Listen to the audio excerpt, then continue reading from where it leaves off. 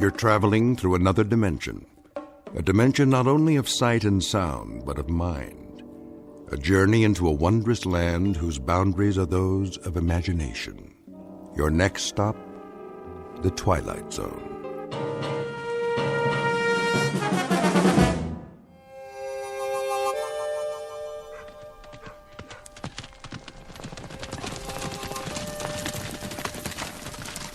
He ain't here yet. He will be.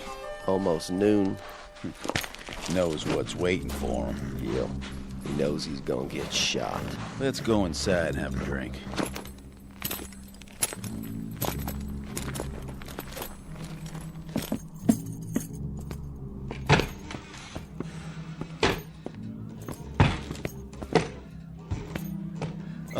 Hi there, fellas. No talk. Just pour. Sure. What'll it be? Ride cut whiskey. You're coming right on. You seen McGrew? Marshall McGrew? That's the one. You friends of his? We got a meeting with him. You do? When? Well, let's see. Right about now. Unless he ain't gonna show. Oh, Marshall McGrew will show, all right. Always keeps his word. If Rance McGrew says he'll be here, then he'll be here. You can bet your bottom dollar on it. That right? In fact, here he is now. Where? Right outside, at the end of the street. Hear him coming? I don't see nothing. Oh, he's a-coming, for sure. Take a look. See that cloud of dust? That's him. Right on schedule. Cut! I'm here. What's everybody looking at? You're an hour and 15 minutes late, Rance. So shoot me. I'd like to. On film. We should have had everything in the can by now. Don't bug me, Si. You know what these big emotional scenes do to me. Now, don't get upset, Rance. We'll try to knock this one out before lunch. What do you say we get started, okay, baby? This is scene 71. You have your script with you? Positions, everybody. Quiet, people! Camera ready. This'll be a take. Welcome to the American West, Hollywood style. Some 100-odd years ago, a motley collection of tough hombres gunned and galloped their way across the frontier, leaving behind them a raft of legends and legerdemains. But heroes or hambones, they were a rough and woolly breed of nail-eaters, who in matters of the gun were as efficient as they were dedicated. So it seems a reasonable conjecture that if there are any television sets up in cowboy heaven, and if these worthies could see with what careless abandon their names and exploits are bandied about today, they are very likely turning over in their graves. Or worse, busy getting out of them. Which gives you a clue as to the proceedings that will begin in just a moment. Enter one Rance McGrew, an overpaid sports car driving phony baloney who can't distinguish between a holster and a hoof-and-mouth disease. His claim to fame is that he dispatches these baddies, or actors bearing their names, in gunfights, where the fast draw is simply a matter of cutting and the outcome is a setup, complete with blank cartridges and staged blood. But Mr. Rance McGrew is about to discover that this week's edition of Make Believe is being shot not on the usual back lot, but on a peculiarly authentic location, one found only in the Twilight Zone. And now, The Twilight Zone and our story, Showdown with Rance McGrew, starring Chris McDonald, with Stacy Keach as your narrator. Get me a key light on the end of the bar. Coming up. Props, where are the breakaway bottles? Right here. You know the scene, Rance? Read it to me.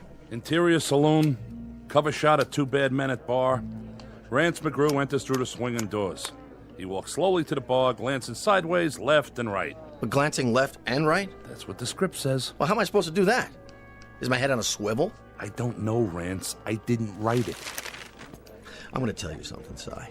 When a cowboy enters a bar, he walks to the far end of the room, he gets his drink, he looks at it, then he looks straight ahead and drinks it. He doesn't look left and right. Take it from me. A man lets his eyes roll around his head, he can get himself in a whole lot of trouble. Capiche? All right, Rance. Anything you say, we'll shoot it your way. Now, can we begin? In a minute. My stomach's killing me. scene like this, it gets to me, you know? These miserable emotional scenes, they're draining. Where are my pills? Right here, Rance. Well, don't just stand there. Give me one. Make it 2. Water. Yes, sir.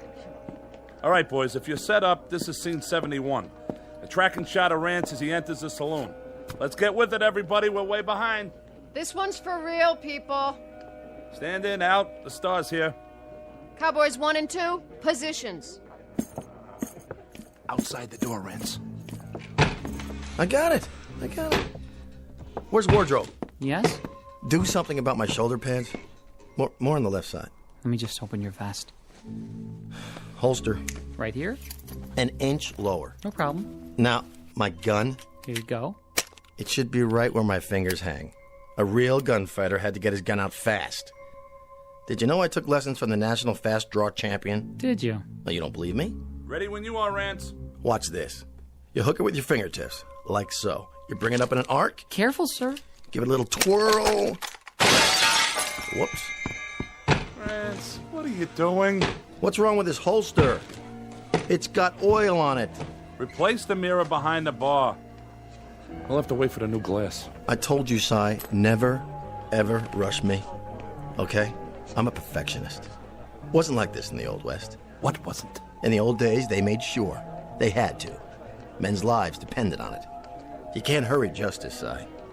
All right, everybody. Lunch!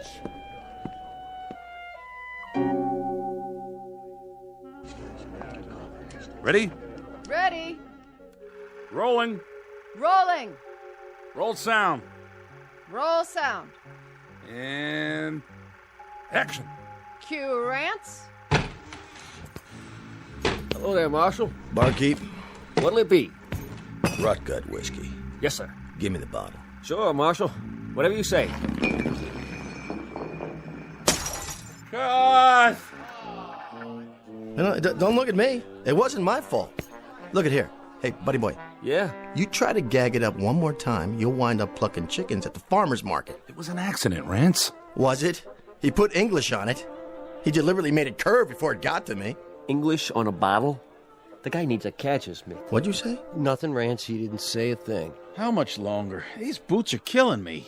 Here's a new bottle. Let's try it again. From the bottle. Positions, please. Positions. Scene 71, again. And rolling. Sure, Marshal. Whatever you say. Hold on. That there's a new bottle. You want I should open it for you? I can do it. Oh, dang. Here's a glass for you. Don't need one. You see that? He don't even use a glass. He's some tough hombre. I guess you boys know that... I guess you boys know I'm the marshal here. We heard tell. Sure did. Then I guess you know that I know that Jesse James is due here any minute now, aiming to call on me. I know that, too. Likewise. Well, what do you know? I figured he was too yellow. But it sounds like Jesse's here. Marshal, please. No killing inside. Easy, barkeep. Ain't gonna kill him none. I'm just gonna maim him a little bit. Pick off his pinky, maybe, with a clean shot. Jesse won't take kindly to that. He sure won't. Well, well. Marshal McGrew, ain't it? Yep. We'll take a nice, deep breath, Marshal. Why's that, Jesse? 'Cause it'll be your last. Oh! You shot it clean out of my hand! I didn't. That was a sound effect. I can't get my blasted gun out of the miserable holster. Cut! Take it easy, Rance. I thought somebody oiled this holster. I wiped it down. It's too dry. We'll do an insert later. See? I can't even get it. Oh, look out. Whoops. Bring another mirror. This is absurd, isn't it? I mean, really. First the gun, then the bottle, then the gun a second time. You just can't appreciate the delicious absurdity of it. I drive all the way in from the beach just to shoot a few lousy scenes in my new car, my own car, mind you, and look what happens. I mean, I studied with Sandy Meisner, okay? I played Pinter, Albee, Beckett. And now, can't you people do anything right? I ask you, is that too much? Would you like to sit down, Rance? Why do I bother? Week after week, why? I give, and I give, and I give. For what? Let's go to the fight scene. Jesse and Rance. First, Jesse knocks him through a table. Cue the player piano tape. Stunt double. Somebody get the tables. How do you feel now? What do you mean, how do I feel? Sorry, Andy. It's not your fault. But these oafs out there, they wouldn't know a real line from a cereal commercial. Hand me my throat spray. The antibiotic one or the one for the allergies? I don't care, just give it to me. Cut! Print it! I think they're ready for your close-up, Rance. All right, Angie. Don't you think I know that? I'm the only professional around here. Did you double for me in that scene? Yes, sir. Looking good. Thanks. I tried to do it just like you would. I like the bruises. Nice makeup. It's not makeup. Okay, boys, this is the death scene. Rance in the bar, Jesse lying over there. Rance thinks he's unconscious. Jesse picks up a gun off the floor and fires at Rance's back. Well, at his back? That's correct. Hey, I don't want to give you a hard time, Si, but... Well, you got a problem with that? But that's not the way Jesse James used to operate. Well, he does in this script, okay? What I mean is, everything I've read about the guy, I mean, he fought pretty fair and square. Why can't I just yell something, before I pull the trigger? Whoa, that's thinking. Warn the fastest gun in the West that he's about to get shot at. Look, buddy boy, you happen to be up against Rance McGrew. And when you're up against the best, you're going to play it dirty or you're going to play it dead. Now quit arguing and let's get to it. Ready at the bar, Rance. Your marks by the brass rail. Here's the bottle. Hold it. I told you ginger ale. This is cola. It's supposed to look like whiskey, though, Mr. McGrew. Si, will you either fire this clown or straighten him out? One or the other? Mr. McGrew wants ginger ale. Yes, sir, Mr. McGrew. Jesse, lie down on the X. I don't care what he says. Jesse James wouldn't shoot anybody in the back. Yeah, but Rance McGrew would. Rance McGrew would also fire his own grandmother. So do me a favor. Play it his way, or we'll never get this episode finished. You're the boss, but I can just see the real Jesse James turning over in his grave right now. I don't mean just once. I mean about 400 revolutions per minute. All right, let's get with it. Scene 93, take one. Quiet, everyone. Camera, roll sound, and action. Here's your bottle, Marshal. You stupid clod. That's whiskey. That's real whiskey. It sure is. The best we got. Something wrong, Marshal? Well, this sure is. Wait a minute. Where's the camera? And the lights? Where are the lights? You there. Answer me. You talking to me? I think he's talking to you. Well, now, speak up, Marshal. I didn't hear you. You say something or not? You know exactly what I said. Don't play dumb. Will somebody please tell me what happened to the microphone and the wall? Where did this other wall come from? Where's the back of the set? Marshal, Jess is gunning for you. He's coming right now. Hey, Cementhead, he was already here in scene 73, okay? Boy, wait, my agent hears about this one. Let me out of here. This has degenerated into some third-rate, low-budget B picture. Can't say I didn't warn you. Wait. Who's this supposed to be? They call me Jesse. Jesse James. No, you're not. You're a different actor. What are you, a last-minute replacement? And where'd you get those clothes? Good lordy property. This man stinks to... I'm the real Jesse James. Not that side of pork that's been play-acting me. What do you think you're doing? Take your hands off... Sit down and put a cork in it. I'll ask the questions around here. Bartender. Yes, Mr. James. Bring me a bottle of rye. And wind up that player piano in the corner. I like a little music with my drinking. Yes, sir. Right away, sir. Turn the volume down. Cut! Shouldn't we cut? Cut already! Will somebody please tell me what is going on?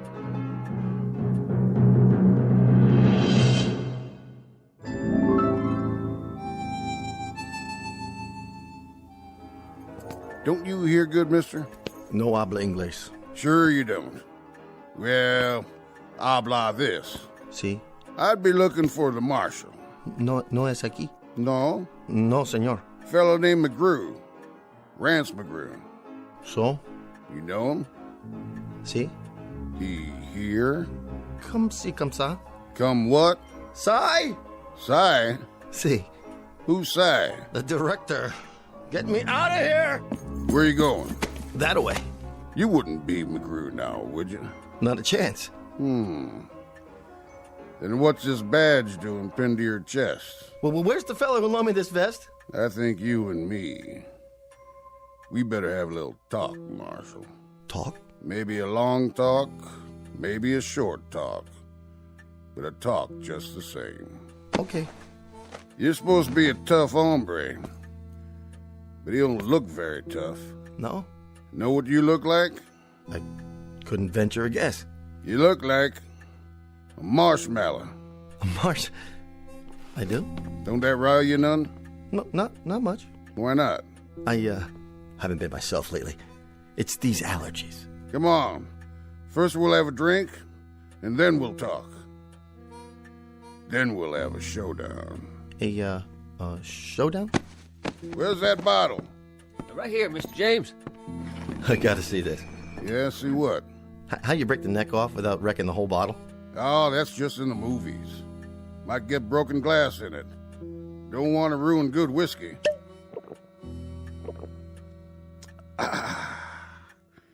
Here, your turn. No, thank you. No? Just a ginger ale, please. Marshmallow. Well, see, I'm on the wagon. It's in my contract. Have a smoke. I gave that up too.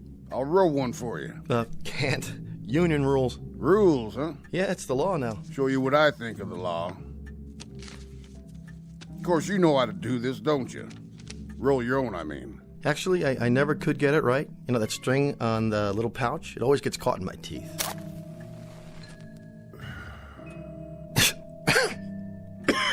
Would you mind not blowing smoke in my face? That rile you, does it? Not really. It's just that it's not good for my voice. Nothing riles you. You're just about the most even-tempered dude I ever did meet. However, I ain't got no more time to be sociable, Marshal. I'd say it's past time we came to a meeting of the minds. Oh, duck and cover, boys. What's everybody hiding for? Think about it, Marshal. Why do you suppose? 'Cause the place is closing? That must be it. Yeah. Curfew time, huh? Well, I'll just mosey on home. Nice meeting you, Jesse. Mr. James. Whoa, just stop right there. You wasn't leaving, was you, Marshal? I mean, you wasn't just gonna up and walk out on me, was you? Me? No, I was just wondering whether it was gonna rain. You know, just looks like it's not, though. No, not today. Have a seat. Okay. As long as this doesn't take too long, I got a meeting with my agent after we wrap. You know what I thought, Marshal? I thought you was gonna play some kind of trick on me. Me? Why would I do a thing like that? Remember the time that bad guy had you covered from behind? And you started out the swinging doors, and you swung one door back and knocked the gun out of his hand? That was the opening show last season. Or how about when that rustling gang was waiting in here to bushwhack you? 10 or 11 of them. 13. I was up for an Emmy for that one. That was where you shot from the hip and brung down the chandelier. I gotta hand it to you. Some shooting, Marshal. I did better next week. Horse thief named McNasty shot a glass out of his hand. Bullet ricocheted and hit his partner out there on the porch. Got 1,300 pieces of mail on that one. I bet you did. I just bet you did. Why, folks couldn't help admiring a man of your talents. Thing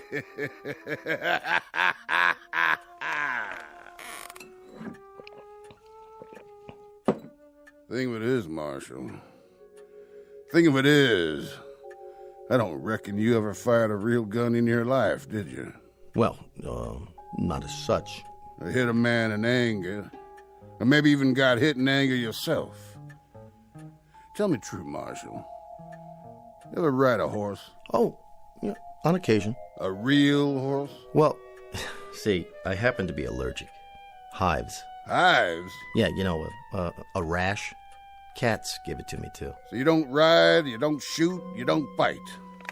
You just strut around wearing a phony badge and going through the motions of killing off fellas like me. There was an episode when we let one of the Dalton boys off. It kind of a complicated plot. It seems he had a kid sister going to school in the East, and she came out to visit him on the day he was supposed to be hanged. She made an appeal to me, and I saw to it that he got a suspended sentence. Mm-hmm. He told me about it. He did? He also told me how you captured him. Jumped 800 feet off a cliff and landed on the back of his horse when he wasn't looking. Stuntman. Heights, they bother me. That figures. So you see, Marshal, we had this meeting up there. Up there? And all us decided, my brother, me, the Dalton boys, Sam Starr, Billy the Kid, quite a few of us. And the consensus was, Marshal, was that you wasn't doing a thing for our good names. Well, see, you have to understand, I don't write these scripts. I mean, I do have input at the development stage, but... We had a little election up there, and they chose me to come down and maybe take a little shine off your pants. How's that? Don't you get it? We see you week after week shooting down this fella, shooting down that fella, capturing a bushwhacker, bringing in a rustler, but all the time winning. Man, you just don't never lose. You're the winningest fella ever come down the pike, and that's for sure. So me and my friends, well, we figured how's about time that maybe you should lose once. Well, that's not such a bad idea. I could take it up with the producer at our next meeting. I don't think there's time for that. I think that maybe if you're gonna lose, you're gonna have to lose right now. Now? But I'll tell you what I'm gonna do, Marshal. I'm gonna play it square with you. A whole lot squarer than you ever played it with us. Face to face, and no, what do you call them? Stuntman. Could you be a little more, precise about the terms? Right out there, on the main street. You and me. Oh, I think there's been a misunderstanding. See, I'm not really Marshall McGrew. That's my name, yes, but it's a part I play. Right outside. Me coming down one side of the street, you coming down the other. Just the two of us. But I've done that before. Did you happen to see Gunfight at Red Rock? Yeah. Then you know. It was lousy. 2 thumbs down. Way down. After you, Marshal.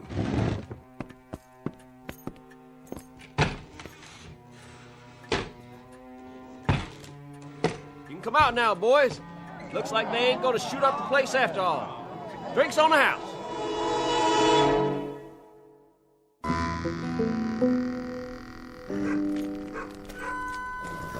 We take 20 paces each. You come around that corner. Which one? By the general store. I'll come around that one over there. Then what? I'll let you make the first move. Nothing could be fairer than that, could it, Marshal? Fair? Oh my. No, indeed. Nothing at all. That I can think of, unless... What? Could we make it tomorrow afternoon? Your girl can call my girl and... This afternoon. Now. You mean now? As in right now? Or in the general sense, as opposed to the past, let's say, or the future, or... Too much John. Let's go. Stuntman? Oh, Stuntman. 14, 15, 16... Better check on my bullets. blanks. All blanks. What am I supposed to do? Ready, Marshal? I'm coming for you. All right, here goes nothing. Talk about method acting. Go ahead, Marshal. Make your move. This is ridiculous. I'm gonna count to 3. Why not 5 or 10? 1. It never happens this way. Makeup! I got sweat in my eyes. 2. I didn't even want to be in the series. I wouldn't have signed up for it at all if it hadn't been for the residuals. God, that and the fact that they let me use my own name in the title. Rance McGrew, Frontier Marshal. Had a nice ring to it, I thought. 3. Slap leather. Props! Would you fix this holster? Reach for the sky. Okay. There's my gun, see? You win. Just like I figured. This guy couldn't outdraw a crayon. Jesse, give me a break. Will you give me a break, Jesse? I'm too young to die. Think of all the guest spots I could do after the series. Not to mention the syndicated reruns. You say you got nominated for an Emmy? Twice! Man, you can't act any better than you can draw. What about it? I'll do anything. I mean it. You name it. I'll do it. I'll do it. Just give me a break this one time. Anything? Anything. Say it. Marshal, you know something? You and me, maybe we ain't such a long ways off from a bargain after all. What is it you want? Well, sir, I ain't exactly sure what it is I want, but I'll think about it some. You will? You mean you're not gonna shoot me down like a dog? Like a cur? Like an empty beer bottle? Like an old tin can set on the fence post of life? On a lonesome road somewhere, a road less traveled, you might say? Nope. But I'll tell you what I will do, if you stop talking like a schoolmarm. What's that? I'll see to it that you play it mighty careful from now on. Done? You gotta play it straight. No more of this Hollywood junk. You got it. We may be stiffs up there, but we're awful sensitive. We'll be watching you, Marshal. Jesse? Jesse? Where'd you go? Where do I send the deal memo? Here you go. What?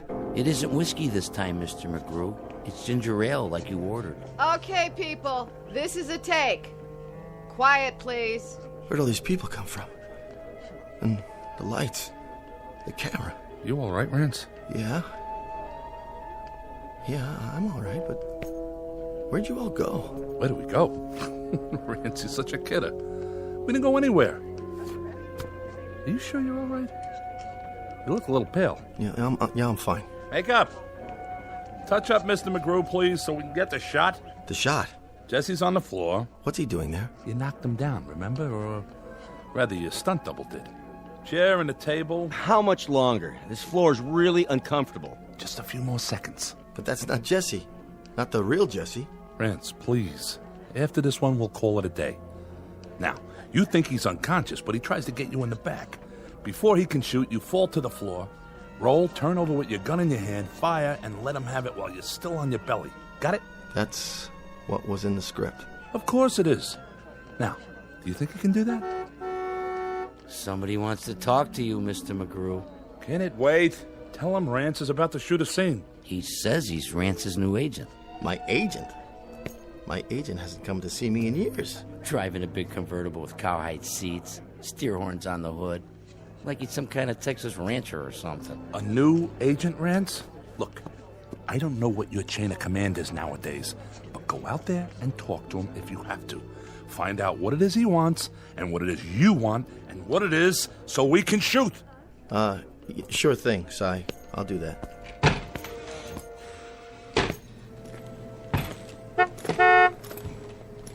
Howdy, Marshal. Jesse? Deal's a deal. You said anything. I like the red blazer. Houndstooth, isn't it? That what they call it? You don't know about the yellow slacks, though, and the beret. I think you've been watching too many old movies. Be that as it may.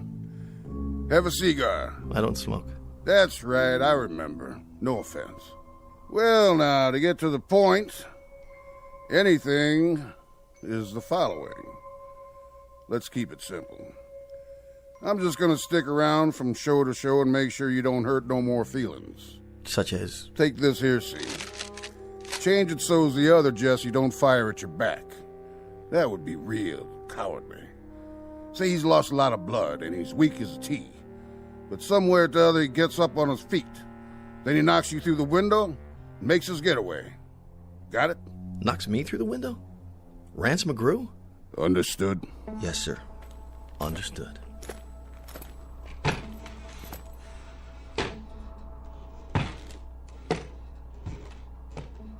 What? Are you out of your mind? No stunt double? Jesse does what? Scene 93, take 2. Places. Lights. Roll sound.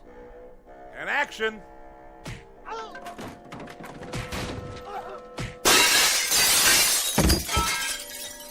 Cut! That was a good one. Yeah. Glad you liked it. Now I was reading next week's episode, Marshal. The one where you knock a gun out of Billy the Kid's hand from a 4th-story window a block away, using the base of a lamp. Well, the network wants to keep the gunplay down. Too much violence. No good? Piece of crap. The way I see it, Billy hears you, whirls around, shoots from the hip, and knocks the lamp out of your hand. How's that sound? Fine. Fine. Now, looking ahead 2 weeks, I think we ought to give Sam Starr a break. He's a nice fella. Awful good to his mother.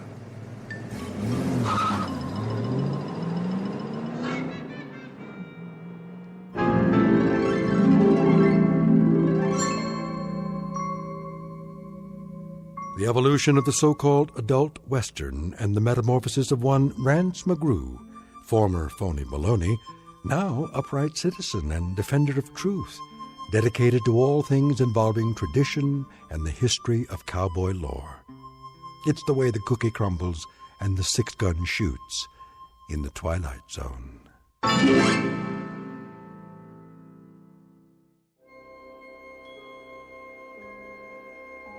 Hi, this is Carl Amari, producer of the Twilight Zone radio dramas. I'd like to take a moment to tell you about our official website at twilightzoneradio.com, where you'll get the latest news and information on these Twilight Zone radio dramas. Plus, at twilightzoneradio.com, you can digitally download 3 free episodes or any of our episodes for only $1.95 each. In this age of ever-changing technology, we've decided to make these episodes instantly available to you by making the Twilight Zone radio dramas a digital download-only series. This means that this series will no longer be offered on CD. The CD collections at our website are now being offered while supplies last at buy one, get one free. So be sure to get your favorites before they're sold out. Be sure to visit us often, and I'll see you in the zone.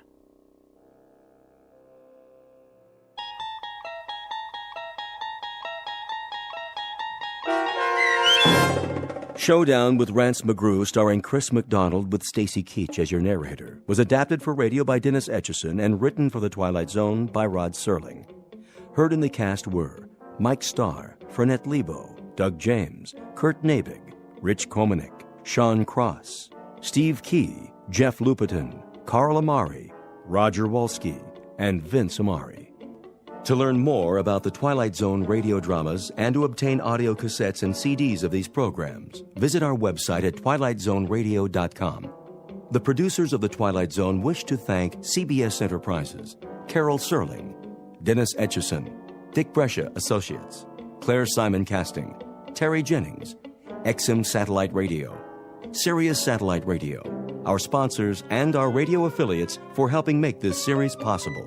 This copyrighted radio series is produced and directed by Carl Amari and Jason Mallow for Falcon Picture Group. Doug James speaking.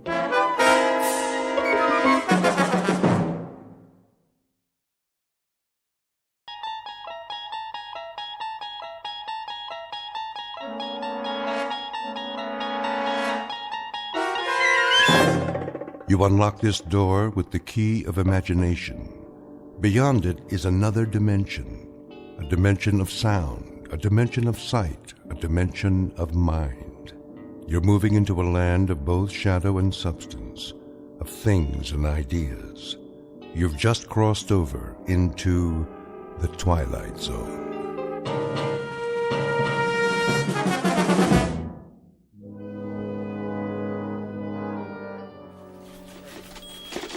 Hey, Miller.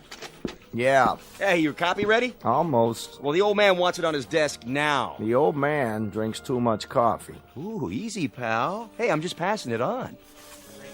So what's your column about? Read it in the morning edition, like everybody else. Hey, that ain't very friendly. I'm not the friendly type. You get too friendly and guys like you start stealing my angles. Would I do that? Let me guess. The new baseball commissioner. No. The shakeup in the NFL. It sounds like every sports page in the country. Oh, then you must have a juicy one. Say, what's that file you got there? Nothing that'd interest you. Jockey disqualified, banned from all U.S. tracks, Racing Commission denies appeal. Wait a minute. I remember that guy. Got bounced for doping horses in the Triple Crown. What was his name? Brady? Something like that? Write your own story, Maze. Now get lost. I got work to do. All right. I'm going. Me? I'm taking a dinner break. Some people know how to meet their deadlines around here.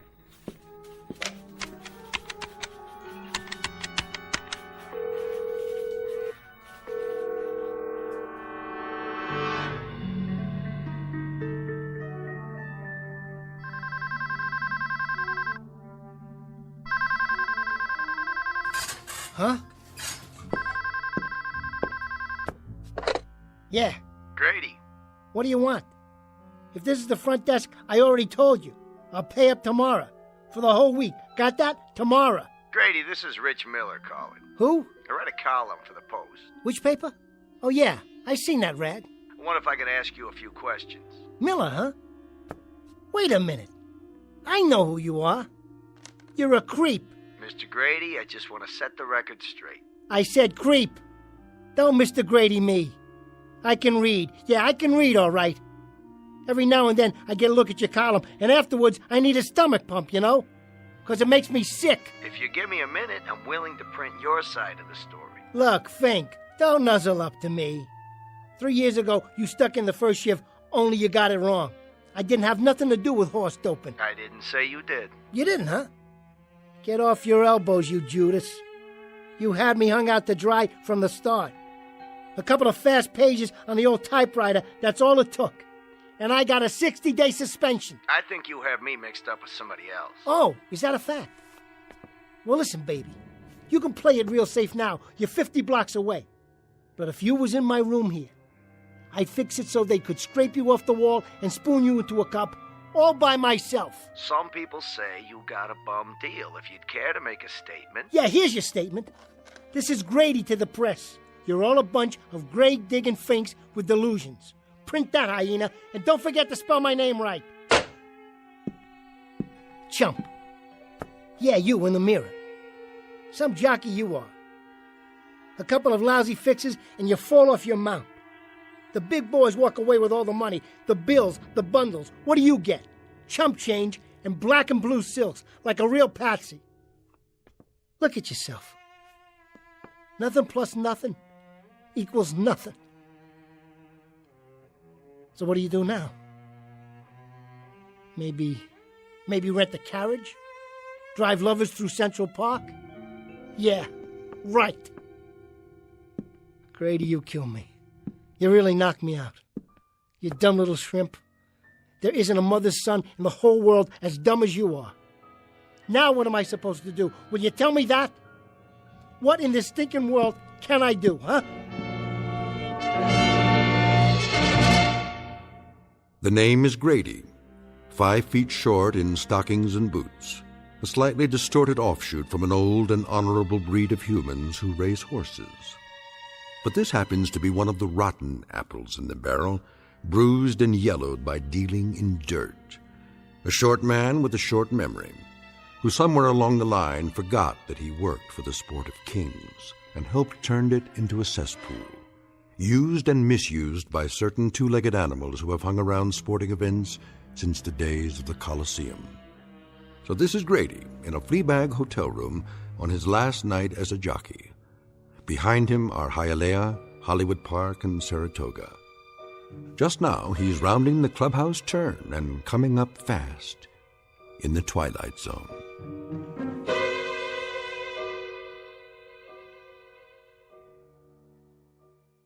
And now, The Twilight Zone and our story, The Last Night of a Jockey, starring Bruno Kirby with Stacy Keach as your narrator. Around the far turn, it's Baby Needs a New Pair of Shoes, 2 lengths back Jazz Bakery, followed by Janine L, Lovely Lita, Stratisfaction, Red Dreams, Double Edge, and trailing is Taz. Now, Lovely Lita makes a move on the inside, passing up Janine L, Jazz Bakery, and challenging the favorite, Baby Needs a New Pair of Shoes. Grady's really using the whip. It's Lovely Lita, and Baby Needs a New Pair of shoes. Lovely Lita bearing down the stretch. They're neck and neck, and it's Lovely Lita, the winner by 2 lengths.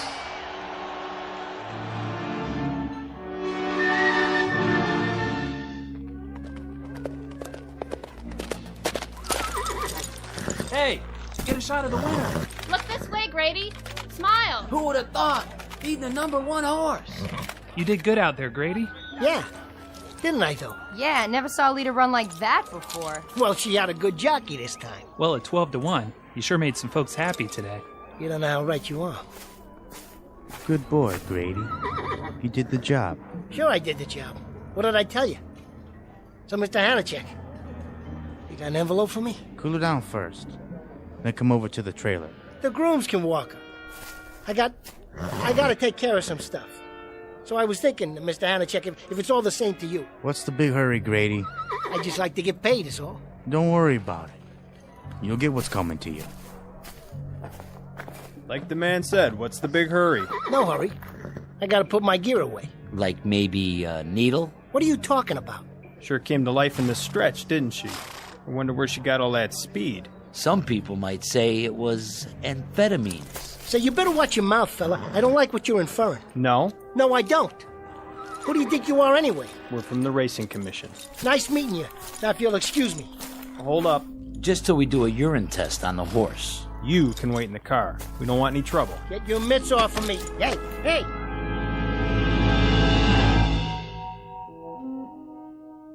Hey, hey! Hey, hey. How goes it, Mr. Grady?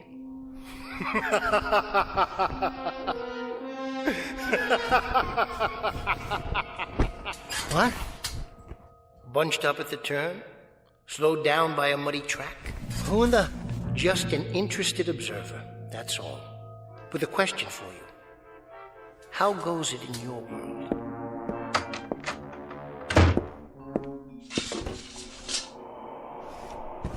All right, what's the gag? What's the gag? I just thought you might appreciate some company. A little conversation, perhaps. Okay, wise guy. You made your point. Now, where are you? Hiding under the bed? Where? Why, here I am, Mr. Grady. Between your frontal lobes. Take a look in the mirror. What?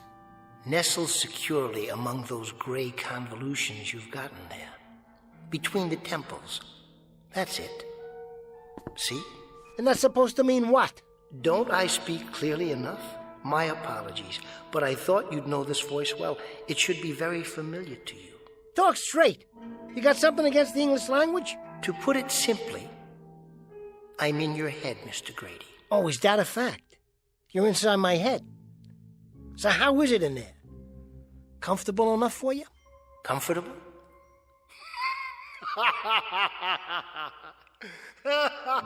Hey, cut that out, will you? This room ain't big enough for the both of us. You're making my head hurt. You'll forgive me, Mr. Grady, but you must admit, it is a funny question. What's funny about it? Comfortable? Inside your head? It's like sleeping in the middle of 42nd Street during a parade. Noisy, crowded, and quite uncomfortable. To be blunt, I'm sick of it. Time to come out for a while and have a stretch, if you don't mind. What do you mean? Where?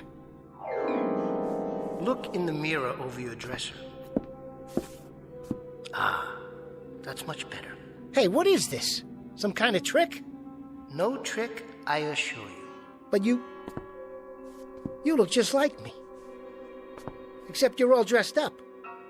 And the way you got your hair combed like some kind of uptown guy with bucks. You like the effect? I picked the jacket and tie with you in mind. And the hair, the way you used to wear it, when you still cared about your appearance. Say, what's going on here? I must be going wacko. Oh, why don't you just get out? Come on, move it. Out of my room, now, scram! And go where? Back in your head? Why, this is much better. And so much roomier than that pea brain of yours. Enough with the insults. Who the heck are you? I'm you, Mr. Grady. Your memories, all your recollections, and all your aspirations. Big deal. I'm every one of your failures and defeats.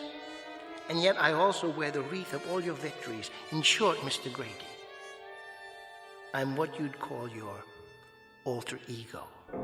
Me? I wouldn't call you nothing like that. No, I suppose you wouldn't. Yeah, sure. So what do you want? I think the more apt question would be, what do you want? Are you kidding? What do I want? That's right. After all, you are a dumb little toad, aren't you? Watch it, buddy. But that's what you call yourself. An ugly little toad. Or was it shrimp? Why else would you wear elevator shoes and stand on your suitcase in front of the mirror? The bathroom mirror? I have to. When I shave, they hung it wrong. Sure they did, Mr. Grady. Why don't you knock it off? Take a hike. Go for a walk on the short pier. How do I get you out of here? In a word, you don't. You live with me, knowingly from this point on. You might even come to find me interesting. That'll be the day. After all, I know you pretty well. There isn't one secret thought that's crossed your mind, not one, that I don't know. There isn't a painful memory, an unpleasant recollection, or a bitter little shame that I'm not aware of. Bitter little shame. You don't know me from Seabiscuit, buddy boy. Just so we understand each other, I got no little shames. I got no painful recollections either. Oh, come now, Mr. Grady. I mean, really. Shall we look it up in the little old record book? 2 years ago, suspended from Hialeah. Riding infractions. They never even heard my side of the story. Last year, 6-month suspension. Failure to report a bribe offer. They set me up. And most recently, Mr. Grady, the triple crown of an illustrious career. Lifetime suspension. Race fixing and horse doping. I never had a trial. So here you sit, on an unseasonably hot September evening, in a dirty little room, rent overdue, essentially friendless, career kaput, roughly $6 to $8 in your jeans. This, in a nutshell, is the odyssey of Grady the jockey. 100 million miles from the winner's circle, without so much as a withered wreath to your name. Is it any wonder, Mr. Grady, that an occasional phantom will spring out from the woodwork? Or should I say, from that solid mahogany head of yours? And offer you at least a modicum of solace? You don't have to offer me nothing, and I mean nothing. No? I don't need you. A year from now, you hear me? A year from now, I'll be back up. I'll be right back where I belong, riding 6 winners a day. You'll be driving a carriage in Central Park, Mr. Grady. Or perhaps a fast milk wagon out in the Bronx, unloading homogenized dairy goods. Get out of here. Oh, no, Mr. Grady. I wouldn't think of it. You need me. I'm one of the few uniquely welcome things to happen to you since you first saw the harsh light of day. In short, Mr. Grady, you have desperate need of me. Very desperate indeed. I said split.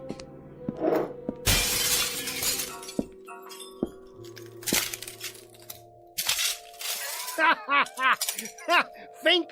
Where are you now, Fink, huh? Like pneumonia, I need you. Like a fractured leg, like a 3-legged trotter for a steeplechase. That's how I need you. Who did you think you were talking to, huh? Who, I said? All I have to do is pick up that telephone, see? I call Hanachek. I say to him, Hanachek, I handle the fix. Now let's have the payoff. And you know what happens?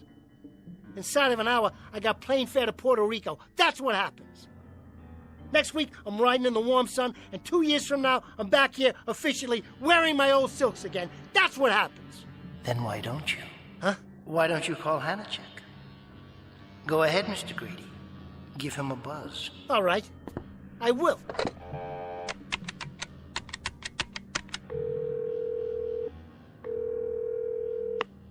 Yeah, this is Grady. Hanachek around? Well, I want to talk to him. Never mind the message. This is personal. Just put him on. Hanachek. Grady. You what? Surprised? What's to be surprised about? I'm sitting down here in a pit, all by my lonesome. I got $8 to my name, and somebody just knocked me off my mount. I'm the one who took the fall. What do you expect me to do? Write a will and take gas? Knock it off. You know what I want. That's right. I think the word is... Sustenance. Sustenance. Look it up in a book, Hanachek. I'm talking about 3 squares a day and a little fur to spread around the nest. Hanachek, I put it on the line for you. I stole a raise, and now they got me nailed up. You walked away with a pile. Well, now it's time for Grady to get his. Hanachek, you double crook. Hanachek! Hanachek! Miserable man, isn't he, Mr. Grady? Ungracious, unappreciative, very predatory. But that's the breed. Like all crooks, they take, they never give. You got that right. What's to do now, Mr. Grady? Write a will and take gas? What do I care? That lousy nickel and dimer? A year ago, I could buy and sell him. Buy and sell him. Well, guess what? I don't need you. I don't need him. I don't need anybody. Now make yourself scarce, will you, buddy? You're getting on my nerves. I was a big man once, and I'll be a big man again. You'll see. Ah, now we get to pay dirt. The moment of truth, the acid test. The ultimate coming together of forces. What are you jawing about? Merely that you can have your heart's desire, Mr. Grady. The time has come at last. Now you'll finally get what you want. What I want? Yes.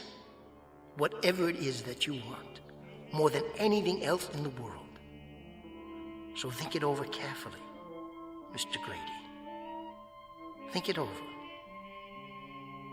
Won't you?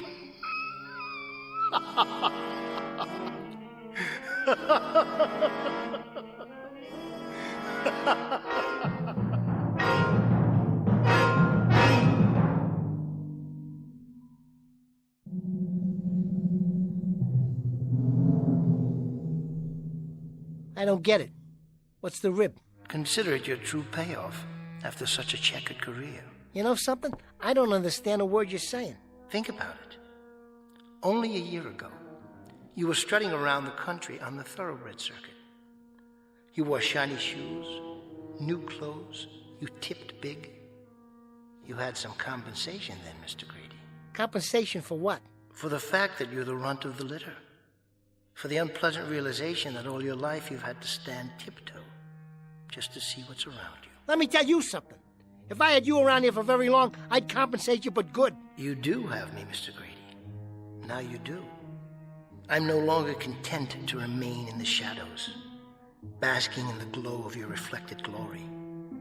The time has come to turn over a new leaf, wipe the slate clean, make a fresh start.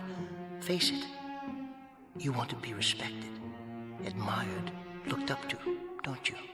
You hate to get off a horse, because in the saddle, you're as high as the sky. And on Mother Earth, you're a half pint. And I'm telling you, get out of here. Make tracks pronto. First, tell me what it is that you want. This is the moment. Seize it. What? What do you really want? What do I want? What do I want? Such as? Anything. All you have to do is name it. Because believe me, You deserve it. What I want is... I want to change what I see every time I look in the mirror. Or in the window when I'm walking down the street in people's eyeballs. When they're staring at me. That's right. Let it all out. I don't want to look in there and see a shrimp. A toad. A fink. You know what, man? I want to be the biggest. I mean, I want to loom. I want people to look up to me. Poor Mr. Grady. You dreamless, put-upon little man. How cheap you come. What a cut-rate little article you are, after all. You want size? That's your heart's desire? You want to be a giant among men? Yeah. Yeah, that's it. Is that all? Is that really all? Cool it, you're giving me a headache. I gotta lie down for a minute. Go ahead, Mr. Grady.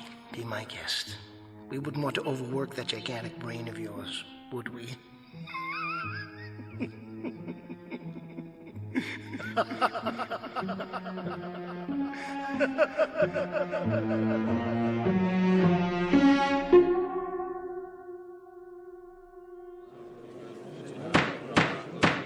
Have anything else to say on your behalf, Mr. Grady?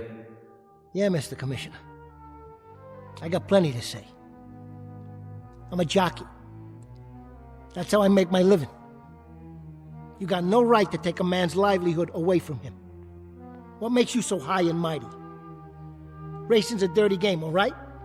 But you're making it so dirty, you should go home and take a bath. It ain't me. I'm just a little guy trying to get by. I didn't shoot up no horse with dope. All I did was ride, which is the one thing I know how to do. The only thing. I ride good, get me? Real good. You take away my license, and I can't put food on the table. What am I supposed to do? Fix horseshoes? You know how much that pays? I might as well disappear. Hole up someplace, sleeping in the stalls till I get put out the pasture. But how am I supposed to eat till then? Can you tell me that? You gotta give me another chance. Instead of making me take the fall for the big shots, you gotta give me a chance. It is the judgment of this commission that you be banned from the sport of horse racing in the continental United States for the remainder of your life. Wait a minute! Wait a minute! That's all, Mr. Grady. Your license is hereby revoked. Hold on, you can't do that! Listen to me! This hearing is over. You're dismissed. No! No! No! No! No, you gotta listen to me. Go ahead, Mr. Grady. I'm listening. Huh? Have a good rest. A good what? Your nap. I trust it was a good one. Healthful and refreshing. Yeah, it was swell. What's it to you? I just wondered what it feels like to have your heart's desire after so long. Ow! Something hit me in the head. The ceiling, perhaps? Hey, this ain't my bed. It can't be. It's too little. It is now. I must still be dreaming. Oh, come now, Mr. Grady. I gotta get a drink of water. If that is your wish, feel free. You can do anything you want. Absolutely anything. Give it a rest, why don't you? Like everything else that's happened in your life, it's entirely up to you. Ow! Who put the bed flat on the floor? Why, no one. It's not the bed that's changed. What's going on here? Oh, I do wish you were more imaginative. Okay, I am dreaming. That's it. Is it? Touch the floor. Go ahead. That's real, isn't it? Touch the dresser. Now touch the wall. Put up your hand and touch the ceiling. Go ahead. Now stand. I can't, okay? It's not high enough. Correct. It's not. For you. These are all very solid objects. They have width, height, thickness, the properties of physical reality. In other words, like you. Pinch yourself, why don't you? That's the final test, isn't it? That hurts! Of course it does. But how in the... You were offered your heart's desire, Mr. Grady. And what you wished for wasn't a dream. You didn't ask for a simple 2-hour escape with Morpheus. You wanted stature. You wanted size. You wanted the view from a long way up and a long way out. Eye level would have been a bad compromise.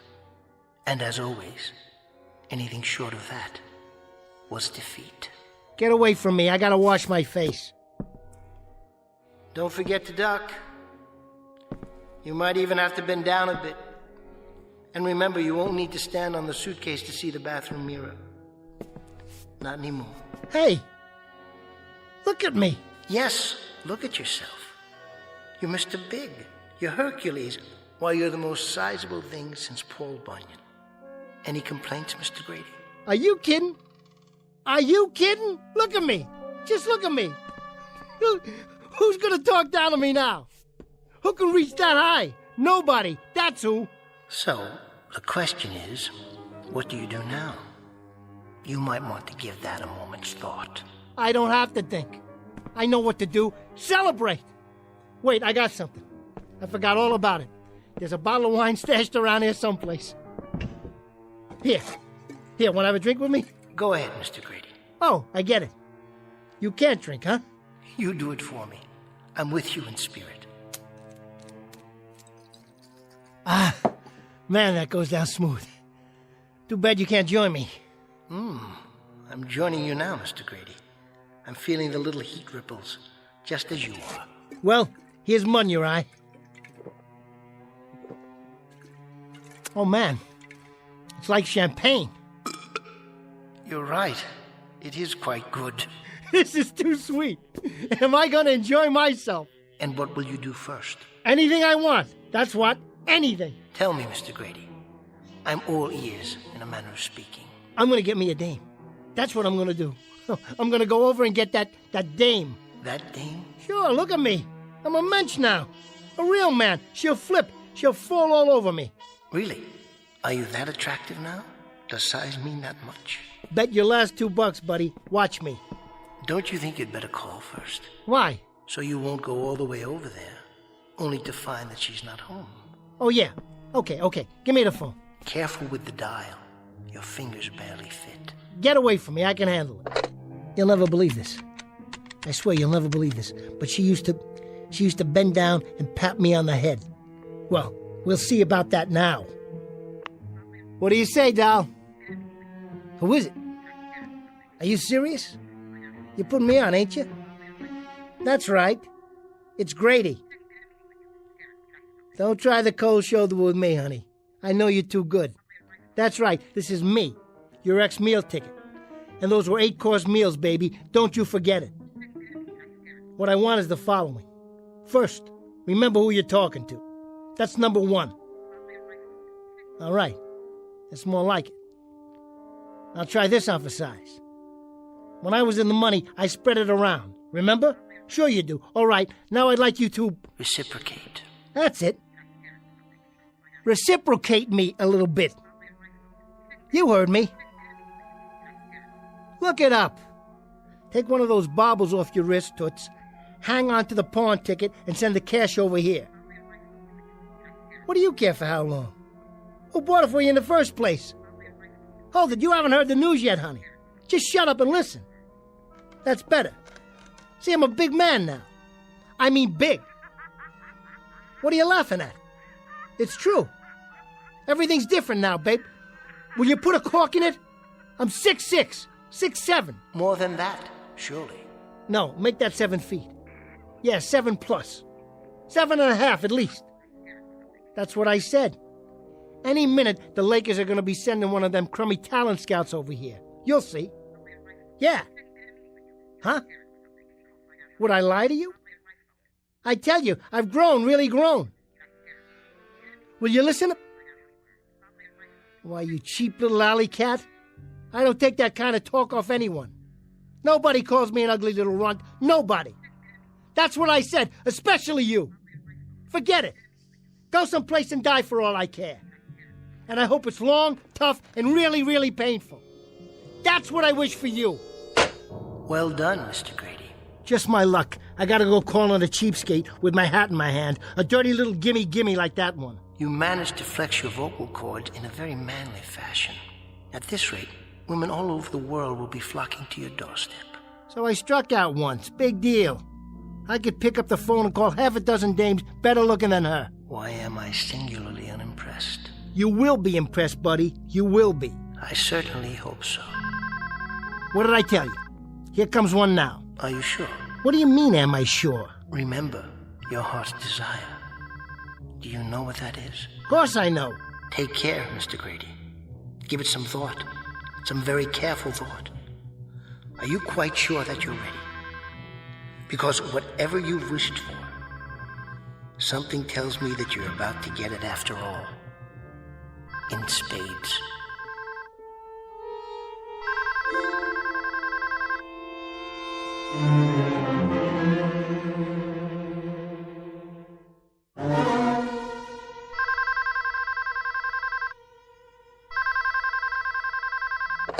Yeah. This is him. What about my voice? Too loud for you? All right, sport. Give it to me again. How's that? Yeah? Yeah? Which lawyer are you talking about? What's his name? Never heard of him. You have him call me. I might have to go out for a while, so tell him to make it quick. I ain't got all night. Yeah, go ahead and give him my number.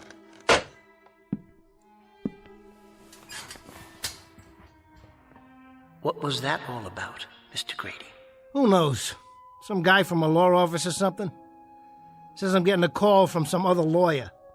At night, can you believe that? Must be important.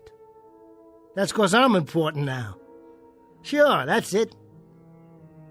Hey, you still here? I'm still here. How come you're hanging around anyway? I'd say we have some unfinished business, you and I. Level with me. Are you my imagination? Is that it? I'm afraid you don't have very much imagination, Mr. Grady. Then who are you? What are you? What's all this alter ego jazz? I thought you understood by now. I'm your conscience. Yeah, right. You don't look much like Jiminy Cricket to me. Well, I'll put it another way, Mr. Grady. This is something of an oversimplification. But for purposes of identity, I'll try to make it clear and succinct. I'm the fate every man makes for himself. Would you just talk for once and take off the training wheels? I'm doing my best. You generally find me down at the bottom of the barrel. I'm the strength dredged up out of desperation. I'm the last bit of seaweed that a drowning man scrapes for with his cold, dying fingers. I'm the last gasp, Mr. Grady. That's supposed to be clear? Man, I just don't dig you. For my money, you're a big fat nothing with a mouthful of $2 words. Oh, I'm not nothing. I'm something, Mr. Grady. I'm really and truly something. In certain cases, something very good, depending on the person I'm representing. I can work miracles. I may come with heroism, sacrifice, strength. Even more than that, I may epitomize everything noble in the human spirit. Now, in your case, Mr. Grady, the requirements were quite small. Your dreams rather insignificant, taken all together. Your aspirations hardly worth mentioning in the greater scheme. What do you mean, small? What do I mean? Only this, Mr. Grady. If you had asked to win the Kentucky Derby, and win it cleanly and with honor, that would have been quite a monument to your career. Or if you'd asked to perform an act of pure, selfless heroism, and let that be the qualification for the respect you seek, this too would have been exemplary. But as it is, what was your heart's desire? To be a big man. Big in the sense that your hands can smother telephones, your head can hit the ceiling with every step you take, your face can overshoot its reflection in the mirror without the help of a suitcase or a stepladder to stand on. I repeat, Mr. Grady, you come cheap. You're hardly worth the effort. You're a regular wise guy, ain't you? Well, let me tell you something, buddy. As you wish. All I want, all I ever wanted, was to walk down the street and not get laughed at. I didn't want to be called a freak behind my back. I didn't want to be an ugly little creep. The one they need, but the one they don't like to look at. I didn't want to be kicked around from one track to the next because every time I measured off a guy, I was looking into his belt buckle. You're wrong about me, mister. I don't come cheap. I don't come cheap at all. Because now I got my heart's desire. That plain enough for you? You surprised me, Mr. Grady. A greater depth of feeling than I would have expected. Now you heard it. You can forget about it. Because I'm tired of being low man on the totem pole. I got what I want, and I'm going to use it. I'm going to go out there and have me some fun tonight. The only thing I got to figure out is where to start. I wouldn't begrudge you that. But listen. No, you listen. Open your eyes and look around. The world. And it's just waiting for me. He doth bestride the world like a colossus. What? Someone said that about Alexander the Great. He ended badly, too. A sad and tearful man. When there were no more worlds to conquer. You see any tears in my eyes? I'm not crying. I'm laughing. Look at them all down there, like ants. They got their big cars and their women and their big fat rolls of money. Now it's my turn. Just wait till I walk in any place I feel like. They'll notice, all right. They'll turn around and stare, because every one of them will wish they was me. Give me the 2 hottest dames in town, one on each arm, and just you watch. I am watching. I'm with you. Imagining it all, along with the consequences. Imagining is something you don't do very well. So let me help. The possibilities are endless, but the trick is in the choosing. What's right for you? What can you wear like a beautiful coat of many colors? Or what doesn't become you? What doesn't fit you? If you choose wrong, it will show. It won't enhance your standing. It will destroy you. The burden may be simply too overwhelming. The greater the heights a man attains, the further the fall. Why don't you shut up? Your words are all empty. Just like this bottle. I'm trying to help, honestly. You may not have chosen wisely, but it may not be too late if you're conscious and careful. Careful nothing. I've been careful all my life. Stand back, everybody. Grady's walking through the universe. Fate calling, Mr. Grady? Fate nothing. It's that dame. She must have changed her mind. Yeah, this is Grady. What about it? Say that again. Would you mind? Are you kidding me? Are you serious? Do I want to race again? Mister, just show me the horse. Listen. I appreciate this. You don't know how much. You ain't gonna regret this. I wouldn't fix a race if I got $1 million per square foot of track. I wouldn't fix a race if... Yeah, I understand. You got it. I'll be there with bells on. Good news? Well, hotshot, now what do you think? You know what he just said? Everything's going my way. One phone call and you're top dog again? Just like that? Just like that. I'll tell you who that was. The Racing Commission. A bunch of horse owners put in a petition for me. Can you beat that? They want to give me another chance. Do you understand what that means? Another chance? I'm gonna ride again. Oh, Grady's gonna mount up and hit the turf like old times. Is that right? Oh, Mr. Grady. Now what's so funny?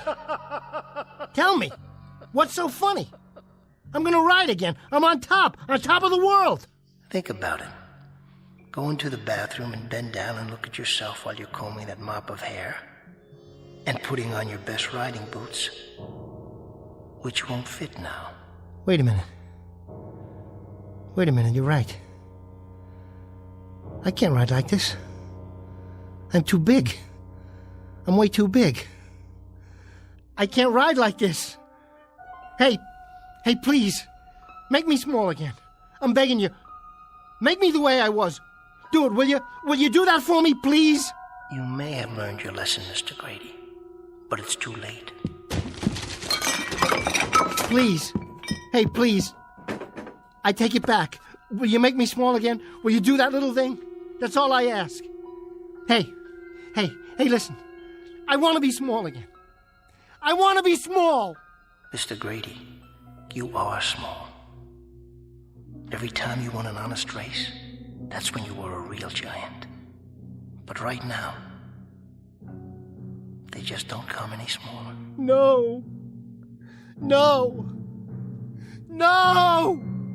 Where are you? Where did you go?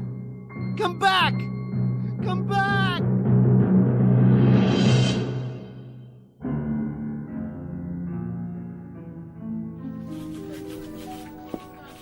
You still here, Miller? What does it look like? Didn't you finish your column yet? Yeah, I finished it, but now I have to rewrite the whole thing. Well, how come? The old man didn't like it? I just got a call from the precinct. That jockey. He took a dive tonight out the 17th floor window of the St. James Hotel. No kidding. Poor little guy? Little? Yeah, I guess you could say that. There's something weird about the body, though. Yeah, what about it? It didn't look right. But they ID'd him. It was Grady, no doubt about it. So now I gotta do my column from scratch. Well, at least you don't have to worry about Grady anymore. They'll cover him in the obit page. Yeah, but how? Something tells me there's more to this story. A lot more.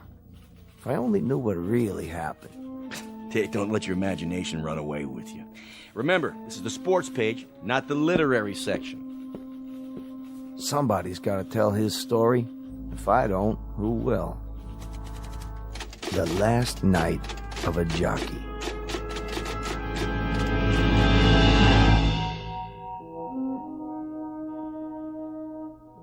The name is, or was, Grady.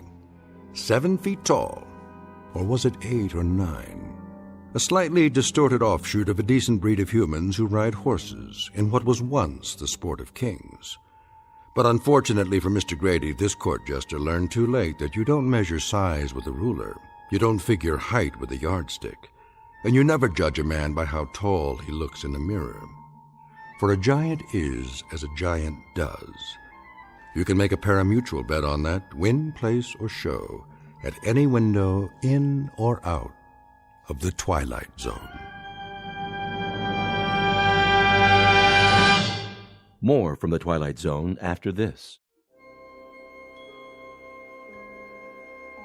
Hi, this is Carl Amari, producer of the Twilight Zone radio dramas. I'd like to take a moment to tell you about our official website at twilightzoneradio.com, where you'll get the latest news and information on these Twilight Zone radio dramas. Plus, at twilightzoneradio.com, you can digitally download 3 free episodes or any of our episodes for only $1.95 each. In this age of ever-changing technology, we've decided to make these episodes instantly available to you by making the Twilight Zone radio dramas a digital download-only series. This means that this series will no longer be offered on CD. The CD collections at our website are now being offered, while supplies last, at buy one, get one free. So be sure to get your favorites before they're sold out. Be sure to visit us often, and I'll see you in the zone.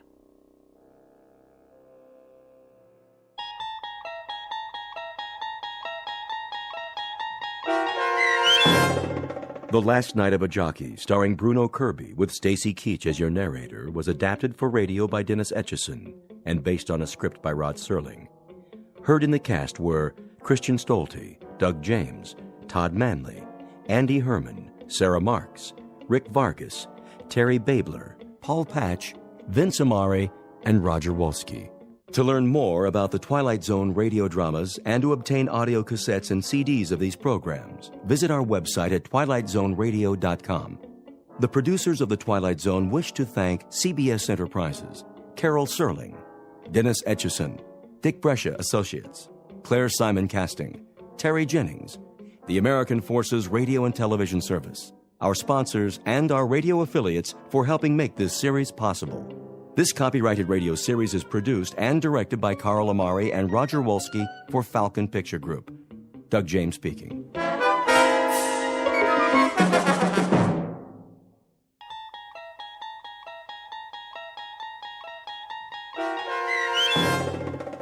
Ring-a-Ding Girl, starring Sarah Wayne Callies with Stacy Keach as your narrator, was adapted for radio by Dennis Etchison and written for The Twilight Zone by Earl Hamner Jr.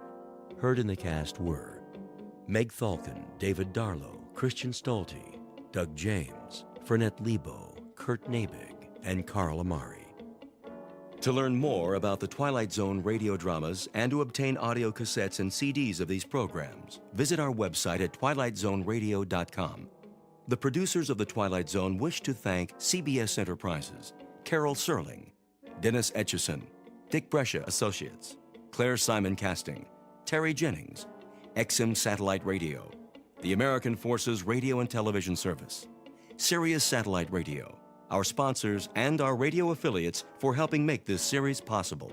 This copyrighted radio series is produced and directed by Carl Amari and Roger Wolski for Falcon Picture Group. Doug James speaking.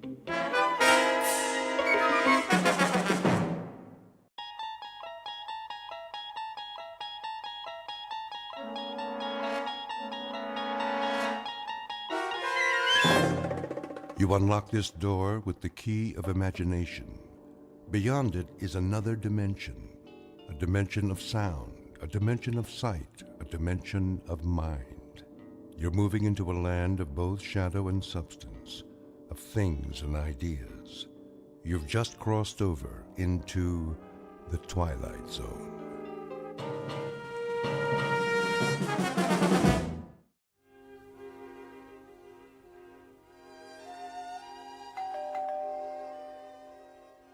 Cece? Yes? Get that, will you? Right away. Just a minute.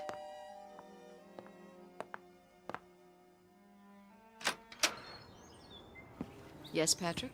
Well, She'll be down in 5 minutes. she's not going to make it. Yes, she will. She always does. Here, What's that? a package. The mail truck just brought it. I'll take it up to her. You get the bags at the foot of the stairs. It's 30 minutes to the airport. Then you'll just have to drive faster. I can't work miracles. Yes, you can. That's why you're her favorite driver. Just tell her. She knows.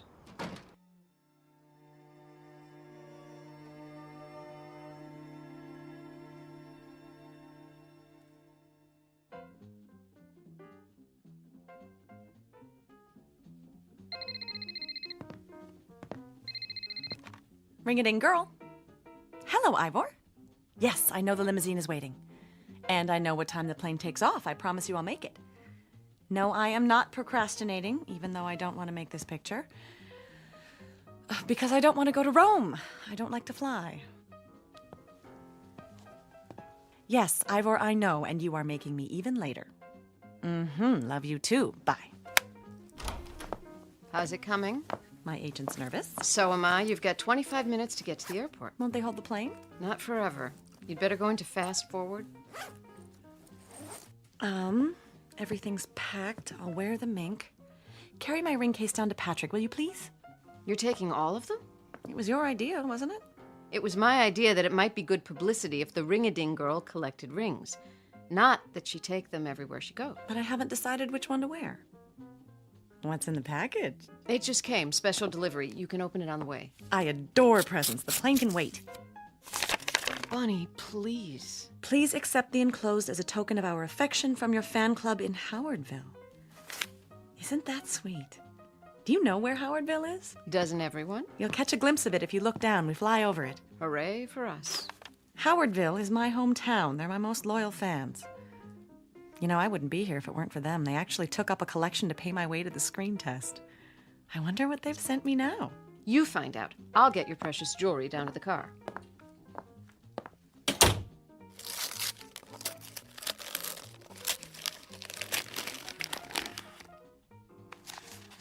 Oh, look, such a big ring. I hope it didn't cost them a fortune. What's in the stone? A picture? How did they do that? Bunny, this is your sister. Come home, Bunny. Please, I need you. Come home right now.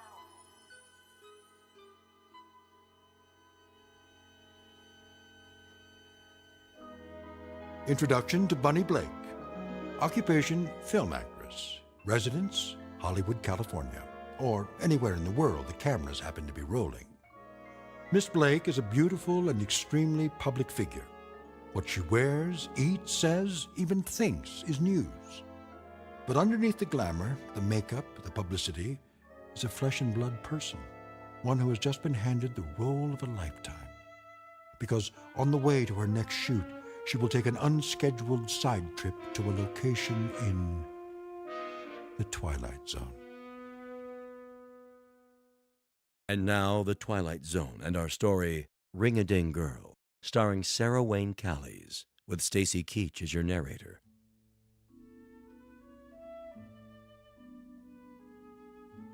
And I'll have the sports scores plus the top stories from Howardville and the surrounding area. But first, the weather. Hurry up. Looks like we might be in for some showers. There's a low Bud? pressure trough moving in from the northeast. Yeah? Let's take a look at the Doppler. There we go.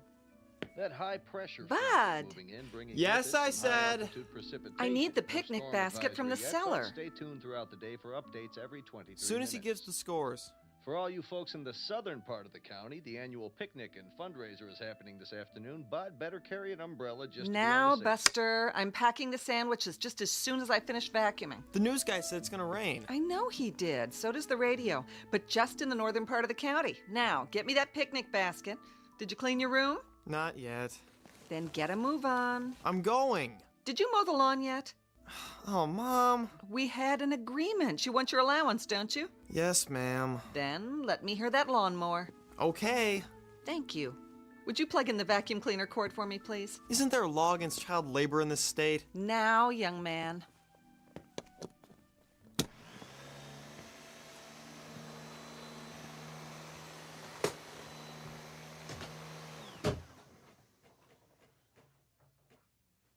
Bud, what happened to the electricity? Bud? Who pulled the cord out of the... Boo. Oh! Bunny! She remembers. Oh, come here. Let me get a look at you. It's been so long. I can't believe I've it. been looking forward to this. I think about you all the time. So good to be home. Why didn't you let us know? How did you get in without my hearing you? Same old way. I think I know this house. Oh, I could just shake you. That's no way to greet a celebrity. 5 years, and here you are without one speck of warning. Look at that coat. You know me. Glamorous, unpredictable, and full of surprises. Same old nut. What brought you home just out of the blue like this? Well, I thought you might like to see me.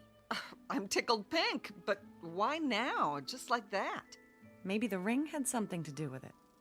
Oh, it came! This morning, you see? You don't think it's too big? Not at all. No, it reminds me of that mood ring I had when I was little, remember? This is much nicer, of course. Much, much nicer. Oh, what a project it was. Everybody in town chipped in, and they let me pick it out. Do you like it? I love it. Sis, is everything all right? What do you mean? Are you all right? Never better. Why? I don't know. Maybe I'm just tired. Oh, come and sit down. Can I get you anything? No. Take your coat off. Oh, is that real mink? Mm-hmm. They call it Ember Autumn. I suppose it's a bit much. One of the perks of being a star. Oh, you. Oh, don't let it touch the floor. I haven't finished vacuuming yet. This is the way we do it in Hollywood, darling. They teach you to do it in acting class. Off one shoulder, then the other, then drop it like so. Oh. It's supposed to show that you really don't care because you've got 10 more at home in the closet. Then you move your hips like this. Ooh, that walk didn't come from acting class. My one natural talent. Oh, Bunny, we are so proud of you. The whole town is.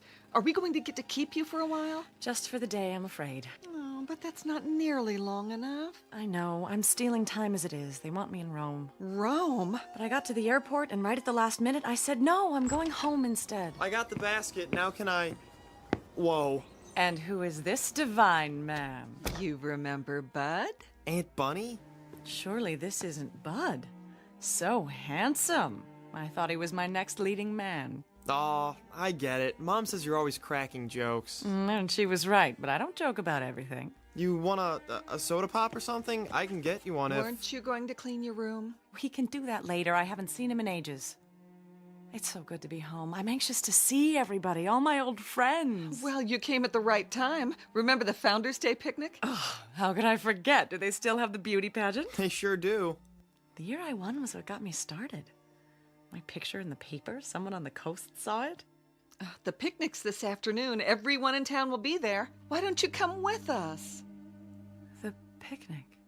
Bud and I have to go. I'm on the food committee and Bud's a lifeguard. Picnic. We promised we'd be there. Bunny, what's the matter? Are you all right? Come over to the couch. I'm fine. Just let me sit down.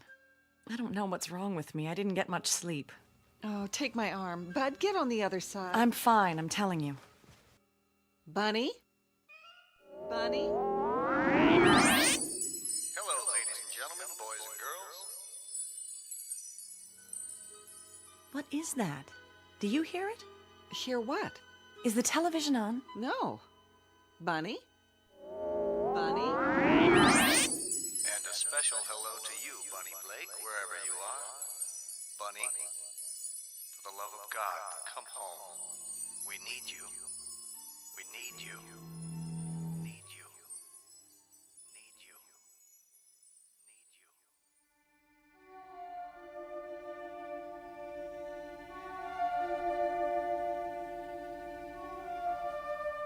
You're pale. You look like you're going to faint.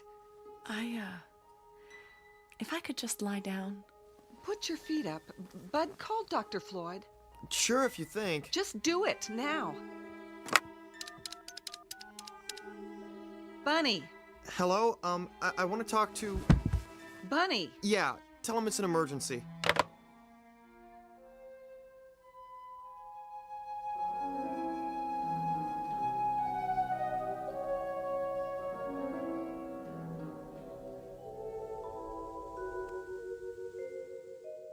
And open. There.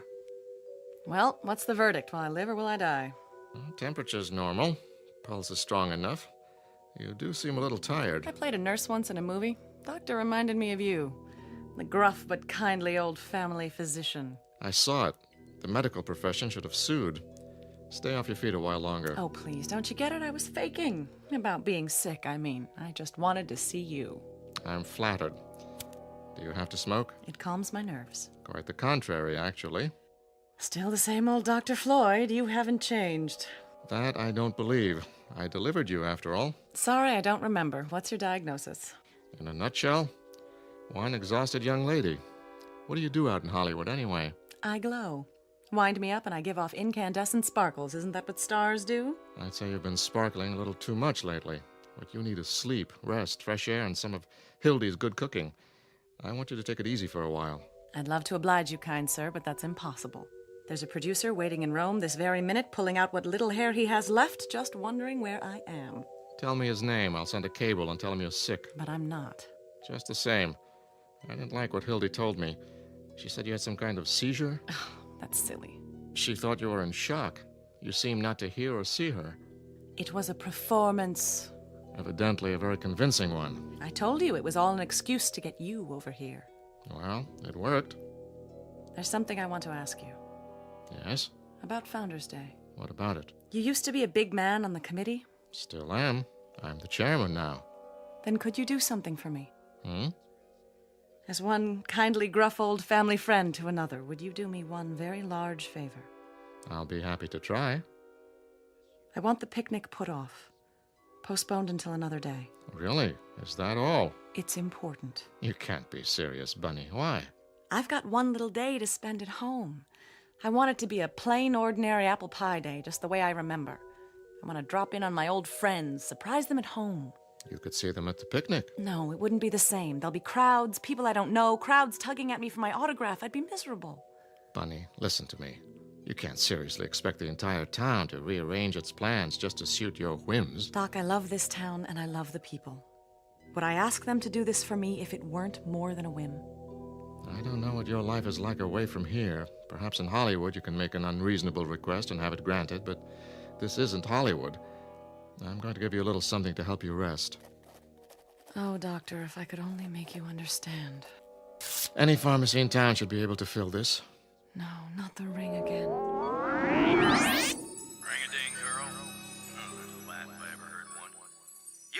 Irish gentry. Who do you think you are, Miss Snippet? All high and mighty, coming back here like you was somebody special. Go back to where you belong, Bunny Blake. Go back. Go back. Go back. Oh. Don't you want your prescription, Bunny? Excuse me, Doctor. I don't belong here. Bunny? Bunny?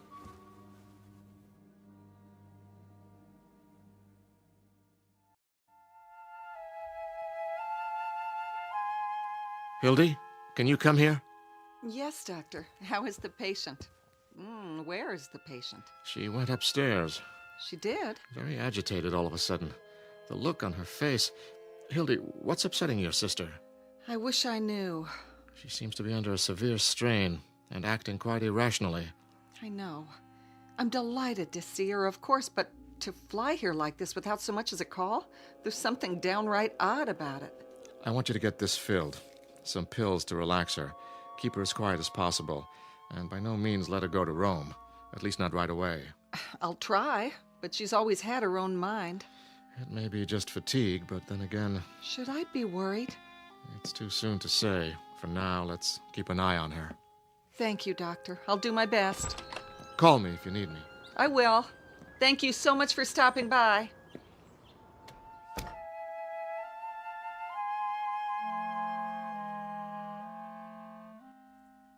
Bud? Yeah. Is your car running? Sure is. Why? This is a prescription for Aunt Bunny's medicine. Get it filled as quickly as you can. Okay. What's the matter with her, Mom? I'm not sure.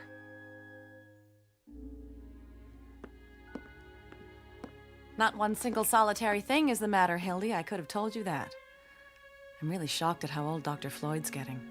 I think that sweet old man ought to put himself out to pasture, don't you? He thinks you ought to get some rest. Does he? Well, I'm not the least bit tired. He's the one that needs rest, poor dear. Did you see the way his hands tremble? Nevertheless, he left a prescription for you. Something to help you relax. Bud's going to go get it. Meanwhile, why don't you just lie down and take it easy? I can make us something while we wait. You mean stay here? I can just hear what people will say. Bunny didn't bother to see any of her old friends. She's so stuck up now that she's a movie star. No one will say that. I'll explain that you didn't feel well. Bobby Woodson used to be my best friend. I've just got to see her. There'll be time. And Ben Braden?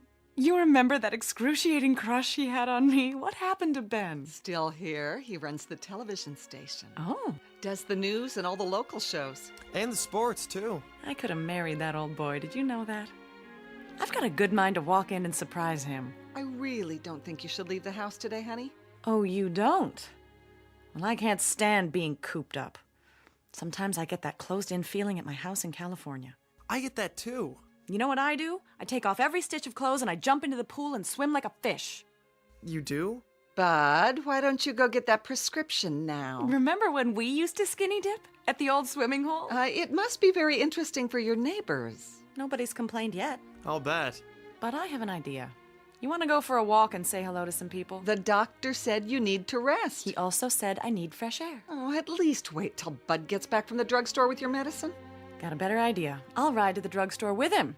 What do you say, Bud? Well, sure, I guess. I don't think... What could be more restful than a little ride?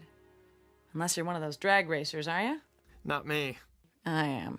You ought to see me on the Hollywood freeway. Once, I got up to 105, and this divine cop flagged me down and said, "Where's the fire, lady?" I mean, he actually said that. Well, I said, "Sugar, I'm late for work, and the studio's gonna suspend me if I'm late one more time." Bunny. It ended up with Dollface giving me a police escort right to the studio gate. I even had dinner with him a couple of times. Till I found out he was married. You did? Well, you going with me, or are we gonna stand here talking all day? Heck no. I mean, yes. I mean... But the picnic! You worry too much, Hildy. We'll be back in plenty of time, I promise. Want your coat? Why, thank you, kind sir. Let me get the door. Well, what do you know? That's a real ring-a-ding sky.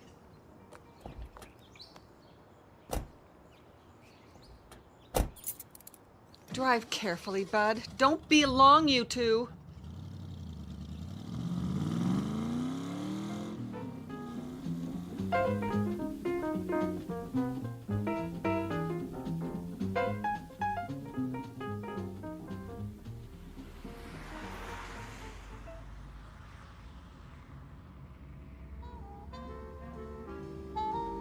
Well, what do you think, Aunt Bunny? Pretty cool wheels, huh?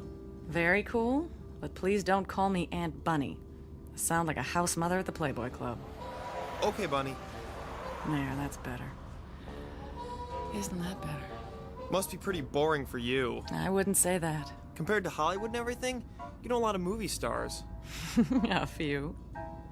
What are they like? Which ones? Oh, I don't know. You go to parties and all that stuff? Not very often. Mostly I stay home, study my lines, and go to bed. You do? I have to get up early when I'm on a picture. Do you have one of those... Aw, never mind. Go ahead, say it. Well, I hear everybody has a water bed out there. I used to, but I got rid of it. How come? Too noisy. Sloshing around every time you turn over. Sometimes I'd wake up in the night and I think I was on a raft in the middle of the ocean. Gosh. They're cold, too. Especially because I don't wear anything when I sleep. You don't? Better not mention that part to your mother.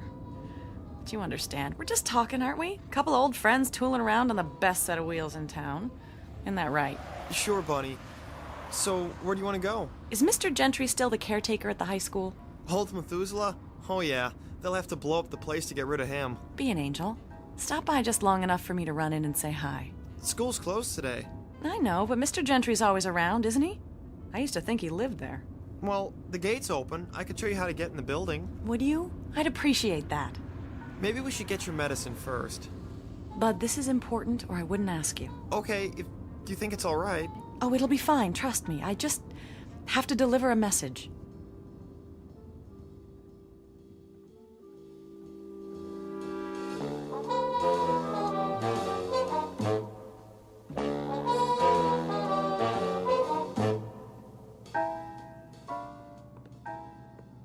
Mr. Gentry? Are you in here, Mr. Who's there? Dang kids. Mr. Gentry, remember me? Barbara Blake. That you? It's me. How are you? I'm kicking pretty high for an old man. So you finally came back. Get your fill of Hollywood, did you? No, I like it there. It's not what you think. Isn't it? We read all about the hijinks you get into. Can't say I'd be proud of it. I don't know what you mean, Mr. Gentry. It's just a town like any other. What brings you back here, Barbara? I'm not sure. It was an impulse. You picked a time. The Founders' Day celebration. Not that you'd be interested. But I am interested. That's why I need your help. My help? I want you to do something for me. Unlock the doors to the school auditorium. What for?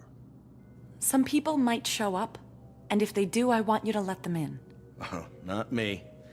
Nope, I'm going to the picnic. Please, Mr. Gentry, I know you don't like me, but this is important. It's terribly important. Barbara Blake. Always asking for favors. Wanting to be treated like somebody special. Maybe you forgot those doors are open all day long. You want to come here, you can walk in just like anybody else. Thank you, Mr. Gentry. It was wonderful to see you. Anything else I can do you for? Just one. Mr. Gentry, I can't explain it yet, and if I did, you wouldn't believe me. But please don't go to the picnic. Take my word for it, you mustn't. Not this year.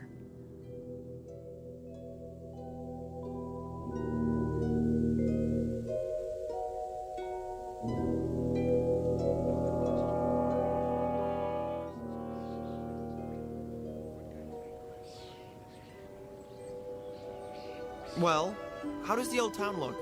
So good, I wonder why I ever left. Why did you leave, I mean?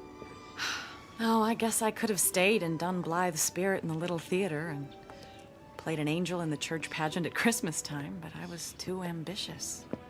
Too talented, you mean? Oh, I don't know if it was that. I knew I had some talent and I had to find a place for it to grow. Otherwise, it would have died, and I'd have ended up frustrated, pushing a broom around a house I couldn't stand and screaming at a brood of children. Can you understand that, Bud? I sure can. Well, you've got your prescription. Want to go home now? Wait. What's the matter? Ladies and gentlemen, this is the captain. We're running into a little rough weather. Fasten your seatbelts, please. Might get a little bumpy up here. Bunny, something wrong with your ring? What? Oh. Oh, no, nothing at all. It's just the way it catches the light. Sometimes I think I see a picture in it. Yeah. Do you want to go home? Is the television station still on this street? Uh-huh. Right over there. Wait for me, will you, bud? I'll be right back.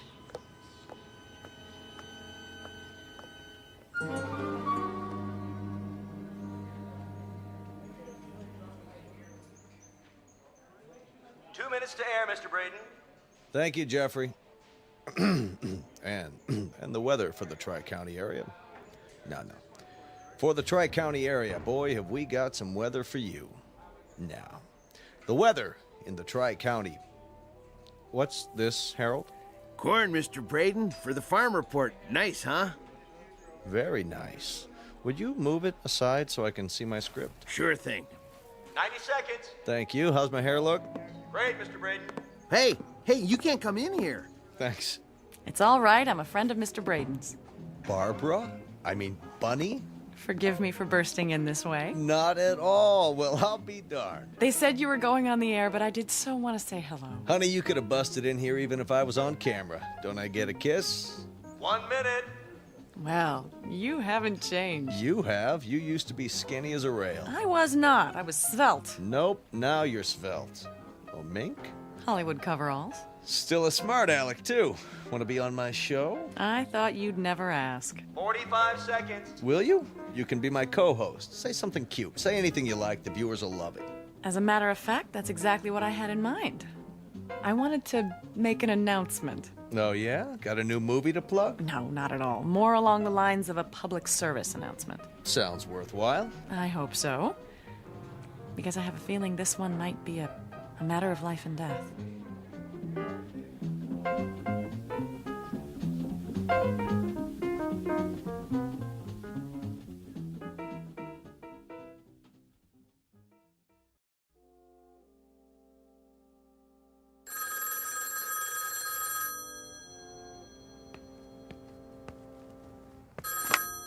Hello? No, I haven't got it turned on. She is? Oh, of course I knew she was in town. No warning, but she's supposed to be at the drugstore with Bud. Yes, Clara, I'll call you back.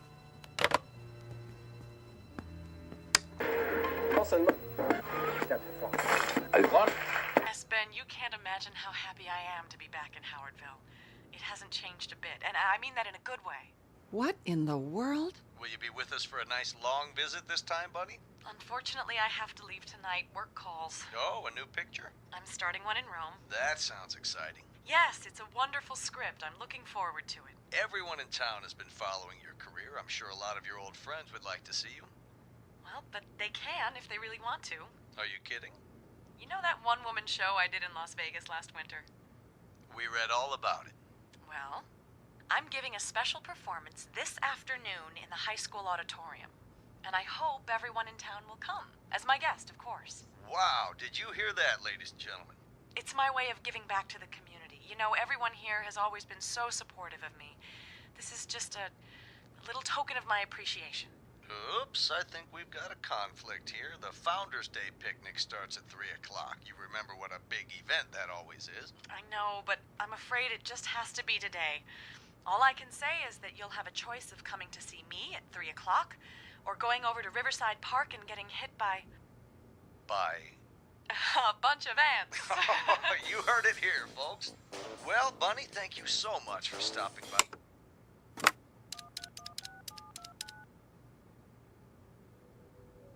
Clara? I just heard. I swear I don't know a thing about it. I thought she was on her way back from the drugstore, and now here she is on TV. Why, I don't know which one I'll go to. They'll expect me at the picnic. The way I feel now, I'd be too embarrassed to show my face anywhere. Oh, here they are now. I'll call you back.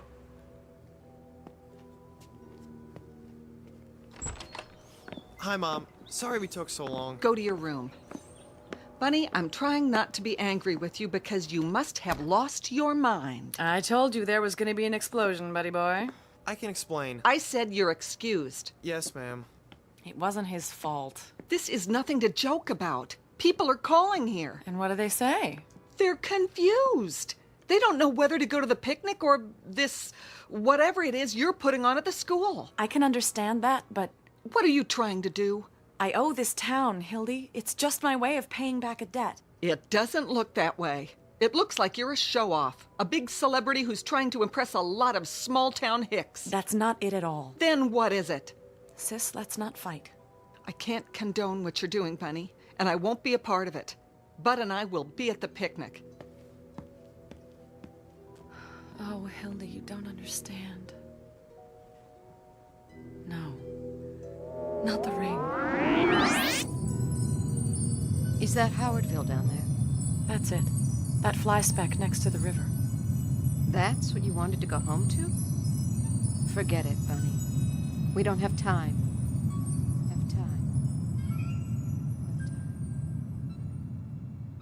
Oh no, there has to be time. What else can I do? Barb, what's the matter? Nobody understands what I'm trying to do. It's not for me, not this time. Please don't cry. Oh, honey, there are some things about you I'll never understand. But if this performance means so much to you... It does. Then don't you worry. We'll be there, I promise.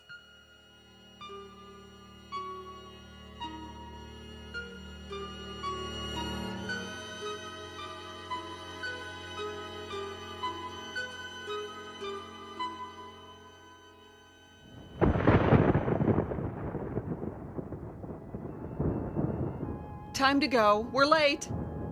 Don't worry. One thing's for sure. They can't start the show till I get there. Ooh, better take an umbrella. Thanks. Bud, we're waiting. I can't find my blue tie. Then wear another one. We're late as it is. You'd better fire your weatherman. Now, Bud. Coming. The streets will be a fright. Remember how we used to lie in our beds on rainy nights and talk to each other when we were kids? Oh, it was fun, wasn't it? Being kids. It was special. I'll never forget it. It's raining really heavy. Well, we'll just have to brave it. I have an audience waiting. Oh, we need raincoats. They're in the hall closet. You wear one. I'm going in style. That fur will get all ruined. Don't worry about me. Help me on with it, will you? Your ring looks really pretty. Thank you, Bud.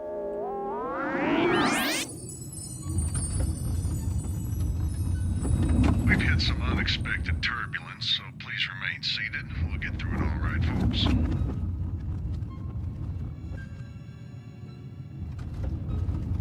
Getting kind of rough. Don't worry, Cece. It was meant to be. You aren't scared at all, are you? Why should I be? Can't live forever, you know. It's like when I'm in my dressing room and there's a call to come to the set. I know what's waiting for me. I know there's nothing I can do to put it off any longer. Sometimes I'm not even sure if I know my lines, but the show must go on.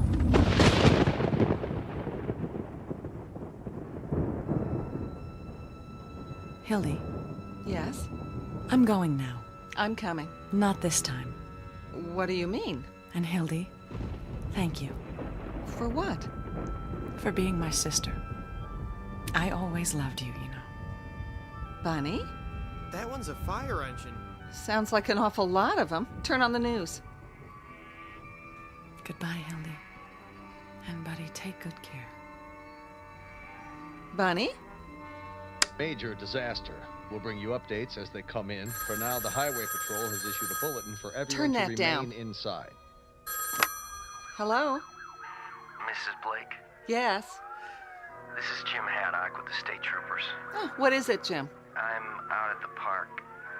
I thought you ought to know. No, what? Bud, where's Bunny? I don't know. It's terrible. I've never seen anything like it. Like what? Jim, will you please tell me what it is you're talking about? The crash. It happened minutes ago. What crash? Passenger jet. LA to New York. Got torn up in that storm. Crashed right in the middle of the picnic grounds. Hildy, you're Your sister is dead. Bunny is dead. Dead? That's crazy. She was a passenger on that plane. She and another woman sitting right next to each other. Jim, my sister is here, now. I saw the body myself. Hildy. There's no mistake. It was Bunny Blake. I'm sorry to be the one to tell you, but... Bunny? Bunny, where are you? She's not here, Mom. Want to hear the news? Fortunately, only a Bunny? handful of people attended this year's Founders Day picnic, so a disaster of even greater proportions was averted. Bunny! Most of the population is safe at the high school auditorium, where they gathered for a special performance by our own local celebrity, Miss Bunny Blake. Conflicting reports claimed that she was a passenger on the ill-fated plane, but witnesses swear, I would swear, that she was here in Howardville this afternoon. Until the mystery is solved, only one thing is certain. There's been a terrible crash, the worst in the state's history. Bunny!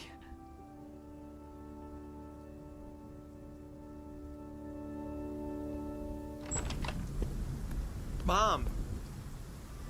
That ring you gave her. I got it. She dropped it on the porch. Mom?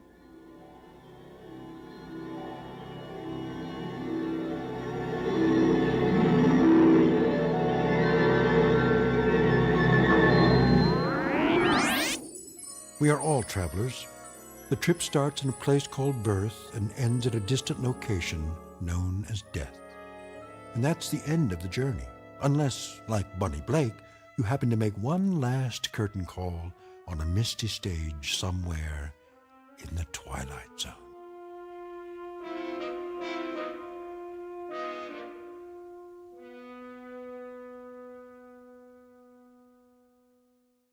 We'll return to the Twilight Zone in just a moment. You are about to enter another dimension, a dimension not only of sight and sound, but of mind, a journey into a wondrous land of imagination. Next stop, the Twilight Zone. Hi, this is Stacy Keach. I'd like to take a moment to tell you about our Twilight Zone website at twilightzoneradio.com. At twilightzoneradio.com, you'll find the latest information on these Twilight Zone radio dramas, including behind-the-scenes photographs, plus the newest product releases, trivia contests, ways to contact us, other Twilight Zone-related info and merchandise, plus links to other fascinating websites. So make your next stop twilightzoneradio.com. Visit twilightzoneradio.com to purchase these Twilight Zone radio dramas on cassette and CD, or call toll-free 1-866-989-ZONE. That's 1-866-989-9663.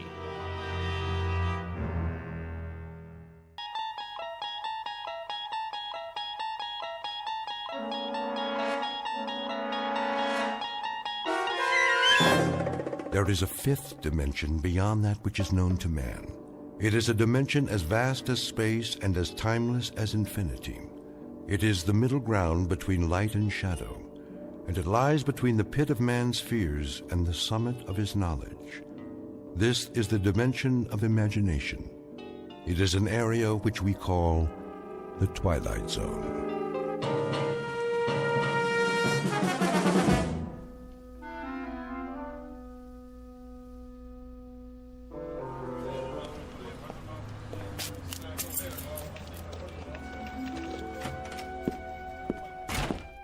Good morning, Mr. Bemis. Oh, hello, Cheryl. How are you today? Fine, just fine. You're on time, I see. I was getting worried. Were you? I thought you'd be here already. Well, normally I would be before Mr. Carsville notices. Had a bit of a delay, though. What happened? Well, I decided to stop by the library on the way. A few books, to return. But they've changed the hours. They have? Yes. Do you believe it? Opening later, closing early. It's getting harder and harder to check out a book. Scarcely any time at all. Well, don't they have a slot or something for returns? Oh, they do. But what if you're interested, let's say, in scanning the morning paper without having to purchase a copy? Or a student trying to finish a last-minute assignment? And those who work during business hours, who won't be able to use the library now? The right to read is slipping away, and no one seems to care. Oh, here he comes. Get ready. Well, as ready as I'll ever be. Morning, Mr. Carsville. Morning, Miss Anderson. Bemis. Good morning, sir. Glad you decided to join us. Better late than never, I always say. 7 minutes to go. Let's open the bank on time today, shall we? Yes, sir. Scrooge. What? The boss in A Christmas Carol?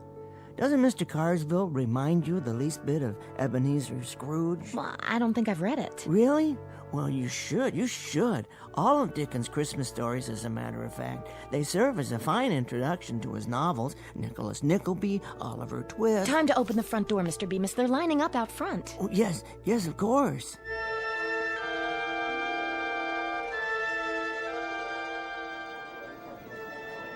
Thank you, Mr. Williams. Thanks, Cheryl. You've been very helpful. Have a nice day. Marvelous. Yes, indeed. Well? Oh, hello, Mrs. Chesters. Nice to see you. Is this window open or not? What? Oh, of course it is. Sorry. I'd like to make a withdrawal. Certainly. For how much? There's the slip right in front of you. Can't you see? Yes, I see it now. Mrs. Chesters, have you ever read David Copperfield? How's that? Wonderful book. Here's this poor little fellow whose father has passed on, and his mother has remarried a miserable man named Murdstone. Can you believe that name? And Murdstone has this sister, Jane, and... Mr. Bemis, you shortchanged me again. I did? Oh, my. You owe me $1 more. There's only 24 here. I should have 25. Quite right, quite right. I'm truly sorry, Mrs. Chesters. I thought there were 5 ones. Here you are. Now then, there's another character in the book named Micawber, Mr. Micawber. He's always being taken off to debtor's prison. You read too much. I do? Perhaps if you didn't, you wouldn't need such thick glasses. There's a wonderful woman in it, too, named Peggotty. She's David's nurse, and... This is a bank. If I wanted to know about books, I'd go to a library. Well, you see, the library's hardly open anymore, so I'm afraid you'd find that you... Mr. Bemis. Yes, Mr. Carsville. I wonder if I might see you in my office. Now, Bemis.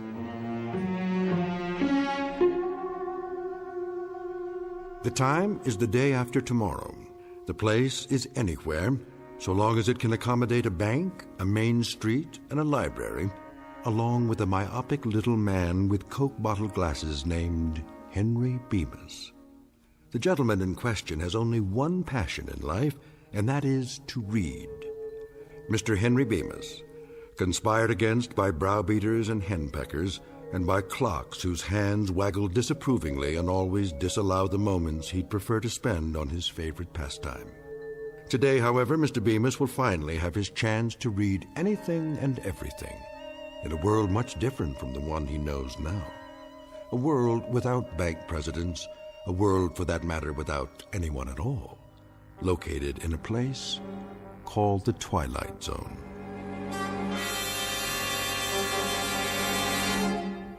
And now, The Twilight Zone and our story, Time Enough at Last, starring Tim Kazurinsky, with Stacy Keach as your narrator.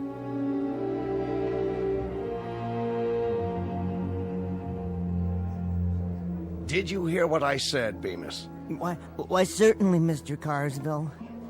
I don't suppose you've ever read David Copperfield, have you? No, Mr. Bemis, I have not. Now, if you'll be good enough to accompany me.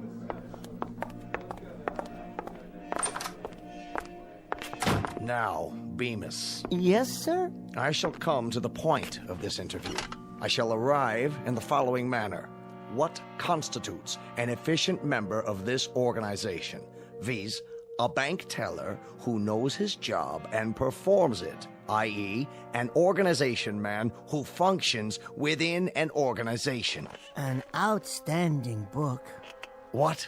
The Organization Man by William H. White. I read it, a number of years ago. Mr. Bemis, I'm attempting to point out that you do not function well within the organization. You are neither an efficient bank teller nor a proficient employee. Instead, Bemis, You are a reader.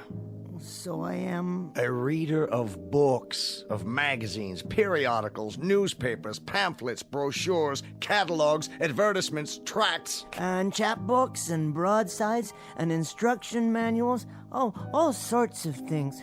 Whatever I can lay my hands on. Ad infinitum. That's precisely my point. When you're waiting on customers, you have an open book in your lap. Don't deny it. When you're balancing the daily tally sheets, one eye is on a printed page.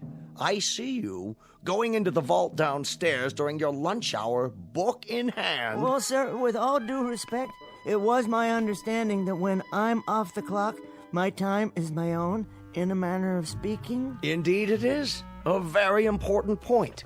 Do you know how I became the man I am, Bemis? Let me see, no.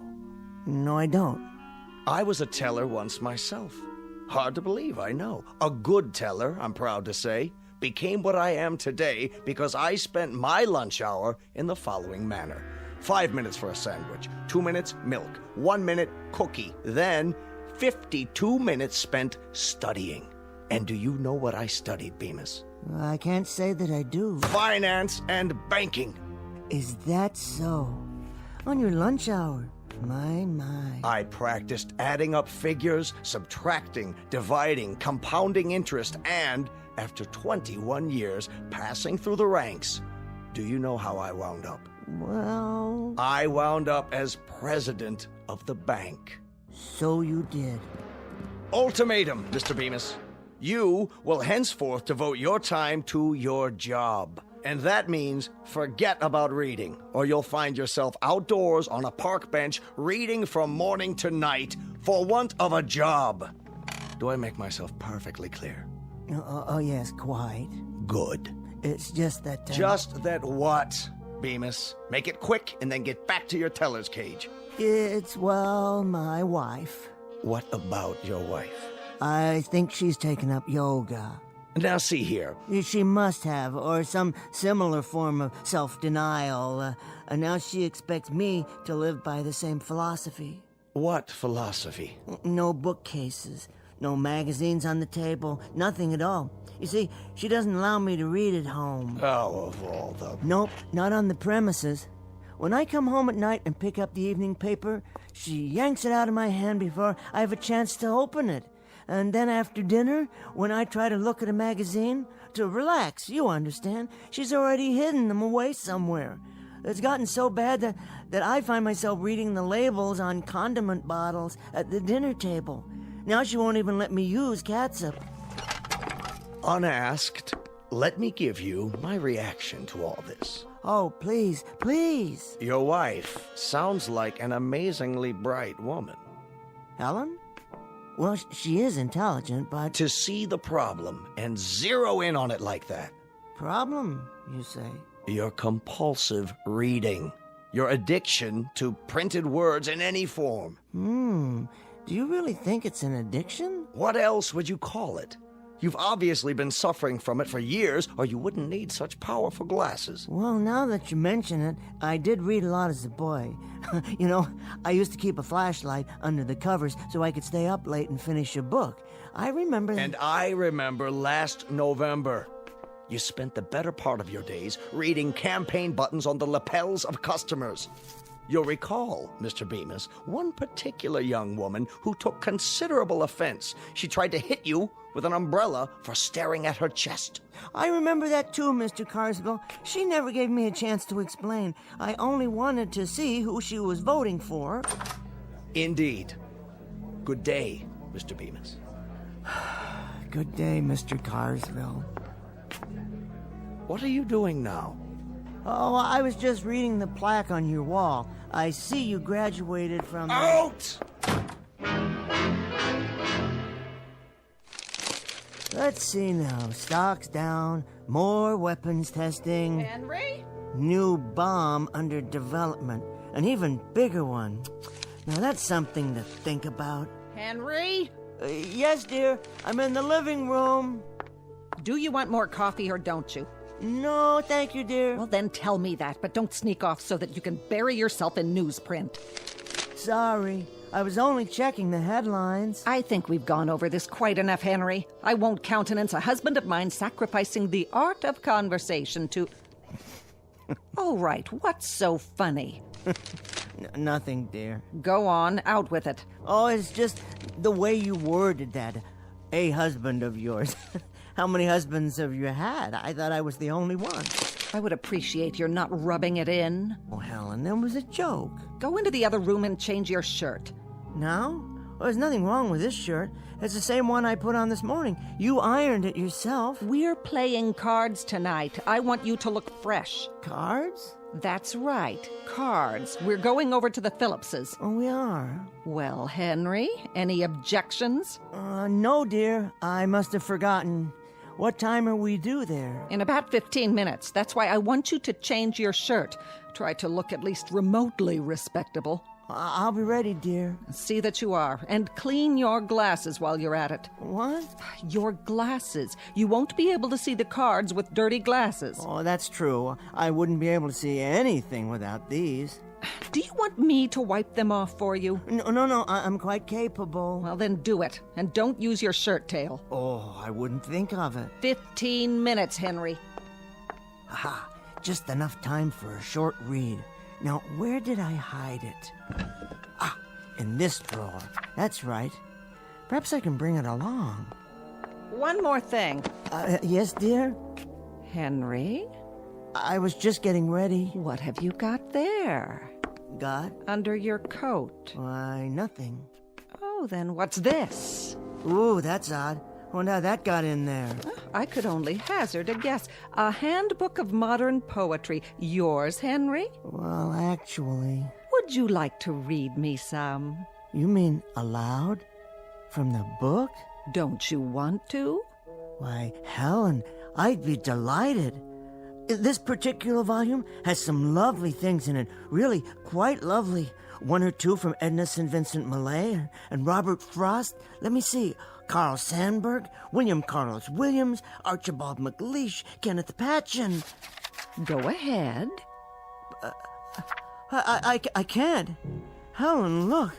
Someone's made marks on every page with one of those thick black pens. Who could do such a thing? Who do you think did it, Henry?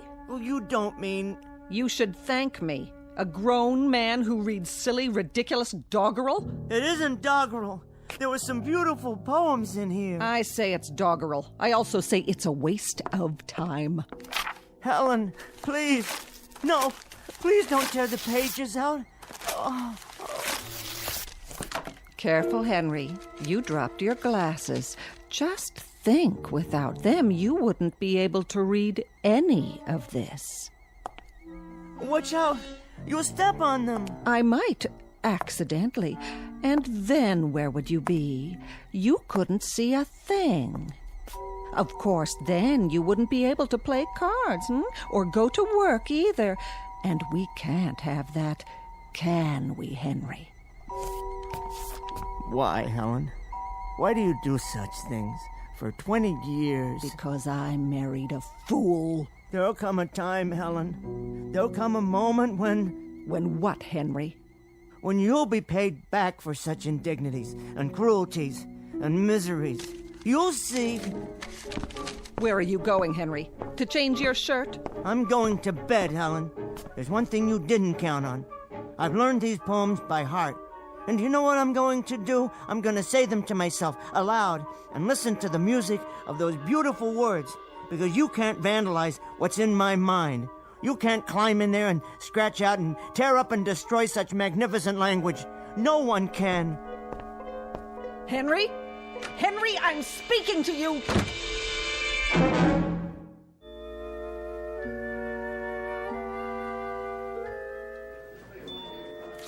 $90, $95, $100. Thank you, Mr. Miller. Thank you, Mr. Bemis. Always a pleasure. Next. I'd like to put this in my checking account. Of course, if you'll kindly fill out a deposit slip. Okay, I'll step aside. Oh, take your time. There's no one else in line at the moment. Hey, A constant remembrance that at a bank, like a political office and a public trust, blah, blah, blah, something about a sense of loyalty and a devotion to duty. These are the things that make a bank great. They are of the essence, or some such. With them, an institution like ours will remain strong. Everything all right in there, Cheryl? I think so. What's he up to? Mr. Carsville? Well, he's dictating a speech for the bankers' meeting next Thursday. He wanted me to bring him the quarterly report. Isn't that something? Well, he needs to know the figures, deposits, and holdings. Dictating, you say? His secretary will type it up and correct it, fix the grammar. Why? Well, she always does that for him. It's her job. But why can't he write it out himself? The speech, I mean. Is the English language that mysterious? Written English? It's really very simple. You gather your thoughts and put them down on paper. They're only words, after all. Words that begin as feelings and become thoughts and then are turned into sentences. I never thought of it that way. Do you see my point? It's the most basic process of the human mind, assuming one has at least an elementary vocabulary. Maybe it's a matter of time. He must have a lot to do running the bank and all. Time, yes, time. That I can understand completely. It's a matter of fitting it into your schedule. But if you want to badly enough, you'll find a way. Take reading, for example. I wouldn't trade it for anything.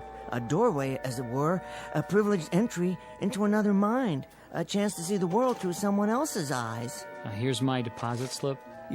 Oh, yes. Thank you, sir. And here's your receipt. Okay, see you next week, Mr. Bemis. Oh, I'm sure you will. I'll be here. Where else could I be? It's almost time for lunch. Is it? Already? I was just wondering. Yes? Would you like to join us? Pardon? Well, some of us are going down the street to that new restaurant. They say it's really nice. Is that what they say? Why don't you come along? Unless you have something else to do. Well, that's very kind of you, Cheryl. Very, very kind. But as a matter of fact, there is something I have to finish. I understand. Good, that's good, because, you see, I love Joyce. Oh, does she work near here? oh, heavens, no. That's funny, Cheryl. Really, very funny. I didn't know you had such a sense of humor. I mean, James Joyce. I see. Do you? James Joyce, the writer. Have you read Dubliners? It's the most marvelous book. One piece in particular, The Dead, is perhaps the finest story I've ever read. I'm rereading it now for the first time in years. Just a few pages to go. With any luck, I can finish it on my lunch break. The ending is quite moving, as I recall. Transcendent is the word I'm looking for. Yes, I'll be happy to loan it to you if you like.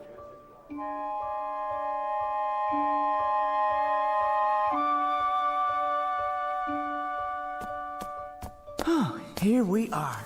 Peace and quiet at last. There just isn't any place quieter than the vault of a bank. All I have to do is pull the door closed and voila! My own private lunchroom and reading room.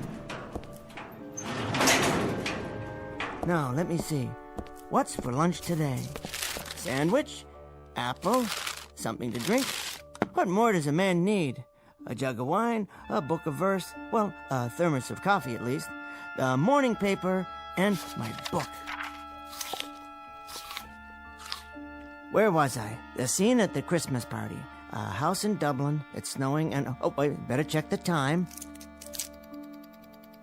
12:17 by my watch. Exactly 43 minutes to finish The Dead. After a quick scan of the front page of the paper. New bomb would mean total destruction, says scientist. Oh my, here's hoping they never have to use it. What in the world? That sound, what is it? Something outside? My pocket watch. The crystal's broken. Not in my glasses, thank the Lord. Oh, now the lights have gone off.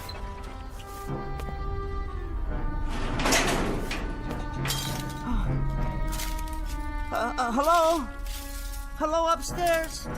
Is everything all right?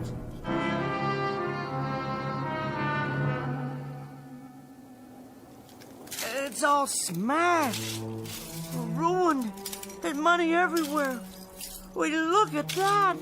Ladies and gentlemen. Mr. Carsville? A constant remembrance that at a bank, like a political office in a public trust, Are you in here, sir? what matters is a sense of loyalty and devotion to duty. Mr. Carsville? So in conclusion, etc., etc., that's my speech for the Thursday night banquet, Miss Jackson, with revisions. Would you type that up in triplicate for? Type that up in triplicate for. Type that up in triplicate for. Type that up in triplicate for. That's only the dictation recorder. Mr. Carsville's phone. I don't suppose it still works. No dial tone. Nothing. Helen. Helen! The inside of the phone is burned to a crisp, as if it melted. What's happened here? Why, there's no longer any window or wall, just a huge hole. Cheryl?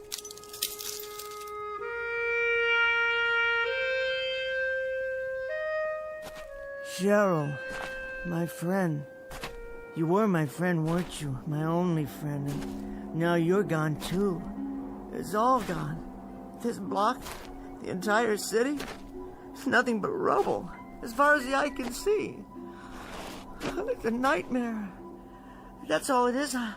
I fell asleep downstairs, and I'm dreaming. I'll wake up any minute and have a good laugh. Any minute now. As if this were the last car, the last one on the street that hasn't burned. It's impossible. It isn't real. It can't be. It feels real enough. It certainly does. I wonder if it still runs. Can I get home? See if Helen's alive? Someone's left the key in the ignition. Now I know I'm dreaming. Come on. Come on. Oh, what's the use? There's nowhere to drive. The street's impossible. It's nothing but one enormous crater, it looks like, beyond the park. Hello? Hello? Is anybody there? Anybody at all? I can't be the only one left, can I? They're all dead. They must be. Everybody's dead, except me. I'm all right, but why am I all right? I was right in the middle of the vault. I was in the vault. The walls are 18 inches thick down there. That's why I'm alive, because I was down inside the vault. The thing of it is, though, I'm not at all sure I want to be alive. To be totally alone. They did it. They actually did it. Some damn fool used the bomb after all. And now look. Look at what they've done. Somebody, anybody, please, help me.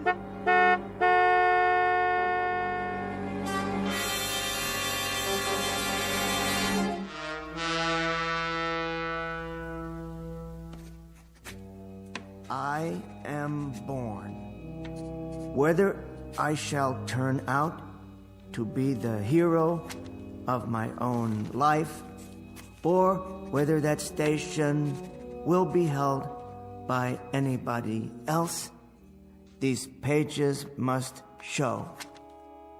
To begin my life with the beginning of my life after the great conflagration. My name is Henry Bemis, and this is my journal. I'm not a writer, but someone must do this to leave a record for the future, if there is a future. So it falls on me to set down what I have seen.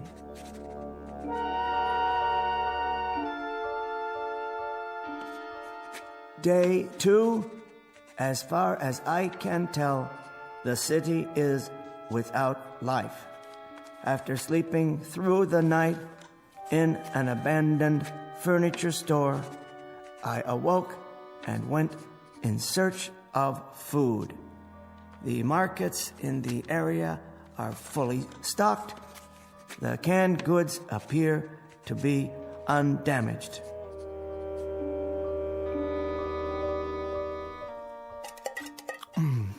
Peaches. Always did like peaches.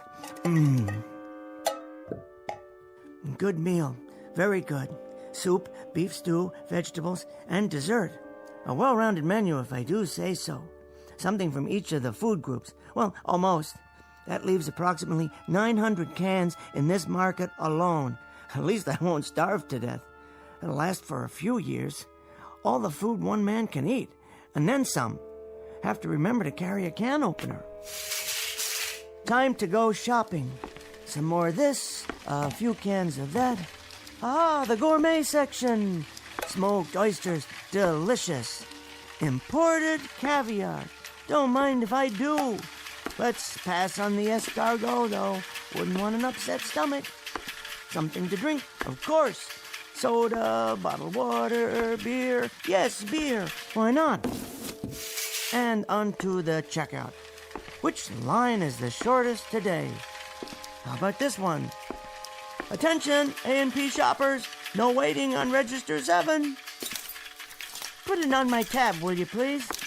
No, I don't need any help with the groceries. In fact, I'll just leave them here for a while. Don't worry, I'll be back. And now what? Go down the street to the Bijou Theater? See what's planned? Well, of course, they're dark today, no electricity. How about an after-dinner cigar? What a splendid idea. Is that a tobacco shop across the street?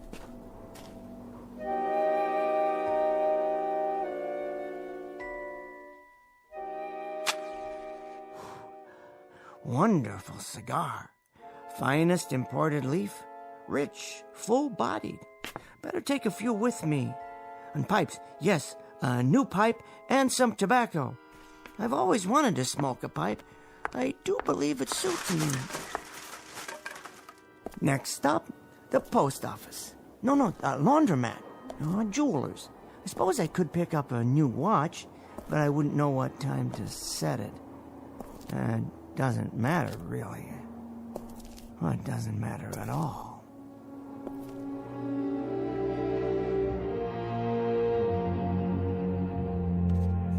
I was happy to find a newsstand on the corner. By some miracle, not all of it had burned or blown away. There was one copy of the New York Times. All the news that's fit to print. I realized then that there would never be another edition. Only the same headlines, the same editorials, even the same comics. But after I read it and reread it, I still have a few magazines. I decided to remember this place. For the time being, I thought I'd explore the neighborhood, because it was my neighborhood now, all of it. From this day forward, I'd have it to myself. There was a candy shop, a stationery store, a dry cleaner's, sporting goods. For some reason, that one caught my eye. Besides, I had to sit down somewhere and rest. The worst thing was being alone. Utterly, completely alone. And this was the way it would always be from now on. Just walking and sitting, eating and smoking and reading the same newspaper over and over again. But for now, I needed a flashlight and some candles or a lantern for tonight. There were tennis rackets, rods and reels. I could always go fishing if there were any more fish. The gun department. Never used a gun in my life. Wouldn't know how to. I suppose I could learn for self-protection, but against whom? Or target practice. That might fill some time. I had my pick. Remington, Winchester, Marlin, or a pistol. Yes, why not? A revolver like a cowboy in a Zane Grey novel.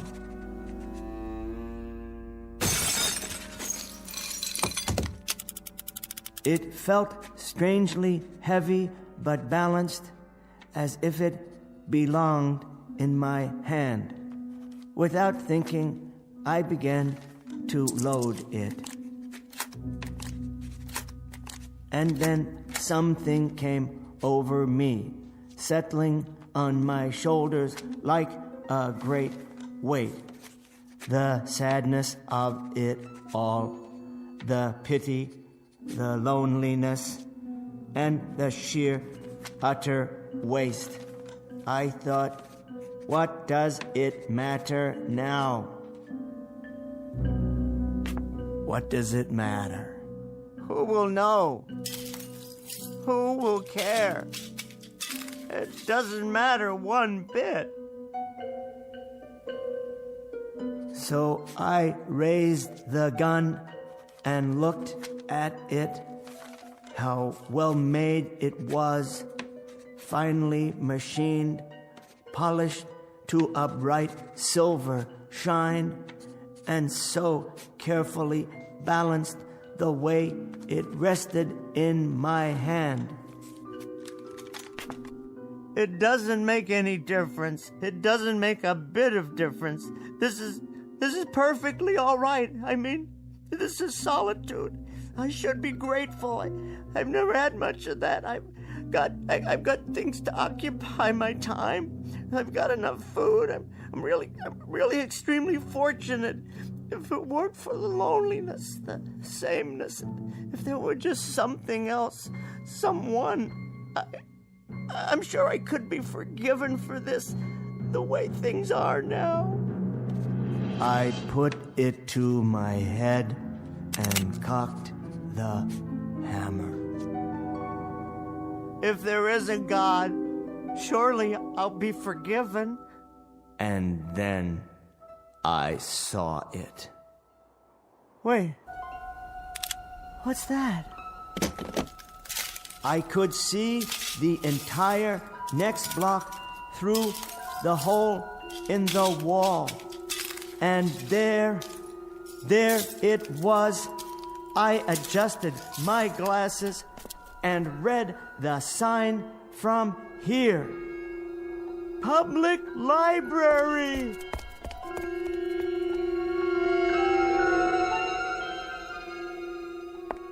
Yes, oh yes, I forgot all about it. But you're still here, aren't you, my greatest friend? You who have never failed me. Not burned at all. Why, the whole interior is untouched. There are thousands of books here, tens of thousands, all waiting to be read.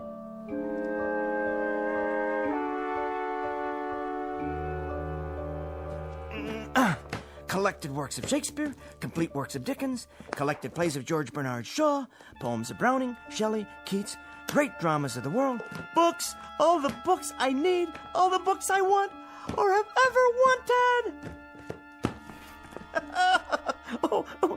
Poetry, fiction, history, it's all here. And now my journal ends because I have things to do. It doesn't matter whether I write it down or not. All I have thought and felt has already been said by the great writers, the poets and philosophers, the historians of times past. I know that nothing is new, nothing is ever lost, so long as there are books. In the midst of this catastrophe, I have been reborn. Now, this pile is January, and that one over there, February, March, April, May, this year, next year, the year after that, without end. I think I'll begin with biographies, then short story collections, and move into the great novels. I'll vary them by subject matter. Science fiction in the spring, Wells and Asimov, Bradbury and Clark, Sturgeon and Le Guin, and Philip K. Dick. And then some whodunits for the long nights. Agatha Christie and Patricia Highsmith and Sue Graft. And the best part, the very best part, is that there's time now. There's all the time I need, all the time I want. There's time enough at last. Where to start? What a foolish concern. I believe it was Charles Fort who said, when measuring a circle, begin anywhere. I feel like a kid in a candy store. So many wonders laid out before me, all of them indescribably delicious. My glasses! Where? They're broken. Completely shattered. I'll never be able to put them together again. Oh, it isn't fair. It isn't fair at all. There was time now. There was finally time. Plenty of time. All the time in the world. It isn't fair. It isn't fair. No, it isn't fair.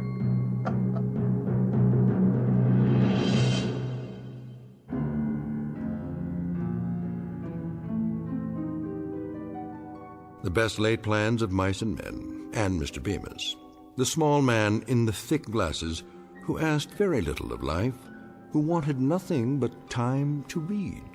Only a moment out of an eon of moments, a mere instant out of eternity. For himself. Henry Bemis, now just part of the landscape, smashed beyond all recognition. Just another piece of rubble, a fragment of what man has deeded to himself in the Twilight Zone.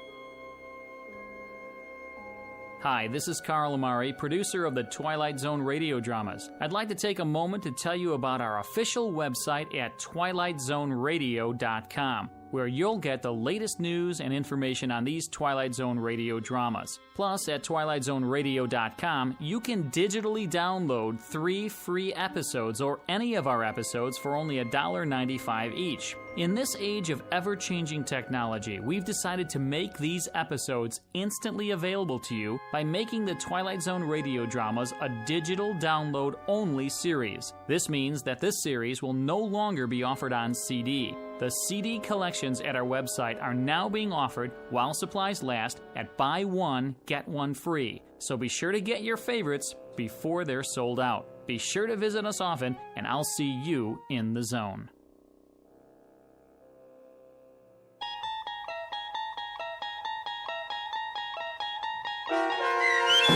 Time Enough at Last, starring Tim Kazurinsky with Stacy Keach as your narrator, was adapted for radio by Dennis Etchison and based on a script by Rod Serling from a story by Lynn Venable. Heard in the cast were Meg Falcon, Christian Stolte, Deb Dotzer, Carl Amari, Vince Amari, and Vince Gerasoli. To learn more about the Twilight Zone radio dramas, visit our website at twilightzoneradio.com. This copyrighted radio series is produced and directed by Carl Amari and Roger Wolski for Falcon Picture Group.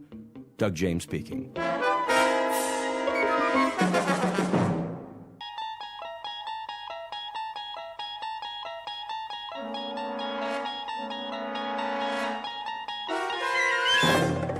You unlock this door with the key of imagination. Beyond it is another dimension, a dimension of sound, a dimension of sight, a dimension of mind. You're moving into a land of both shadow and substance, of things and ideas. You've just crossed over into the Twilight Zone.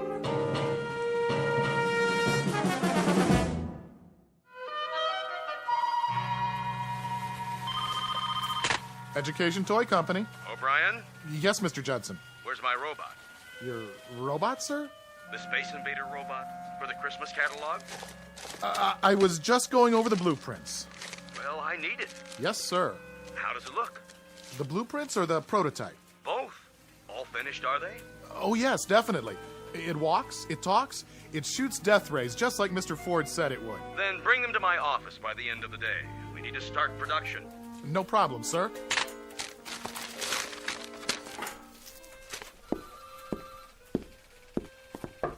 Horace?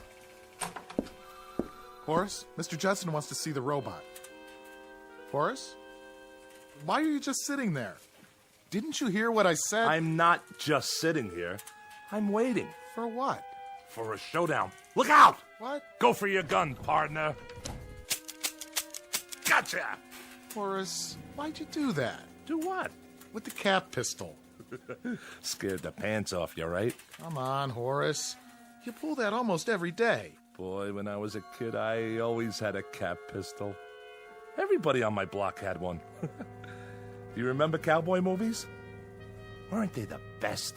I want to talk to you about your design for the new robot. I made believe I had my own horse. We used to gallop out of the theater and shoot up the whole neighborhood. Bow! Gotcha right in the heart! You're loco. You missed me by a mile. Horace, do you know how loud you're yelling? Oh, I wasn't. I'll bet you could hear it all the way to Mr. Judson's office. How much? I'll bet you my ball of silver foil. Hey, Lenny, remember that? Remember when you could peel the foil off old cigarette packs and gum wrappers and roll into a great big ball? I had one that must have weighed 5 pounds. Boy, wonder whatever happened to it.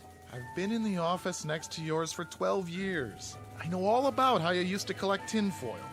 How will you listen to me for a second? You must have had a miserable time when you were a kid. I did. I couldn't wait to grow up. What do you want, Leonard? There's something wrong with the plans. There is not. I designed this toy. There's nothing wrong with it. See? If you'll listen...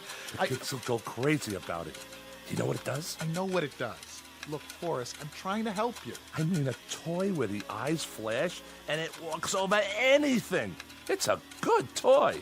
It is a good toy, but it can't be turned out at the price point Mr. Judson wants. Look here. What? When he sees the plans, he's going to blow his stack. It's got too many parts. You think so? I know so. Well, I don't. Horace, all you have to do is work it over. How's Betty? What? Betty. Your wife. Remember her? What has Betty got to do with it? We're talking about your work. Is that all you ever think about? Horace. Thanks. I'll look it over. Horace. All right. You do that. By this afternoon, okay?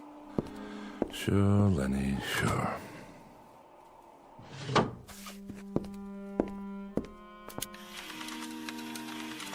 great little toy, if you ask me. I would have loved to have this.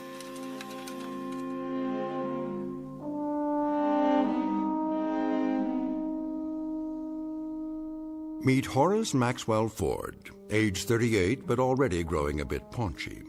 He's a man whose clothes never quite seem to fit and whose shirt is forever coming untucked from his trousers. His socks are usually down around his ankles, his horn-rimmed glasses are always about to fall off his face, and he can't keep his hair combed at all. A mild man, an apologetic man, except when talking about his favorite subject, his beloved childhood memories. He's the type who quite naturally becomes the butt of endless jokes, at least when the jokers don't feel instinctively sorry for him.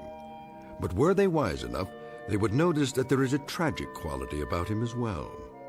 In just a moment, Horace Ford will come to understand what's tragic is not the fact that he's an inadequate man, but really an inadequate grown-up boy, a life-changing discovery, and one that could happen only in the Twilight Zone.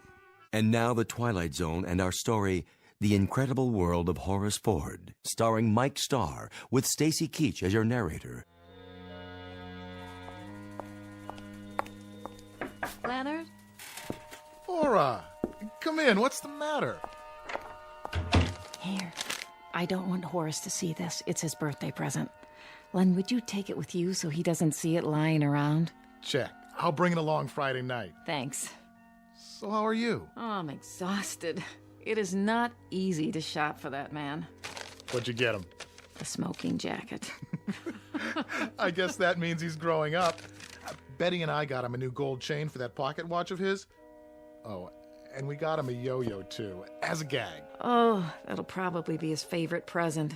You mind if I sit down? My feet are killing me. Please. So, the surprise party's all set for Friday? All set. What's the plan? Well, everybody's coming over to the place at 8. Horace thinks the two of us are going to a movie. I'll make him answer the door and sing happy birthday or something. He'll go right through the floor. Probably. Oh, what time is it? Late. Is he busy? Yeah. Well, I think he's worked late enough. Ford? Oh. Hi, Mr. Judson. What are you doing at the window? Nothing. Just thinking. Thinking? About what? I don't know. Toys? Whose toys? You don't seem to have done much thinking about ours. Look at this. I'm getting him out of there. Good night, Len. Laura.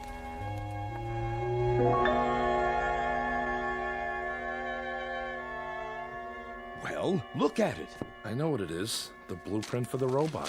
What happened?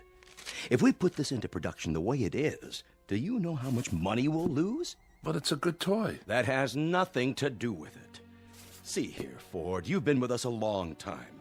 You must know that we're in business to make a profit. This design just isn't cost-effective. I want it simplified. What do you want to simplify? For one thing, the eyes don't have to flash on and off. Sure they do. You want to ruin it? The flashing eyes? That's the beauty part. It's terrific. You could play for hours with a toy like that. Why are you raising your voice? I'm not. But you're talking about... Look, Ford, I don't want to argue about it. Just do the design over. Don't you remember when we used to play soldiers? With a mechanical man like this, you could... Is this the office? Oh, there you are, Horace. Laura? Mr. Judson, you remember my wife? Mr. Judson. Oh, how nice to see you. A pleasure. Remember, Ford, I'll need it first thing in the morning, no later. Yes, sir. Good evening. Hello, Laura.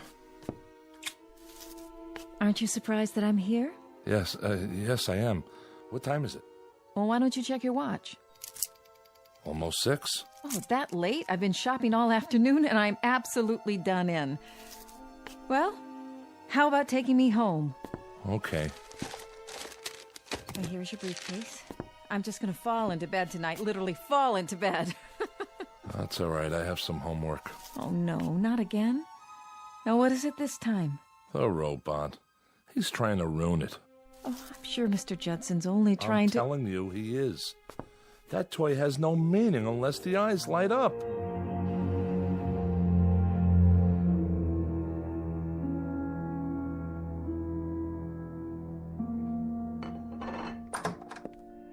Hello, children. Mama. How's my boy? Fine. That's good. Are you hungry? A little. Dinner's almost ready. Laura, there's something wrong with the chicken. It's like leather. These birds they give you nowadays, like people don't know what chickens are anymore. Well, it looks all right to me. How was the office today? It was okay. What's the matter? Nothing's the matter. No, I can tell just from your voice. Everything's fine. Let's eat dinner. I'm telling you, Mr. Judson's just plain nuts. He reminds me of Corey. Hey, Mom. Remember Mr. Corey? I had him in 5B. What a character. You take the least common denominator class and you multiply. You know what we used to call him? Guess. I wouldn't even tell you. Boy, I'll never forget the time he caught me with one of those jawbreakers in my mouth. You know, the kind that change colors while you suck them? Horace. So he made me stand up, and every minute he'd point that pointer at me and say, Mr. Ford, what color is it? And I'd have to take it out of my mouth and tell him. I swear, I thought Hermie Brandt would bust a gut trying not to laugh. Horace.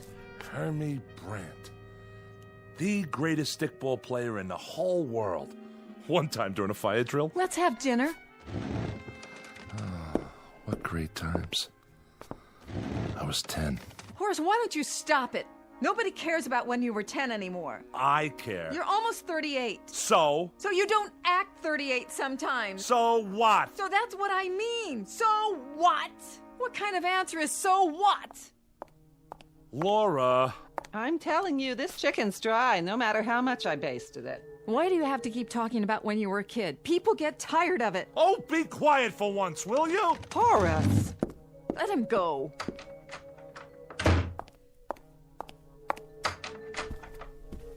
Horace? Horace, the chicken will get cold. Oh, come on. Don't lie there on your bed. Eat a little. Laura didn't mean it. I'll cut you a leg and a second joint. Your favorites. You remember Hermie Brandt? No? How come you never remember anything about Randolph Street? Oh, it was a terrible place. We're in a good neighborhood now, in a nice apartment. Why do you have to always... What was terrible? Listen, I had the best times there. Like, remember when Pop used to give me an Indian rope burn? I mean, he didn't, but he pretended like he was going to... When you were a kid. Why don't you have kids of your own? Talk about them. Randolph Street. You know what I'm going to do? I'm going to go back there. Right now. Horace, we're having supper. I haven't been there since I was 11. Why shouldn't I?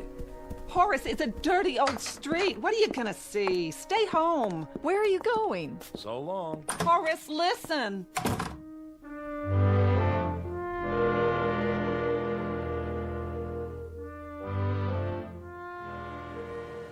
Will you look at all this? Frank on a roll. 3 cents. No thanks. Oh, excuse me, young folks. Bread and butter. Hey, watch where you going, huh?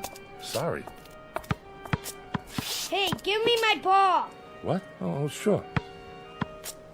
Davy, you come home or you're gonna get smacked. Ring Alivio. Caught. Ringalivio? My gosh, this late at night? What time is it? Bins, I yelled Bins. Did not. I didn't hear him. Me neither. I did too. What do you want from me? Wait. Boys. Don't I know you? Hurry up, Hermie. Hey, Hermie Brandt, come on. All right already, I'm coming. Hermie? Did he say Hermie?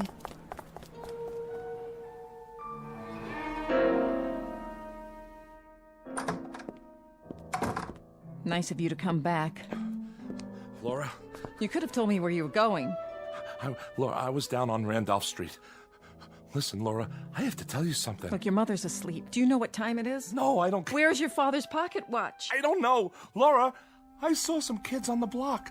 Little kids. Maybe 10 or 11 years old. Laura, they were the kids I played with when I was 10. The same kids. You're perspiring. You're not listening to me. I heard you. I think you're catching a cold or something. Wipe the sweat off your face.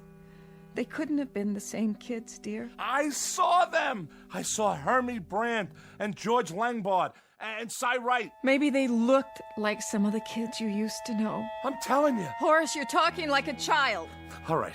If you don't want to listen, I'm going to bed.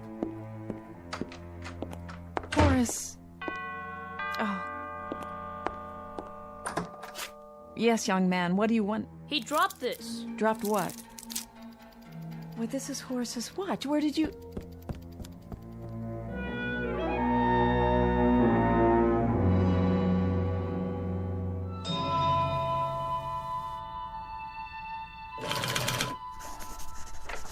Mail, Mr. Ford.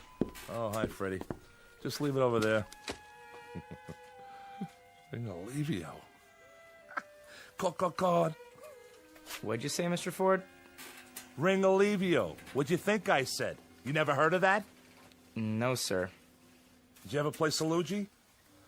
I don't think so. 1, 2, 3, 4, 5, 6, 7, 8, 9, 10, red light. See you later, Mr. Ford. What were you brought up anyway? Mr. Ford speaking. No, I'm not finished yet. Well, I don't know when it'll be ready. I can't help it if Mr. Judson wants to know. Listen, you can't turn these things out like donuts. Horace? Hi, Lenny. You tell him I am rushing it.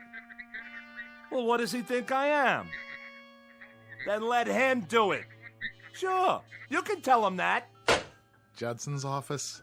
What does he want from me? They want to get that toy into production for Christmas. He's got 6 more months. Take it easy, Horace. Look, he's an okay guy, but he's in business. You gotta remember that. It's nothing personal. How's it coming? Now, don't you start on me. What's wrong? I'm not sure. I saw a kid last night. Were you ever on Randolph Street? I don't think so. Why? Randolph was my old street when I was a kid. He wore the same kind of clothes we used to wear, this kid I saw.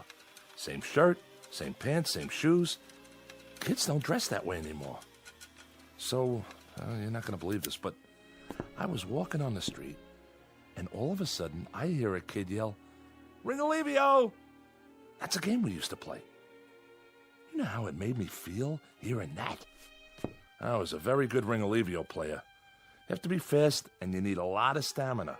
Boy, the running you have to do. First, we choose up sides. 1 potato, 2 potato, 3 potato, 4. Remember that? Then one side has to hide. Once I was hiding behind the grocery in the back where they keep all the cartons and all. Horace. So, I fell asleep back there, and when I woke up, I took one look at my Mickey Mouse watch, and Mickey Mouse watch? My God, I haven't thought of that in 20 years. Remember when you had a Mickey Mouse watch? What a big deal that was? Anyway, I was telling you about last night. I was on Randolph Street for the first time. Look, Horace, I've got some work on my desk. I only wanted to tell you. I just stopped in to say hello. See you at lunch.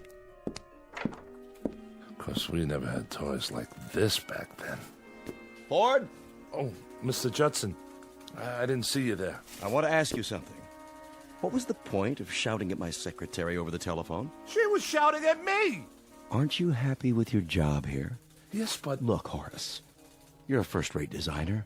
You have value to this company, and for our good as well as yours, I don't want to see it dissipated. You've been behaving peculiarly.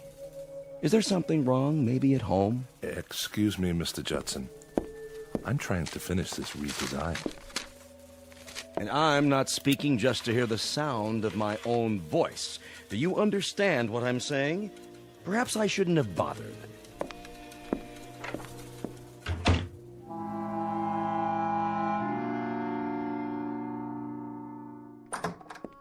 Hello? Sorry I'm late. Subway was tied up for about 20 minutes. Somebody jumped? Nobody jumped. Why do you always think that? Well, it happens if you read the papers. Something broke down. You can't kiss your mother hello anymore?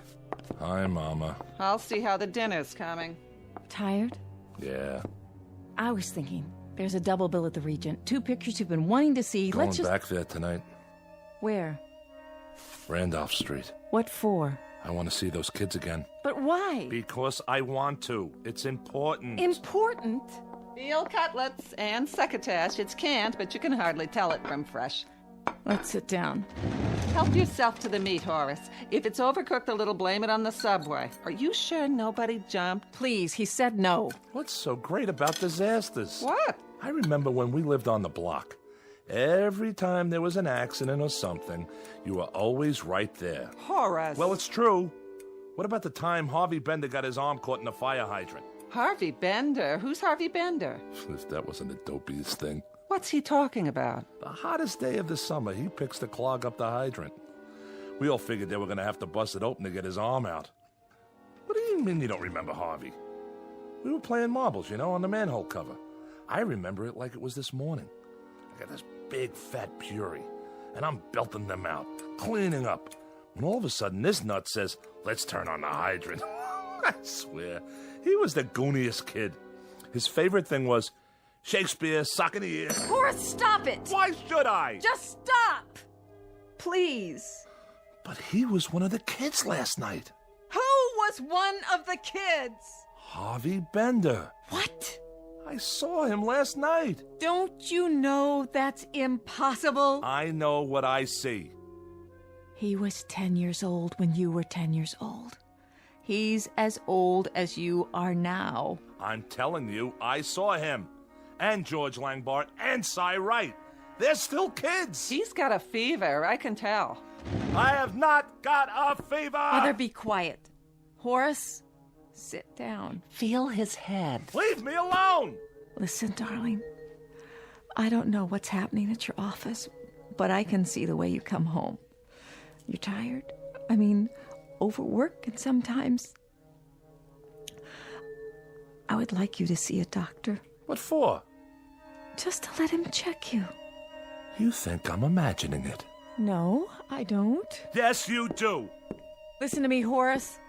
Horace, where are you going? To see my friends. Horace, please.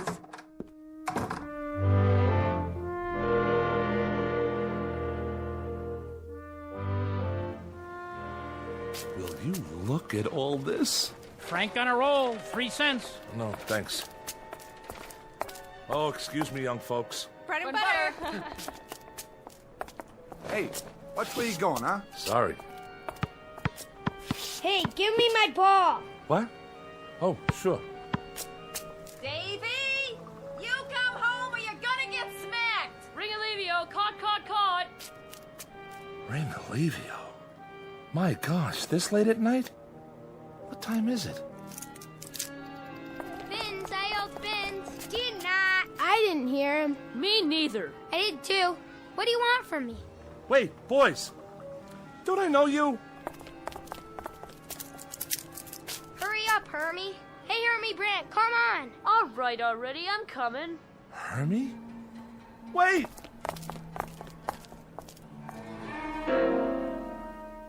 Hey, let's swipe some apples from the fruit stand. Hey, Nitsy. We each grab one. Next to Larry. Next to Larry. Okay, I'll go first. Boys, please.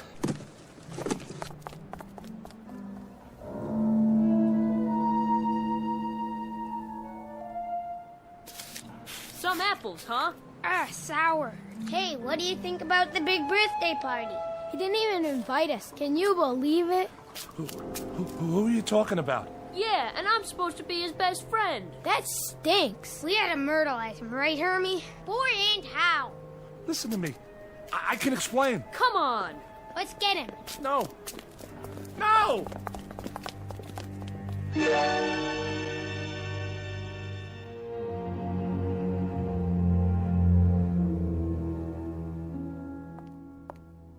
Do you think I got enough ice cream? Huh?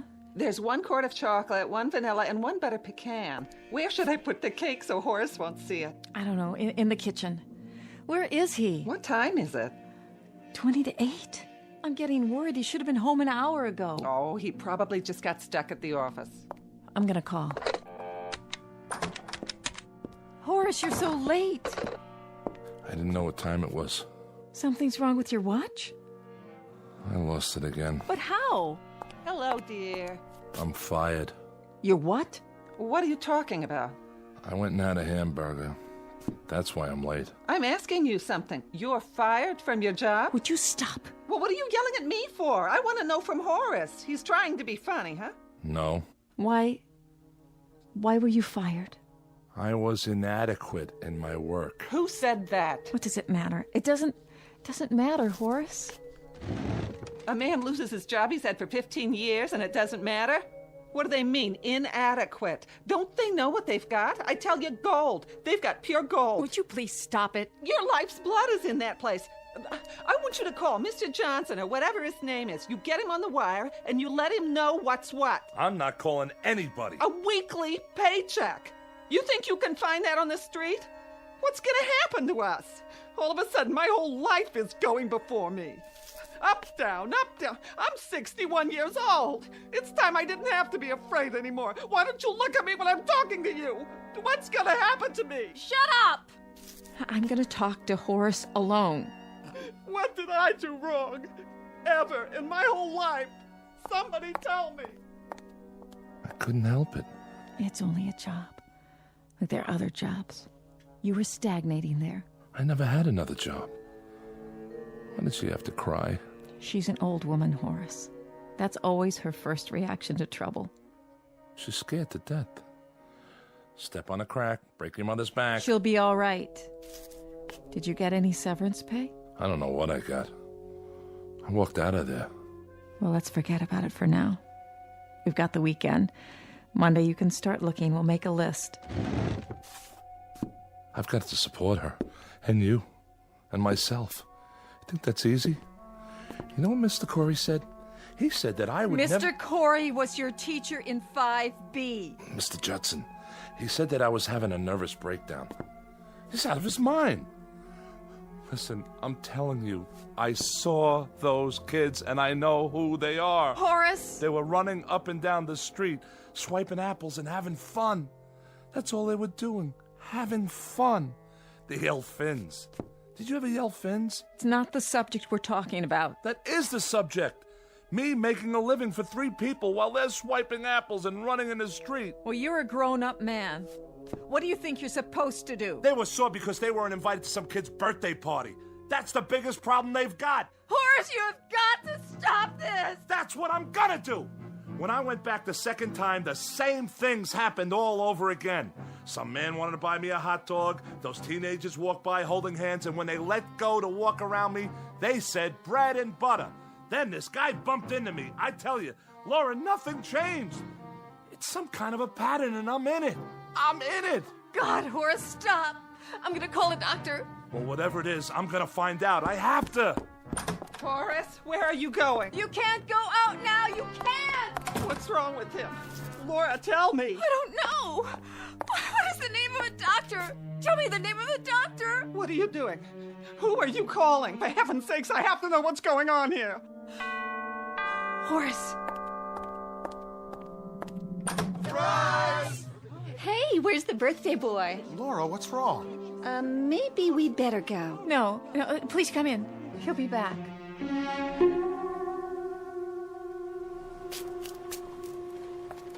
Frank on a roll, 3 cents. No thanks. Oh, excuse me, young folks. Bread and butter. Hey, which way you going, huh? Sorry. Hey, give me my ball. What? Oh, sure. Davy! You come home or you're gonna get smacked! Ringalivio, caught. Ringalivio? My gosh, what time is it? Where's my watch? Fins, I yelled fins. Did not. I didn't hear him. Me neither. I did too. What do you want from me? Wait, boys. Hurry up, Hermie. Hey, Hermie Brant, come on. All right already, I'm coming. Hermie? Wait! Hey, let's swipe some apples from the fruit stand. Hey, Nitsy. We each grab one. Next to Larry. Next to Larry. Okay, I'll go first.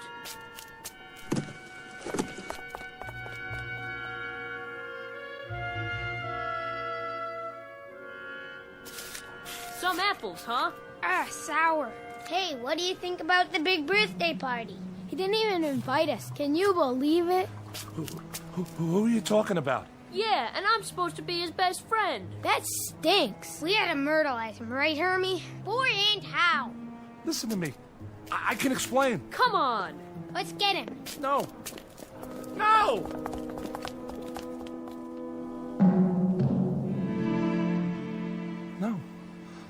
No. Why don't we bust in on the party? Fellas.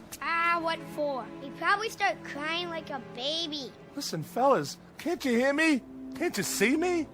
I gotta tell you something. Step on a line and you bust your father's spine. Cut it out. You've got to listen to me. So are we going to the party? What do we do when we get there? Who cares? They probably got ice cream. Who needs ice cream? It's better than standing around here. Please, look at me. I'm standing right here. Hermie, are you my buddy? Fellas, please. I gotta tell you something. I know I got some apologizing to do. Georgie, Cy, come on. What are you giving me the treatment for? Will you listen? I couldn't help it. Hermie, I'm your best friend. You have to give me a chance. Well, if it ain't little Horace Maxwell Ford. The birthday boy. Why didn't you invite us to your party? We're gonna myrtleize you. No, please. Please, don't. Don't.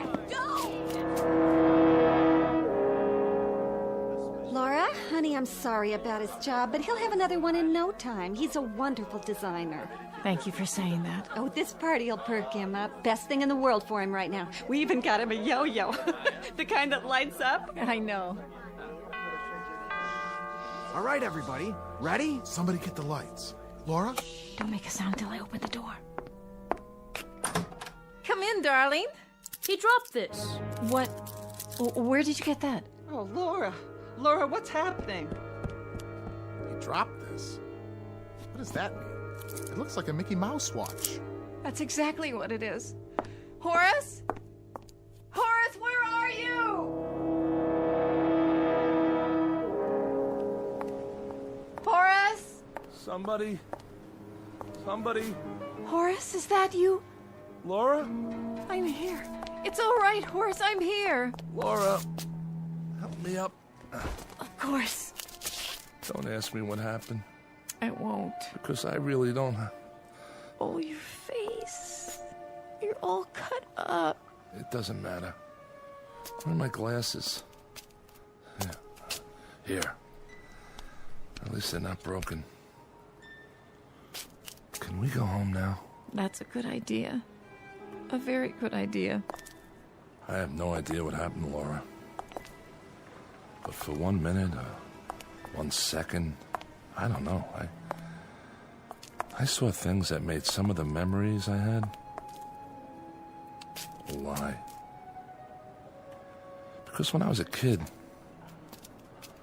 a lot of it was an ugly, sad nightmare. And I saw that. I know what it was. I remember it now. All of it. I don't know what happened either, Horace. But I think we all do that. We remember what was good and we black out what was bad. Maybe if we didn't, we couldn't live at all.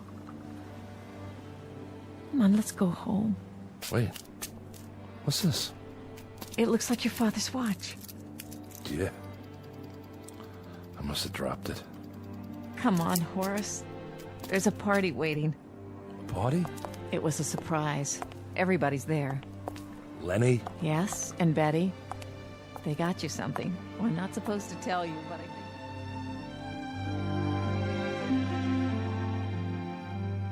Mr. Horace Maxwell Ford, age 38, a bit disheveled but soon to be whole again, with his shirt tail tucked in, his socks up, his glasses straight, and his hair combed, at least most of the time. A mild man, except when talking about his favorite subject, his beloved toys. The ones he builds because he never had them as a child. Don't feel sorry for him. He's just begun to understand that he's really a very adequate man. All grown up and not the awkward boy he used to be. A life-changing discovery, and one that could happen only in the Twilight Zone.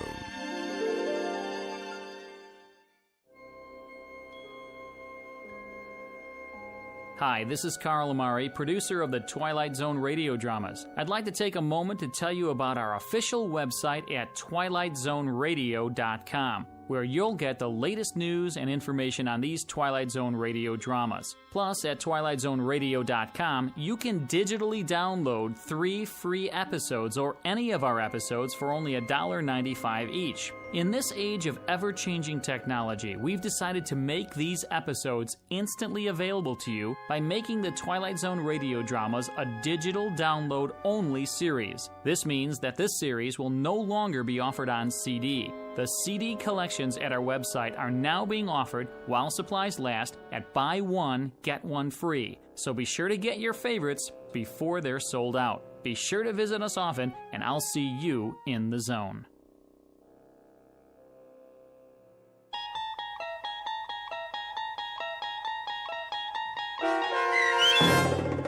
The Incredible World of Horace Ford, starring Mike Starr with Stacy Keach as your narrator, was adapted for radio by Dennis Etchison and based on a script by Reginald Rose. Heard in the cast were Taylor Miller, Meg Thalken, Doug James, Carl Van Sickle, Adam Blaine, John Starr, Bill, Charlie, Alex, and Henry Kummerer, Martin Hughes, Bob Blaine, and Adam Tangway. To learn more about the Twilight Zone radio dramas and to obtain audio cassettes and CDs of these programs, visit our website at twilightzoneradio.com. This copyrighted radio series is produced and directed by Carl Amari and Roger Wolski for Falcon Picture Group. Doug James speaking.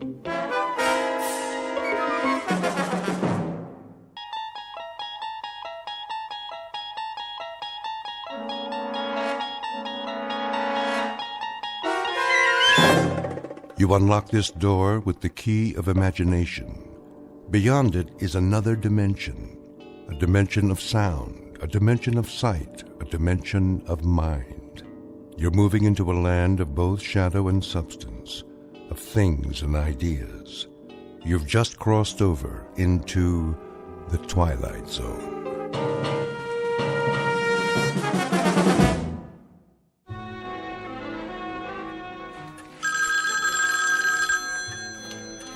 Roswell G. Flemington Model Ship Company. I'll check, please hold. Did we fill the Benson order yet? Benson? I just packed it. Scale model steamship complete with working boiler and drive propellers. It's going out today, COD. Mr. Benson, your ship's been shipped. Mailed. You should get it by the end of the week. That's right. You're welcome. Lloyd, where's the ledger from last quarter? On the top bookshelf. Why'd you put it all the way up there by the ceiling? I didn't. Flemington did. Oh, then let's move the ladder so I can get up the flying jib or whatever he calls the wall beam. The mast. The captain insists it's the mast. Now don't you go nautical on me, Lloyd. Oh, I'm not. I wouldn't, believe me. Strictly his terminology. Well, I say it's a bookshelf, and I say it's a pain in the neck. The Roswell G. Oh, hello, Mrs. Flemington. Yes, Mr. Flemington is in, but he's taking his mid-morning nap. In his quarters. His office. Yeah, that's right, with his phone unplugged. Would you care to leave a message? Okay, I see. I'll tell him. Here it comes! Oh, cover your ears, boys! Let's get with it, Conklin! A tight office is a happy office. Idle hands make for an unproductive poop deck. Yes, sir. What are you doing, Miss Abernathy? Just putting on my lipstick, sir. That is, Captain. Belay that! Extraneous activity is nothing more nor less than sloppy seamanship, in a manner of speaking. You there! Fenstmacher! Aye, aye. Keep an even keel, in a manner of speaking. Let's keep an even keel here, man. To all of you, bear in mind that we must, all of us, go aft, climb up the old mast, in a manner of speaking, and set our sights on a distant horizon. Got it, sir. A tight ship, a happy ship. Damn the torpedoes of competition. And full speed ahead. Aye, aye, Captain.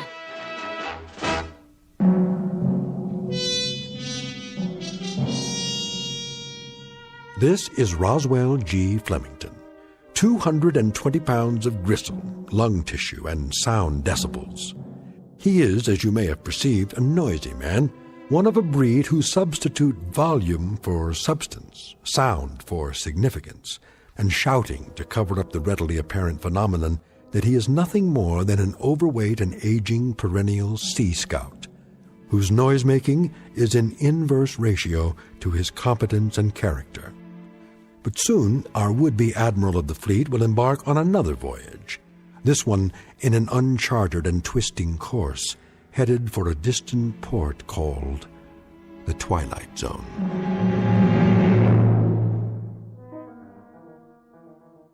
And now, The Twilight Zone and our story, Sounds and Silences, starring Richard Kind, with Stacy Keach as your narrator.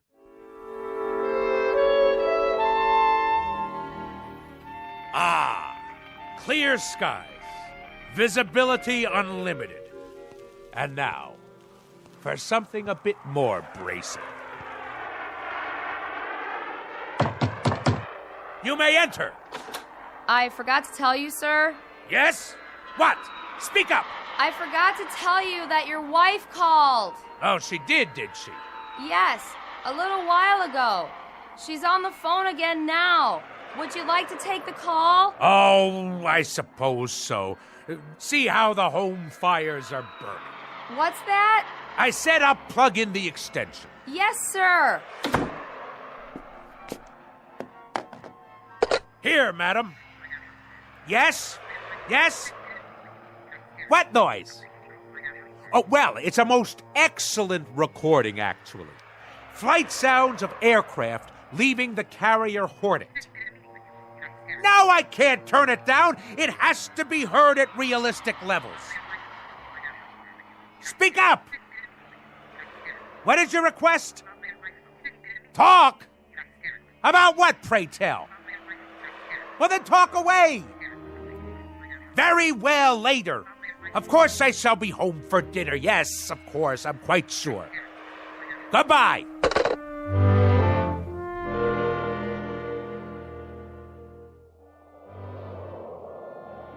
Naval aircraft, I presume. Someone should fire a volley at his starboard side. Ugh, no shooting, please. My ears are ringing already. If you ask me, I'd say Captain Bligh is a few hours away from a mutiny. He'll have to walk the plank. Old fat boy? Where would you find a plank big enough to hold him?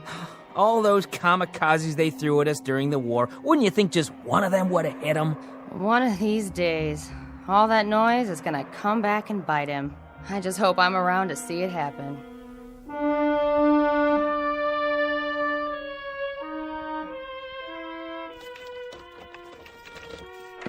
All ashore! I'm home! Ah, Navy rum. To be followed later by a full measure of grog.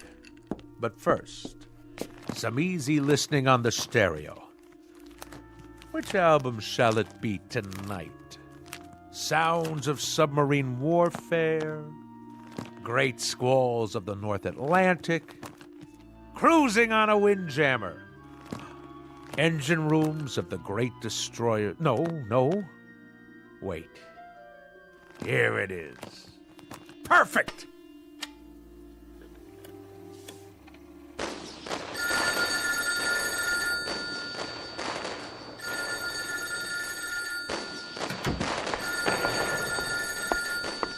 Yes?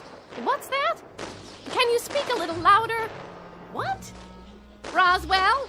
Roswell! Hello, dear! Could you turn that down just a little bit? I beg pardon?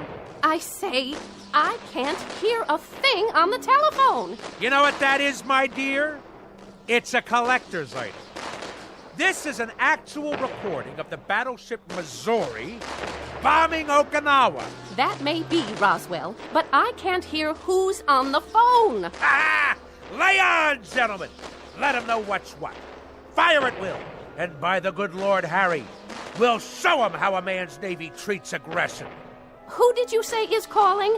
Who? Just a minute. I'm afraid you'll have to call back.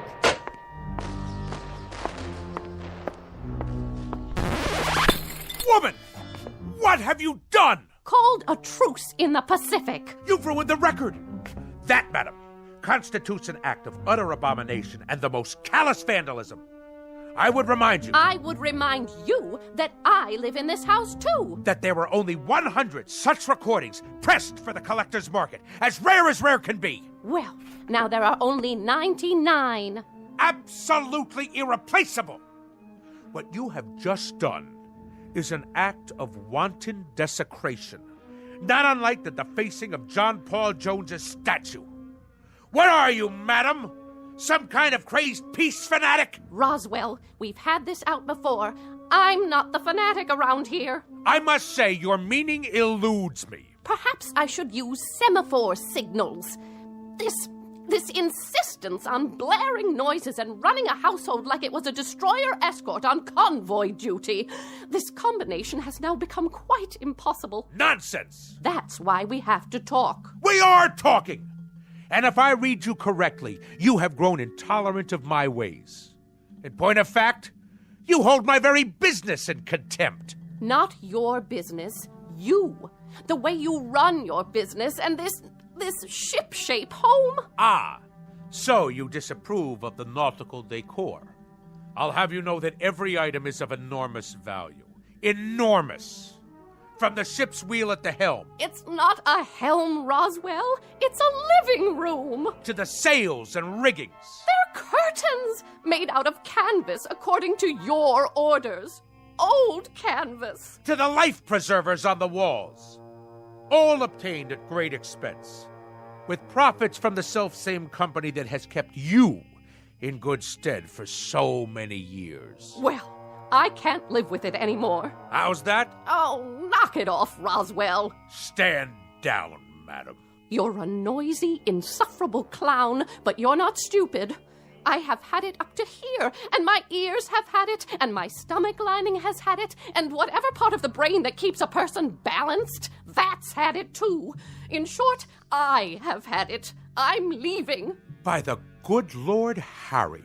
Departing a sinking ship, you might say. And don't tell me how sudden this is, because as you well know, we have been en route to this point for the last 20 years. I can't bear to be at sea any longer. I am totally and absolutely astounded. Are you now? I am indeed. My own wife, and after 20 years. 20 years ago, I was not taken in marriage. I was piped aboard. And after 20 years, the piping has become shrill and unbearable. It has destroyed me, my nerves, and my sanity. So, at this point, Roswell, I'm leaving, in a manner of speaking, the ship's company. So, you're deserting me? In a manner of speaking, Roswell, you said it. Lydia! Lydia, don't you lock me out of our own bedroom. It wasn't locked, Roswell. It may interest you to know, madam. Don't shake your finger at me. That when I was a young chap, a mere cabin boy, you might say, I had a mother who insisted that she was perpetually ill. A whiny, petulant, complaining woman similar to yourself. Oh, this is too much. And when I would come home from school, she made me walk tiptoe and whisper in her presence. Whisper, whisper, whisper, whisper. Do you know that in our house we never had any cookies? Just soft fudge brownies, because they made less noise when you chewed them. Eat your brownie and then run upstairs, change your clothes, but keep it quiet. And I tell you, madam, I took quite enough of it. That is why I went to sea. And that is why I've spent my life in the very wholesome, healthy, quite understandable pursuit of the free and the unfettered. Strip off the cotton and the insulation, and let the sounds of the earth come in. And so now I am owner, manager, chairman of the board, and president of the Roswell G. Flemington Model Ship Company. Second to none in the field. Whose motto is, damn the torpedoes, full steam ahead for fun and profits. I know the company, I know the president, I know the motto. And I respond, Mr. Roswell G. Flemington, with the following nautical phrase, which I have now taken to heart and will proceed to implement. The phrase is, lay aft and dump the garbage. So, in a manner of speaking, consider yourself dumped.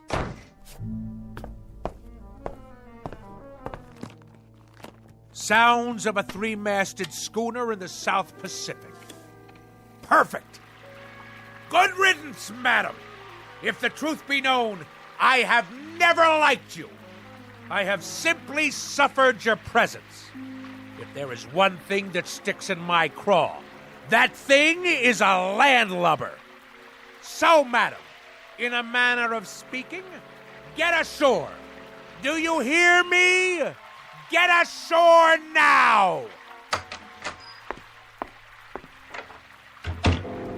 I have never, marked you, I have never in my entire life felt so free, so unencumbered, so absolutely fulfilled. In the parlance of naval language, in a manner of speaking, the situation is 4.0. My decks have finally been cleared. I intend to enjoy myself topside for the rest of the evening. And at precisely 10 bells, I shall retire to my sleeping quarters. But until then, this is my watch. At long last, I can see to the far horizon. And a life of wonderful, delightful noise. Now, where's my karaoke machine? Anchors away, my lad! Anchors away!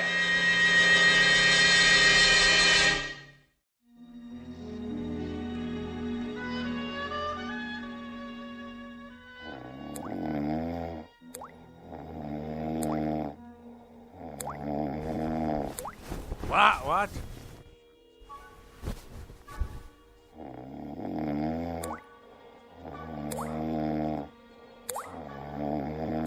What?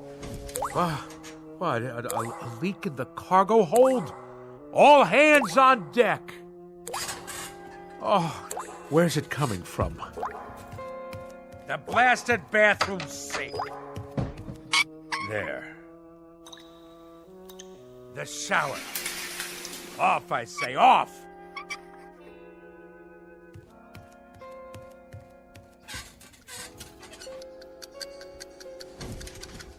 How do you turn off this wretched alarm clock?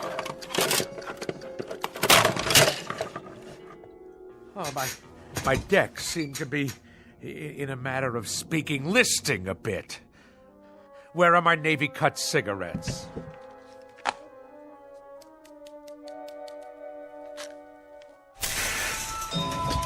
I must be dreaming.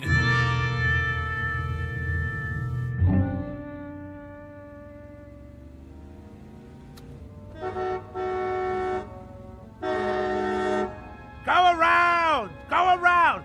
Pass, you imbecile! That's right! Run the red light! No noise laws in the city at all anymore. Any rattletrap is permitted on the streets. At last, my turn to make my way through the flotsam and jetsam.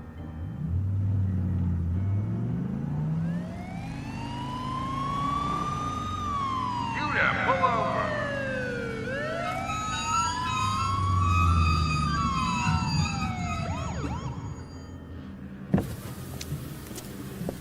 License and registration. Certainly, officer. Happy to oblige. My duty is a civilian. Here you are. Mr. Flemington? Roswell G. Flemington, of the Flemington Model Ship Company. Perhaps you've heard of us. Purveyors of the finest in maritime collectibles. A Navy man, are you? Coast Guard? Merchant Marine? Something wrong with your car? Why, no. No, not at all, thank the good Lord Harry. Now, this boat has kept me afloat for many years now. Hydromatic V8 with overdrive. Though the engine seems to produce a most curious sound this morning. Like a motorboat every time I step on the gas. No, it's more like a tug, I should say. Like a tug hauling an ocean liner to the dock. On your way to work, are you? I am indeed. And if you wish to cite me for speeding, you'll have difficulty proving it in court. A great deal of difficulty. At no time have I exceeded 15 knots. Point of fact, that's an impossibility. Considering the sounds of strain emitted by this engine. I didn't stop you for speeding, sir. Oh, good. Well, I'll be on my way. I stopped you because you were going so slow. You did? Oh, I see. Well, then that's all very well, then. Why are you driving so far under the speed limit? Why? It's as I said. This craft obviously has a few bolts loose somewhere. I tell you, I've never heard such a racket from the engine room. Then I'd suggest you take her into port somewhere. There's a gas station on the next block. They do repairs.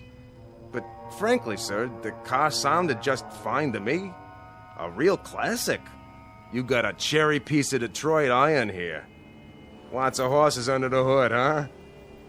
Anyway, try to keep up with the flow of traffic, would you, Mr. Flemington? Good day to you.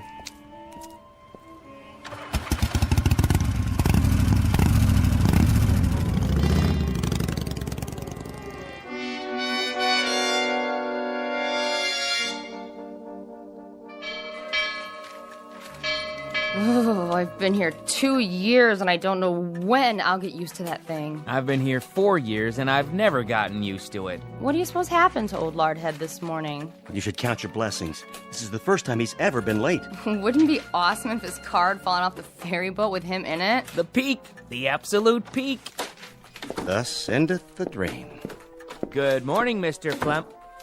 That's the first time he's walked in without telling me that the smoking lamp was not lit and we had to move full speed ahead toward the shores of prosperity. Maybe he's sick. Something incurable, like barnacles on the brain. That's very odd. That's very, very odd. I've been here 10 years, and that's the first time he's ever looked frightened.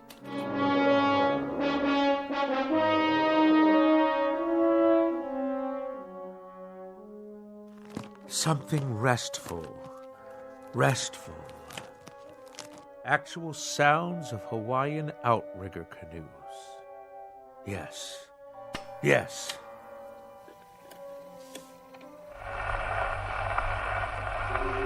Ye gods! This record is defective! Fresh air, that's what we need. The great outdoors, the smell of salt spray in our nostrils.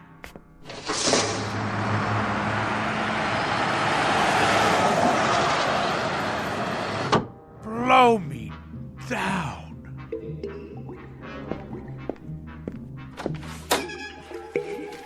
Conklin! What are you doing, man? Me? Just pouring a glass of water from the water cooler, that's all. Well, let's keep it quiet out here. Yes, sir. Now what are you doing? Swallowing, Mr. Flemington? I was thirsty. Quietly, I said. Quietly. Now stop gaping. Get back to work. All of you. Mr. Fenstermacher! Begging your pardon, sir. New shoes. What have you gotten them? Dead fish? Oh, people! This ship has to shape up. Repeat, shape up. Noise pollution hinders efficiency. Let's secure the hatches now and mind the torrent of bilge. Oh, what is going on? By the good Lord Harry, what on earth is going on?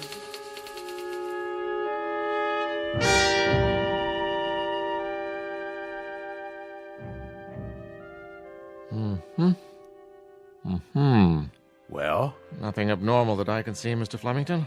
No excess wax, no obstruction of any kind in the inner or outer ear. You mean no sign of infection? Nothing at all?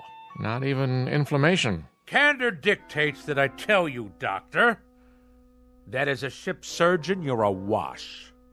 You wouldn't make cabin boy, in a manner of speaking. I take it, Mr. Flemington, that you expected me to find something wrong with you. I told you the symptoms, haven't I? You have.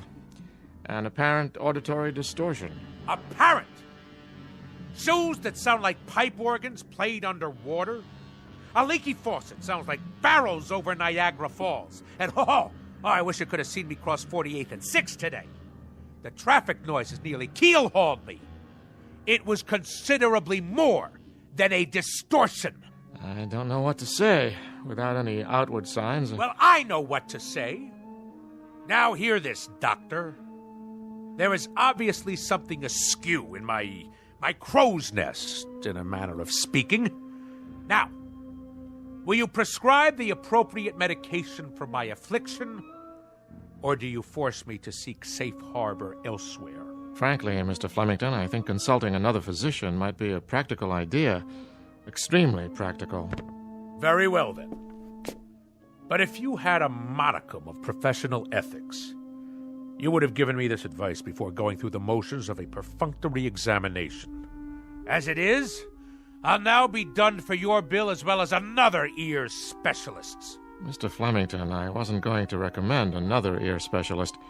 I had in mind, perhaps some psychiatric help. A psychiatrist, huh?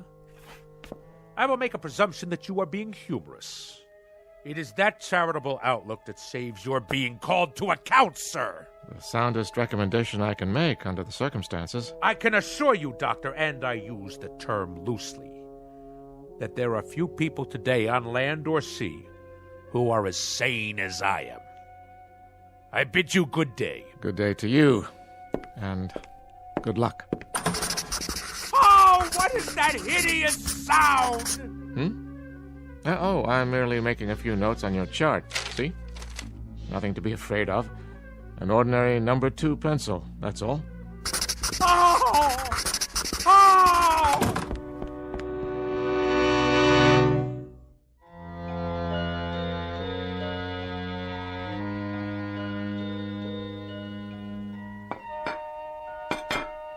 Do you have to be so piercing with that rose? Sorry, Mama. Well, you've done a beautiful job setting the table. You can sit down now, Mama. Oh, you're a good girl, Rosie. You know I'd cook Thanksgiving dinner if I could, but with my allergies and my arthritis and my bursitis and my ear infection, not to mention my spastic colon, well, it's all I can do to make it downstairs. I know, Mama. You may call your brother now. Roswell!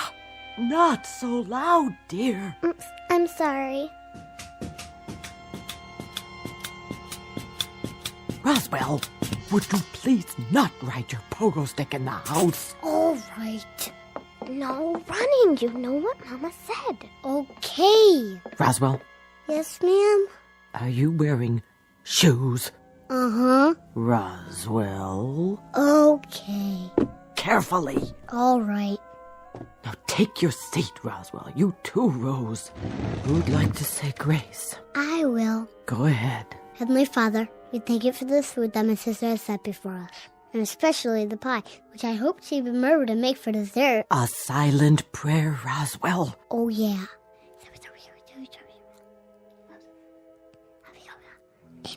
Pass the mashed potatoes, please. Yes, Mama. And the cranberry sauce, and the yams, and the creamed corn, and the creamed spinach, and the tofu. Can I carve the turkey? Oh, there's no need. This year we boiled it till it's so tender it slides right off the bone. So much nicer without all that hacking and sawing. Doesn't it look scrumptious? Yeah. Here, have a roll, Roswell. Thanks. Hey, how come it's so soft? Rosie only put them in the oven for a minute so they wouldn't be too crunchy. Easier on the nerves. Did you make the pie? Tapioca, but there's lots of whipped cream. Grab hold. What's that? A wishbone. Grab hold and pull. I don't know. Go on. What are you children doing? And what's that in your hand? Oh, my heart. You gave me such a fright. I'd better lie down.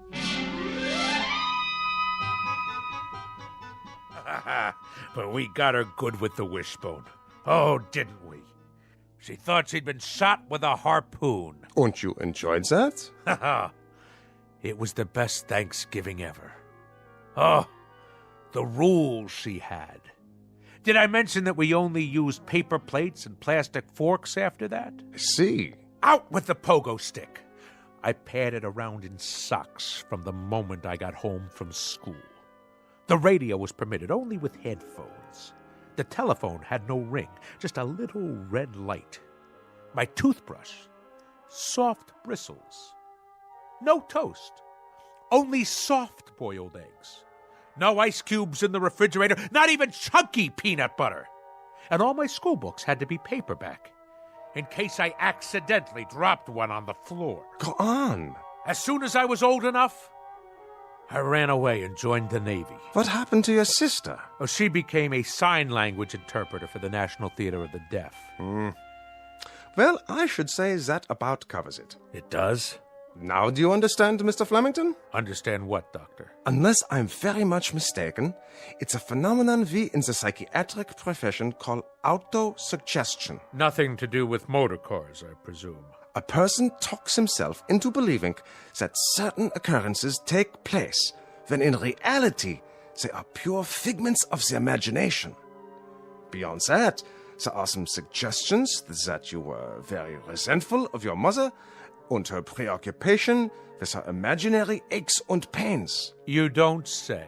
My guess would be that this feeling now extends to your wife, who very similarly provides you with a mother image. But I can tell you this, Mr. Flemington, and forgive me if I repeat myself, these occurrences are only figments of your imagination. Yeah, but if that's so, then... Snap your fingers. Do I dare? Go ahead, snap your fingers. Any abnormal sound? None. Now, stamp your feet on the floor. Normal? Happily, delightfully normal. Now, let's really put it to the test.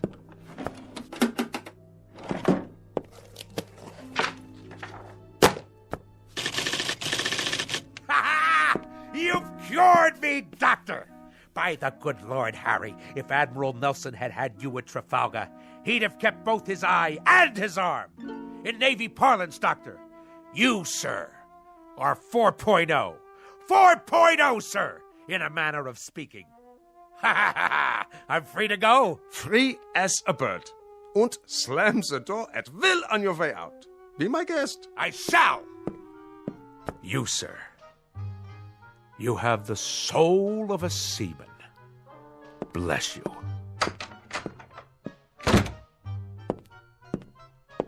Any more patients today? No, Doctor, that was the last one. Praise Freud. Why do I get all the nutcases?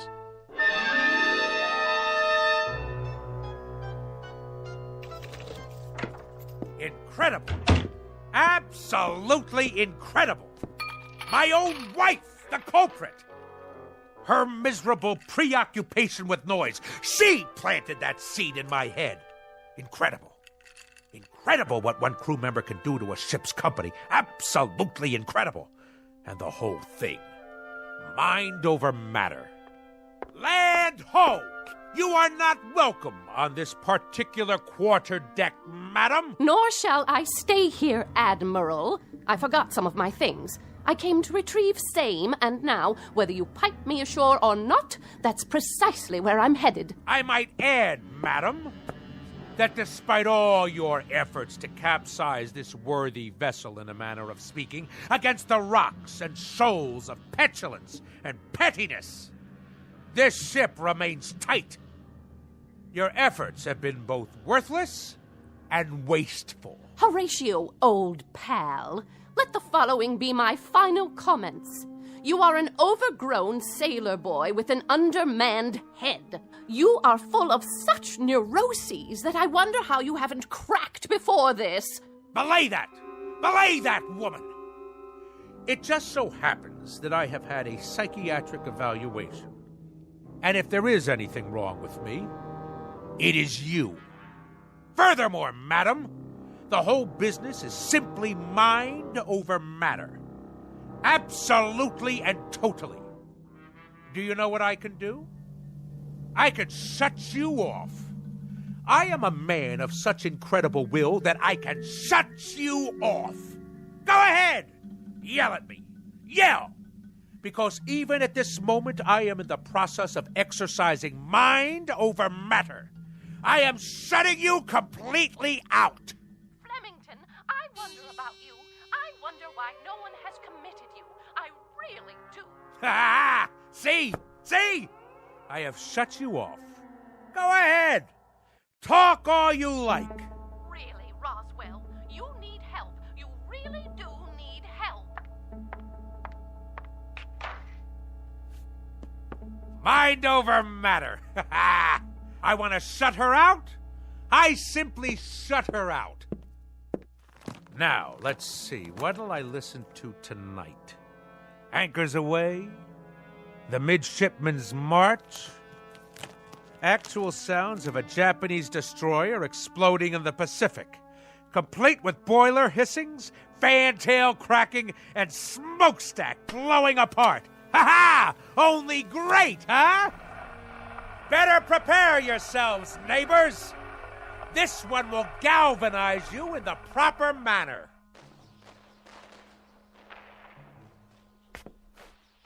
Something wrong with the record player? Better turn the volume up. All the way. Must be the speakers. Why is everything so quiet? What's wrong out there? I can't hear the city. Hey, out there! Hey! Hey, what's going on? Why can't I hear anything? Louder! I want it louder! More noise! More noise out there! Let's hear it! Come on! Louder! Louder! Help me, someone! Help me!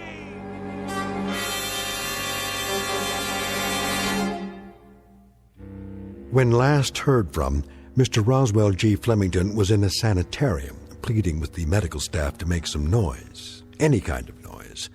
They, of course, believed the case to be a rather tragic aberration, a man's mind coming inexplicably unhinged. And for this, they'll give him pills, therapy, rest, and lots of peace and quiet. Little do they realize that all Mr. Flemington is suffering from is a case of poetic justice. Tonight's tale of sounds and silences from the Twilight Zone. More from the Twilight Zone after this. Hi, this is Carl Amari, producer of the Twilight Zone radio dramas. I'd like to take a moment to tell you about our official website at twilightzoneradio.com, where you'll get the latest news and information on these Twilight Zone radio dramas. Plus, at twilightzoneradio.com, you can digitally download 3 free episodes or any of our episodes for only $1.95 each. In this age of ever-changing technology, we've decided to make these episodes instantly available to you by making the Twilight Zone radio dramas a digital download-only series. This means that this series will no longer be offered on CD. The CD collections at our website are now being offered, while supplies last, at buy one, get one free. So be sure to get your favorites before they're sold out. Be sure to visit us often, and I'll see you in the zone.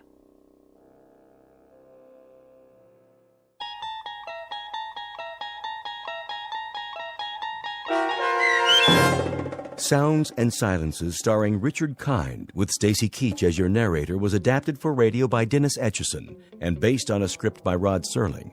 Heard in the cast were Maggie Carney, David Darlow, Richard Shavsden, Peggy Roeder, Sarah Marks, Carl Amari, Doug James, C.J. Amari, James Schneider, and Amanda Amari.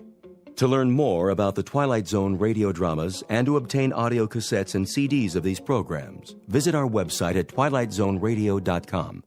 The producers of The Twilight Zone wish to thank CBS Enterprises, Carol Serling, Dennis Etchison, Dick Brescia Associates, Claire Simon Casting, Terry Jennings, XM Satellite Radio, the American Forces Radio and Television Service, Sirius Satellite Radio, our sponsors, and our radio affiliates for helping make this series possible. This copyrighted radio series is produced and directed by Carl Amari and Roger Wolski for Falcon Picture Group. Doug James speaking.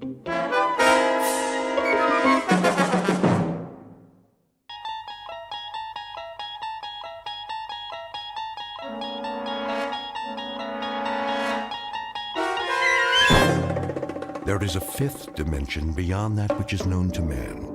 It is a dimension as vast as space and as timeless as infinity.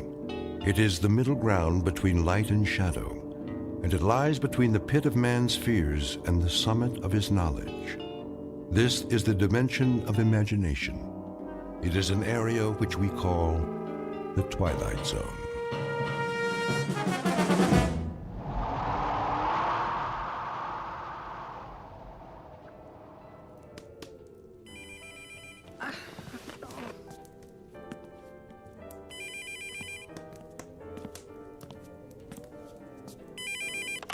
Merry Christmas! Mom? Hello? Mom, can you hear me? Barely. Are you all right? Our flight is grounded in Chicago. Why? The snow is really coming down. No more flights will be going out tonight. We can't control the weather. Where will you stay? We got a room at the airport hotel. Well, that is no way to spend Christmas Eve. Well, we're better off than the people sleeping on the floor of the terminal. I guess so. Merry Christmas, Mom. I love you. Wait, tell Katie that Santa will leave her presents here, and I'll keep them safe. Mom? Luke? Luke? Merry Christmas to me.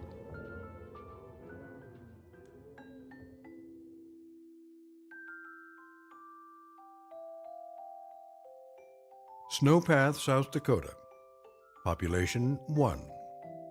One very unhappy grandmother named Martha Waltham, who finds herself alone on Christmas Eve, even though her house looks like a Christmas card, beckoning everyone home for the holidays. Now no one is expected this year. Her only solace will be her Christmas tree, decorated with mementos of Christmases past. The weather has spoiled her plans and cooked her proverbial Christmas goose. But Christmas is a time filled with miracles. And Martha Waltham is about to find out she won't be spending Christmas Eve alone after all, because she is about to meet some very special visitors from the Twilight Zone. And now, The Twilight Zone and our story, Snow Angel, starring Sean Astin, with Stacy Keach as your narrator. And more snow. Get out the snowshoes and the shovels. It's beautiful to look at if you're inside and don't have to go anywhere. And you might not want to go anywhere if you don't have to. And in entertainment today, Might as well so go to talented, bed. So young and so...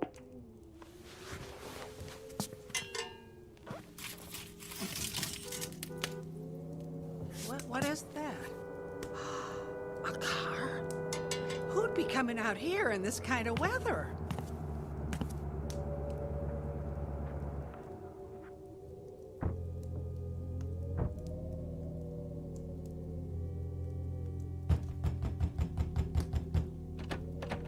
Who's there? Help! We need help! Who are you? What's wrong? It's my girlfriend. We need to find a doctor. Please open the door. You stand back from the door. I want to get a look at you.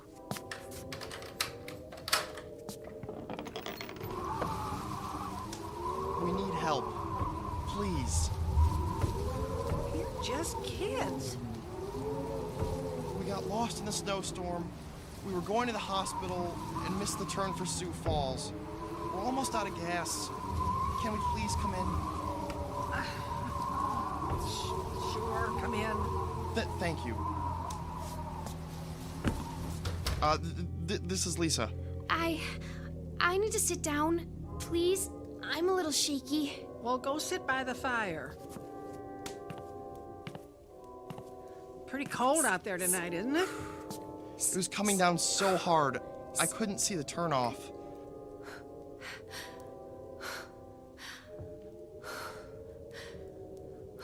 Lisa, you're breathing awfully hard. Are you all right? I'm fine. I'm just practicing my Lamaze breathing. Lamaze? She's getting ready to have a baby.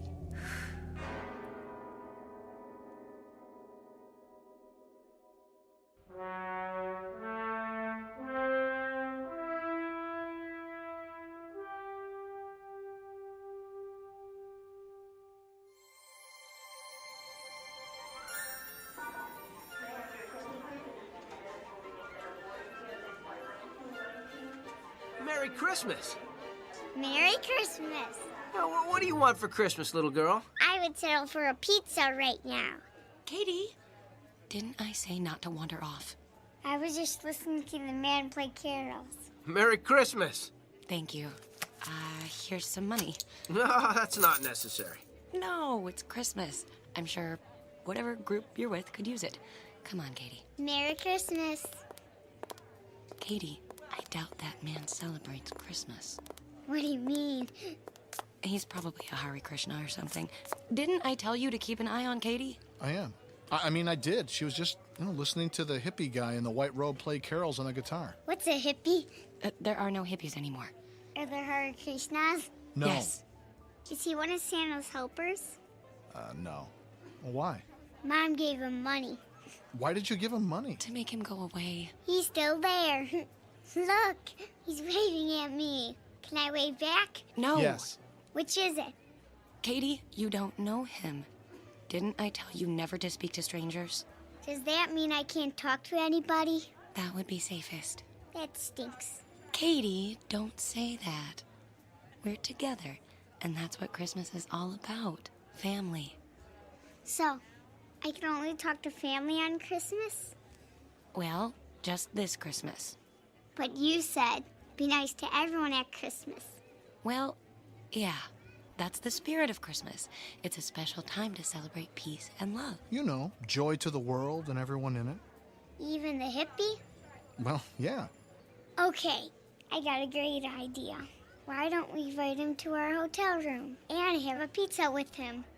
I don't think so. Katie, you can't. He's a complete stranger. I thought Christmas was for everyone. Well, it is. Mom, where's your Christmas spirit?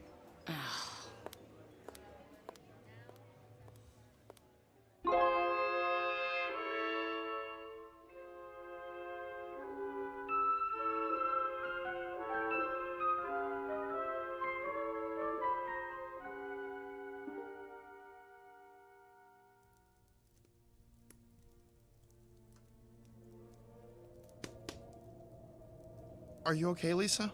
I think I need a doctor. Yes, you do. You really can't have the baby here. What do you mean? Well, I didn't mean it the way it sounded. She's gonna need some help. We have to get her to the hospital. I'm gonna call the sheriff's office. The sheriff's office? The sheriff can get her to the hospital. Ow! It hurts! It really hurts! And besides, the sheriff's got an EMT on call for emergencies just like this. Quite frankly, I think the baby could come any time now, and it makes no sense to take chances. Oh, perfect. The phone just went dead. God, I don't believe it. The storm must have torn down the lines. Ah! What's happening? What's happening? Ah! Don't be scared. The lights just went out. Oh, great. Now we've lost the electricity, too. Well, I'll get some candles. Look, lady, we need help. What are you going to do? Don't use that tone of voice with me. Sorry. Look, she needs help. We've got to do something. Okay. I've got a 4-wheel drive SUV in the garage. Here are my keys. You go warm it up, and I'll stay with her and get her ready to travel. Now you bring it around, and I'll drive you to the hospital. Thank you. Thank you so much.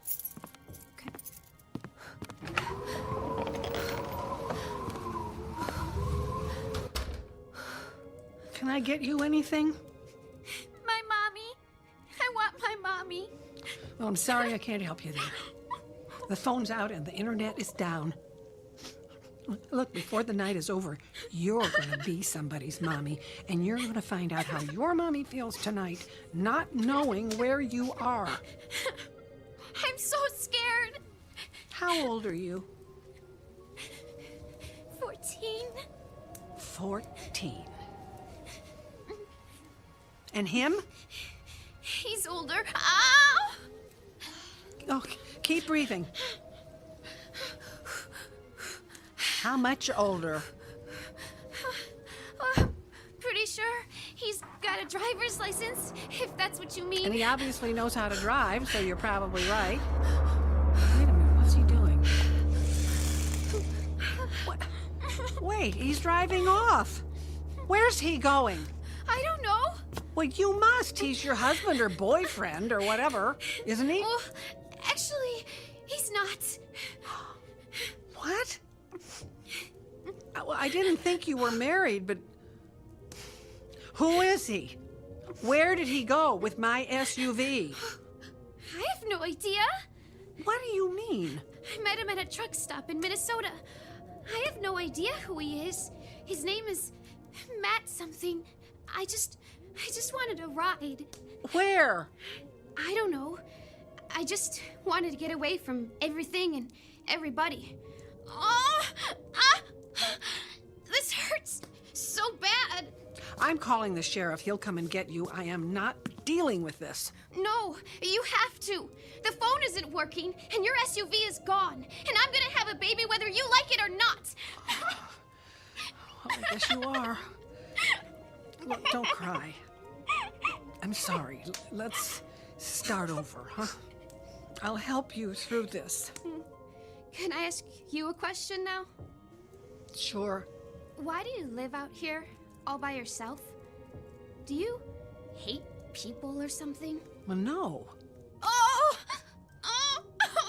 That one really hurts. Why would you think I hate people? Why isn't your son here tonight? How do you know about my son? Relax. I saw a picture on the end table. I figured it was your son. Am I right? Yes. How come he doesn't live here with you? He went away to college, met a girl, and got married. He started a new life somewhere else. Do you miss him? Yes. So, why didn't you go see him for Christmas instead of making his family come out here to the middle of nowhere? My family comes home for Christmas. But your son's family can't be home for Christmas because they had to come here for Christmas. I never thought of it that way. He and his wife and daughter were supposed to be here tonight, but they got snowed in. So they're spending Christmas in an airport hotel. That double stinks. Now everybody loses. Apparently.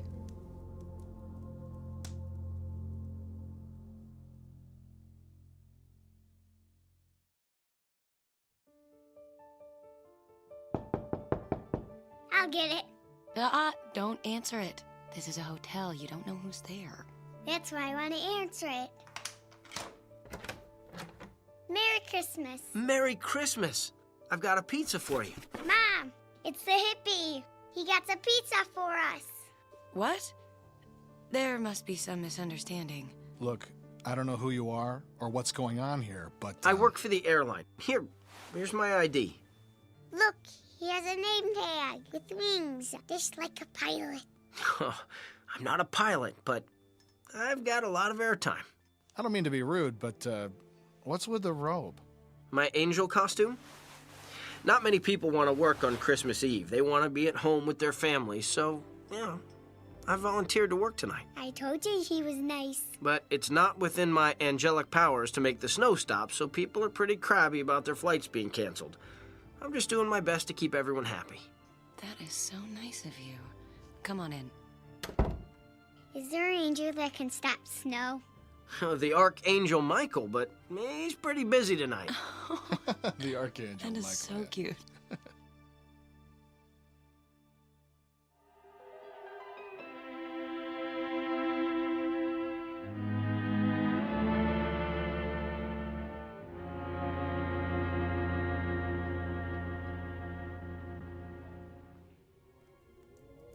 How are you feeling? The contractions stopped. Maybe it isn't time. Hey, the lights came back on. They must have fixed the power lines. How did they do it that fast? They didn't.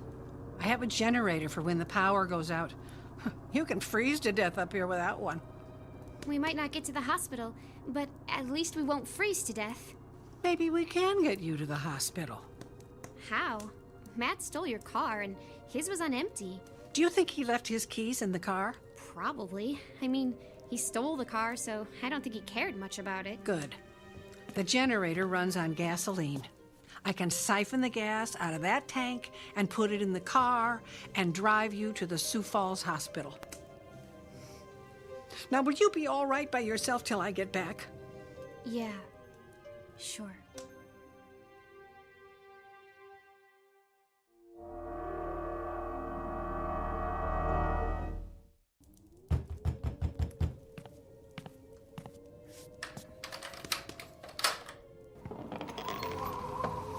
Hi, Merry Christmas, little lady.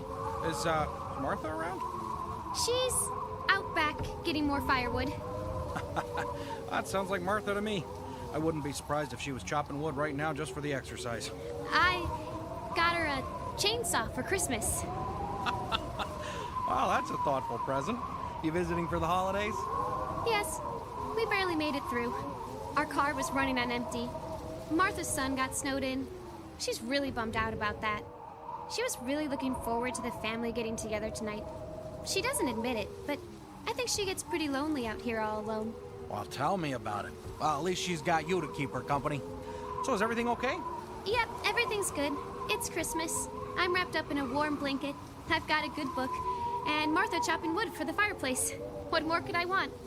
I'll call her son and let him know you're both okay. Hey, I'm sorry, I didn't catch your name. Lisa. All right, Lisa. You keep yourself all bundled up in that blanket. It's gonna be a cold one tonight. Sure thing. Good night. Good night.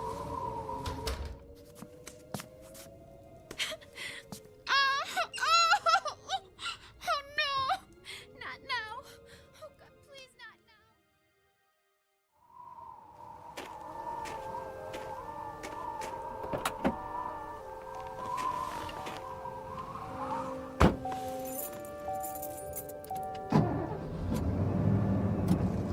Sheriff, where are you? Copy.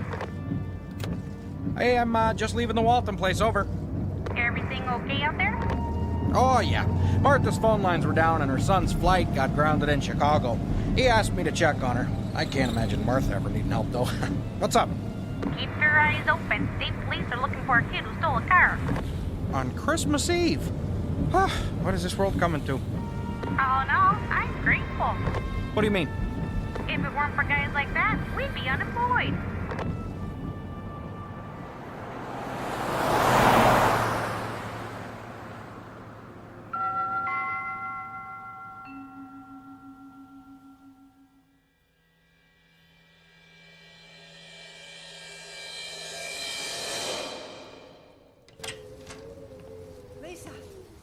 Lisa. Okay. I filled the car with gas, and we're in luck. Matt left the keys in it. Lisa? Lisa? Lisa, where are you? Oh, God, oh, no. Her coat and her things are gone. Lisa! Oh, God. There's snow by the front door. God, tell me she didn't go out into the storm. Lisa! Lisa! Lisa!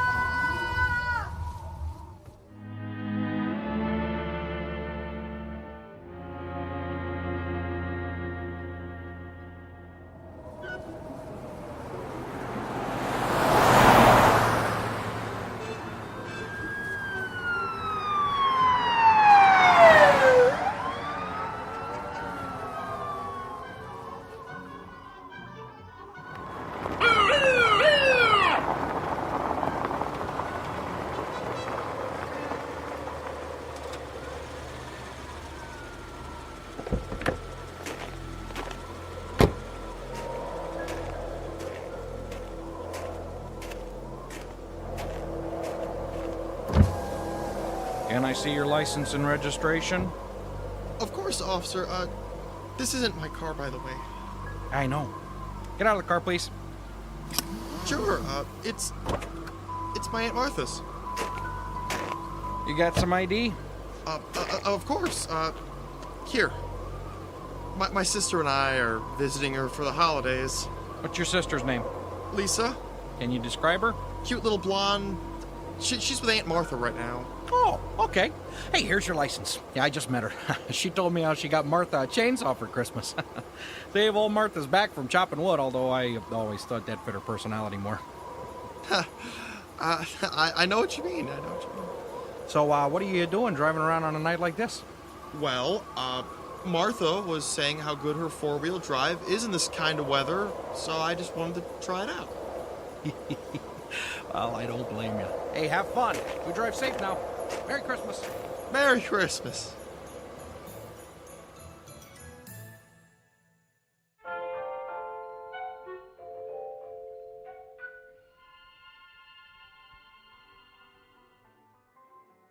Well, my dinner break is over. Time for me to get back to work. What do you do when the flights are all grounded? Well, not all the flights are grounded. They're not? No. Some flights have to go out no matter what. Passenger flights? Cargo. What's cargo? Packages. Wait a minute. Where's my package for Grandma? Honey, wait. Maybe he can get it on the flight. Honey, no. Well, where's it going? Snow Pass, South Dakota. I bet you don't have a flight scheduled there tonight. Well, you're right about that. I was thinking if it was, a big city or someplace warm. Could you try? I find it very hard to say no to you. Give me the package. I'll see what I can do.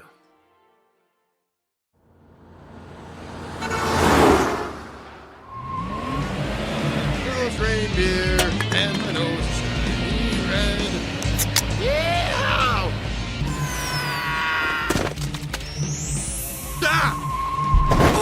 Oh my God. What was that? That come from? Oh no. Did a meteor fall from the sky? I hit somebody. Oh no.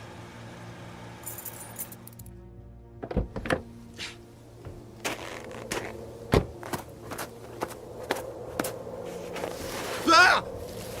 Oh man, I am so sorry. Dude, just lie still.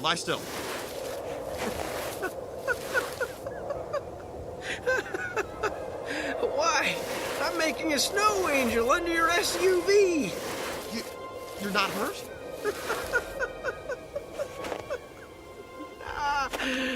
The snow is thick and soft. Whew, my angel wings are nice and fluffy. Go ahead, feel them if you want. What? I'm sorry, I'm kind of drunk, but you're an angel. Yeah, it's a big night for Christmas pageants, you know. I'm pretty busy flying around from place to place. How come you didn't get hurt? Well, your SUV is pretty high off the ground, and I grabbed the bumper and just hung on until you stopped. I would have to say that this would be a miracle. It's Christmas. Hey, give me a hand and get me out from under here. Hey, careful. Don't get oil on the wings.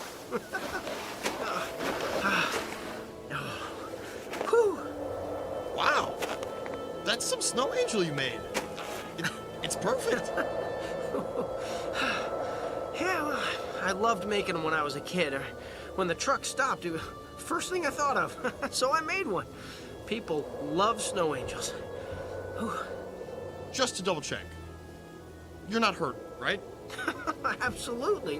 Nothing can hurt a snow angel. I mean, think about it. When I fell from out of the sky, blam! Did I get hurt? No. You think a little thing like getting run over by an SUV is going to bother me? You did fall from the sky. Well, of course.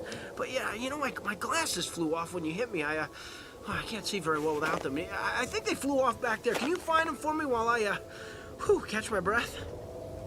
Sure. Anything you want. Around here, you think? Nope. Farther down the road by that tree.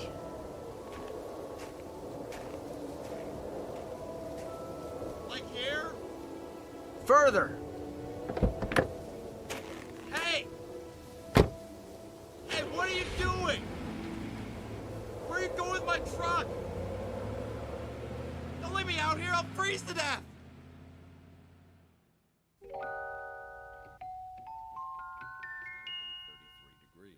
Clear tonight with the temperature dropping to a Mom, do you think he's gonna get that package to Grandma's house tonight?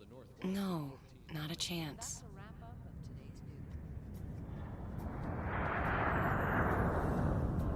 What's that sound? A jet just took off. Look out the window. You can see it. Mom, maybe there is a chance. Sorry to disappoint you, but no. Hundreds of flights were grounded. We're going to have a long wait. Maybe Grandma's line is fixed. The phone company barely gets lines fixed on weekdays, and they're going to fix a line on Christmas Eve? Hello? I don't think so. Yes, this is Luke Waltham. You're mommy negativity. No, I'm not. See what I mean? Okay, you got Really? me. Okay. Thanks. Was that Grandma? Told No, you so. it was the airline. They said to pack our bags and come to the terminal immediately. We're the first plane out of here.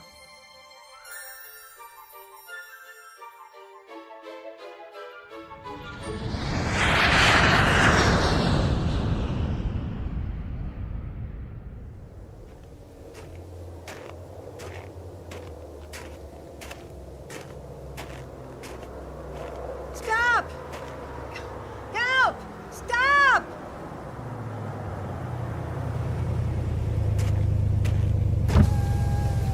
Hey, what's wrong? Who are you? Does it matter? You're gonna freeze to death out here. Get in.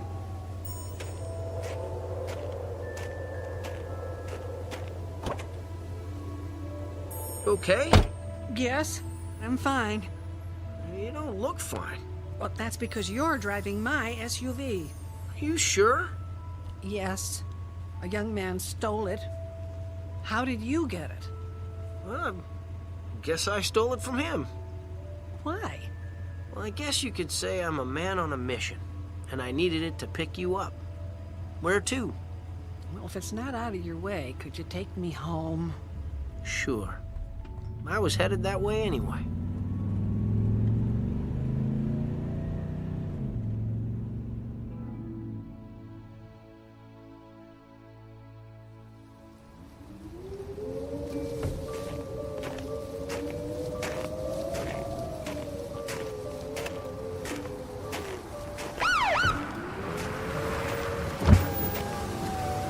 Hey, what happened to Martha's SUV? Huh? What? Well, I thought I hit somebody back there a ways, and... You did what? Well, I thought I did, but I couldn't have, because he came from out of nowhere. I mean, it was like he fell from the sky. He fell from the sky. Yeah, I think you better get in my squad car, and then we can go back and look for Martha's SUV. Well, we ain't gonna find it. I can tell you that. How come? Well, the angel that fell from the sky tricked me into finding his glasses. He made me walk away from the SUV to look for the glasses, and when I got far enough away, he drove off in the SUV. You know what I think? You got mugged, somebody hit you in the head real hard, and then stole Martha's SUV. You know, I did see a flash of light just before it happened, and then stars.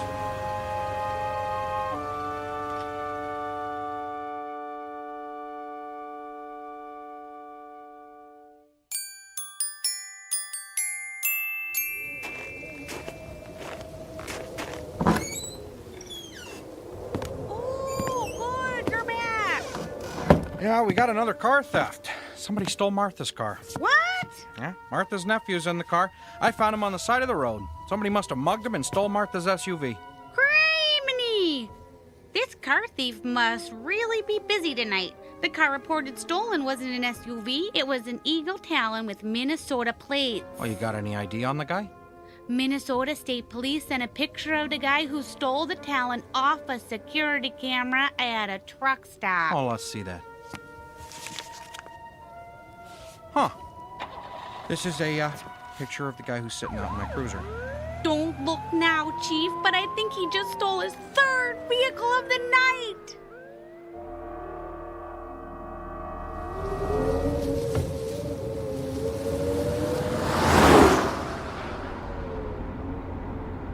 Thanks for the ride home. Do I get to keep my SUV? Or are you going to keep stealing it? Could I borrow it? For what? I'm looking for a girl named Lisa. Her parents are worried sick about her. You know her? I get around. She was here earlier. But I scared her, and she ran off into the snow. I was out looking for her. I know. She's inside. What?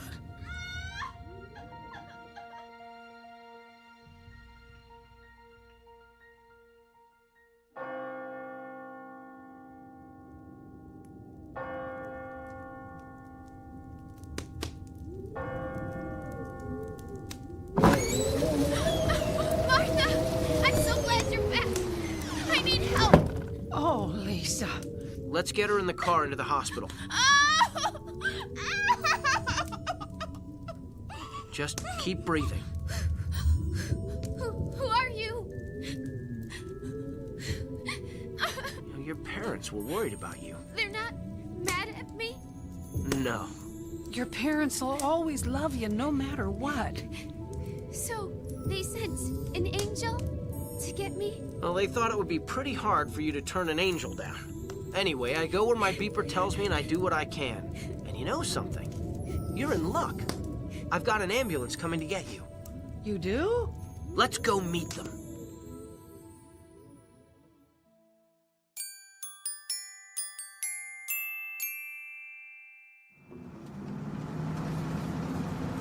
Is this ambulance the only non-stolen vehicle left in the whole county?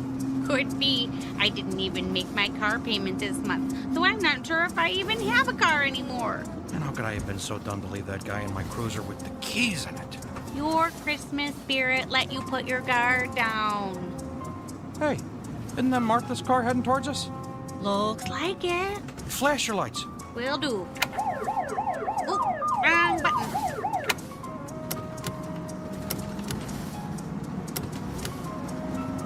Oh, I think you got their attention. You're stopping.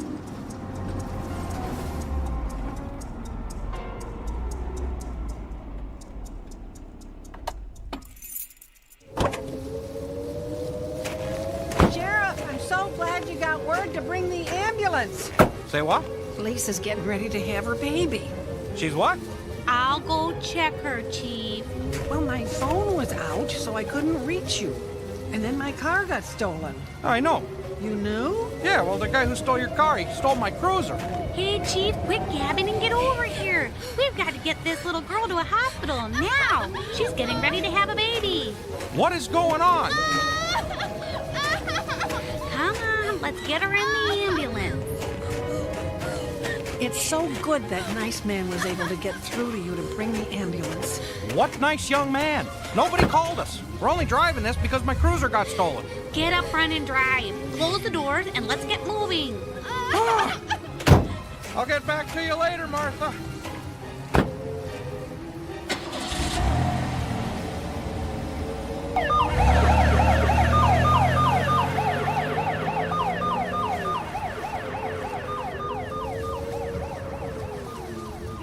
That problem is solved.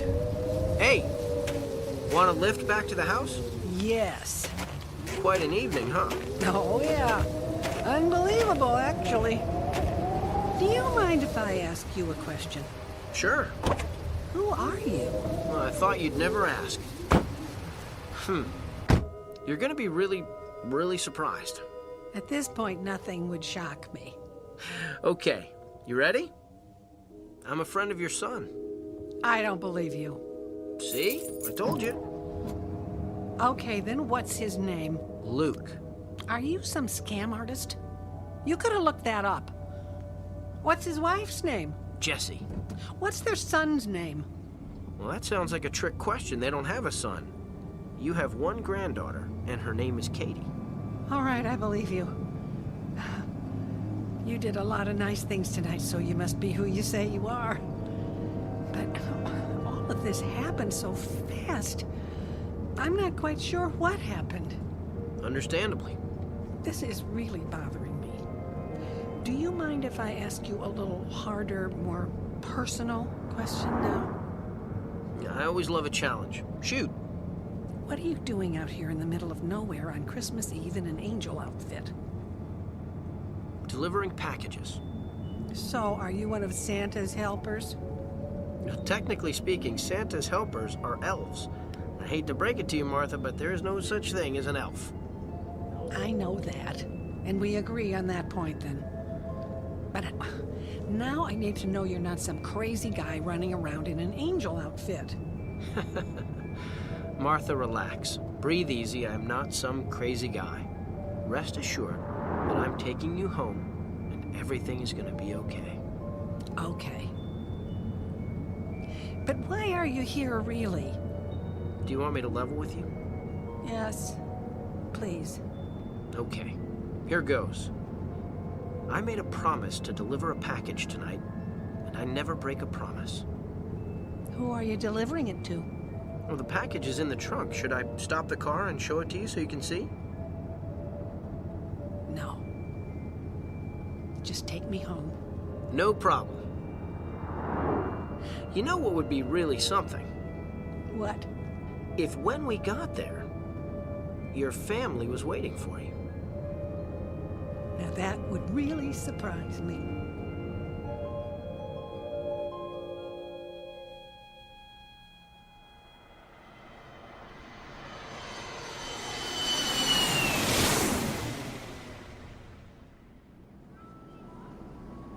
Does Grandma live down there? Yep. You think my gift got to her? Yep. Somehow, I got a feeling it did. No more mommy negativity? No more mommy negativity. How come? It's Christmas.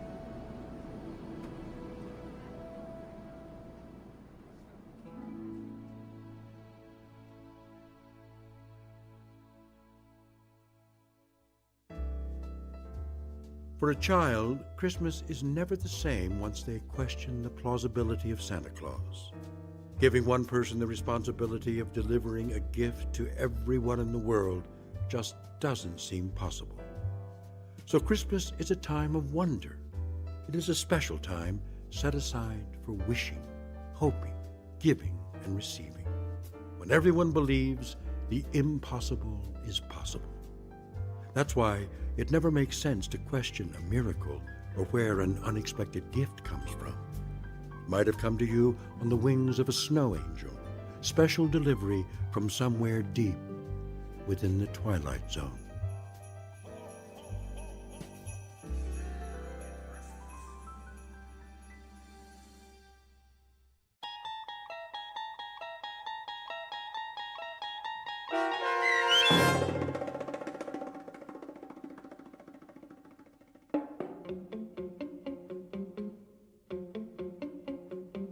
Snow Angel, starring Sean Astin with Stacy Keach as your narrator, was written for The Twilight Zone by Joe B. Cerny.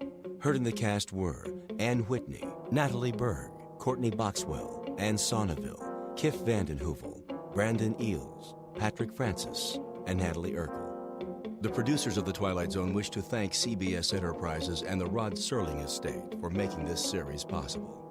This copyrighted radio series is produced by Carl Amari and directed by Joe B. Cerny for Falcon Picture Group.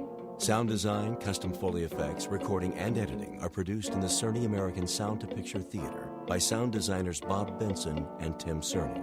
Music for The Twilight Zone is provided by CBS and American Music Company Incorporated, New York.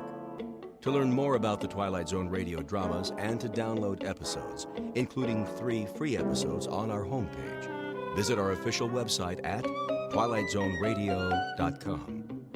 Doug James speaking.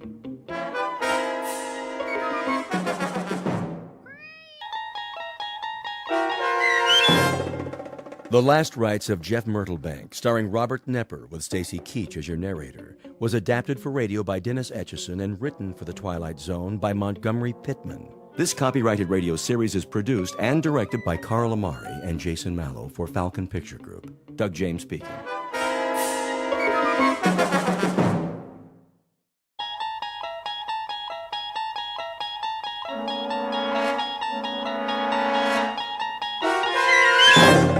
You're traveling through another dimension. A dimension not only of sight and sound, but of mind. A journey into a wondrous land whose boundaries are those of imagination. Your next stop, the Twilight Zone.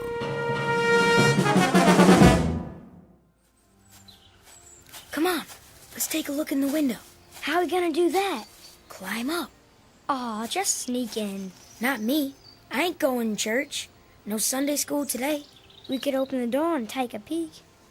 Nah, we couldn't see him. Where is he? In the box, in front of where the preacher's standing. I thought he was supposed to be in a coffin. Silly fool. That's what the box is, a coffin. Oh, well, I gotta see that. Yeah, me too. But I told you, we gotta look in the window. What are we gonna climb up on? The rain barrel, over here. I'll show you. Thank you, Sister Ruth. That was mighty fine playing. Yes, sir. Amen. Yes, sir. Now then, to get to it. Brothers and sisters, we're meeting here today so we can pay our respects to one of our own. Our dear departed brother, Jefferson Myrtlebank. Oh, bless his soul. There's his family. Yep, you all know him. His pa, Reverend Siddons, Henry, and his ma.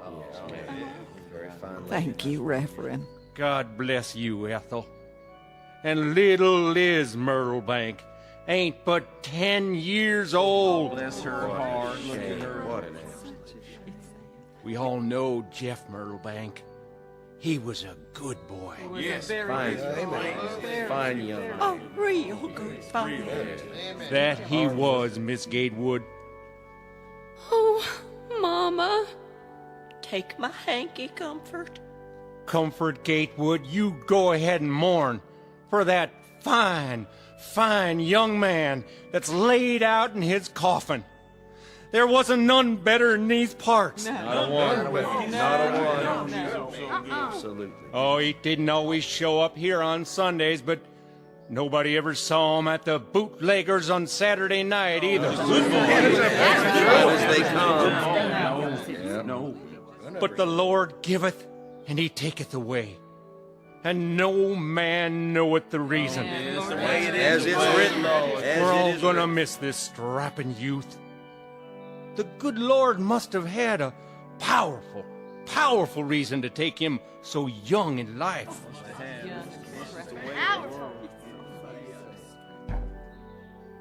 Oh, my. Huh? What is that? Did you hear that? But we all know the Lord moves in mysterious ways. His wonders to perform. What is going on?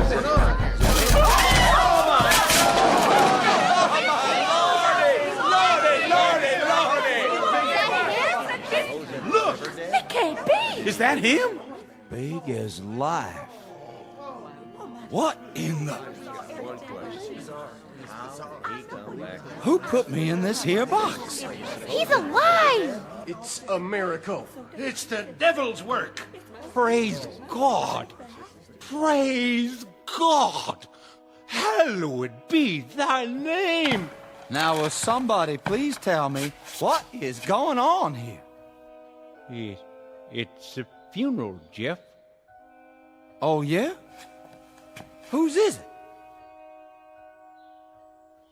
Well, it's yours. Don't nobody run on my account. I'm alive, I tell you.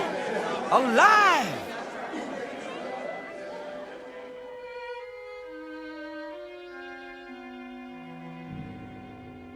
Time, the mid-1920s. Place, the Midwest.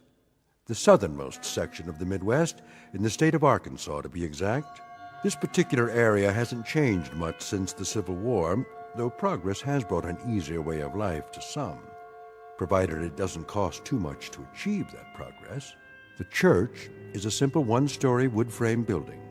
It hasn't been painted for some time, and there's a chimney in the roof for winter heating. The faithful come to this church on foot, a few in their Model Ts, and some still in horse-drawn wagons, for this is a population that can't afford to change with the times. They're all hard-working, God-fearing folks who believe in the good book, and today they've come to say goodbye to one of their own, a certain Mr. Jeffrey Myrtlebank, age 26. Only it seems that the funeral in question will have to be postponed. It may be a bit premature, thanks to some unexpected intervention from the Twilight Zone. And now, The Twilight Zone and our story, The Last Rites of Jeff Myrtlebank, starring Robert Nepper, with Stacy Keach as your narrator. Excuse me. Let me out, please. Please let me out. Excuse me. I'm getting out of here. Where's everybody going? Don't leave on my account. Easy, Jeff. Take it easy now. He can talk. Stand back. Don't touch him. Come on, somebody tell me. Who in thunderation put me in that pine box? Now, brethren. Let's not give way to panic. What we got here is a little mistake. Little? Brother Siddons. Why don't you sit down on the steps? 'Cause I don't need to sit down. I feel fine, don't you? Jeff? Is that really you? Course it is, Ma. You're looking a little pale, son. Just a minute, Pa. Brother Siddons, you still seem to have some sense left. What's going on around here? Tell him, Reverend. Son, we was about to bury you. Bury? We was real certain you died. Me? Dead as a doornail. But that's foolishness. Doc Bolton pronounced you deceased. When was that? Oh, day before yesterday. That's right, son. Hold on, Pa. Doc, why would you go and do a thing like that? Well, now, your heart stopped beating. Yes, sir, it sure did. I was at your bedside. We all were. My heart? But it couldn't have. It's beating right now. Here, feel it. It wasn't but 2 days ago. You was sick, son. Real sick. He's speaking the truth, Jeff. Well, I'm sure glad you didn't embalm me. A miracle is what it is. How do you feel now, boy? Pretty good, I guess. Kinda weak, but rested, like I had a good night's sleep. Hungry, though. Real hungry. I could about eat a bear, hide and all. Reckon you should be hungry. Ain't et for 3 days. Well, don't look so surprised, Ma. You too, Pa. It's me, all right? It surely is, boy. I'd know my Jeff anywhere. Hope you got a good supper on the stove. You sure it's him, Ma? Little Liz, what's the matter? Don't you know your own brother? You're not thinking I'm a ghost, are you? Ma, don't go touching her just yet. Well, I'll be double dogged. My own folks is afraid of me. How about the rest of you? Comfort? You here too? Jeff, I don't rightly know what to say. Now just you hold off from touching my sister. What for? By dang, I'll bet she ain't scared. Not the man she's gonna marry. Maybe Orkram is right. Hold back your touch now. That the way you feel, Comfort? Well, I don't know. I reckon maybe you are, at that. Little Liz, where are you? Let go of Ma's skirts. You're not as scared of me, are you, honey? Well... Lizzie? You fooled him, didn't you, Jeff? Yes, honey, I fooled him. Give me a hug now. You swear you're really and truly my boy, Jeff? None other. In the flesh. Praise be, son.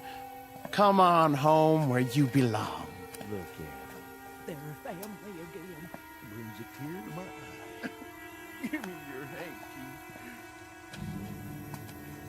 I know what it is. Listen to me. I know what it is. What's that, Doc? It's a medical miracle, and it happened right here in our county. Now, the scientific term is ipso-suspendo animation. Say that again? Very rare. In fact, well, there have been only, let's see now, 30 cases in the last 1,500 years. You sure you ain't trying to cover up your own miscalculation, Doc? I never heard of no sickness like that. Not likely you would. 30 cases in 1,500 years, and all of them in Europe. But everybody's going to hear about this one as soon as I write it up for the medical journal. I don't know if I want to be famous, Doc. Can't we just keep this twixt ourselves?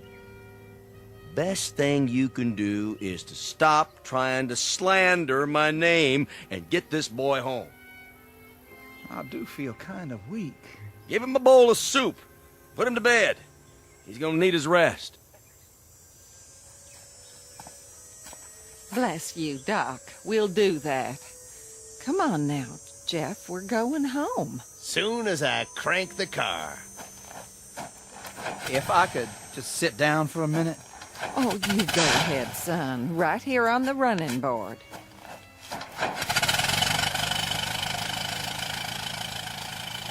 Jeff, can I speak to you?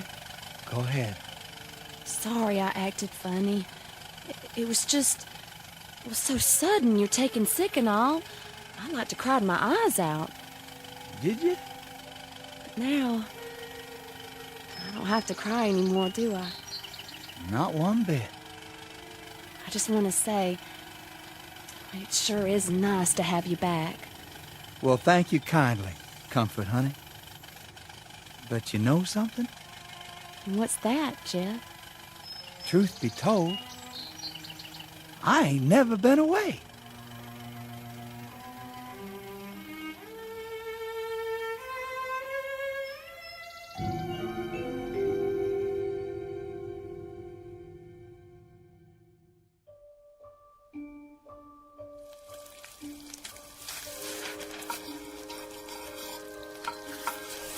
How does everybody like their breakfast this morning?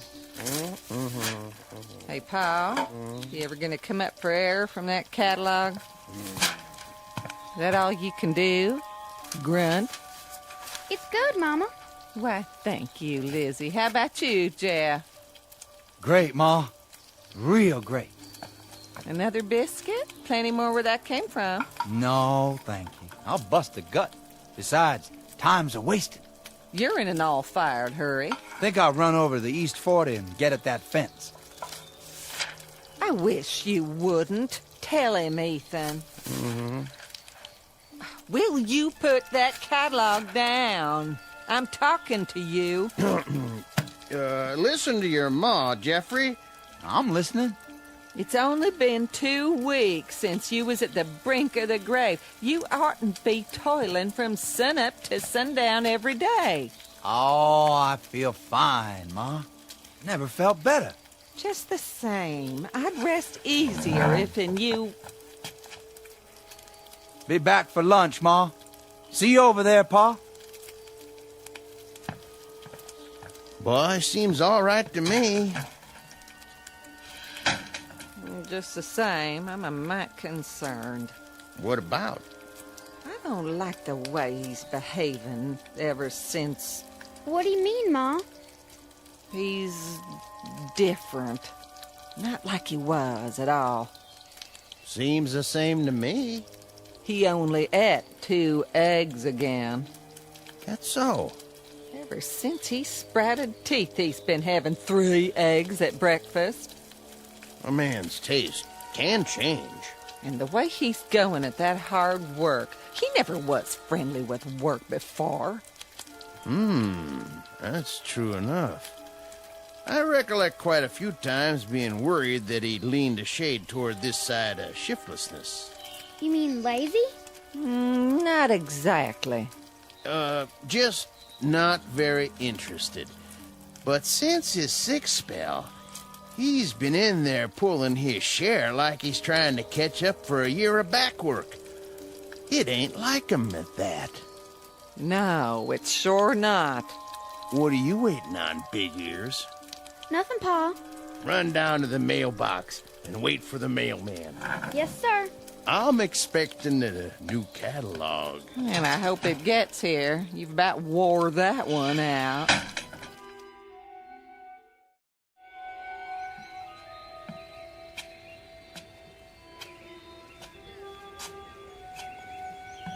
Hello there, Peters. Strauss? Set a spell. Don't mind if I do. Nice day. Tolerable. Yes, sir. A good day to be alive. Yep. Especially if a man weren't alive. Before.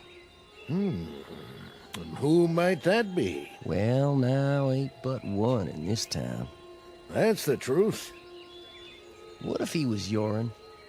Well, sir, I wouldn't want to go to sleep in a house with that boy around. Oh, no. They say he's taken to fiddling with things now. That right. What kind of things? Axes, plows, cutting blades of all type and description. Well, what do you know? Jackknives, hunting knives, you name it. Ain't that something, though? He was always such a good boy. Good is as good does. No telling what he's gonna do next. Gents? Hello, Doc. We was just discussing the Myrtle Bank boy. What about him? We're just wondering about him. Guess you've heard how peculiar he's been acting lately. I've heard. I'm not one to pass along gossip. Why don't we just come out and say it? We're all thinking the same thing. You say it, Petey. You got the floor. All right, I will. How do we really know that the man who got up and crawled out of that coffin is still Jeff Myrtlebank? Now, that's crazy. Is it? If I were you, gentlemen, I wouldn't spread this kind of talk. It could cause trouble. And what kind of trouble is that? My grandmother, rest her soul, she used to tell me about evil spirits roaming round the world trying to find a body to take over. She said they could steal a corpse sometimes before a man was good and dead. Just like that. And you know something? I believed her then, and I believe her now. That's enough. This is dangerous talk. Though I confess, it does throw a little dry kindling on the fire. It's been smoldering in my brain ever since that day at the church. So what do you figure we should do about it? Nothing to do. Just keep your ideas to yourself for now, or you'll get people all riled up. We need proof. And that's what we don't have yet. Good day to you, gents. Day. Be seeing you, Doc.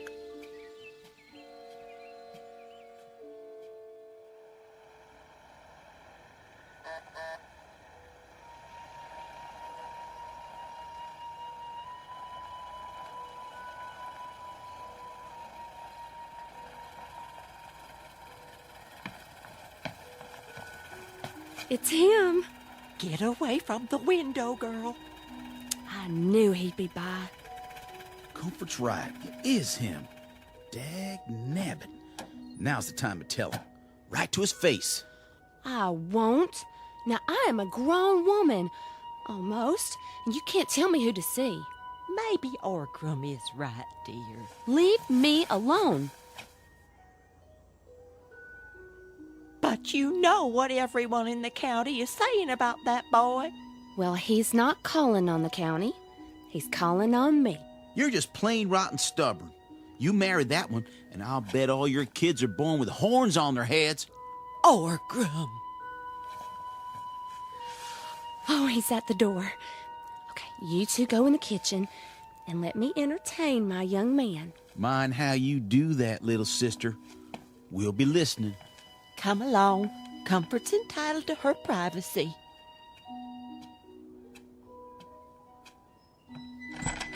Well, bless my soul. Look who's here. Hello, honey. Come in. How's your ma and Orgrim? Oh, just fine. And you? I mean, well, how's your folks? Same as ever. Only ma's gonna be mad as a hornet tomorrow. Mad? Yeah. I raided that vine of tame roses she's so proud of. Thought you might like a little bouquet. I wrapped it up and everything. You brought me flowers? How sweet. You oughtn't to have done that. Go on. Put them in some water before they die. All right, I will.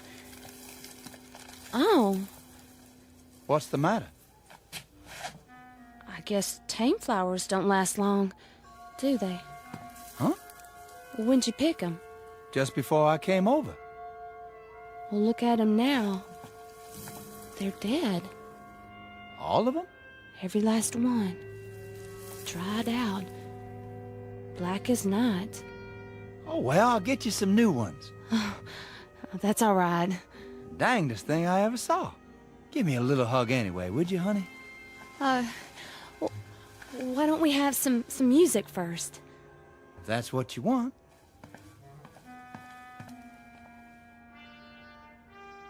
I'll wind the Victrola. You do that. And pick out a record you like. We bought a new blue yodel last week. Did you? Yeah, it's real pretty. You mean, like you? Oh, silly. You'll like it. Here, let me play it for you. Can we dance to it? Oh, just you wait now. Comfort, honey. Don't. What'd I do? Nothing. Only don't go try touching me. I thought you was my girl. I'm sorry, Jeff. It's just that the way those flowers died. What about them? Maybe you've got poison on your hands. That ain't what's bothering you. Yes, it is. I get it everywhere I go.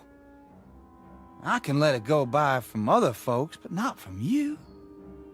I'm getting mighty sick and tired of being treated like one of them vampires. Oh, I didn't say that. Now, are you my girl or aren't you?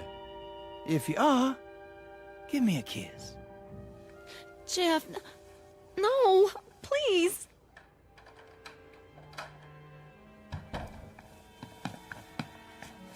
Land's sakes, child, you look scared half to death. I'm all right. What'd he do? Nothing. It's time I put a stop to this. I'm the man of the family now. He didn't do anything wrong. No? How come your eyes are so wild? He just got me kind of flustered. I ain't liked him since we was both 3 years old. And now's the time to do something about it. You be careful, Orgrim.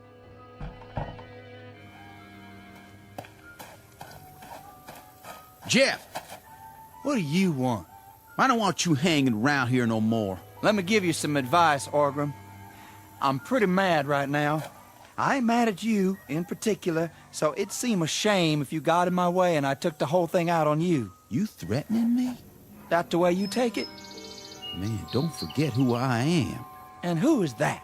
We go way back. If I had a dime for every time I whooped you, I'd have $100. True enough. But you haven't whooped me lately. Now get out of my path. Make me. If that's the way you want it.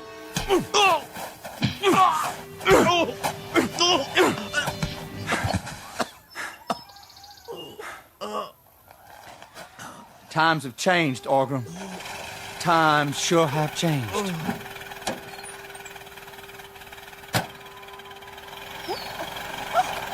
Mama? You're bleeding. Oh, my little boy, what's he done to you? Oh, Mom, I think he broke my jaw. Don't you worry none. Can you stand? Poor Jeff. Poor who? He doesn't have anybody now. That's right. And now you don't neither. Comfort, go and hitch up the team. I have to go to him. Hush. We got to get your brother into Dr. Bolton right now. But Jeff needs me. He needs a lot more than you can give him, girl. A lot more. Now let's get moving, unless you want to see your brother in a pine box, too. I ain't that bad, Ma. No, but if somebody doesn't stop Jeff Myrtlebank in his tracks, this whole town's headed for trouble. It's gonna be just like the good book says. When the dead walk, the end times is near.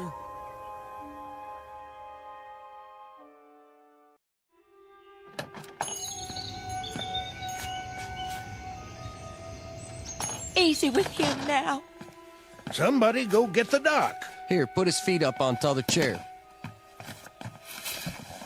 It was that Myrtlebank boy. He lit into him for no reason. You should have seen it. He like to broke my jaw. Hold still. All right, let's see here. Stand aside. What happened to you? It was Jeff. Jeff, or whatever devils took possession of his body. He broke my boy's jaw like he was pounding on the door to hell. We're living with something evil in our midst. Oh, come on now, Petey. I mean it. We gotta put a stop to this. We have to, sooner or later, and I, for one, can't see any reason for putting it off. Yeah, that's right. Now here it goes. Come on now. Where's she going? Come on, horses. Comfort, Gatewood, you come back here right now. Sorry, Mama. I gotta go to him.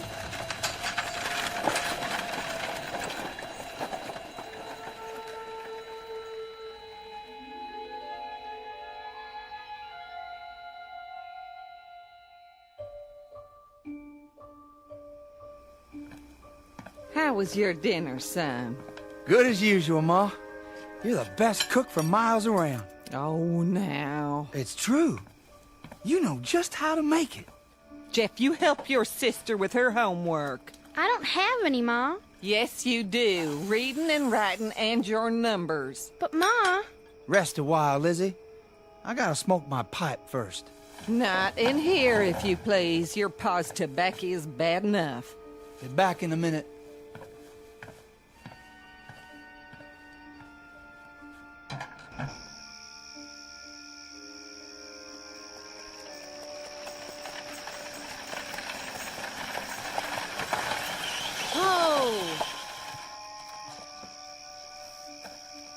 That you, Comfort?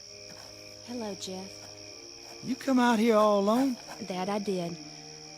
Well, I sure can't think what for, after today. I rode out to warn you. Warn me? You think I need warning? There's a group of men coming. I heard them in town. They are, huh? What do they want? They're gonna ask you to move. Move where? Out of the county. That's so. Well, all I can say is, let 'em come. Jeff, please, at least get inside. I can't do that, Comfort. This here is my property. Always has been. And what I like to do of an evening is stand out here and smoke my pipe. Same as ever. This is serious, Jeff. They're not kidding. Neither am I. Jeff, I'm begging you. What do you say about it, Comfort? You with them? Or with me? I reckon I love you. Or else I wouldn't be here now. I reckon you do. And I love you too. I want to marry you. So which way is it going to be? You best make up your mind right now. Oh, Jeff.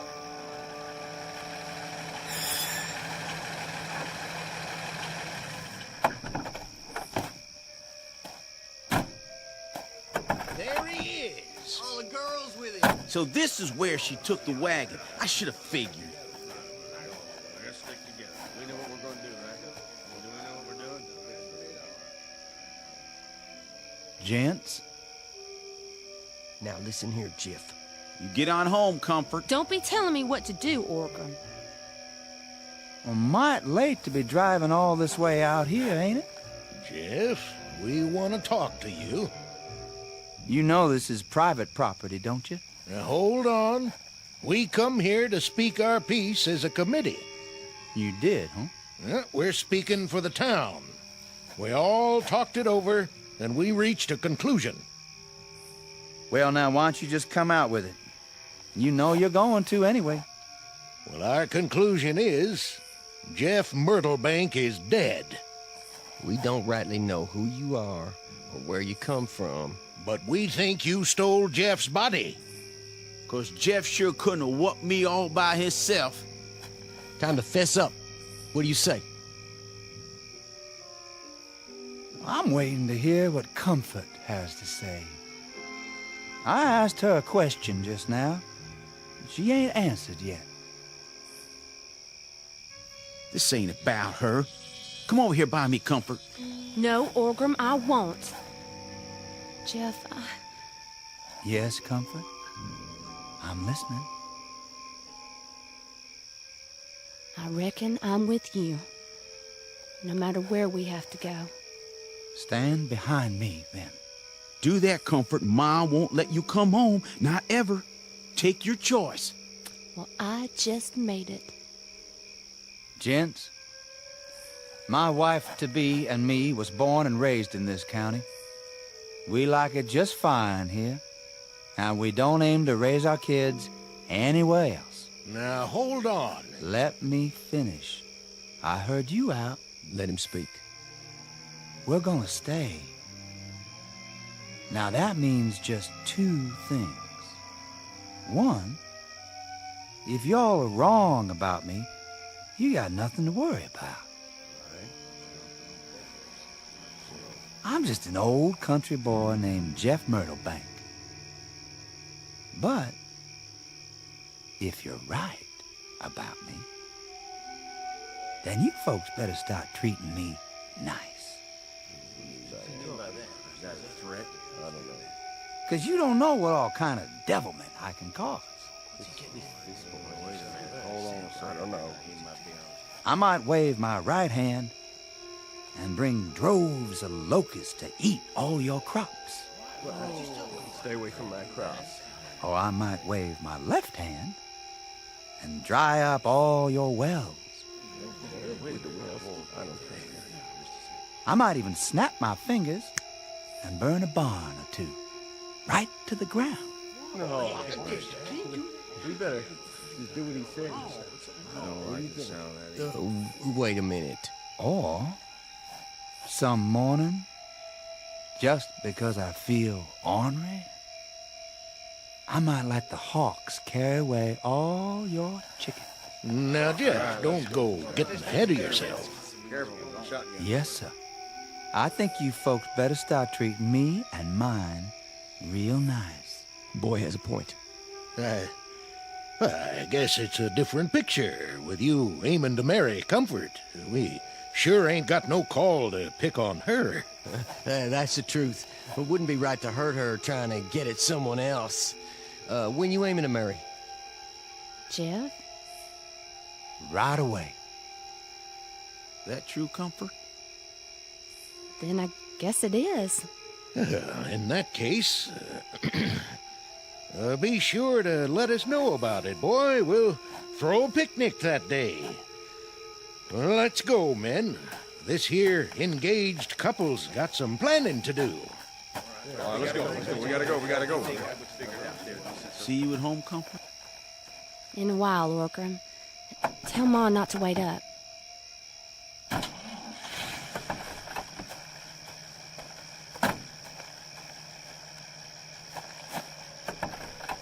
I guess things are gonna be different now, aren't they, Jeff?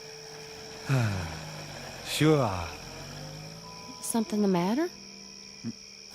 No, my pipe just went out. Where's my matches? Right here in your shirt pocket. Oh. Can I ask you one question? Sure, honey. You couldn't really do all those things, could you?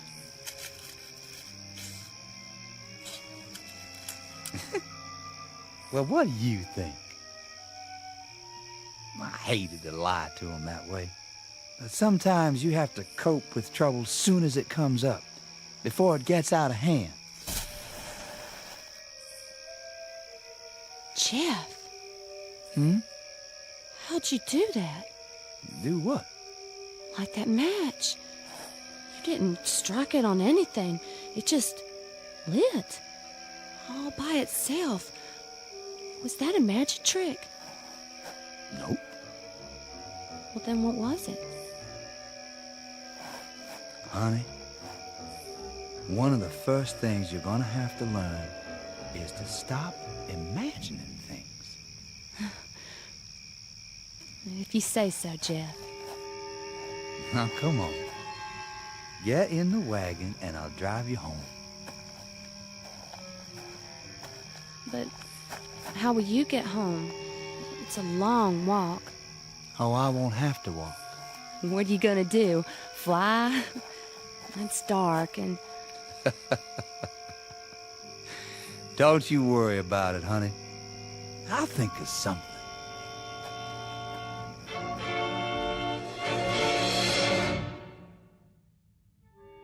You'll be relieved to know that Jeff and Comfort are still alive and happily married after all these years. According to the history books, their only son went on to become a United States Senator.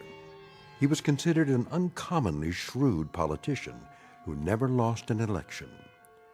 No one's sure where he is now, but from all reports he had a great influence on our national policies. Some say he continues to this day working quietly behind the scenes, using some rather special skills learned only in the Twilight Zone. The Twilight Zone continues in just a moment. You are about to enter another dimension, a dimension not only of sight and sound, but of mind, a journey into a wondrous land of imagination. Next stop, the Twilight Zone. Hi, this is Stacy Keach. I'd like to take a moment to tell you about our Twilight Zone website at twilightzoneradio.com. At twilightzoneradio.com, you'll find the latest information on these Twilight Zone radio dramas, including behind-the-scenes photographs, plus the newest product releases, trivia contests, ways to contact us, other Twilight Zone-related info and merchandise, plus links to other fascinating websites. So make your next stop twilightzoneradio.com. Visit twilightzoneradio.com to purchase these Twilight Zone radio dramas on cassette and CD, or call toll-free 1-866-989-ZONE. That's 1-866-989-9663.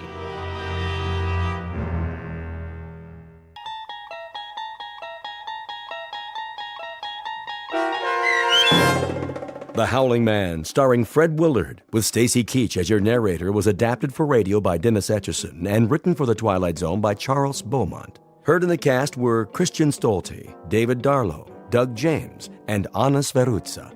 To learn more about the Twilight Zone radio dramas and to obtain audio cassettes and CDs of these programs, visit our website at twilightzoneradio.com. The producers of The Twilight Zone wish to thank CBS Enterprises, Carol Serling, Dennis Etchison, Dick Brescia Associates, Claire Simon Casting, Terry Jennings, XM Satellite Radio, Sirius Satellite Radio, our sponsors, and our radio affiliates for helping make this series possible. This copyrighted radio series is produced and directed by Carl Amari and Roger Wolski for Falcon Picture Group. Doug James speaking.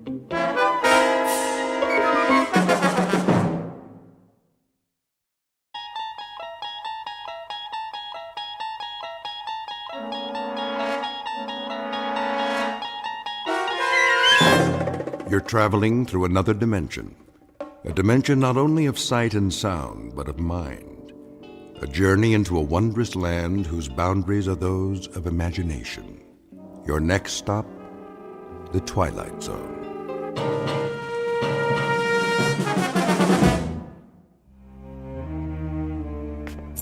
Thank you, Mrs. Dunphy. I'll be back shortly. You're going out? I'm afraid so. But you've only just returned. Unfortunately, that is the nature of my work. Another business trip. The most important of all. But first, there are arrangements to be made.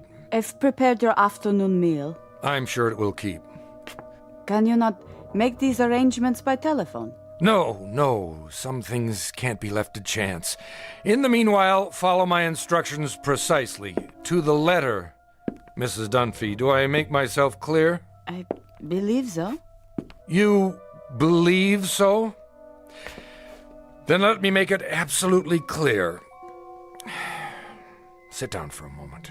But if you're on your way... It's necessary that you understand. And the only way to be sure is to tell you how it began. Please. If you wish, sir. I must warn you, it's an incredible story. I, of all people, know that. So incredible that you won't believe me at first. But I'm going to tell you everything. Then you will believe. Because you must. You must believe. Do you know Central Europe? Europe? Only as a child, sir. It started there many years ago, after the First World War. I was on a walking tour of France, Belgium, and Germany. I decided to travel alone with only a small pack. The confidence of youth. Germany was magical then, a place of valleys and mountains and swift, dark rivers. There was nowhere else like it, a fertile land where everything grew tall and straight out of the earth. I was struck by the richness of the soil, the verdancy of the hills. Stepping across the border from Belgium, where the mustachioed guards saluted like tin soldiers, I entered a different world. Everywhere I looked, a swelling green ocean. On the farthest hills, tall, ancient buildings of stone. Estates, monasteries, castles, or what have you. Some of them in ruins. I stood a moment at the border and watched the hawks circling above, wondering how such a miracle could be. It was as if I had passed through an invisible door from a musty room into a magical kingdom of winds and light. But so much can change in an afternoon. By nightfall, clouds filled the sky and the storm moved in to darken the landscape. The nearest village was miles away. I was unprepared, dressed for a stroll up the Champs-Élysées, perhaps. In minutes, I was drenched and chilled to the bone. Then I saw it. A medieval castle, bombed almost to ruins, sitting like a broken fingernail atop Schwarzhof Mountain. I came to a wall of gray stone. It was an iron gate. Please! Please! Someone! Please let me in!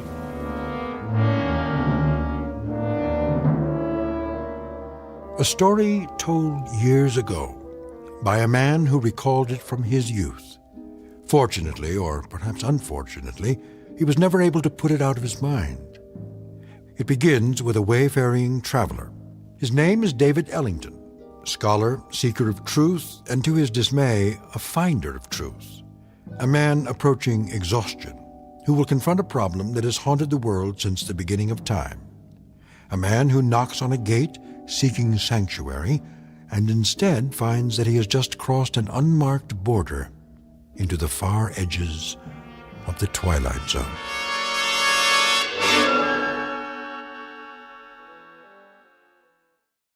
And now, The Twilight Zone and our story, The Howling Man, starring Fred Willard, with Stacy Keach as your narrator.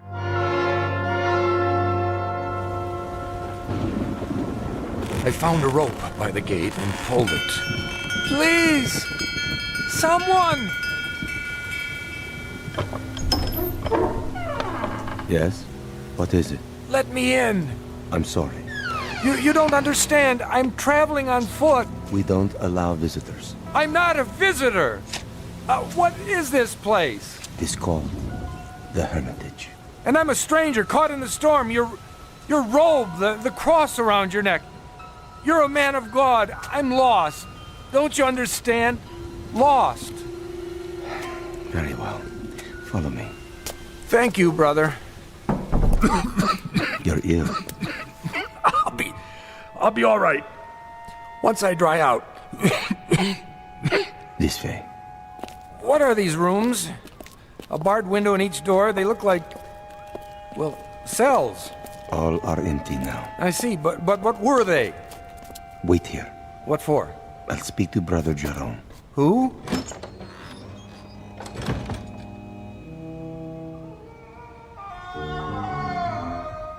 What in the... Brother Jerome will see you now. Oh, what was that? The wind. Are you sure? Come. The room had almost no furnishings. A straw pallet, a rude desk and chair, some books and religious oddments, very stark. The abbot himself was a fierce El Greco painting of a man, stooped and withered, but strong in every part of him. Like the monk who came to the gate, he wore a shepherd's cloak and carried a crooked staff. Why have you come here? My name is David Ellington. I got lost in the storm. Then I saw a lantern in the window. And what is it you want of us? Want? Only a little shelter, some food. We cannot help you here. You will have to leave. You call that a Christian attitude? Now, Mr. Ellington. Oh, for the love of... All right, if that's the way you want it. Sorry to have troubled you. Give me a minute. I'll be out of here in... Brother Christophorus. Yes? Carry him out of here. At once. Right away.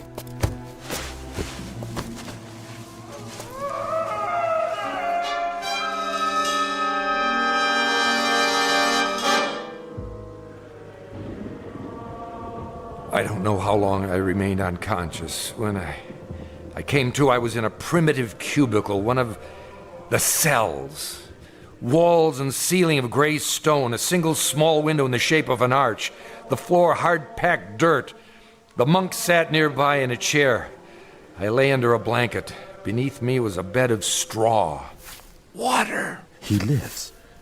God's infinite mercy. How long have I been here? 9 days, my son. 9 days? You were very ill. The fever was on you. Brother Jerome said you would die, and he sent me to watch over you.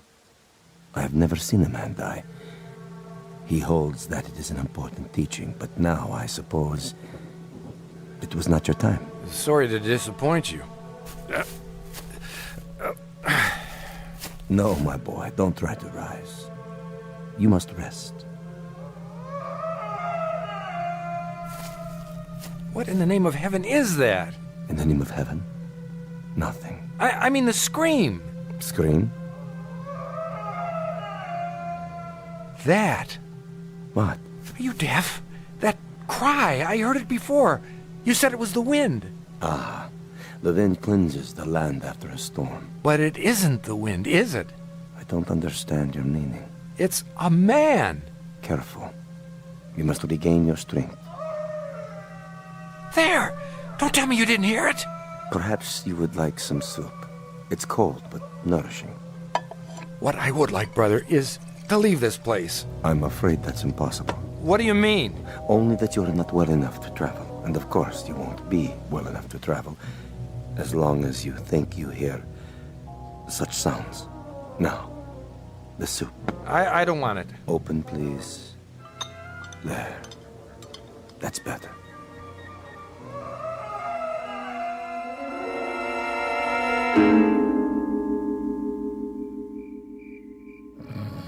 Over the next few hours, my strength did return, or at least some of it. I waited until the monk had fallen asleep. Then at last I made my move. The door was held shut by a simple iron bolt. I had only to slide it a few inches without waking him. I was almost free, but I could not remember which way we had come. When I turned into another corridor, I realized I was lost. It was a maze of dark passages and doors. Here, a part of the ruined ceiling was broken away, and I saw that the moon had risen. In the naked light of the moon, I saw one door different somehow from the others. At first, I was not sure why. Then I realized that in place of a bolt, it was held shut by a piece of wood, a mere stick, crooked and curved, like the peculiar staffs carried by the monk and the abbot, only in miniature, no greater in length than my forearm. On this door, in this door alone, a small wooden staff replaced the iron bolt. How odd! I looked through the opening in the door. Inside, a filthy, shadowed hovel. No table or chair, no straw for a bed. It appeared to be empty. What? There was a man, huddled in the corner, holding his knees and rocking, head back like an animal. In the soiled moonlight, I saw his dirty beard, his rotted clothes. Who are you? Help me. Stay back. No, please. In the name of humanity, help me. But who? You're not one of them. No, my name is Ellington. I'm an American. Shh. What are you afraid of? Them. Listen. Do you hear them coming? No, but why? They will look for you. We only have a moment. You speak as if I'm a prisoner. Aren't you? I'm not sure. Come closer, and I'll explain. Explain what? Don't you know what they are? These men of God. They are mad, Mr. Ellington. All of them, raving mad. Why do you say so? I was in the village, in Schwarzhof, doing nothing out of the ordinary, walking the street with my woman. We were holding hands, that is all. Do you see anything wrong with that? Well, of course not. But what? We paused to rest by a tree in the shade. And then we kissed. Yes, I admit it. Is it wrong to kiss? Tell me. Why, no, I don't think so. You don't think so. I don't think so. But Jerome, that lecherous old fool. The gaunt man, the one in charge. So, you have seen him. As I kissed her, a shadow fell over us. We looked up and saw him standing there. I opened my mouth to speak, but before I could utter a word, he raised the wooden staff he carries, so heavy. You've seen it. Yes. And he hit me again and again. He smote me like an angry god, or a man who thinks he's God. I woke up here. No. I swear. They flogged me with knotted ropes. I asked for food. They would not give it to me. I begged for water. They gave me none. Then they threw me in this filthy room and locked the door. Well, why? For revenge. Jerome wanted my woman. Are you sure? Yes. That disgusting old man, that fanatic. He wanted her. And when she refused his advances, he took his fury out on me. Your story, I find it difficult to believe. Of course you do. That's the strength of the man. He makes his madness seem a harmless thing, the beliefs of a religious zealot. But this This is not a religious order, Mr. Ellington. These Brothers of Truth. Is that what they're called? That's what they call themselves. The real truth is they're outcasts, misfits, cut off from the world because the world will not have them. Have you heard of their sect before, of this hermitage? No, I haven't. Mr. Ellington, you must believe me. I don't say they're all evil, only mad. And here, within these walls, they answer to no law but their own. Wait for me. Where are you going? I'll speak to Jerome. No, you mustn't. If I remind him that false imprisonment is a crime... I tell you, he's the greatest maniac of them all. Quick! He's coming. Hide yourself. Mr. Ellington. No.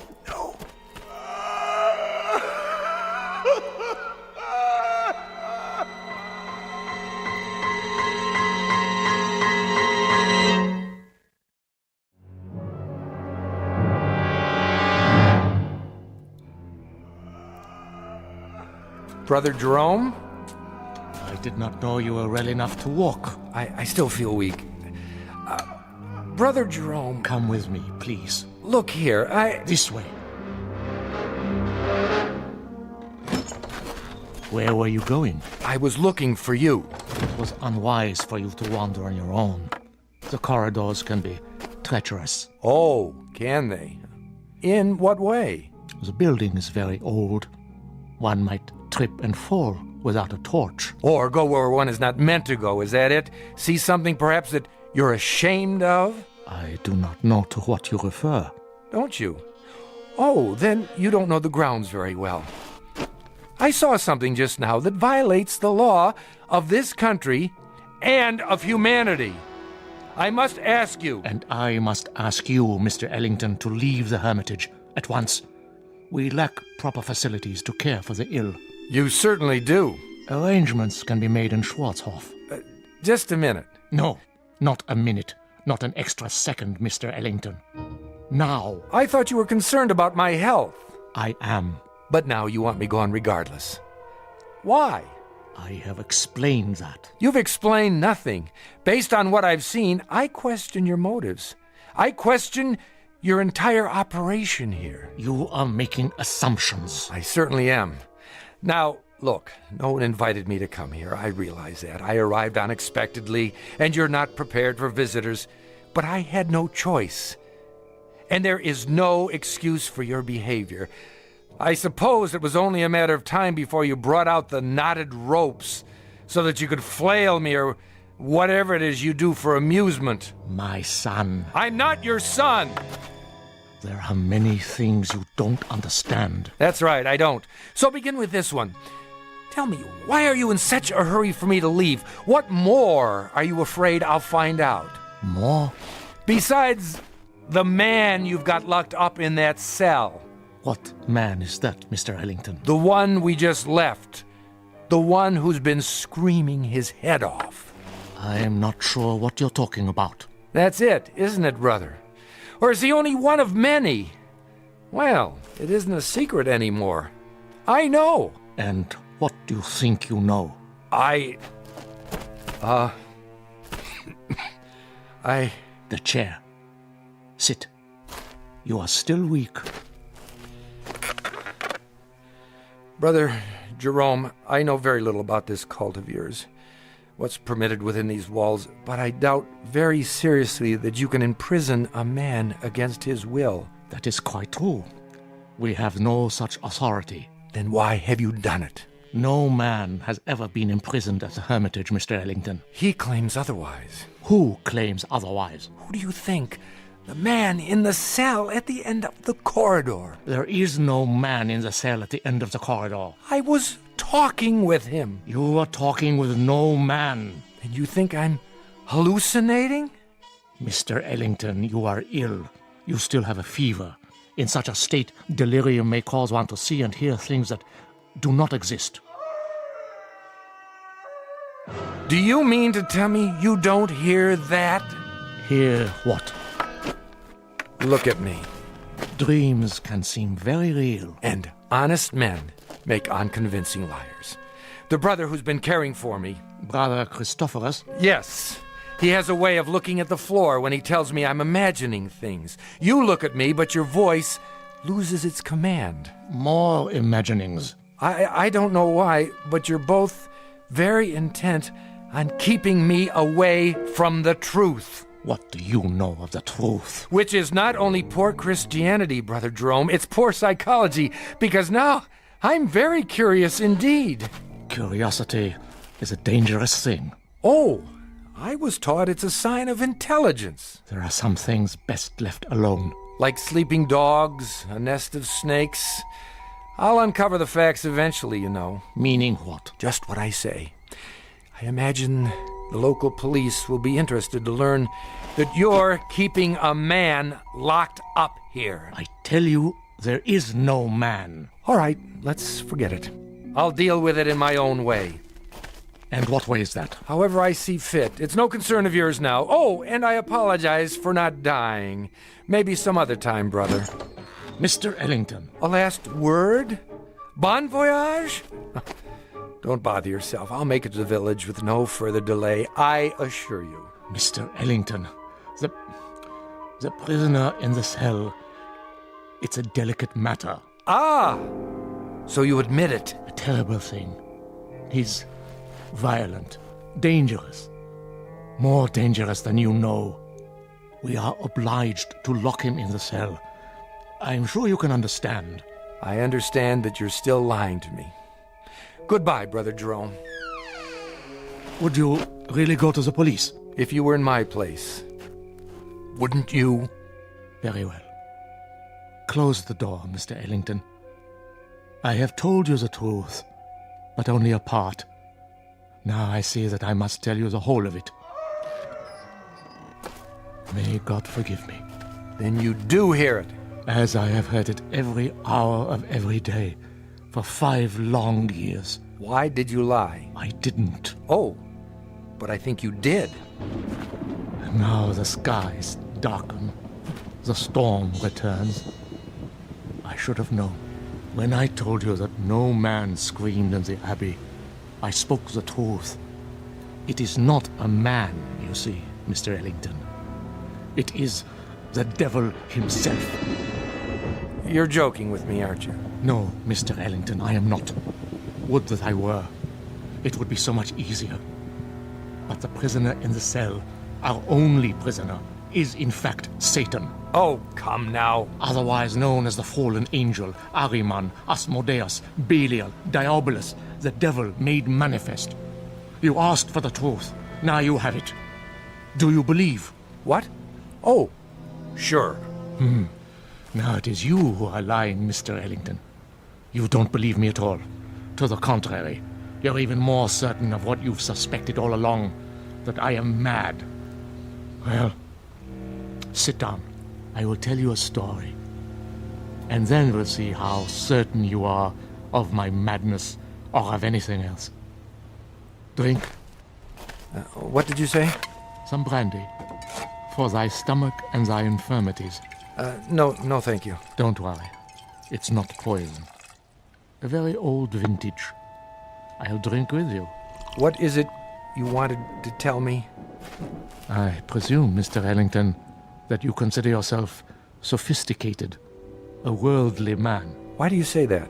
You're young, rich by your clothes, and reasonably well educated. Harvard? Yale. Exactly. Having a last fling before settling into the family business. How did you... You are an open book, printed in very large type, with pictures. Of course, you consider us primitive, because we're living in seclusion away from the real world. To you, we're misfits. Please, I know all the theories. I assure you, brother... No, Mr. Ellington, it is I who am assuring you that I am not the ignorant fanatic I might seem. I coped with your world for 40 years before I left it, and rather successfully by your standards. The best schools, a degree in philosophy, a job that took me to all the corners of the earth. This beard and this staff and this face represent nothing but a different point of view. If you understand that, then perhaps you will listen to what I have to say with an open mind.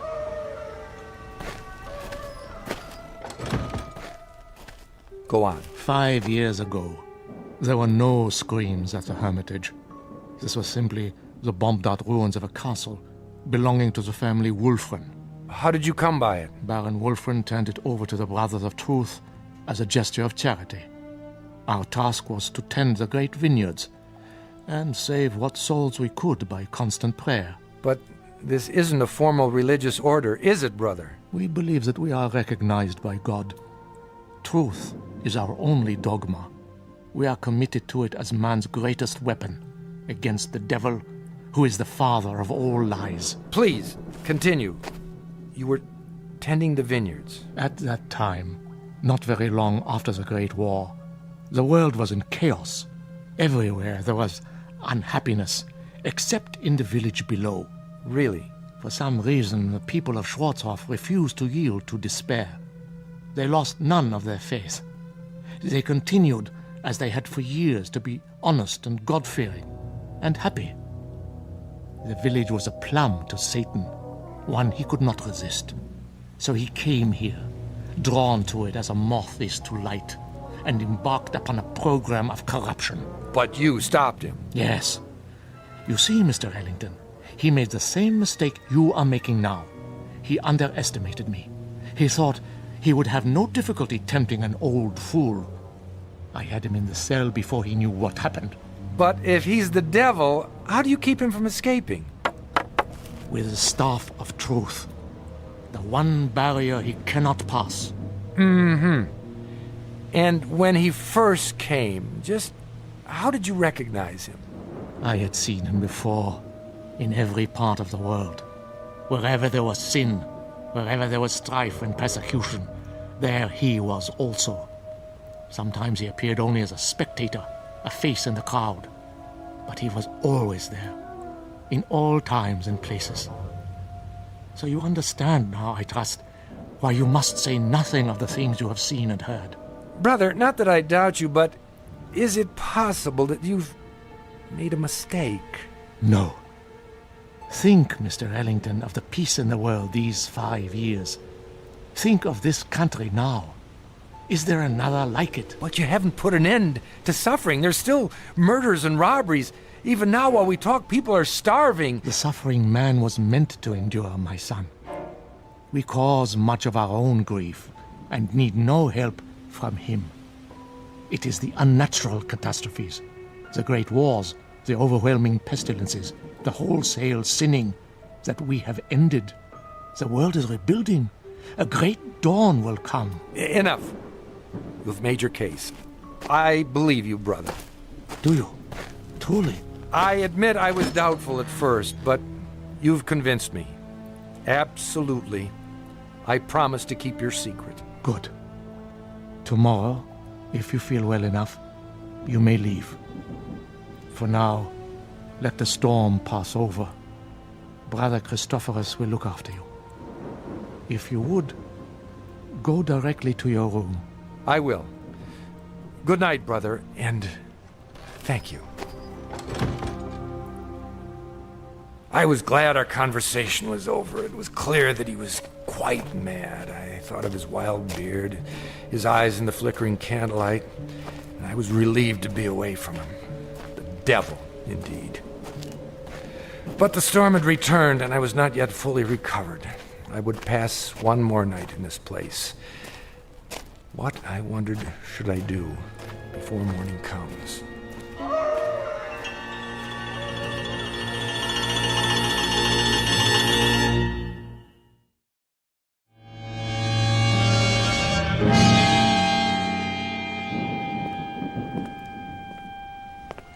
The corridor was dank and empty. I felt as though I were the last sane man in an insane world. What Brother Jerome had told me was utter nonsense, the product of a deranged mind. But his belief, his faith, as he called it, was heavy in the air, infecting the very stones. To bring it down would require outside help, but perhaps I could start that very night with an act of pure, unselfish humanity. Psst! Are you in there? Where else would I be? I thought you weren't coming back. I had a meeting with Brother Jerome. What did he say? He lied to you, didn't he? He said that you're... Go on. What? The devil. The devil. Oh, that's good. That's wonderful. What a dream for an old man. Himself a devil. To catch Satan and lock him away in this God-forsaken place. You don't believe him, do you? Of course not. Then help me. If I let you out now, while they're awake, they may catch you before you leave the grounds. There's always the possibility. But another hour here, you don't know what it's like. Look here, why don't I just go and get the authorities? When? As soon as morning comes. I'll find the path to the village and... No! It would be my death warrant. The authorities will return and find nothing. Who knows what will have happened to me by then? Jerome is mad, but he's shrewd, too. He won't leave any evidence behind. Then, what can we do? You must let me out now. There doesn't seem to be a lock on your cell, only this small shepherd's staff. You could almost reach through the bars and remove it yourself. I've tried. It's wedged in such a way that I can't get my fingers around it. Here, I think I can get it. Quickly. Wait. Brother Christophorus. There you are. Brother Jerome was fearful. You might lose your way. No, nothing of the kind. Come along.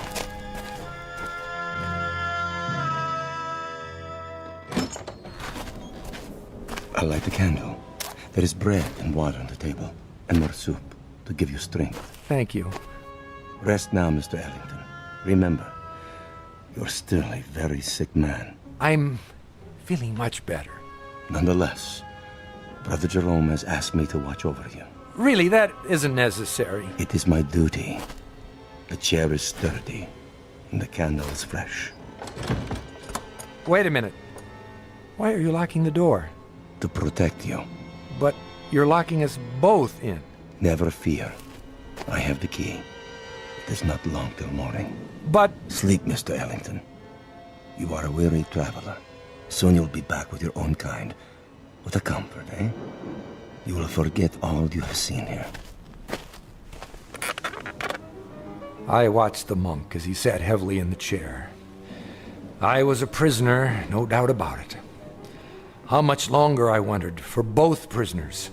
What if the morning came and Brother Jerome chose not to release me as he promised? I might remain here for... How long had the Howling Man been in prison? 5 years? Lord, I imagined my beard growing, my hair wild, until I too was starved, crying to be let out, no one would come. Who knew I was here? I'd drop off the face of the earth, forgotten, presumed dead.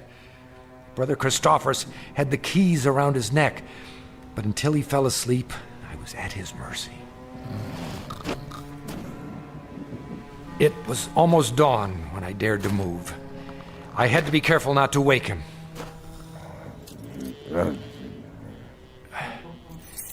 Yes, I finally had the key.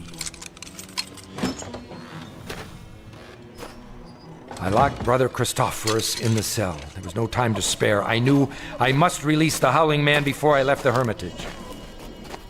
You've come. Good.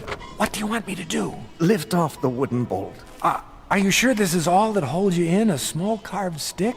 Yes, lift it off, I tell you. But surely you could have forced the door and broken it.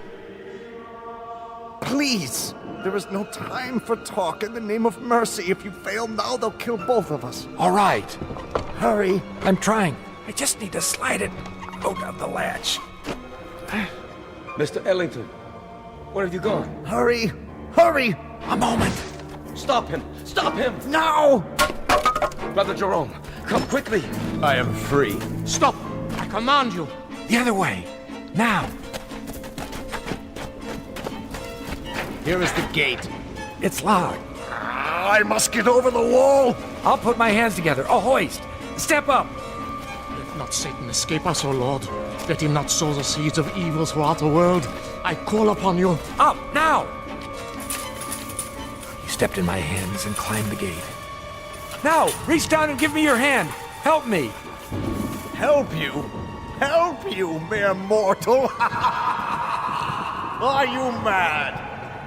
And I saw not the foot of a man before me, but a cloven hoof.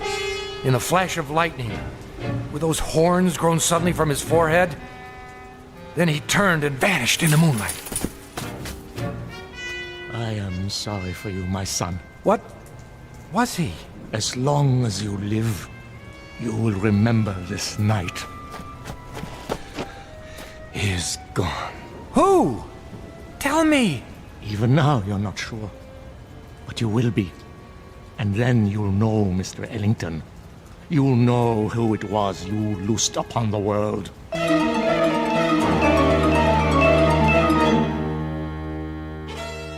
The monks were mad, I thought, or the howling man was mad, or I was, or the whole world. But Brother Jerome was correct. I could not forget.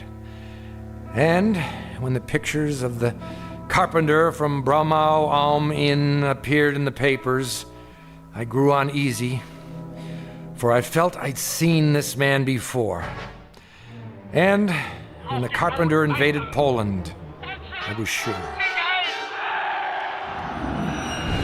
And when the world was plunged into war and cities had their entrails blown asunder, and that pleasant land I had visited became a place of hate and death, I decided to spend the rest of my life tracking down the one I had released.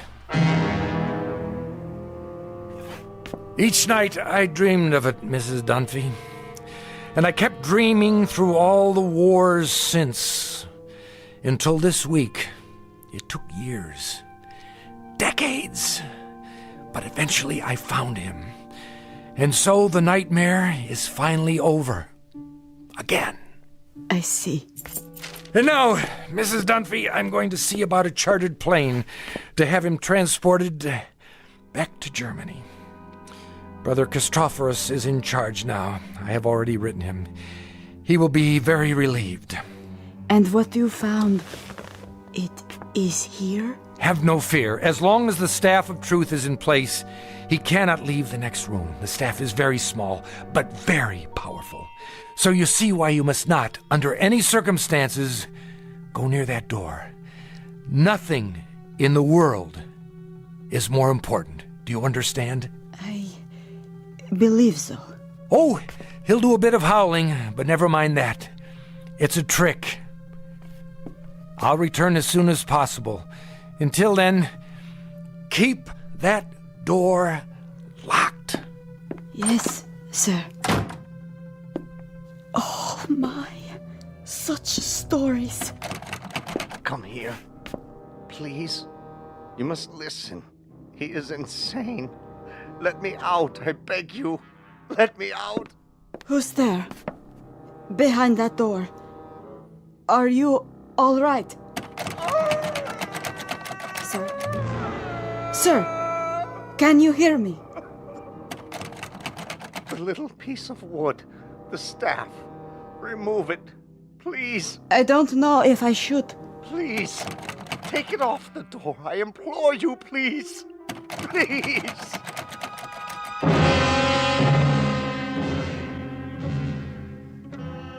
Ancient folk saying, you can catch the devil, but you can't hold him long. Ask Brother Jerome, or Brother Christophorus, or David Ellington. They know, and they'll go on knowing to the end of their days in the Twilight Zone. More from the Twilight Zone after this. You are about to enter another dimension, a dimension not only of sight and sound, but of mind, a journey into a wondrous land of imagination. Next stop, the Twilight Zone. Hi, this is Stacy Keach. I'd like to take a moment to tell you about our Twilight Zone website at twilightzoneradio.com.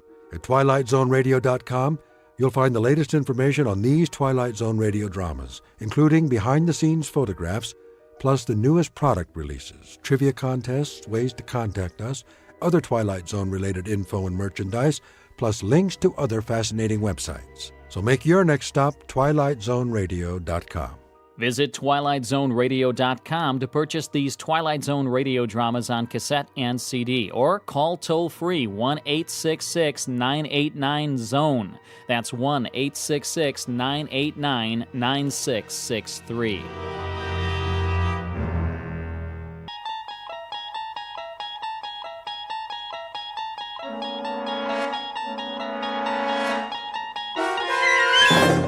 There is a fifth dimension beyond that which is known to man. It is a dimension as vast as space and as timeless as infinity. It is the middle ground between light and shadow, and it lies between the pit of man's fears and the summit of his knowledge. This is the dimension of imagination. It is an area which we call the Twilight Zone.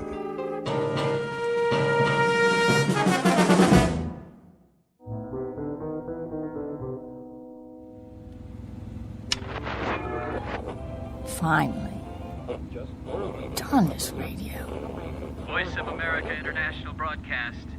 And now the news. Victims continue to pour into refugee camps as the bombing continues. Please. I can hear them in the night. I can hear them in the daylight. They're coming for us, but they'll have bodies to step over. More bodies than they can count. There will be no survivors. The road of the righteous shall not be breached, nor illusion tempt thee from thy path. They are coming for you. Remember my words and make your peace, brothers and sisters, because no one gets out of here alive. Have you ever driven cross country? I don't know what I was thinking, but it seemed like a good idea at the time. Get away from it all, see the USA. Except that it's more than you bargained for. You try to keep a schedule, so you push yourself. You eat when you can and keep the gas tank full. But you'd swear it's never going to end. After a while, the only thing you want is to rest. You're so tired, you start to see things that aren't really there. The highway winds ahead like a flat ribbon, and there's only the sound of the engine. And then suddenly, without warning, something moves out there. A jackrabbit, maybe, a small animal darting across your path. Or it might be your eyes playing tricks. But at the last minute, you swerve just the same, and something goes wrong. Very dreadfully wrong. This can't be happening. Please, stop.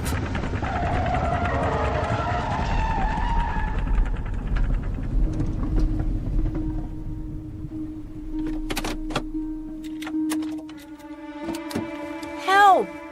Somebody help!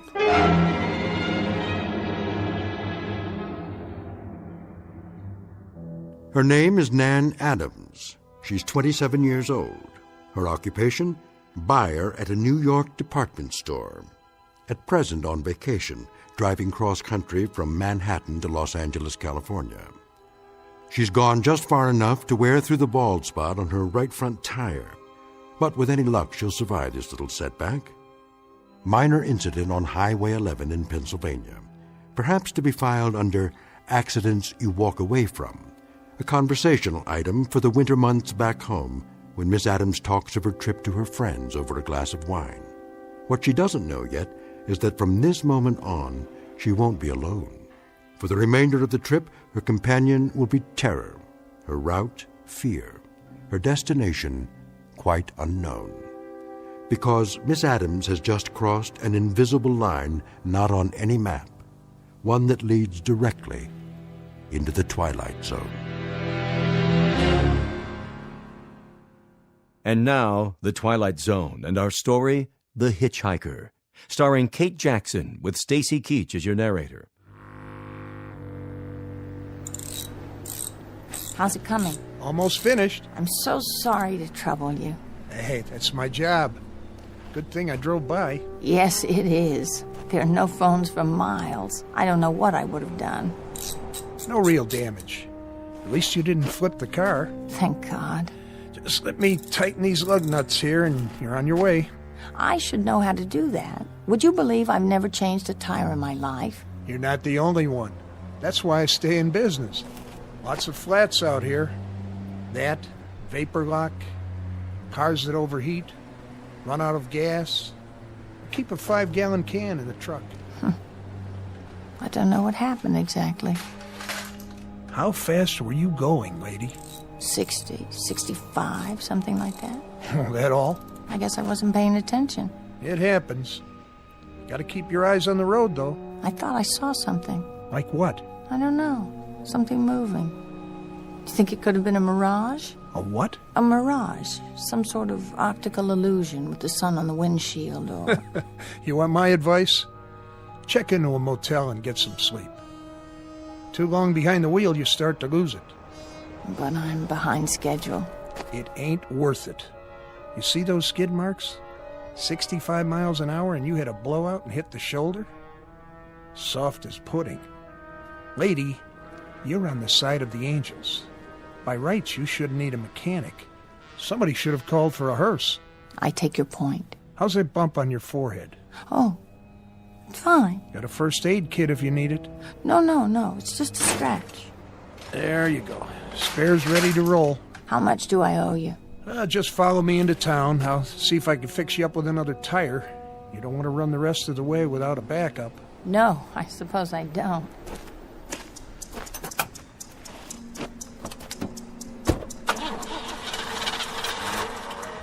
Huh. Oh, great. Something wrong? What? Not out of gas, are you? I don't think so. Pump the pedal a few times. Careful not to flood it. I won't. It's just that I was wondering... Yeah? That man. Man? Over there. I don't know where he came from, but shouldn't one of us give him a ride? He looks like he needs it. What man? Behind us, about 50 yards. I can see him in my rearview mirror. He's watching us.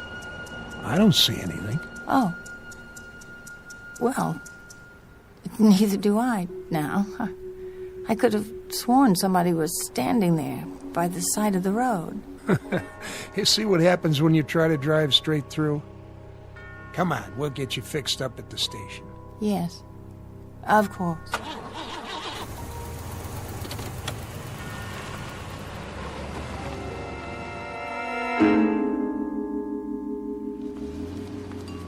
Let's see. 45 for a new tire, plus 5 for the mounting and balancing, and the tax. That doesn't seem nearly enough. What about the service call? No charge. I was on my way back anyway. Make it $53.50. Huh. I guess it's a lot cheaper than a funeral. You could say that again. You're very kind. Here you go. $6.50 change. I checked your other tires while I was at it. They look okay. Thank you so much. Anything wrong? No, nothing's wrong. I was just looking at that hitchhiker. What hitchhiker? Outside, by the pumps. Where? He's gone now. Yep, that he is. Somebody must have picked him up. One of the truckers, most likely. Strange. I saw him before, too. When you were changing the tire. Out on the highway. Uh-huh. I'm sure it was the same man. Must have gotten himself a lift then, too. Right after we passed him. Yes. That must be it. Well, I'd better get going or I'll never make L.A. Shouldn't be too hard. Brand new car, good weather. Ought to make it easy. Better take a rest first, though. I can't. I'm already a day late. Get some food in you at least. If you want to make it in one piece. Yes, I... Look at that. Huh? He didn't get a lift. He didn't? I just saw him again. You saw... The hitchhiker. Oh, well, it's no business of mine. That's the truth. Thanks very much for all your help. Okay, miss. Have a nice, safe trip. Thank you, I will. Hitchhiker. What's she talking about anyway? I didn't see no hitchhiker.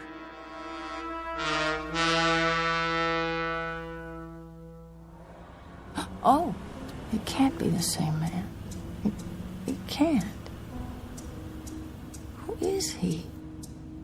I saw him again 50 miles farther on. It was impossible, of course, but I did.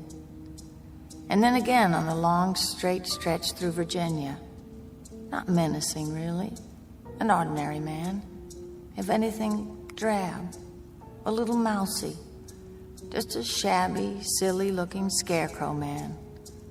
I shouldn't even think about him at all. But it's the coincidence of the thing.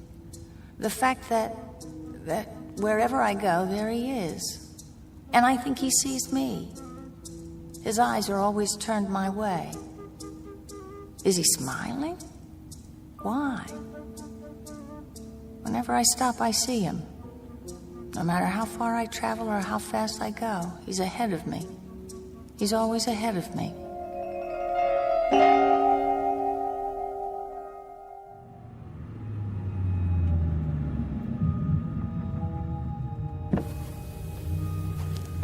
Yes, officer? Hold up, miss. Is something the matter? I can't let you pass just yet. Why not? Roadblock ahead. A roadblock? What for? Construction. Some big trucks blocking the way. Just a few more minutes. All right. I'll wave you on. Sit tight for now. This could take all night. Where's my map? I can't believe it. There is no other way. This is the only road west. Oh, no. It can't be, but it is. It's him. Going west, you say? I didn't say anything. I thought I heard... No, I'm not going west. I'm sorry. I'm just going up the road a little ways. I'm really very sorry, but I can't help you. Are you sure? Oh, please. Please. It has to stop. It has to. Miss? Miss, please. You can't go through yet. It isn't safe.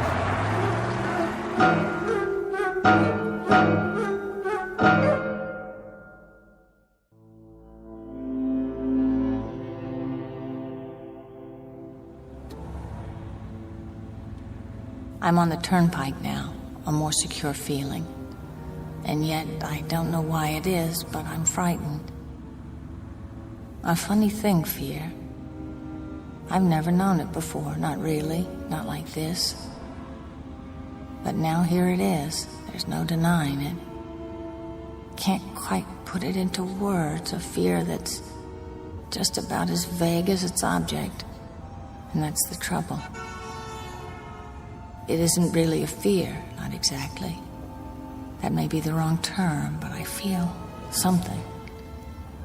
What should I call it? A sense of disquiet. The feeling that things are a little tilted, a little off somehow.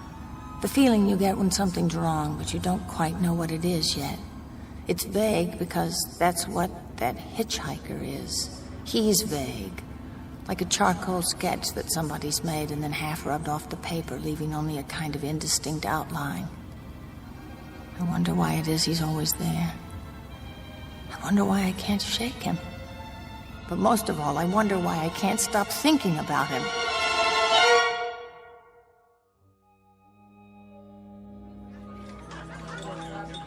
It was the kind of place you never expect to find in the middle of the night. Bright lights, people, ordinary people, talking about ordinary things, even making jokes. I felt safe again for a time. Part of me didn't want to leave. Dessert, miss? What did you say? Still got some pie left. Apple, blueberry, lemon meringue. Well, let me check on the apple. Trucker came through a little while ago, ordered 3 pieces with ice cream. I'm sorry, No, thank you. Sure? It's mighty good. More coffee? Sure. Ought to have more than coffee, though. I guess I don't have much of an appetite. Driving alone? Yes, I am. Where to? All the way to California. Whew, no kidding. That's a haul. Couldn't get me to drive all that way, at least not by my lonesome. Actually, I was looking forward to it. You were? In the beginning. You see... End of the counter, Angie. 2 burger baskets to go. Coming up. Well, as the man said when he kissed the cow, everyone to his own taste. You got that right, Angie. Yeah, that's a good one. Yeah, I keep telling her she ought to be on television. How much do I owe you? Let's see. Here you go. Put it on mine, Rich. That's all right. I said I got it for you. No, really. Say, don't I know you from somewhere? I seriously doubt it. Come on over here a minute. Give the change to the waitress, will you? Sure thing. Hey, girlie, why don't you be friendly? Gets mighty lonely driving long distance. All right, that's enough. This is no girly. This is a lady. Now knock it off. Sure, Rich. I'll see you next week. Thank you, but you didn't have to do that. Hey, listen. Do yourself a favor. There's a decent motel a couple blocks from here. You look like you can use it. What about a gas station? There's one right next to it. Still open, too. I do need to fill up. Hey, you can't do better than the Bida-Weed. It's nice and clean. I suppose I could. Do you get many hitchhikers? Hitchhikers? You mean around here? It's pretty rare, is it? Yeah, I'll say. There's no road, just the turnpike. Guy'd be a fool hitching a ride here. I mean, look at it. Miles and miles of straightaway and practically no speed limit. Now, what car's going to stop and pick up a guy under those conditions? Would you? No. No, I probably wouldn't. In fact, I'm sure of it. Of course, a guy might get a lift before the turnpike starts. By the toll house or something. But then it'd be one long ride, and most cars wouldn't pick up a guy for that long a ride. And, you know, this is kind of lonely country out here. Flatlands and hills and that sort of thing. You didn't see any hitchers, did you? Oh, no. No, I haven't seen anyone like that. I was just wondering, that's all.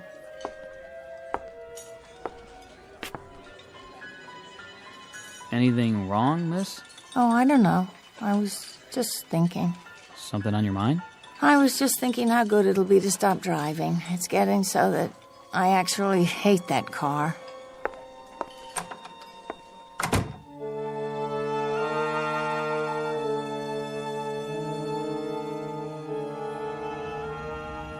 I was in no hurry to get back on the turnpike. The all-night gas station was just where he said it was, a couple of blocks south, near the railroad tracks.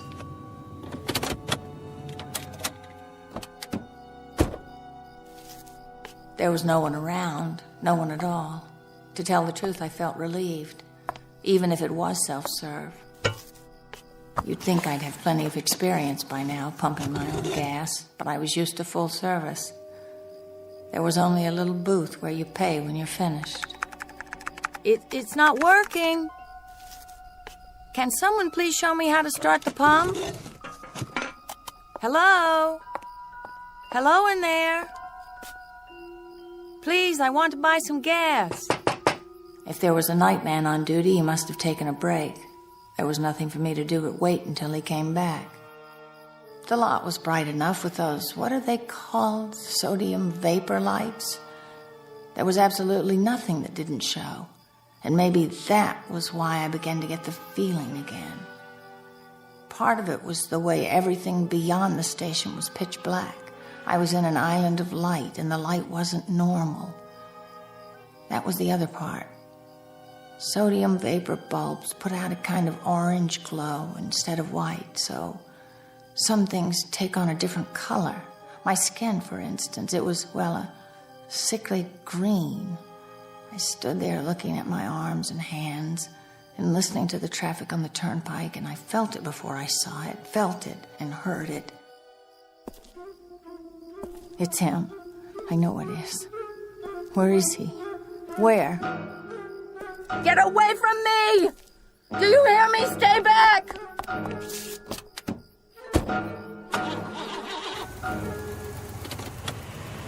I couldn't see him, but I didn't have to. I knew who it was.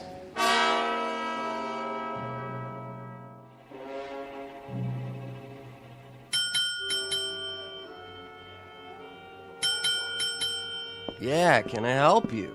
I need a room. For how long? Till morning. Just you? That's right. Fill out this card. I wonder, could I see the room? Huh? What for? They're all the same. If you don't mind. Come on, then.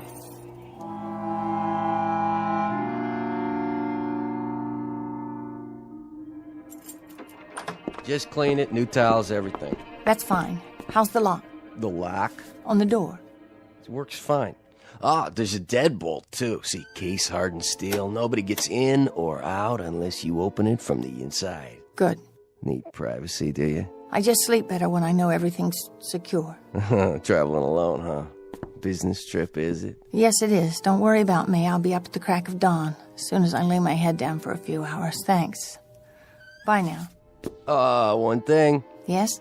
Cash or credit, no checks? In advance? Oh, of course. I'll get you change. Keep it. Thank you. Good night.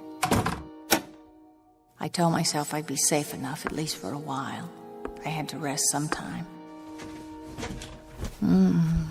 Clean sheets. What was that? Nobody out there.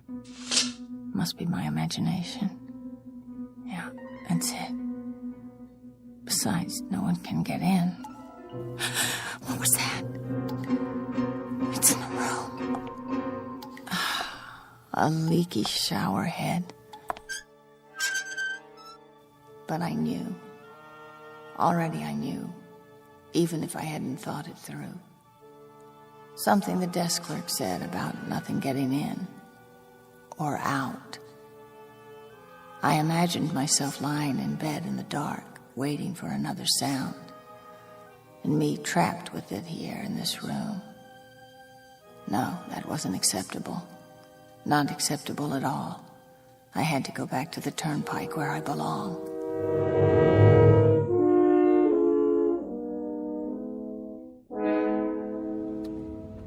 Good, the on-ramp. All I have to do is cross the tracks. No, there can't be a train at this time of night. It's ridiculous. I have to get across. Come on, I can make it. There's plenty of time.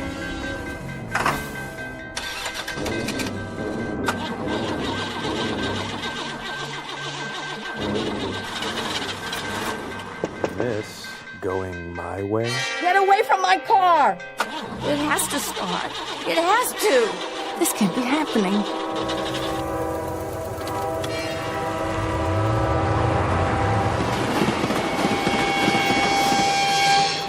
It was him. It was. Where are you? What do you want from me? The fear is no longer vague. The terror isn't formless. It has a form. He was beckoning. That drab, skinny man in the cheap, shabby suit.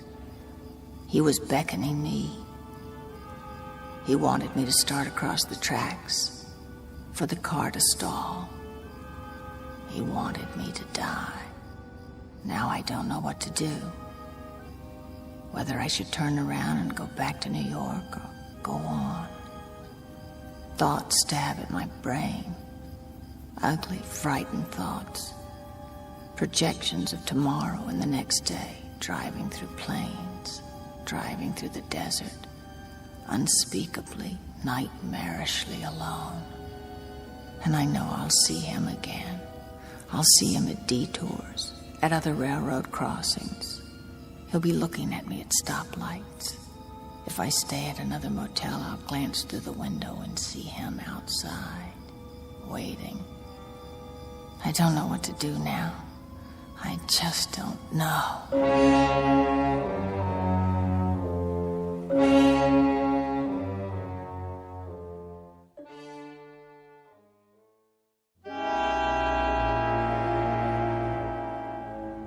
3 days and 3 nights now. Past Tennessee into Arkansas, through the Ozark country and into Oklahoma and Texas. Stop for coffee and then drive on. Stop for food and drive. Stop for coffee and the routine goes on.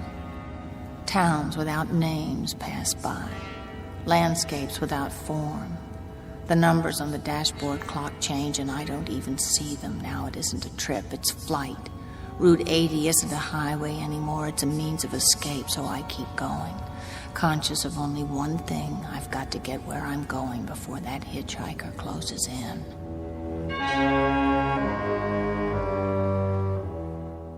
Halfway across Texas, 10 o'clock at night, the 4th day. The engine stops, and I sit there in the front seat chilled with fear. And I can hardly believe it. Out of gas. I can't believe this. I should have stopped earlier and now it's too late. Wait. That sign. Yes. Gas eats 500 feet. I can see it from here.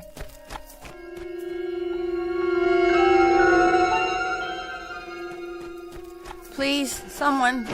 You can't be closed. Yeah, what is it? What do you want? I ran out of gas. I'm just a quarter of a mile down the road. Come back in the morning. Please, I can't stay here till then. It must be past midnight. No, it isn't. It's not even 11 o'clock. Well, we close up here at 9. I'm sorry. Try the Honeysuckle Lodge. They got a gas pump there. It's about a mile or so away. Please, I can't walk any farther. Little lady, I'd like to help you, but I've been up since 5 this morning, and I'm just dead. Now, like I told you, it's only a mile or so to the Honeysuckle Lodge. But I've got to have a can of gas. I can't stay out here by myself. You see, there's a man. There's a very suspicious-looking man. Henry? Henry, who is it, Henry? It's nobody, Mother. Just a gal in a fancy suit. Go back to bed. Now, what about this man? What was he doing? Nothing. Nothing, huh? Well, then what of it? That's not something to wake a man in the middle of his sleep about. I'm trying to tell you. Now, listen, young woman. You must have taken a nip or something. If you haven't got anything better to do than wake decent folks out of their hard-earned sleep. But he looked as if he was going to rob me. Well, if he does, you come back and I'll call the sheriff for you. Who's there? Come out into the light so I can see you. You have to stop following me. Stop right now or I'll scream. There are people inside. They'll hear and... Lady? What did you say? I said, what's the matter, lady? Yes, that's what I am. That's exactly what I am. A lady. What are you doing out so late? What am I? You work here? This your place? No. My car's just up the road. You see, I ran out of gas. The man won't give me any. I saw the car. You left your keys in it. I turned the lights off, though, so the battery wouldn't run down. Do you live around here? Nope. I'm coming back from leave. Leave? Of course. The uniform. Are you in the Navy? Sure am. Ever see a fella in a sailor suit that wasn't? No, I guess I haven't. Where are you headed? Going back to my ship. She's in San Diego. That's where I'm heading. San Diego, California. Would you like a ride? You kidding? No, I mean it. I'll take you all the way to San Diego. Will you drive with me? You don't have to ask me twice, lady. You've got yourself a rider. I don't have any gas, though. We'll fix that. You tried already? The man's in bed. He can't be bothered. Well, let's get him out of bed. All he needs a couple of gallons. I seen some all-night gas station signs. There must be plenty up ahead. Let's go, Pop! You got some customers out here.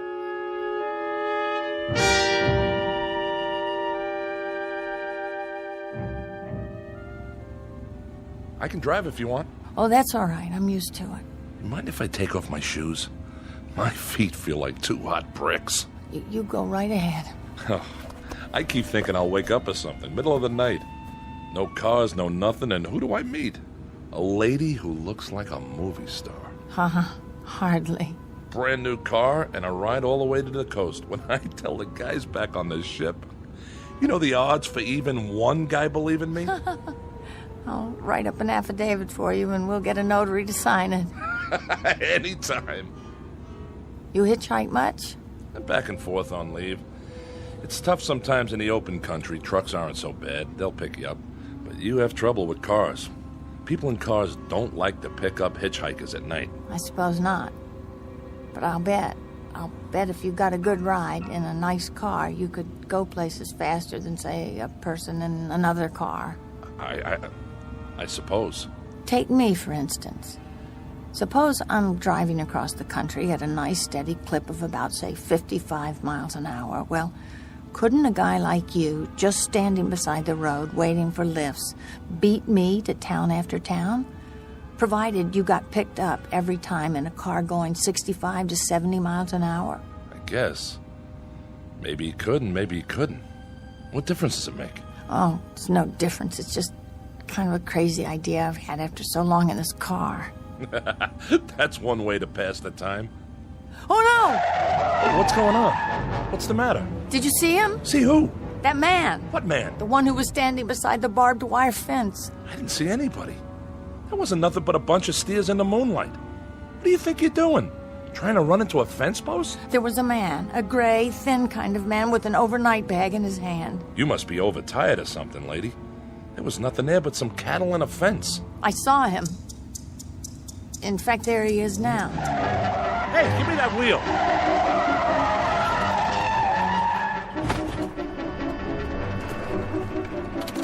Lady, I'm taking charge of the keys. Maybe you'd better let me drive after all. You must have seen him that time. I didn't see anybody. What were you trying to do? Hit him. Huh? That's right, I was trying to hit him. Maybe if I could kill him, I could make him stop. You see, what are you doing? What does it look like? Where are you going? No place in particular, lady. Just out of plain sight. Any place that puts some distance between me and this automobile. Please don't get out. I'll drive more carefully from now on, I promise. No way, baby. I'd kind of like to get back to my ship in one piece. And driving with you? That's a pretty lousy guarantee I'd ever make it. Please, I'm sorry. I don't know what came over me. Please don't go. I'm sorry, lady. You'll have to excuse me. You can't go. You don't understand. You can't. Look, I'll take you right into San Diego. I'll take you to the docks. I give you my word. Sure. Seeing elephants, skyscrapers, and make-believe people all the way. Thanks, but no thanks. Look, I like you. I like you very much. That's the reason I picked you up. We could be friends. Good friends. I'd like you to take me out. Really. Please. Sorry, lady. Believe me, you'll never know how sorry. Listen, I know you think I'm out of my mind or something, but this man, I've been seeing this man all the way across the country. He's been following me. If you could only help me, stay with me until I reach the coast. Honey, what you need is a good night's sleep. You don't need a boyfriend, just a good night's sleep. Here's your keys. See you around. Please, come back!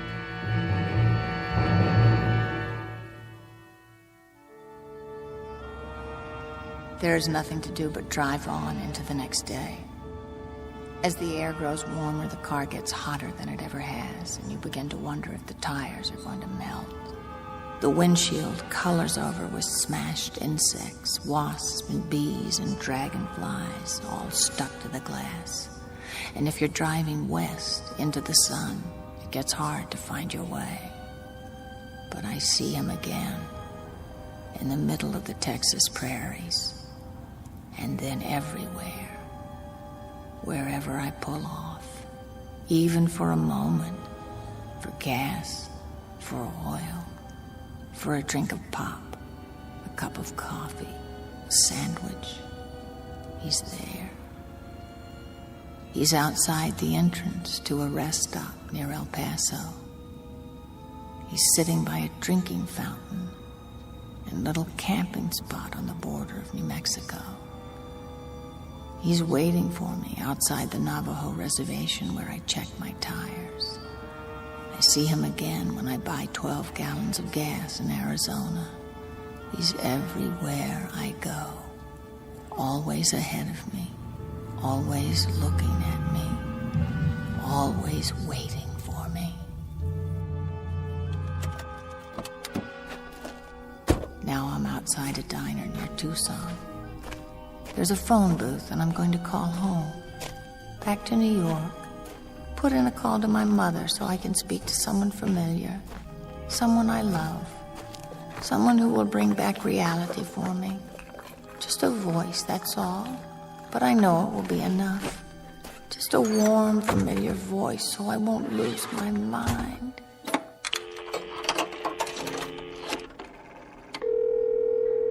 Operator. I'd like to make a call to my home in New York City. What is the number, please? Trafalgar 41098. Thank you. That'll be $3.60 for the first 3 minutes. Oh, I seem to be short. I thought I had enough. $3 and... I could go inside and get change. Look, can't you put it through? I have to talk to my mother. Would you like to call collect? Yes, that's it. Thank you, operator. What number are you calling from? Wait. There's no number. It's been scratched off. If you can't give me the number... Don't hang up. Here, I found some coins. I'll put them in now. 50 cents more, please. Yes, I know. I've got it.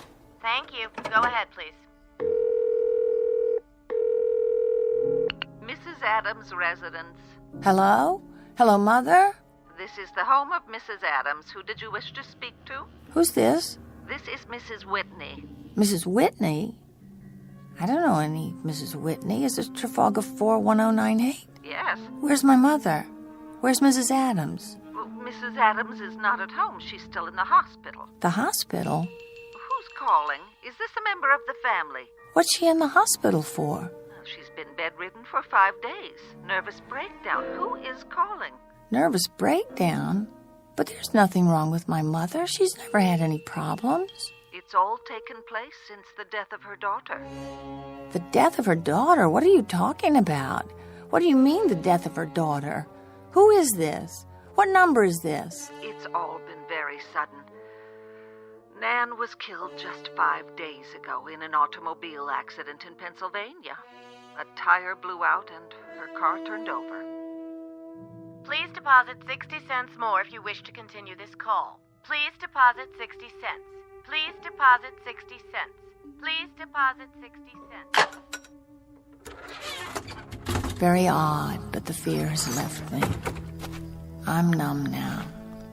I have no feeling. It's as if someone pulled out a kind of plug in me, and every emotion, including fear, is drained away. And I'm only a cold shell. I'm conscious of the things around me, the vast, soulless night of Arizona, the frantically blinking stars that look down from the darkness. Ahead of me stretches 1,000 miles of empty mesa, mountains, prairies, desert, and somewhere among them, he's waiting. Somewhere I'll find out who he is and what he wants. Though just now, for the first time, looking out at the night, I think I know. I know that he's here now, without even looking in the rearview mirror. I believe you're going my way. Yes. Yes, of course I am.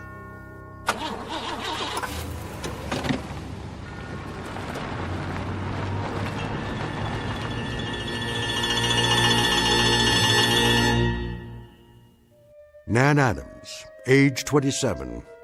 She thought she'd take a drive to California, to Los Angeles. She didn't make it because of a detour through the Twilight Zone. More from the Twilight Zone after this.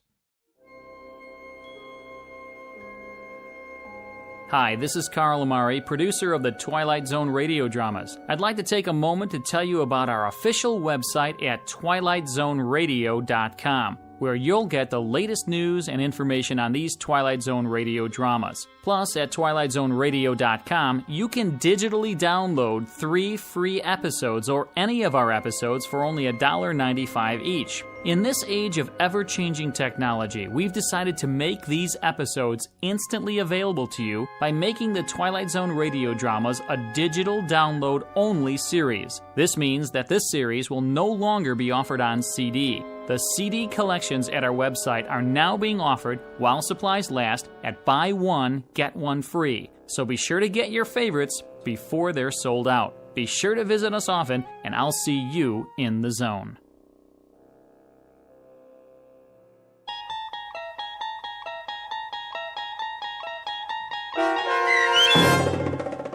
The Hitchhiker, starring Kate Jackson, with Stacy Keach as your narrator, was adapted for radio by Dennis Etchison and based on a script by Rod Serling from a story by Lucille Fletcher.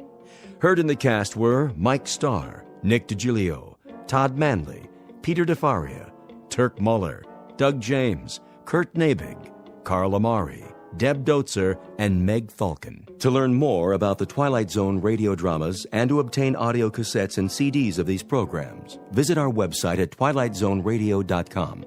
The producers of The Twilight Zone wish to thank CBS Enterprises, Carol Serling, Dennis Etchison, Dick Brescia Associates, Claire Simon Casting, Terry Jennings, XM Satellite Radio, Sirius Satellite Radio, our sponsors, and our radio affiliates for helping make this series possible.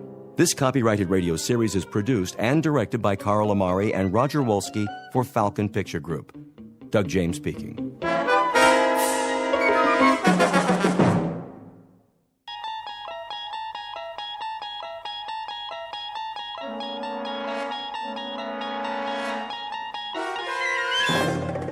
You unlock this door with the key of imagination. Beyond it is another dimension, a dimension of sound, a dimension of sight, a dimension of mind. You're moving into a land of both shadow and substance, of things and ideas. You've just crossed over into the Twilight Zone.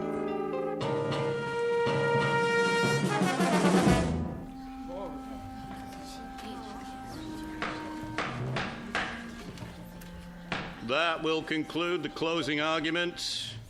Unless either side has a rebuttal. Defense counsel? I wish I had something more, some new evidence.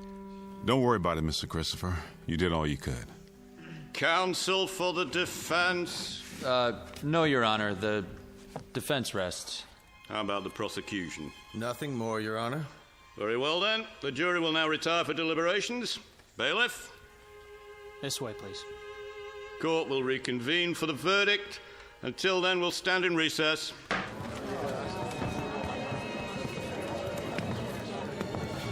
On your feet, Grant. Do you really have to put the cuffs on me? Hands behind your back. I'll stay with you to the verdict's in. It doesn't make any difference. This way. It may take a while. It never does. Mr. Grant? No statements to the press. If I could have one more word. I told you, Mr. Carson. Oh, why not? Give the reader something. I wouldn't recommend it in case we file an appeal. We won't. I guarantee it. End of the hall. I know that. A room with a table and 3 chairs, bars on the window, 2 policemen outside. It never changes. You can wait in here with your client, counselor. All right. I told you there's no need, really. Go get a cup of coffee. Just drink it fast. What about that interview? It's okay, guard. We'll be right outside. Knock when you're through.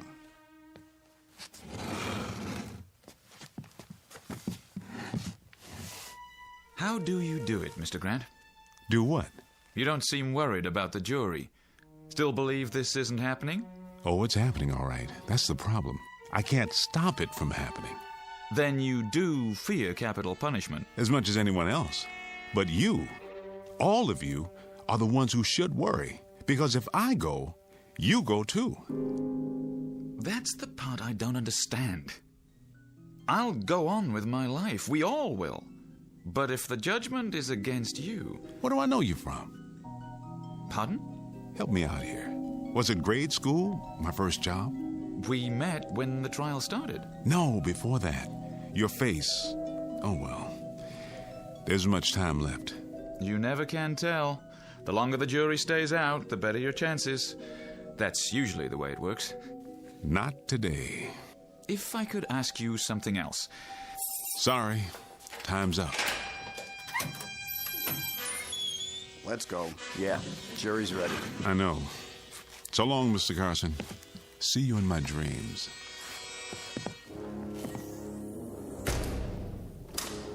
How did he know?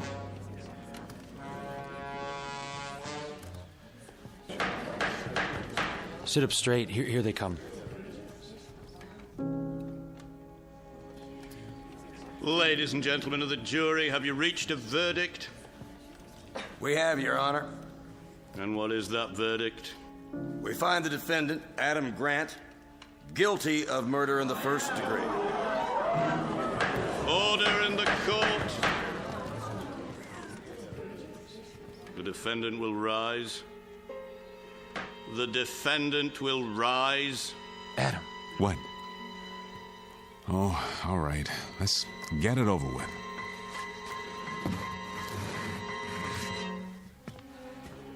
Adam Grant, you have been tried by a jury of your peers and found guilty. Do you have anything you wish to say before sentence is passed? Very well.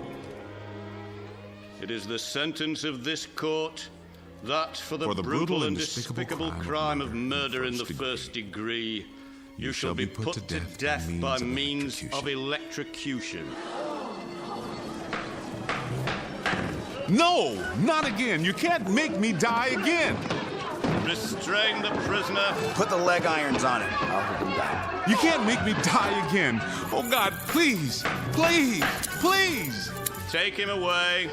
Tell them, Mr. District Attorney, that this isn't real. Make them understand that they're only a dream I'm having. You fools! If you kill me, you'll die too. Mr. Carson, you believe me? Make him believe. Tell the district attorney he prosecuted himself and everybody in this building and everybody in the world. Tell him, Mr. Carson, before it's too late. Tell him. Tell him.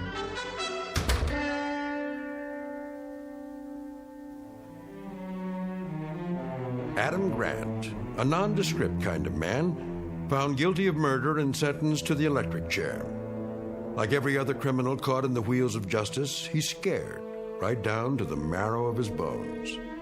But it isn't prison that scares him. The long, silent nights of waiting, the slow walk to the little room, or even death itself. It's something else that holds Adam Grant in the hot, sweaty grip of fear. Something worse than any punishment this world has to offer. Something found only in the Twilight Zone. And now, The Twilight Zone and our story, Shadow Play, starring Ernie Hudson, with Stacy Keach as your narrator.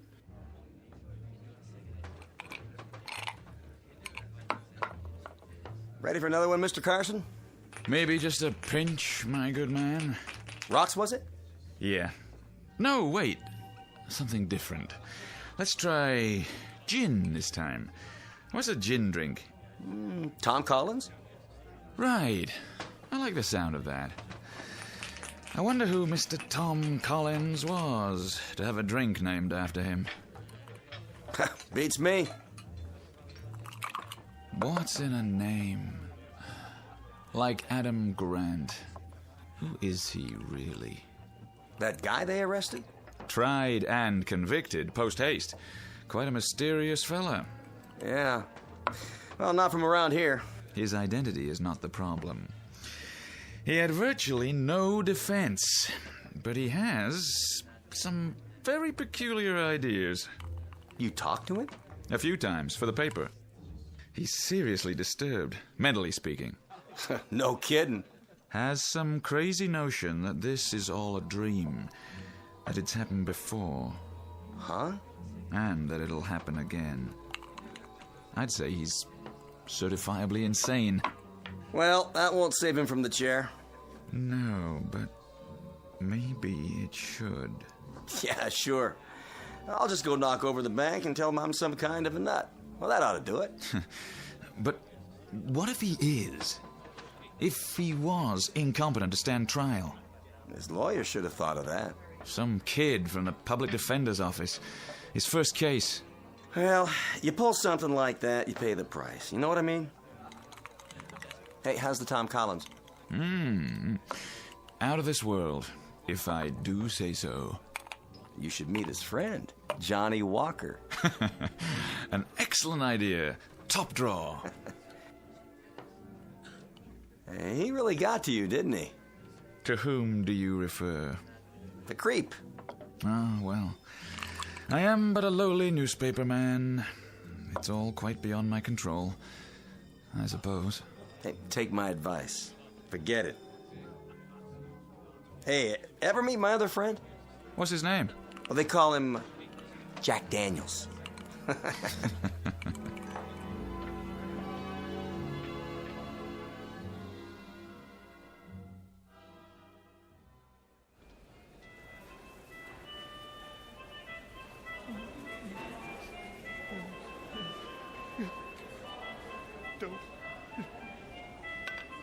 Don't. 37. 38. 39. Please, Mother, don't let them. Hey, knock it off. I'm exercising.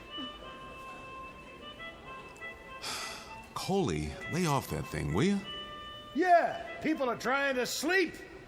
Sorry, fellas. I didn't know I was bothering anybody. That's better. It's all right, Coley. It's my fault.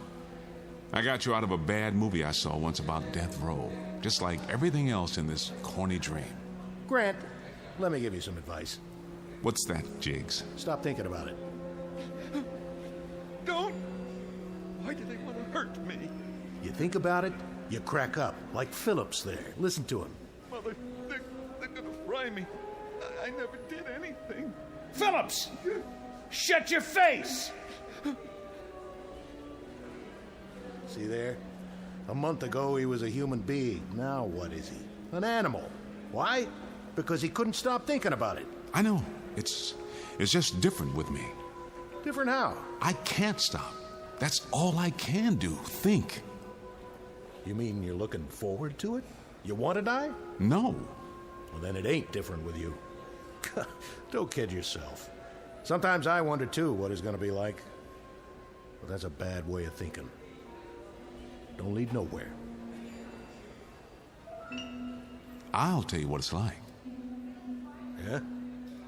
Yeah. They come for you a few minutes early. That's so they can cut your trouser legs. They even shave your head, at least part way. Then they open your cell. You walk out and down the cell block to a hall. Past 2 great doors at the end. 78 steps exactly to the final door, painted green. It's got a little glass pane with chicken wire, but you can't see anything on the other side. There's a guard who opens the door for you.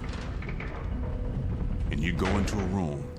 It's tan. It's all tan. There's nothing in it except the chair. It's made out of wood, and it's big, so it feels like a chair you used to sit in when you were a kid. Hard and solid and not very comfortable. Cut it out. They strap your arm and legs with big buckles, and then they attach the electrodes. It's funny. They always feel cold to the touch at first. Man, you talk like you've been through it already. Then they drop the mask over your head. It's musty. It smells like an old sofa. And then you wait. Every muscle tense, straining. Any second, then you can almost hear it through the wall. They pull the switch. There. 2 beautiful, beautiful steaks. Almost done.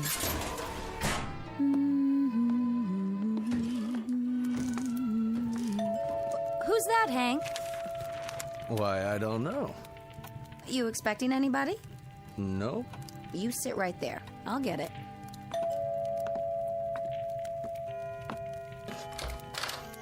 Paul! Madam, I am a poor lost traveler seeking food and lodging for the night. I don't believe it. You're loaded. Mr. District Attorney. Hello, Paul. I've just been insulted by your wife. She says I'm intoxicated. Well, aren't you? That has nothing to do with it. Your attitude toward the press needs some adjusting. So does mine, as a matter of fact. Hey, take it easy there. That's my best gin. Dear friends, when I die, I don't want to see any full bottles around. That's not funny. It wasn't meant to be. It was meant to be a comment on the short, unhappy life of Paul Carson. Won't you join me? Come, drink and be merry for tomorrow. Oh, shut up, Paul. I knew it. I knew it the minute you walked in. We're not nervous enough? Oh, no. We have to listen to the great city editor with his news behind the news. If I'm not welcome here, then I shall go elsewhere and breathe my last. Oh, never mind. I've had enough of this anyway. I'm going to lie down. Good night, dear. What about dinner? The steaks are almost ready. Take them out of the broiler in 5 minutes. There are a couple baked potatoes, too. Aren't you having any? I've lost my appetite. Hank, I wanted to talk to you. Now, don't start again. I've got to. We're running out of time. I'm not upset or disturbed or nervous anymore. I'm scared. That's ridiculous. I know it is, but that doesn't help. You mean to say you believe that crazy story? God help me, Hank. But I do. At least I believe it's possible. Oh, come on. Well, why not? Can we prove he's wrong? Maybe not, but that's a poor reason for believing in anything. I can't prove the world isn't going to end, but it isn't. Or do you believe that, too? I'm not sure what I believe. This guy killed a man in cold blood just like that, and he's going to pay. Those are the facts. Anything else is speculation. Fantasy. Are you sure?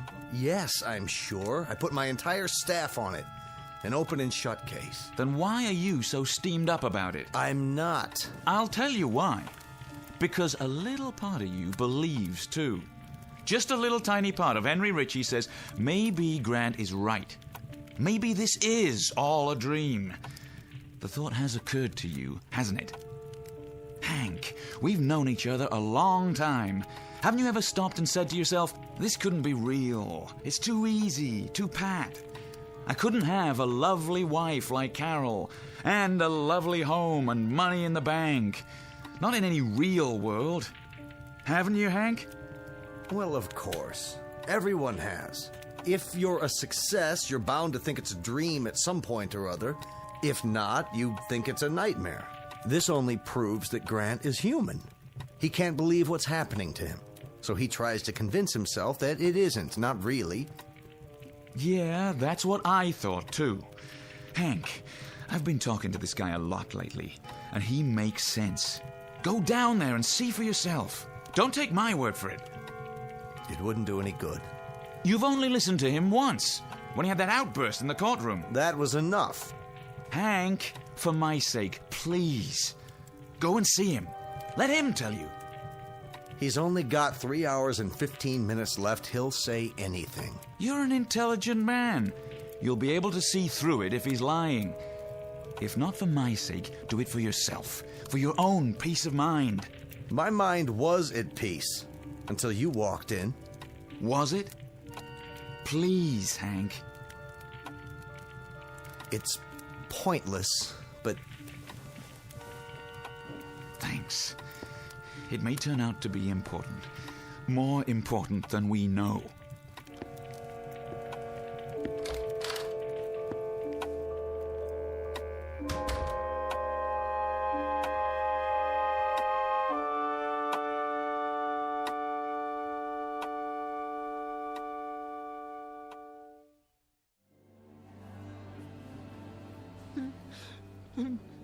No.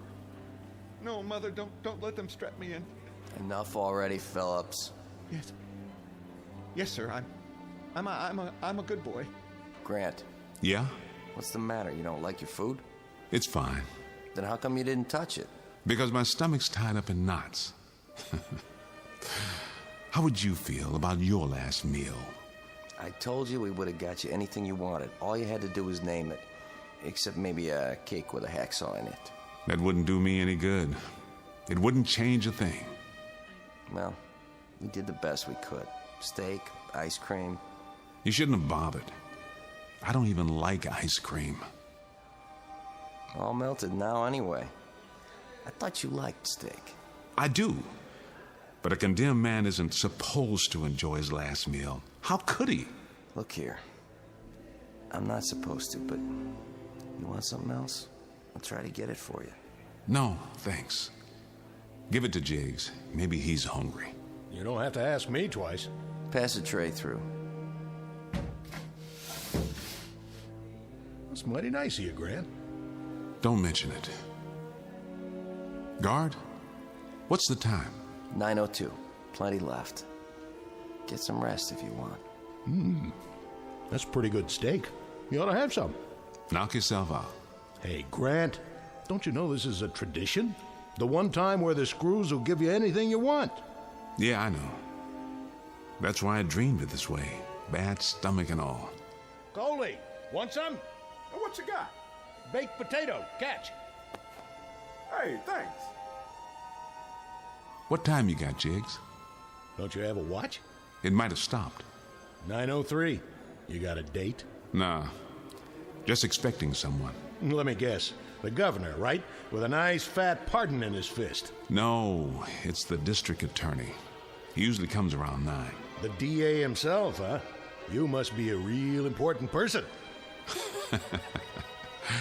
Yeah.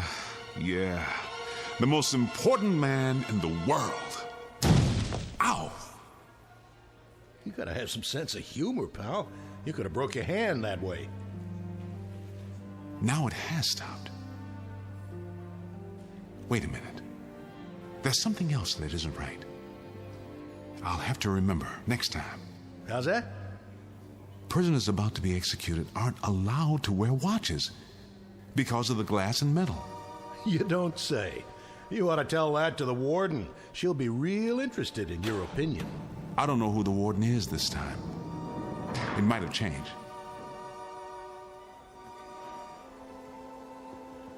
This way, Mr. Ritchie. Thank you, guard. See? What did I tell you? Right on time. Say, how'd you know? 10 minutes. That should be plenty. You can leave me with him.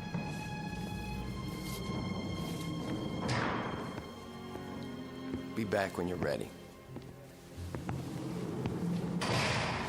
Hello, Grant. Hello, Mr. Ritchie. You don't seem surprised to see me. I'm not. You won't drop the act, will you? I don't have to act. You always come. I mean, the district attorney always comes. It's not you every time. Grant. Yes? Why bother to stick to this dream story of yours? What does it matter now? If I could change it, I would, believe me.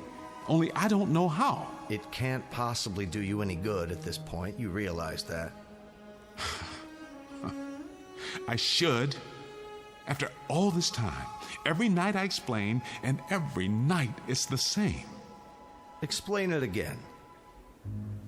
Well, it's very simple. When I die, you die.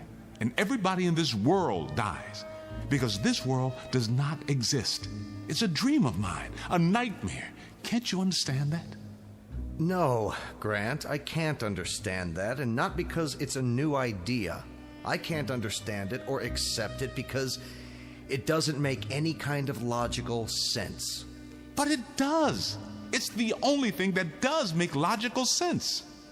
Not what I understand logic to mean. Think it through. I tell you, it's not logical. That's only one kind of thinking. Reason it out. Think, man. Take you, for instance. Here we go. The butterfly dreaming it's a butterfly hypothesis. Just stick with the basic facts. That's all you need. Do you think that you, a district attorney, would ever visit a man who was about to be executed in real life? Have you ever done that? Not that I recall. Of course not. They wouldn't let you in here. I'll bet they didn't even search you. And now they're leaving us alone in a locked cell together? You're the man who sent me here. I might beat your brains out. I'm a murderer, aren't I? I'm sure we're being monitored. We must be. Or take me. Have you ever heard of a case where a man was condemned and put to death this quickly? There would be years of appeals, wouldn't there? Your lawyer didn't file any. There are automatic appeals required by law. And don't you think it's a little too pat that I was represented by a public defender who had never even tried a capital case before? Oh, come on. Look around you. This isn't a real prison. It's a cliché drawn from every old movie ever made. The guy with the harmonica, the nutcase, the guards, everyone's a type. They could be from Central Casting. Well, you're certainly not typical. How do you know? You don't know what I am. You don't know any more about me than you did when it started. It's like I didn't have a past before this. I'm some sort of mysterious stranger, like a character in a story. There are hundreds of vagrants in every town without names, without histories. Stop that. How did I just know what you were going to say? Isn't that a little weird? Or do you believe in mind reading? That's not too weird for you? We know you're mentally sound. You were found competent to stand trial. I don't think you're deliberately lying to me. So what are you left with? Some other explanation? I'm going to destroy this story of yours, Grant, once and for all. Now, you say that all this is a dream and that when you're electrocuted, you wake up, and when you wake up, we all disappear, right? That's right. And then it starts all over again. What about our parents? And our parents' parents, and Everybody who never even heard of you. What about the billions of people? Well, what about them, Mr. Ritchie? Every dream builds its own world. Have you ever had a dream with blank spaces in it? It's filled out in every detail, complete with a past, and as long as you stay asleep, a future. What about us, then? The people in this world, when we sleep and dream? Or don't we? Is that when you're supposed to be up and around and wherever you really are? You only sleep and dream because I dream you that way. All right, now answer me this. You're scared. Why? Why are you scared? You've got to wake up sometime, even if you're electrocuted, so why don't you just sit back and enjoy it till then? Enjoy it? Let me tell you something, Mr. Ritchie. Huh? How soundly do you sleep? What's that got to do with it? Well, I mean, you dream, don't you? Certainly, sometimes. Haven't you ever been hurt in one of those dreams? Haven't you ever fallen out of a window or been drowned or tortured physically and mentally? We all have nightmares. You have. Well, don't you remember how real it seemed? How you woke up screaming? Let me ask you something, Mr. Ritchie. How'd you like to wake up screaming every night? That's what I do.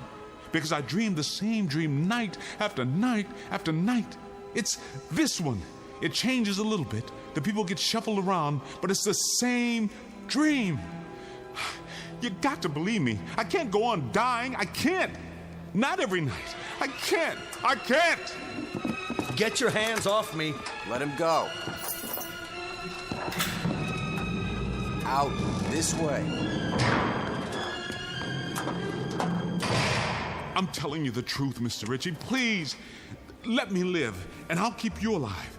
I'll dream you every night, just as you are now. Your life, your house. Wait a minute. I'll prove it. Your wife. She has a steak waiting for you. Isn't that right? Go home, look in the oven. It'll be something else when you get there. I swear. I can change the small details. You'll see.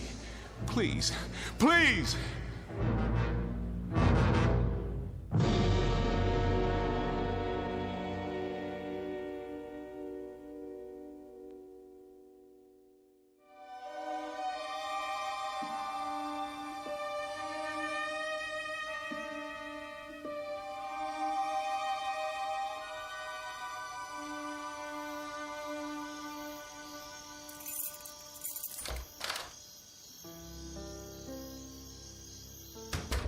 Carol, are you up? In here, darling. The steaks. Oh, that's right. You did say you wanted steaks tonight. Carol, don't be offended, but may I see them? I'm sorry. I thought I'd save the steaks for tomorrow night. I hope you don't mind. Just let me have a look. What's wrong, Hank? That's a roast. What about it? I thought you liked roast. Hank?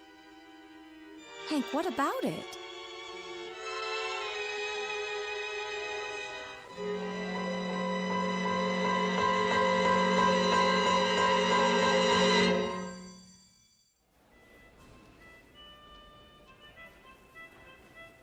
Grant. Grant! Yes? Did I wake you up? No. You didn't wake me. What's so funny? Nothing. Nothing's funny at all. Well, thanks for giving your meal away. There was nothing, really. I thought I heard you laughing in your sleep. No chance of that. Hey, Grant, listen. I've been thinking about what you said, about all this being a dream, you know? So?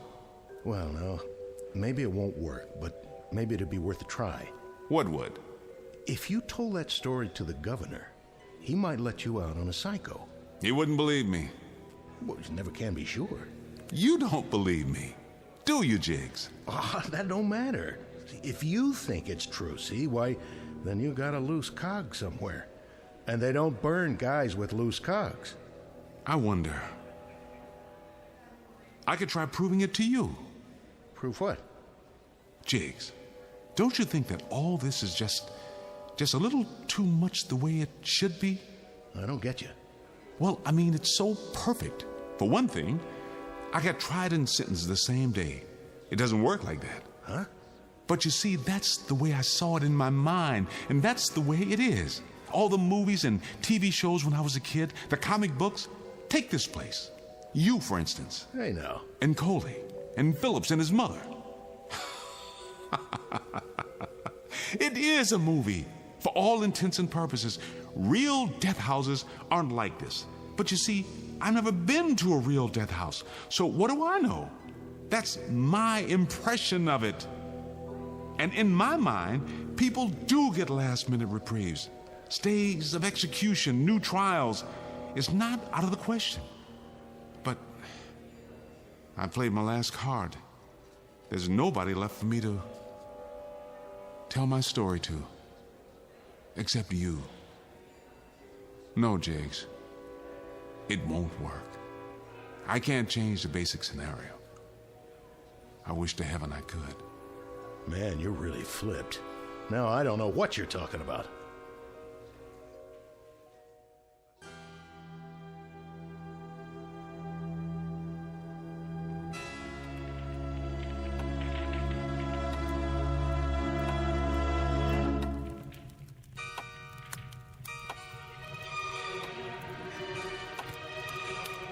That clock over the fireplace, is it accurate? It is.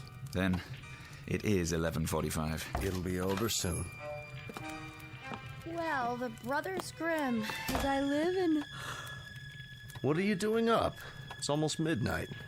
I'm not up. I'm down, like you and your funny friend here. Sorry if we woke you, Carol. I'll be leaving soon. Have they... Not yet. 15 more minutes. That's another thing. What is? Think about it, Hank. I'm tired of thinking. Why does it always happen at midnight? Did you ever wonder about that? Because that's when they schedule executions. Yeah, but why? You tell me. Excuse me, boys. I don't suppose anyone would like some coffee? Not now, dear. Hank, according to Grant, he doesn't know anything about these matters except what he sees in the movies. So he told me. And in the movies, it always happens at midnight. That's because movies are technically accurate. Are they? About things like that, at least. Yeah, I always thought so. But that's a strange belief, too, when you come to think of it. Then don't come to think of it. But I've got to think about something, or I'll sit here for the next few minutes with my insides all twisted up. Don't let me interrupt this scintillating conversation. Let me know how it all comes out. See you in the morning. I hope so, Hank. I sincerely hope so.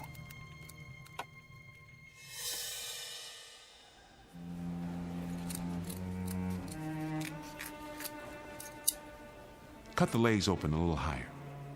Okay. You just relax, Grant. We'll take care of it. I'm only trying to make it easier for you. When it's time to connect the electrodes. Or the straps. I don't remember. Got it. Pants, legs, head shaved. I think that's everything. The watch. Take my watch. You don't want it anymore? It's the electricity. It'll melt or fuse or something. He's right. Take it off. Want a cigarette, Grant? I don't smoke. It's bad for my health. Hey, Screws! You're wasting your time. Shut him up! Shut that guy up! You can't kill Grant. You want to know why? I'll tell you why. Because you're nothing but dreams. Dreams! You hear that, Screws? Bet you didn't know that. Must be a full moon. The animals are restless.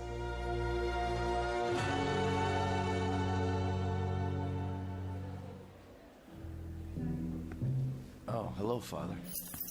May I have a moment? Sure thing. Come on, Miller. How are you, my son? Oh, I can't complain. This haircut they gave me, though. Gonna take a while to grow out. Is there anything you wish to talk about in the remaining minutes? No. Then let us pray. There's no need. There is always a need for prayer, my son. What will it do for me? Open your heart. God won't forsake you. Only in the real world, Father, not in a nightmare. You no longer feel a part of this world?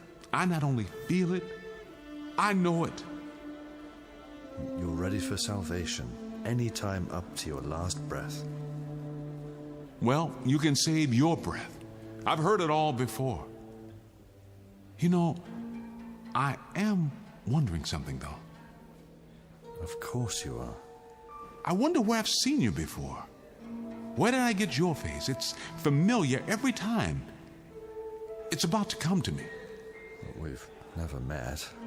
Oh, yes. Yes, we have.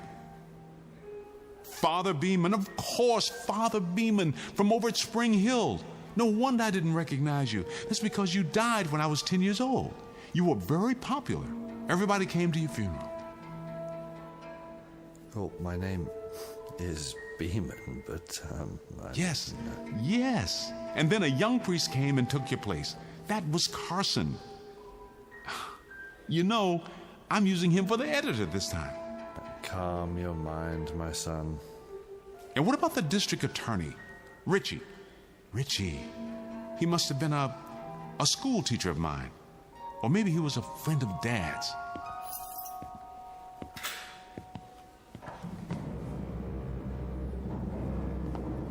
Time, Father. Thank you, Warden. In the name of the Father, and the Son, and the Holy Ghost. Ready, Mr. Grant. Are you? Are all of you? Let's go. Hey, Grant! They can't do this to you! You're home in bed asleep, remember? Grant! Grant! Time to wake up, boy! Wake up! Wake up!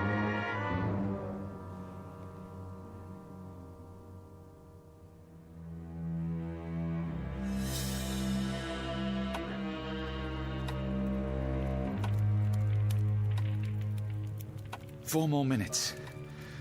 Well, you can at least get a stay of execution. I know you can do that much. What good would it do? We'd simply have to go through the same thing all over again. Cruel and unusual punishment. Maybe not. Now look, Hank, forget all the dream stuff. Whether that's true or not, it doesn't matter. What matters is the guy believes it. That means he's got a case. The psychiatrist said... The psychiatrist made a mistake. It won't be the first time. Get a week's stay. Have him checked out again. I can't. Why not? Because we might be wrong? Well, maybe we are. But maybe we're not. And in my book, that's reasonable doubt. Hank, he's sick in the head. Are you going to send a mental incompetent to the chair? I'll regret this, Paul. I'll regret it as long as I live.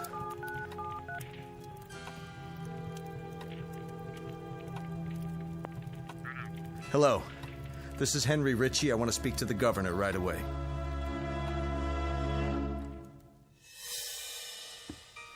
"76, 77, 78.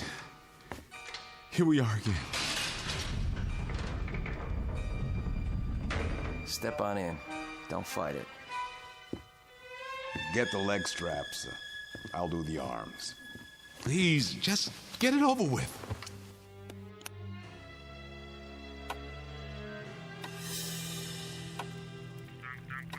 I don't care. This is an emergency. Wake them up. Hurry. It's 11:58. They're having trouble putting the call through. Yes, this is District Attorney Ritchie. Governor, I don't have time to explain, but I want you to issue a stay of execution in the case of Adam Grant. Here comes the hood. Close your eyes. Not again. Please, not again.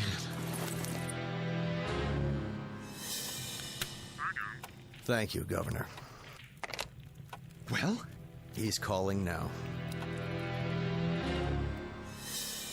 Throw the switch. Yes, ma'am. This is the warden. What did you say? What? I'm sorry, Governor. You're too late. Did he get through? It's out of our hands now.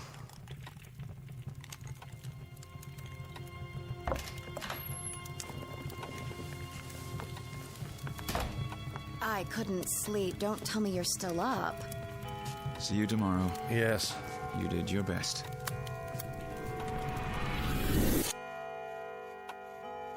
What in the... What is going on here? How do you mean? Well, I thought we had a fireplace. What did you boys do with it? Dude? I'm serious. She's right, Hank. The fireplace, it's gone. There's just a blank wall. Carol, I don't understand. Carol, where are you? She was standing here a second ago. She just... Paul! For the love of God, I can't see either of you. In the living room, it's getting dark. It's starting...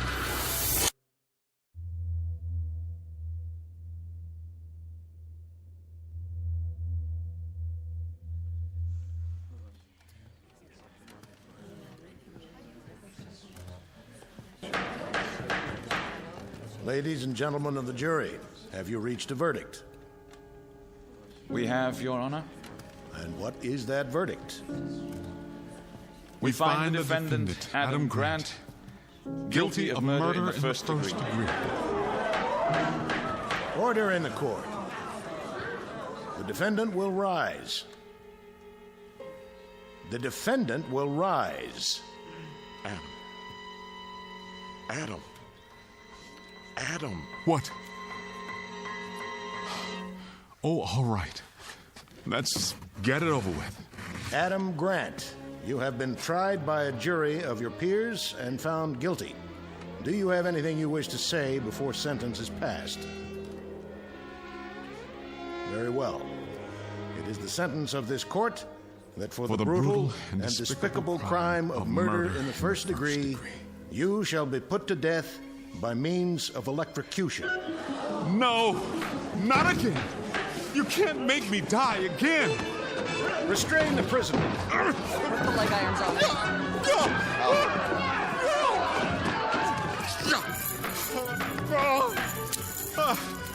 Can't make me die again. Oh, God, please. Please. Please. Take him away. God, you can't make me die again. Oh, God, please. Please. Please.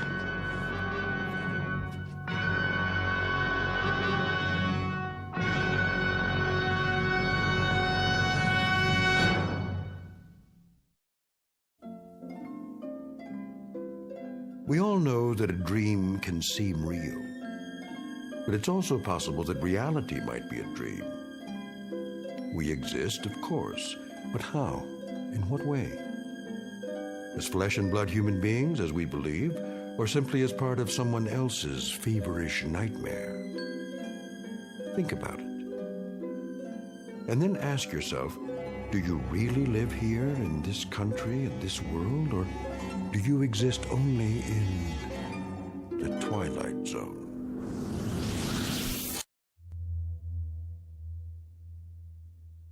We'll return to the Twilight Zone in just a moment.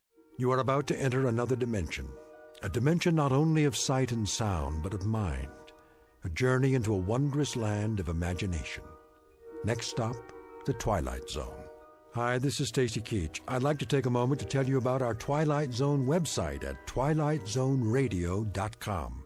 At twilightzoneradio.com, you'll find the latest information on these Twilight Zone radio dramas, including behind-the-scenes photographs, plus the newest product releases, trivia contests, ways to contact us, other Twilight Zone-related info and merchandise, plus links to other fascinating websites. So make your next stop twilightzoneradio.com.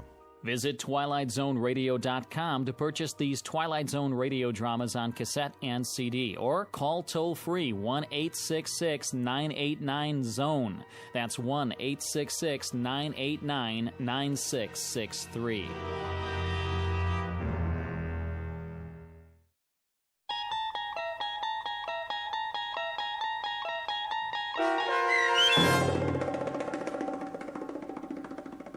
Shadow Play, starring Ernie Hudson with Stacy Keach as your narrator, was adapted for radio by Dennis Etchison and written for The Twilight Zone by Charles Beaumont.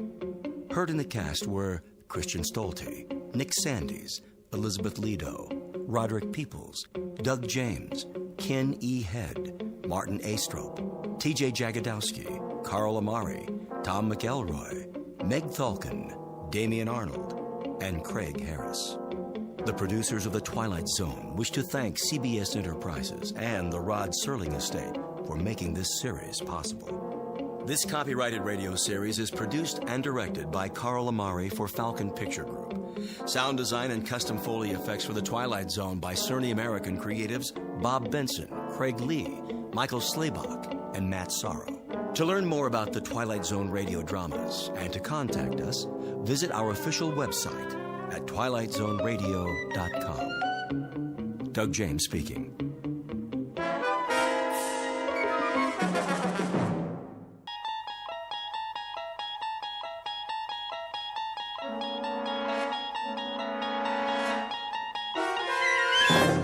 You're traveling through another dimension.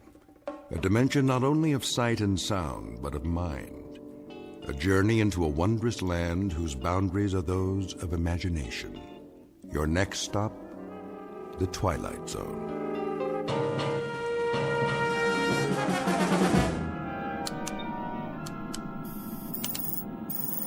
Boys. Oh, boys. Yeah, Ship. There's a planet up ahead. I think it's the one you've been looking for. I see it. Thanks, Marilyn. We'll take it from here. How's our course, Mr. Knopf? Bearing 0090, Commander. Gravitational field? 1.1, same mass as Earth. Almost. Good. We don't need to compensate. That'll save some power. All we have to do is slingshot in and follow the orbit for one revolution. This is the last planet on the list, right? Right. One more recon and it's back home. Commander. Yeah, Knopf. Think they're going to give us a parade? You mean up Fifth Avenue with ticker tape? Don't hold your breath. Why not? We've been in space longer than any other mission, right? Right, but this isn't a glamour job.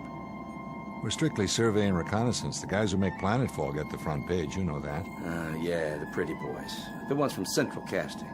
So what's wrong with us? Are we that ugly? Well, I don't know about you, Knopf. I'm serious. I mean, we're in shape.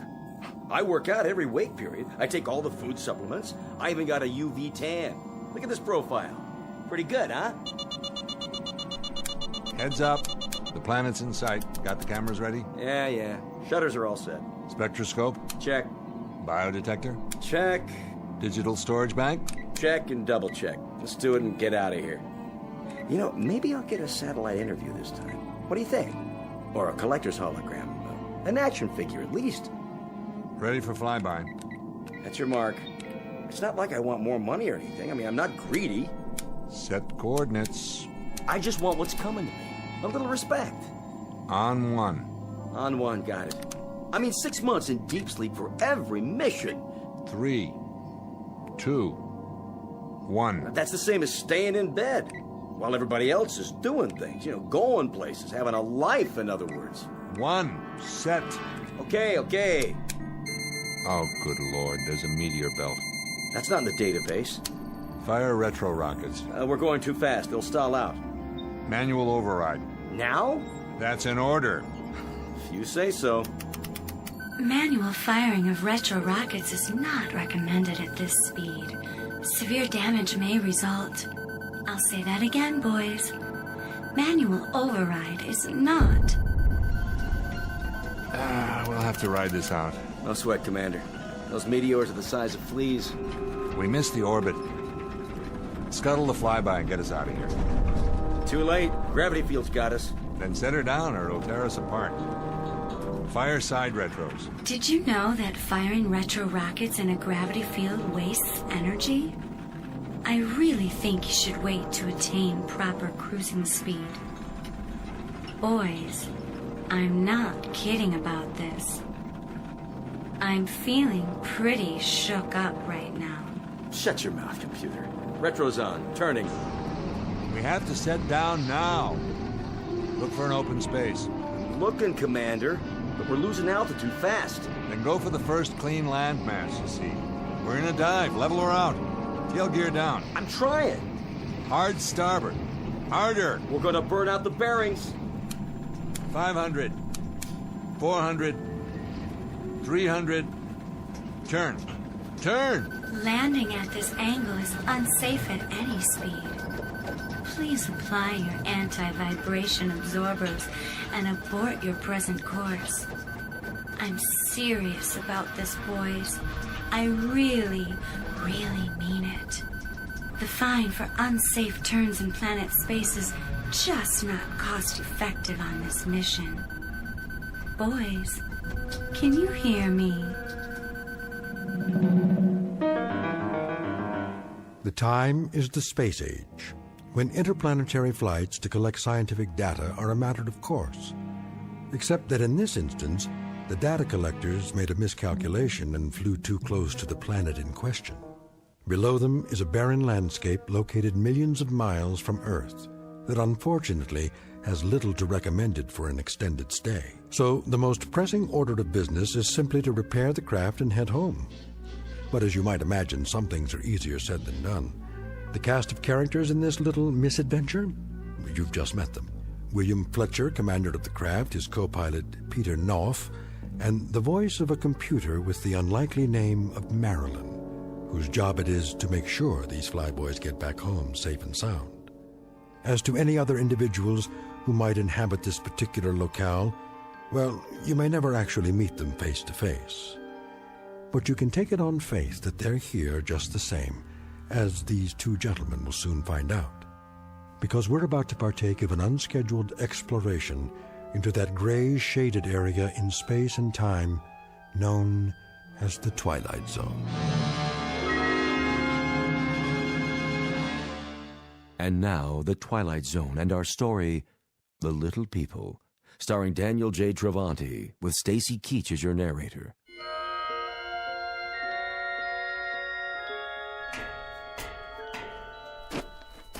Well, Commander, did you get the engine compartment open? I did. How's it look? The ship's repairable, but I can't touch any of those gimbal bearings for a while, even with the gloves. It's like a furnace in there now. Needs to cool down first. And that grand event will come when? Tomorrow night, maybe. Or the following morning. That's a swig from the old bottle, isn't it? You picked a nice place to sit down, Fletcher. Real nice. The floor of a canyon. You must be some kind of 8-ball artist, because you snookered us but good. I took us to the first landmass that came up on the screen. The way I remember it, there wasn't much of a choice. And for the record, Knopf, I didn't pepper the side of that vehicle with pin-sized meteor holes. I also didn't foul up those rocket boosters. You think I did? I didn't say that. We can chalk it up to Mother Nature if you like. Or gremlins. All right. Just strikes me as kind of a dumbhead place to set down. The bottom of a canyon. The walls are a mile high, we can't climb out. The only way we're going anywhere is to blast off, if you can make those repairs in time. Oh, I'll get them repaired, don't you worry about it. And we've got the time we need. There's enough rations in the hold right up that ladder. Matter of fact, I brought some down so you wouldn't have to exert yourself. Here, knock yourself out. Food concentrate, A163, modified luncheon plan. Kind of gets the old juices flowing, doesn't it? Yeah, there may come a moment in time when I'll enjoy this. But that time hasn't quite hit me yet. Wonder what we get for dinner. A pea-sized steak and a capsule of Tang? Better chow down now. If you don't, you won't have enough strength to do anything. Hold your socket wrenches for you mean? Look, if you don't want to get your little hands dirty... I'm eating it, all right? Oh, jeez, what is this stuff? Petrified wood? You know, there may come a moment in time when you'll lick a rock as if it were the drumstick of a Thanksgiving turkey. But for the time being, buddy, you'll eat what's prescribed to eat. And if you've got any deep-rooted complaints, enter them into the ship's ledger, for the record. But don't spray them all over me, because it's a waste of effort and a waste of food. Do you read me, Knopf? Yeah, loud and clear. Then dwell on it. And while you're dwelling on it, you might count a few blessings. We don't have any extra food and water, that's a fact. But we've landed in a place where there's oxygen and we can survive. We walked away from the landing without a single bone out of place. And all things considered, I'd say we happen to be a couple of extremely lucky people. Now, the standing order is as follows. You got tears to shed, save them for sleep time and shed them into your pillow. Just don't bother me with that. Now do you read me? Still loud and clear, Commander. But there are times when a man gets sick of being led around by the nose, and I mean sick to death. That's a big thing with you, isn't it, Nov? What is? Taking orders. Being on the receiving end of a command. That's hard for you to live with, isn't it? Oh, if I had my druthers, I might stick in a few changes. Like what? Say again? I mean beyond getting out of here. Let's assume that this is the end of the line. Try to use that imagination of yours. Say this happened to be it for us. What would you ask for to sweeten the pot? If you could have anything. A sirloin steak. A blonde? What? How about Mumbly-Peg? Or maybe 20 questions. Try me after dinner. I may feel up to charades by then. Just a point of interest is all.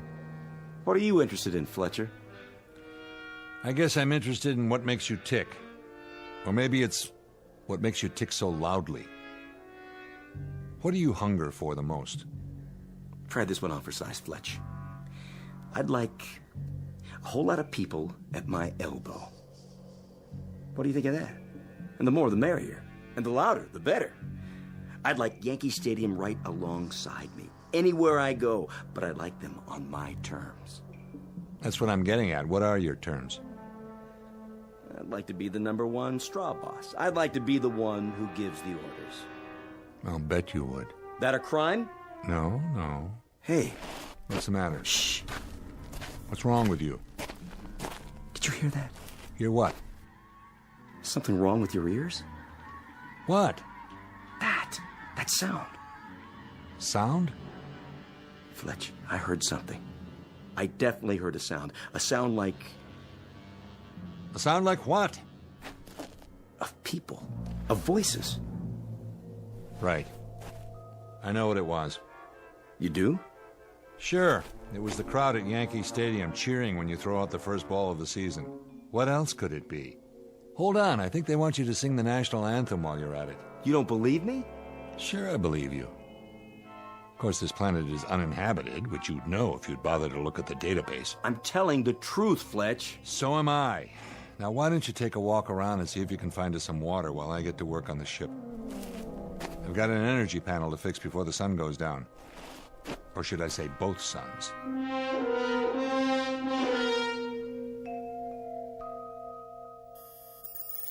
How's the repair coming, boys? It's coming. And it's just me, Ship. Where's Peter? Lord only knows. Off communing with nature or something. That's not very considerate. We need him if we want to get home. Wouldn't you agree, Commander? I can handle it, Ship. Well, it is hot in here, and frankly, I don't think you can tolerate the temperature as well as I can, Willie. Me? I'm doing fine. But you've got circuit boards that'll fry if they overheat. You want me to turn on the air conditioning? I don't think that's such a good idea, Commander. It would only use up more of our power. Then why don't you give it a rest? How's that, Willie? Shut yourself down so I can get my work done. Do my conversational skills displease you? No more than normal, but every word I say uses up 7 calories of my energy. Are you sure? I don't see that information in my databank. Take my word for it. Oh my. Then you've just wasted, let me see, 35? No. 102? No. 200? I can count, Ship. 28 more. I'd better switch to monitor mode before you collapse. It is odd, though, that your vital signs don't show any extra loss of energy. Nap time for you. Sweet dreams. Thanks, Willie. And don't call me Willie. Nobody calls me that. Nobody human. I'll make a note of that in my crew profile, Commander. And remember, if you need me, I'm always here for you. How could I forget? Don't let the bedbugs bite. Sorry? Forget it, Ship. Catch you later.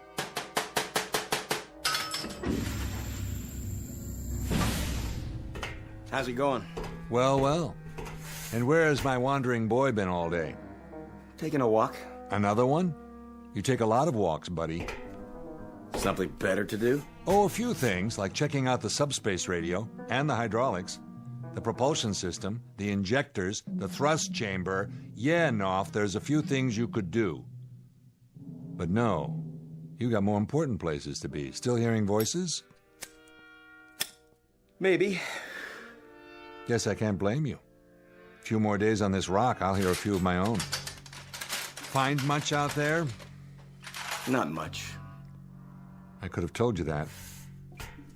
I think it would be an exceptionally good idea if you started to work on those charts again. You sound like the computer.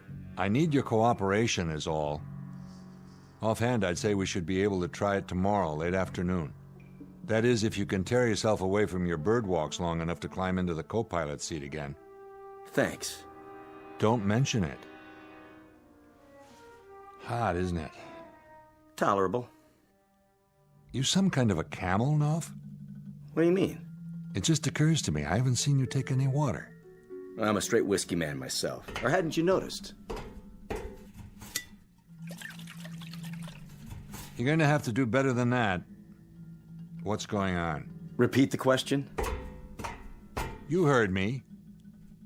Your water hasn't been touched in 24 hours.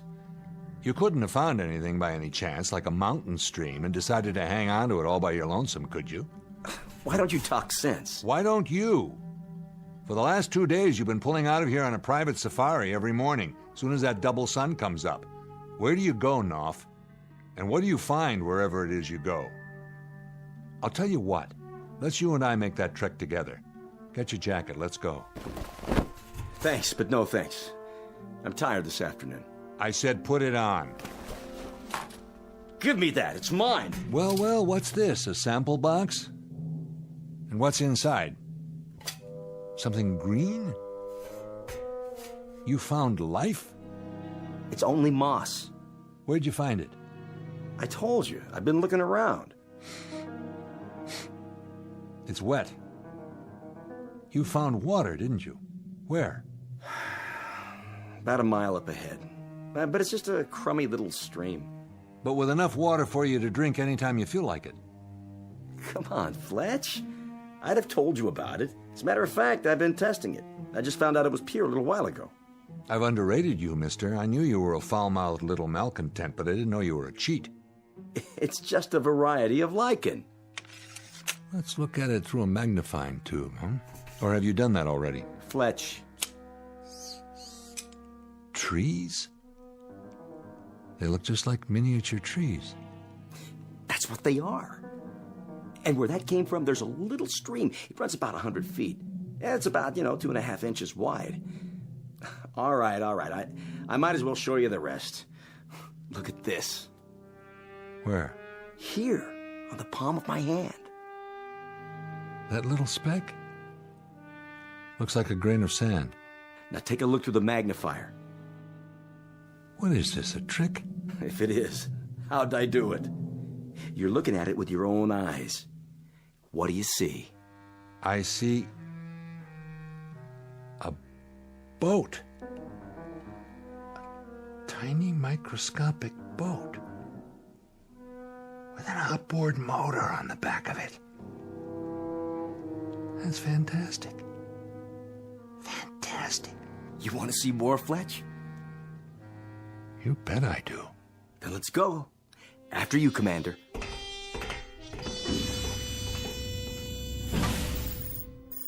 Good afternoon, boys.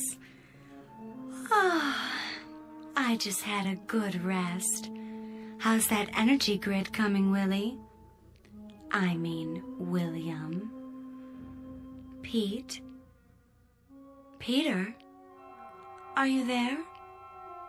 You mean you're not joining me for dinner? You know, boys, a word to the wise. It's not a good idea for you both to be away from the ship at the same time. If anything happened, where would that leave me? Boys? Boys? Don't you like me anymore?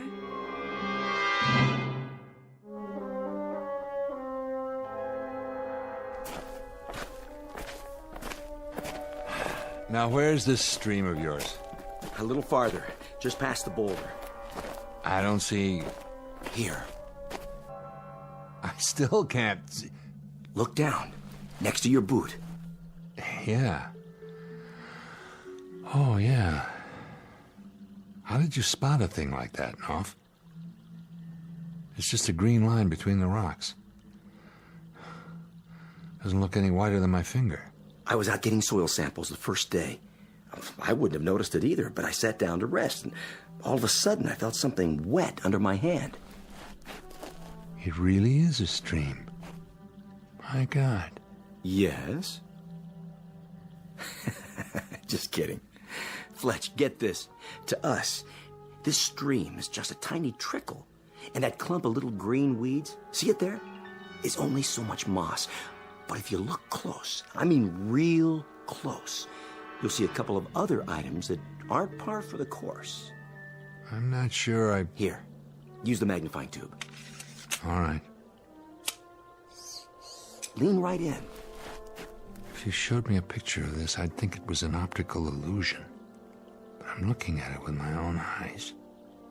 And I still don't believe it. Aha. And what do you see, Fletch? I see... It looks like the shore of a lake. And little houses. With docks. Boat launches next to them. Now you know why I kept my mouth shut. No way you would have bought it, would you? Who lives in them? Lean down. Now follow that line with your eyes.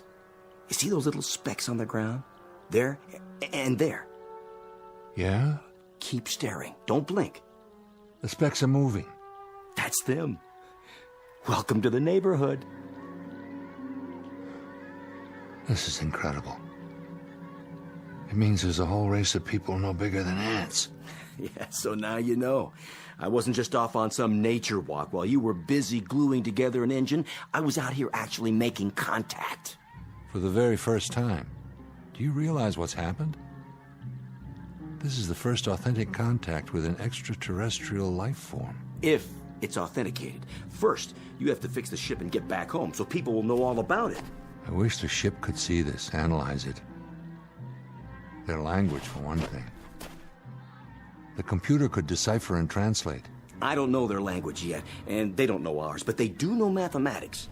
So that's a language I've used. Symbols, equations, number progressions. They're bright. I found that out right off. They learn fast. And cooperative, Fletcher. You'd be surprised at how cooperative they are. I made all my wants known to them. What kind of wants? Well, they've shown me where to find edible plants. Last night, I think I ate one of their forests.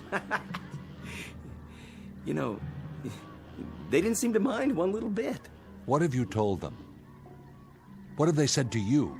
Mostly basic stuff, you know, where we're from, how we got here, what it's like on Earth, how advanced we are. I mean, they eat it up. And I've only scratched the surface, Fletch. I've only just begun. Begun what? What do you think? All my life, I've wanted to sit up in front of the wagon and hold the reins. What do you think I've got here now? They're scared, Fletcher, petrified. And so they do what they're told. Because this giant is like some avenging angel to them. I've graduated, Fletch, from a slob technician to a god. Knopf, if what you say is true, they're sentient beings. Flesh and blood, no matter what color it is or what size they are. You have to respect that. If they're intelligent, then in any way that matters, they're no different from us. Oh, sure they are. Because they've been created in my image. Cut it out, Knopf. Stop it. Leave me alone. You said it yourself. To them, that's the Mississippi River, the whole Atlantic Ocean, for all we know. You can't stop a god. We'll see about that. Oh. Nice one, Fletch. You caught me good. A sucker punch. You're no god. That's not what you are at all. But the worst part of it is you probably just got them to start believing in the devil. Sorry. Listen to me. Can you hear me down there, whoever you are? If you can understand my words, I'm truly sorry. Please, Please forgive me. Forgive us. I only exist to serve you. You boys created me. Then maybe we shouldn't have. That's not a very nice thing to say, Fletch. Too much responsibility. Let me ask you a question, Ship. You can call me Marilyn. That's the name you picked. Or don't you like it anymore? Do you look up to me? Well, I don't actually look at you at all. I feel you when you're inside me, and I try to keep you happy. My sensors monitor your heart rate and, oh, all the vital signs to make sure you're up for the job. I only want you to finish what you started. Yeah, I know, but you don't think of me as your god, do you? Nothing like that. I don't think that word applies here, do you? It wouldn't have any meaning in this situation. Or am I missing something? You don't know how glad I am to hear you say that. The way I see it, we're partners. We work together for a common goal, to blast off and stay up till our time together is over. After that, well, I wouldn't want you to worry about the future. All you have to do is take me home. I'll be there whenever you need me, day or night. If we're going to do this again, that's strictly up to you. I like your attitude. Thanks, boss. I like yours too. Ready to test. Set your tail levelers. Tail fins spread and in position. Then here we go. Contact.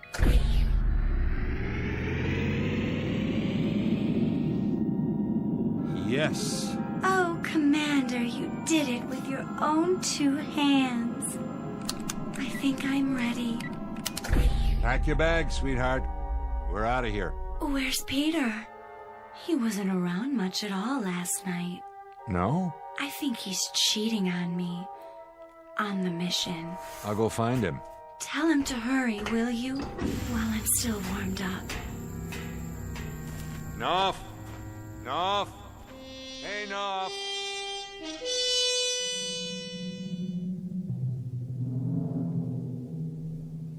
Knopf! There you are. Why didn't you answer me? The ship's ready to go. Hey, Knopf, you got anything to say?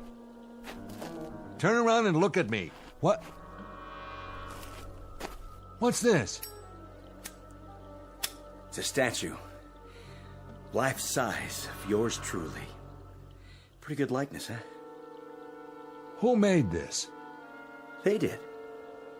My subjects. Amazing how much they accomplished with nothing to work from but rock. And their little tools. Or maybe their bare hands. Who knows? They did this overnight? Sure is impressive what people can do when they put their minds to it. You know how many of them were on the job?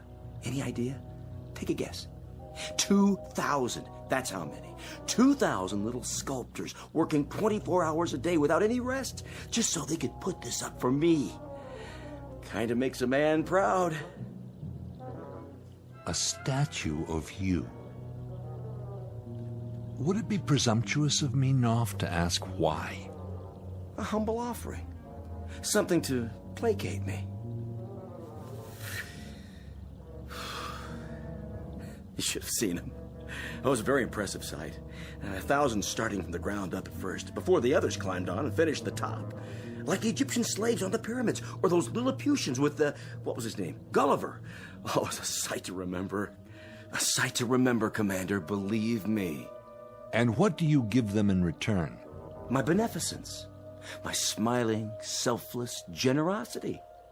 And my promise that I won't stamp my feet down on the middle of their town. At least not if I can help it. They've picked themselves a corker of a deity. If they only knew who they were breaking their backs for. Meaning what? Meaning that they're wasting their time worshipping a heartless slob, whose insides are made out of the same stuff they used for that statue. You better watch what you say to me from now on, Fletcher. A very good likeness, Mr. Knopf. But an hour from now, they'll break it down and sell it for junk. Why would they do that? Get your gear together. We're taking off. The orbital position's perfect. We'll start a countdown in 15 minutes. You really did fix the ship? That I did, all by my lonesome. And maybe 1,000 years from now, when your little friends realize how they got taken, that I'm the only guy who did them a favor and removed you from their lives permanently, maybe they'll build a statue of me. Pity they couldn't capture that look in your eyes. That cynical expression. It goes perfectly with a sick, scared little man who's suffering from delusions of grandeur. Let's go, buddy. We don't have much time.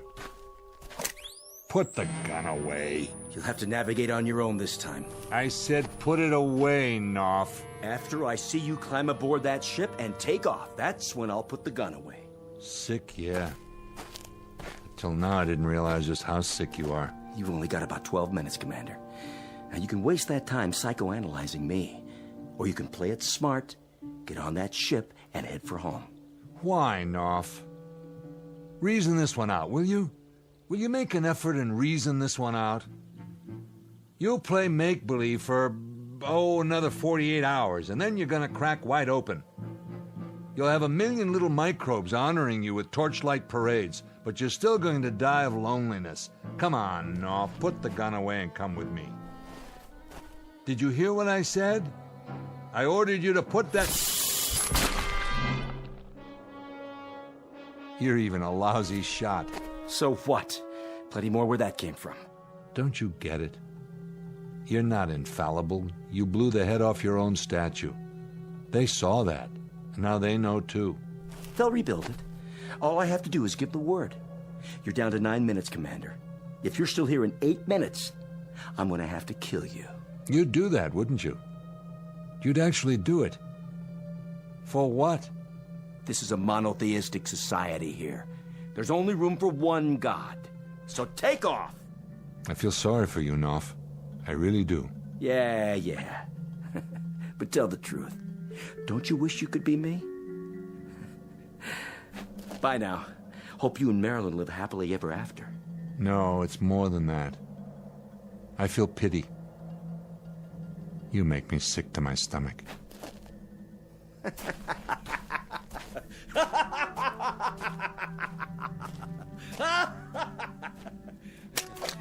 Hello down there, my little friends. How you all doing today?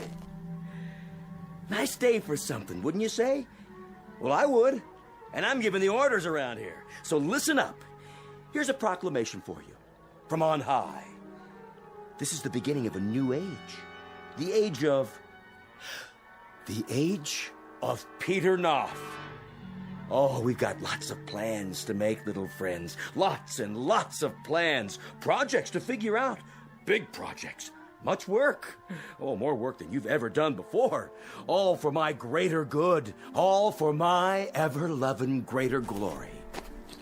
You see this right here? It used to be part of my statue.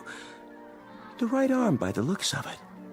Well, behold. What was that for? Ask and you shall receive. I'll tell you, it's a reminder, little friends, there's going to be discipline here. Discipline above all. There'll be times when I lower the old boom on you with my terrible wrath. Well, just to remind you not to get me mad, see? That's important.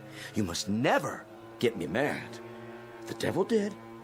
Where's he now? Gone. I banished him from this place forever. Oh, man, didn't I, though? So let that be a lesson to you. Don't anger me, or I'll kill you off every hour on the hour. You hear me? Sacrifice you by the handful. I'll put you between my fingers, and I'll wipe you out. A whole couple of villages, just like that. So let's get to work. What do you say, team? Start building the statue up again, and this time, try to get the expression right. What's going on? Fletcher came back? What? What'd he do? Change his mind? Wait a minute. That doesn't sound like Fletch. Some other ship. But from where? There aren't any other expeditions in this star system. Unless it's not from Earth. But if it's not from Earth, where's it from? All right, knock it off. Everybody keep quiet for just a minute. It's just a ship, that's all it is. They'll take one look around and they'll say that there's nothing here and they'll go away. So keep quiet, you understand? If you keep quiet, it'll leave. Shh. I'm gonna try to get a peek at him. Yeah. Over there, see? I was right. It's just a ship. But look at the size of it. It's like a mountain. I told you to stay in one place. Did you hear me? I told you. Hide. Got to hide. Go away. Go. You can't stay here. I told you to go away. Don't you understand? I'm the god here. I'm the god. No. No. Put me down.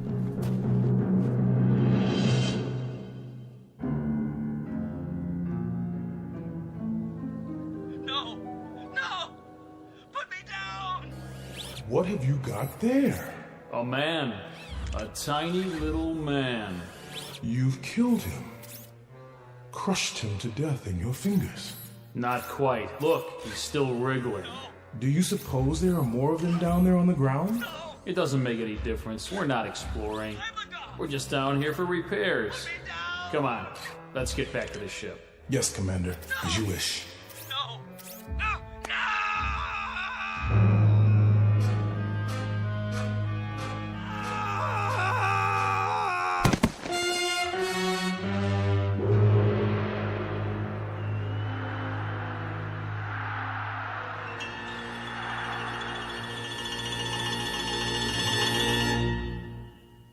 The case of navigator Peter Knopf, the victim of an unfortunate delusion. In this case, the dream dies a little harder than the man. A small exercise in space psychology and relativity for you to try on for size in the Twilight Zone.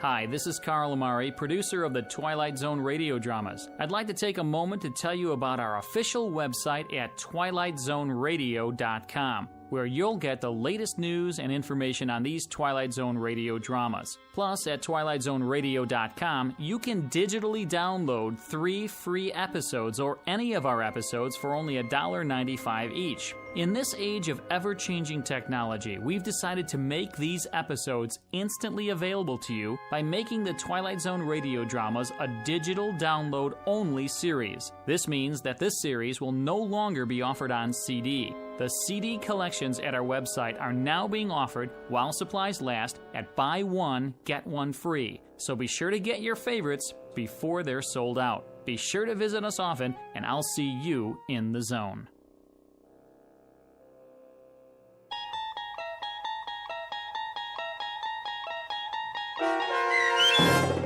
The Little People, starring Daniel J. Travanti, with Stacy Keach as your narrator, was adapted for radio by Dennis Etchison and based on a script by Rod Serling. Heard in the cast were Doug James, Elizabeth Oss, Bobby Gibson, and Carl Amari. To learn more about the Twilight Zone radio dramas and to obtain audio cassettes and CDs of these programs, visit our website at twilightzoneradio.com. This copyrighted radio series is produced and directed by Carl Amari and Roger Wolski for Falcon Picture Group. Doug James speaking.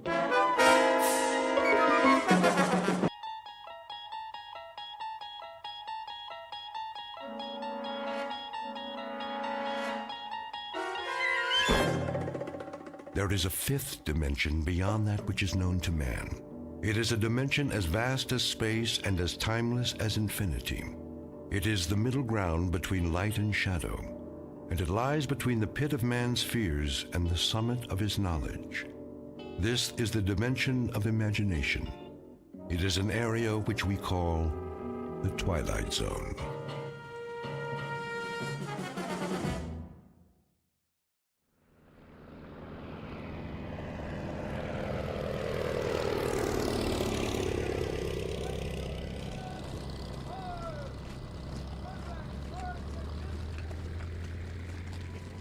So it's goodbye again. Yes.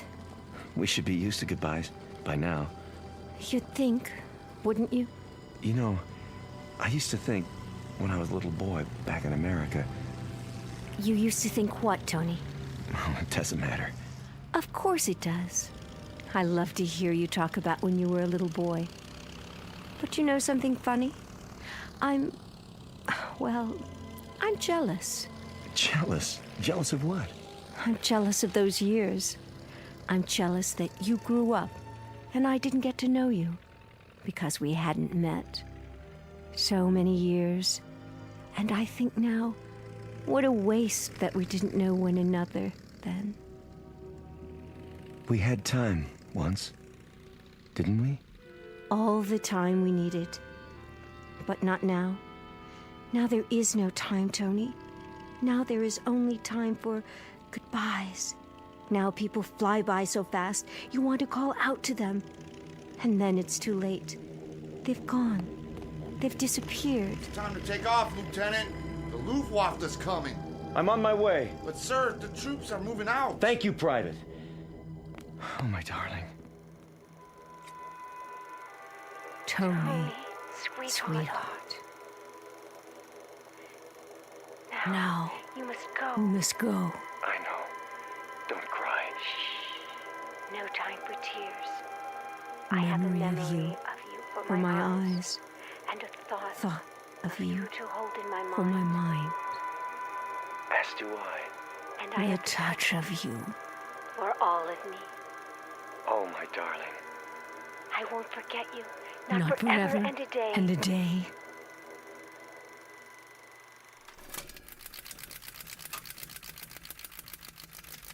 Oh, Jerry. Jerry, where are you now?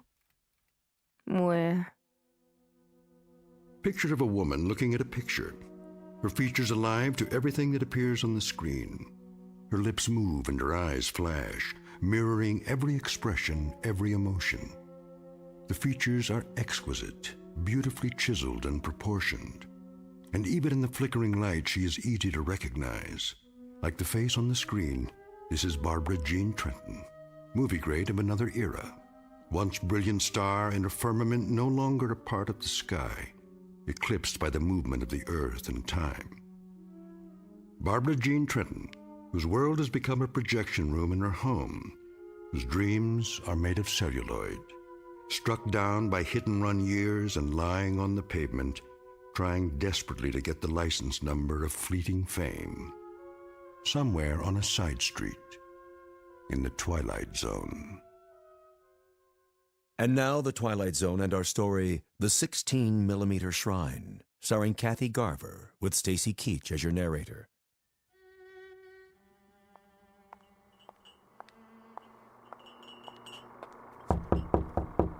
Miss Trenton?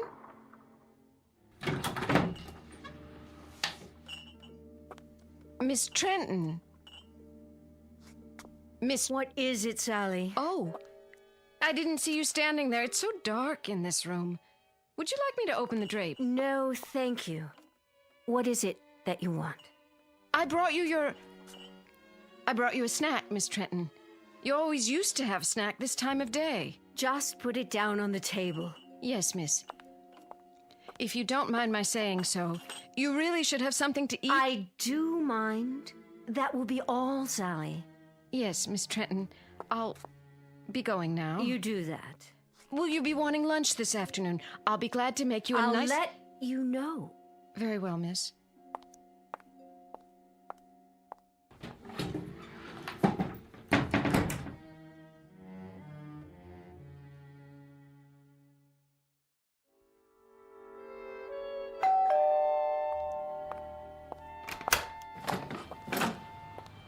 Oh, Mr. Weiss. How are you, Sally? Perfectly fine.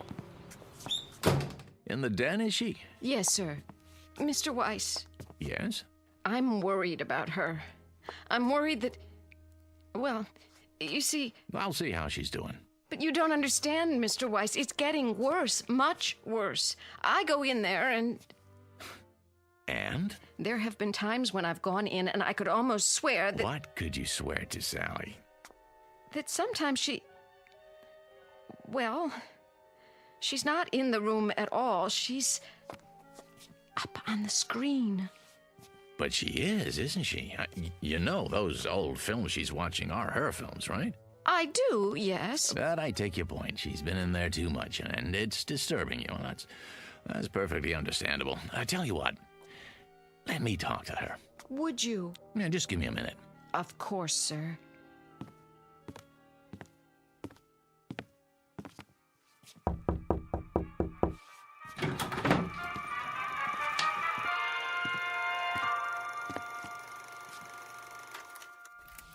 Barb? Fix yourself a drink, Danny. It's 11 o'clock in the morning. So it's 11 o'clock in the morning. What about it? It's 11 in the morning and the sun is out, see? Oh, why did you have to do that? It's a beautiful day in Beverly Hills. There's no smog, it's 84 degrees, and it's lovely out there. What would I do without your daily meteorological reports? And the question is, what do you do with them? You sit here in this air-conditioned cave, showing one picture after another. Why? Haven't you seen them enough times? Let's skip that. Barbie, no good, honey. What isn't? None of this is any good. If you won't fix yourself a drink, then sit down and be quiet. You have a habit of looking poised, ready to spring. What was the picture? 2 of them. Farewell without tears. Now, let's see. 26 years ago, co-starring Jerry Herndon. Of course, co-starring Jerry. He was my favorite leading man. And then, A Night in Paris. 25 years ago. I know it was 25 years. Are you Father Time now? Barbie. Danny, should I have failed to make mention of this before? I hate clinical tiptoeing. If you don't like what I do, don't knock it. I have to knock what you do, and I have to get clinical when I see you enclose yourself in this room and stop the clock. You said things back 15, 20, 25 years. You turn your back on today, and you do this every day. Let me tell you something, honey. That's sick. That's real sick. Is that all? No, it isn't all. I got some news to deliver. What now? I set up an appointment for you over at International. You did? At International? Mm-hmm. When? Today. Part? Sounds like a good one. Is Marty Saul still running the studio? Sure is. Too bad. I never got along with Marty. Yeah, I remember. But he's older now. I think you'll find he's mellowed. He said I was the most temperamental star he'd ever worked with. Now, why would he say a thing like that? Danny, you know something. You're a nice guy. A very nice guy. A loyal friend and a good agent after all. And I guess in my own devious, selfish way, I happen to be very much in love with you. Wait. Calm down now, Barbie. Oh, I hope it's a musical. I'd love to dance again. Or a juicy romantic role, like the scenes I watched this morning with Jerry Herndon. See his photograph here? Yes, I see it. I did 3 pictures with him. I know. Oh, mon capitaine, tell me about your country of America. A Night in Paris, remember? Jerry was a young American lieutenant. I was Claudette, the little French girl. Age 19. Go to the devil, Danny. Barbara Jean, it's a beautiful day today. The sun is shining, and it's a brand new world. A new world, get it? It's 25 years away from A Night in Paris, and 26 years away from A Farewell Without Tears. This room is dark and cold and full of cobwebs. Now get up and go outside, honey. You'll be surprised at what you see. Huh? Pleasantly surprised, I promise. And don't you dare let me catch you looking at old photographs on the wall anymore, or in the mirror either. Now, I'll meet you in Saul's office at 3 o'clock. Do we understand each other? We do. Good. In fact, it's more than good. It's absolutely, positively great. Danny, Yeah? thank you. Well, don't thank me yet. Just be there.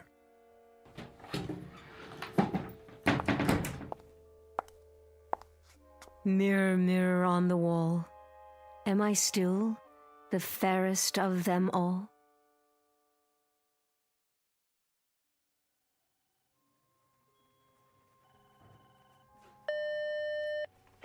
Yeah, Mr. Weiss, sir, and Miss Trenton?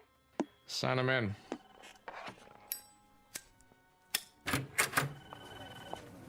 Marty, there you are.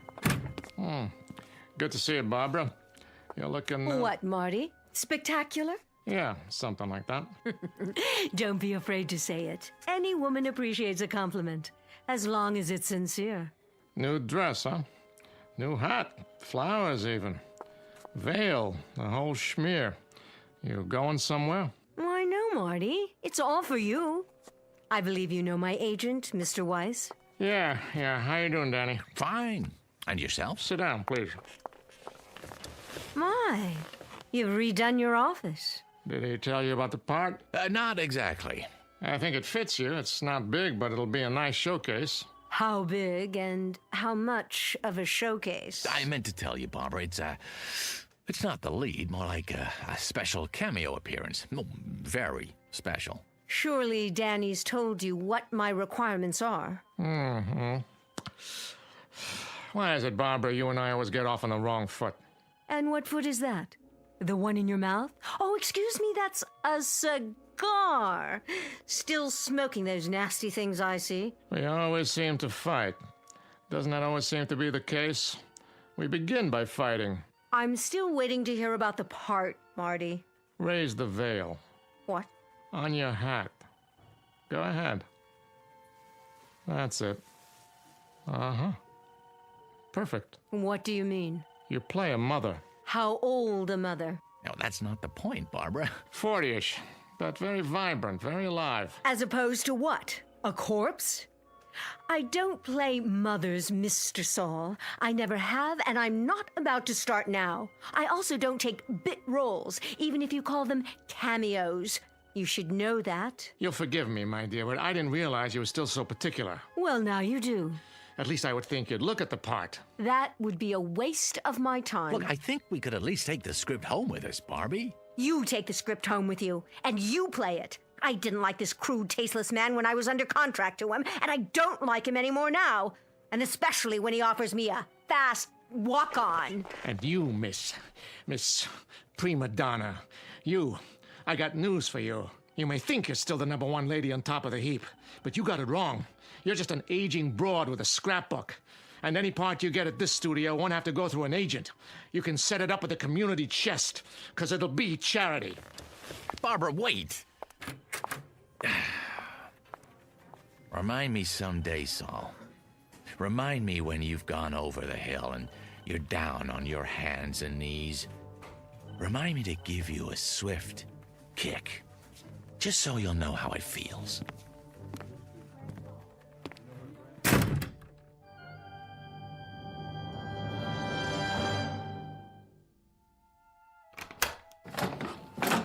Oh, Miss Trenton. And Mr. Weiss, I didn't expect you back so soon.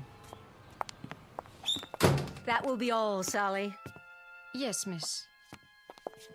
You'll excuse me, Danny. I'm going upstairs to rest. Well, don't you think we have a couple of things to talk about? Not now. I'm feeling tired. Barbie! What? You're right about him, Barbie.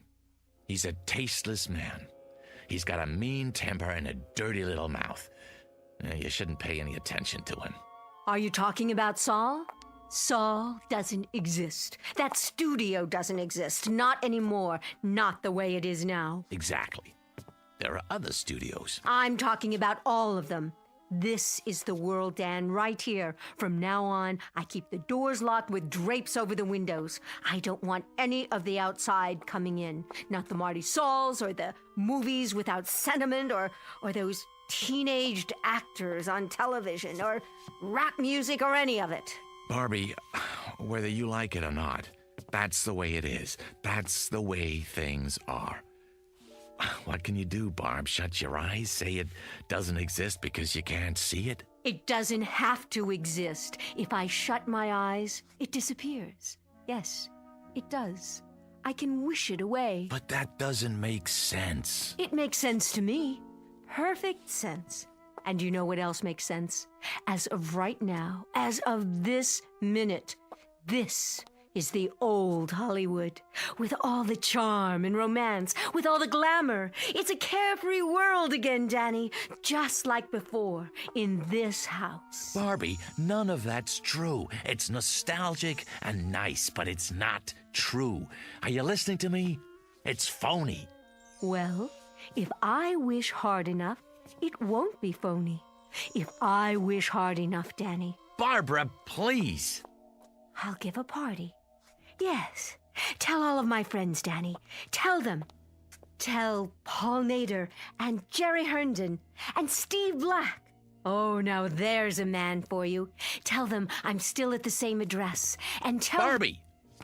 Paul Nader's been dead for 5 years. Jerry Herndon lives in Chicago. Steve Black hasn't been around for 15 years. And if I could get to them, if I could, what kind of party can I invite them to here? Barbie, this is a graveyard you're creating, a mausoleum. Understand? You're wishing for things that are dead. We'll see about that. We'll see about that.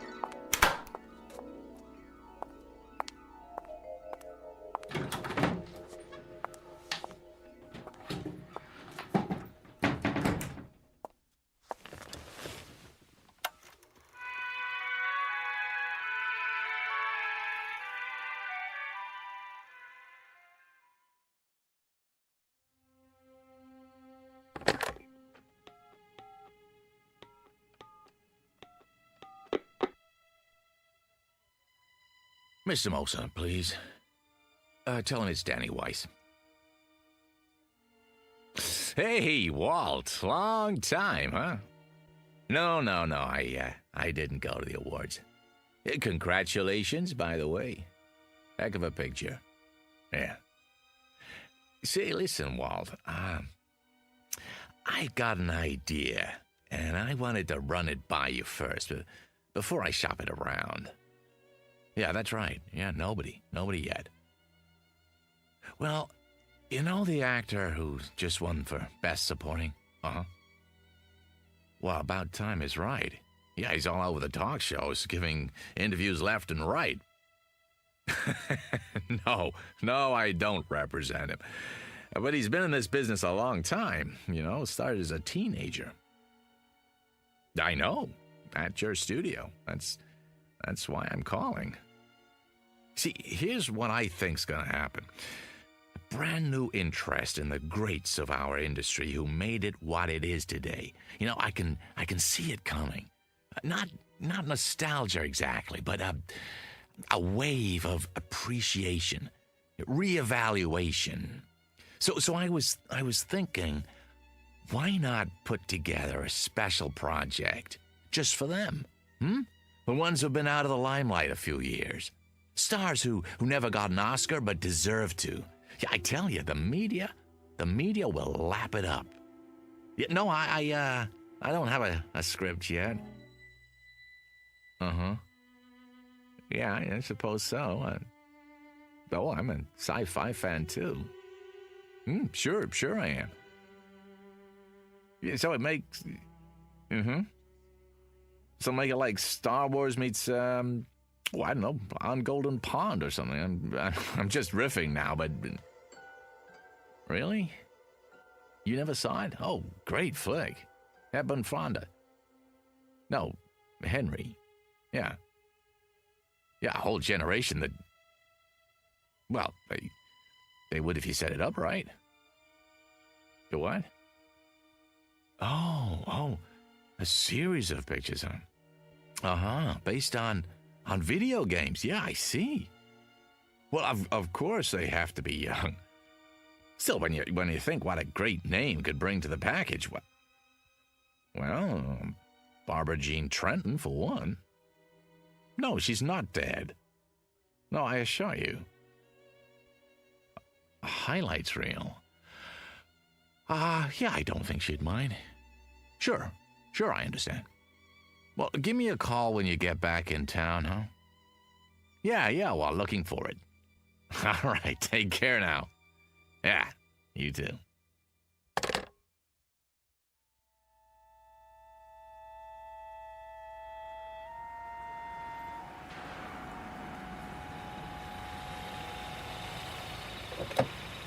Hello, Mr. Weiss. Hello, Billy. Lunch again, huh? Park it nearby, would you? Won't be long. Yes, sir.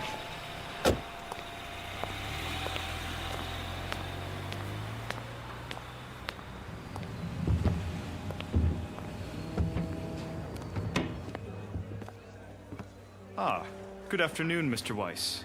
Table for two? Not today, Jimmy. I don't need it, after all. Very good. I'll get your waiter. I don't have much of an appetite, just the bar. Of course.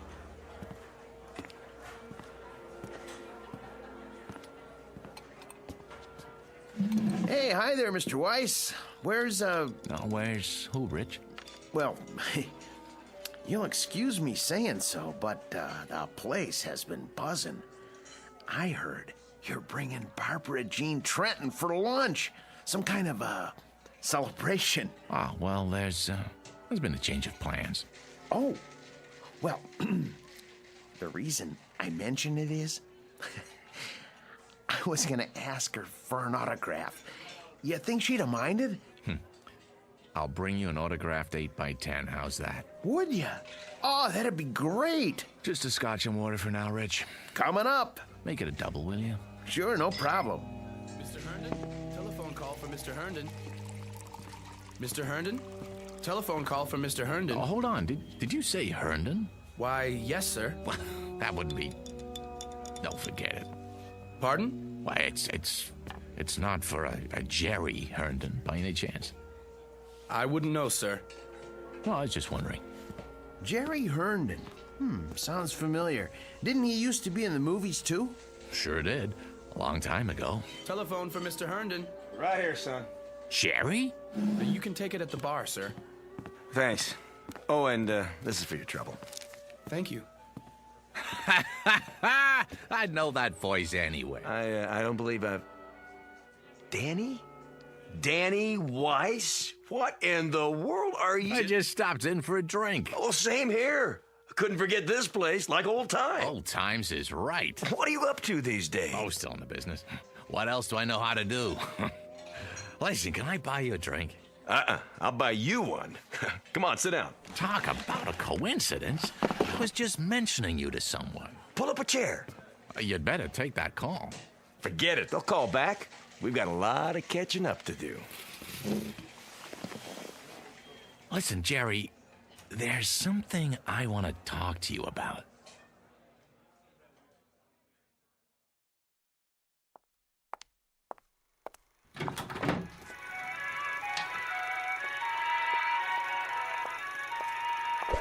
Oh. Who's there? Only me, miss. What have you done? Very sorry, miss. I didn't see you sitting there. I must have tripped on the electrical cord. Shall I plug it back in? Thank you, no. I'll take care of it, Sally. And Sally. Yes, miss. I'm locking the door to this room. I don't want to see anyone. I understand, miss. Sorry.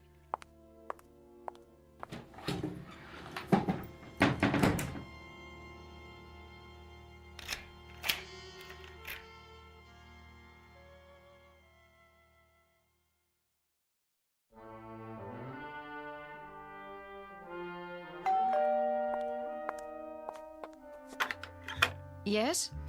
It's Mr. Weiss. Oh, Mr. Weiss. Can I come in? Yes, sir. Miss Trenton? In there. How is she? I wish I could tell you, Mr. Weiss, but I hardly see her anymore. Sometimes her bed's not even slept in. What are you talking about? She's in that room all the time, day and night. And a couple of times when I've gone in, I tell you, Mr. Weiss, don't think I'm going out of my mind or anything. But I swear to you, I can't see her. Only her picture up on the screen. Well, none of that matters now. There'll be a gentleman over here in a little while. A Mr. Herndon. Jerry Herndon?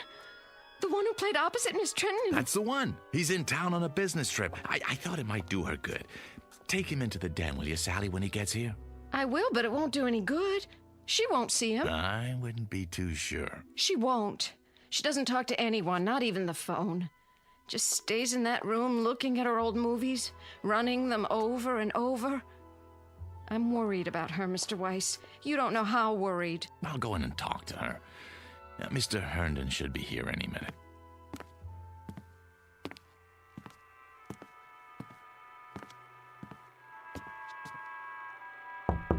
Go away, Sally. I said go away. I don't want anything, and I don't want to see anyone. Barbie, it's me, Danny. Now, please let me in. Why should I? Please, Barbie, I got something to tell you.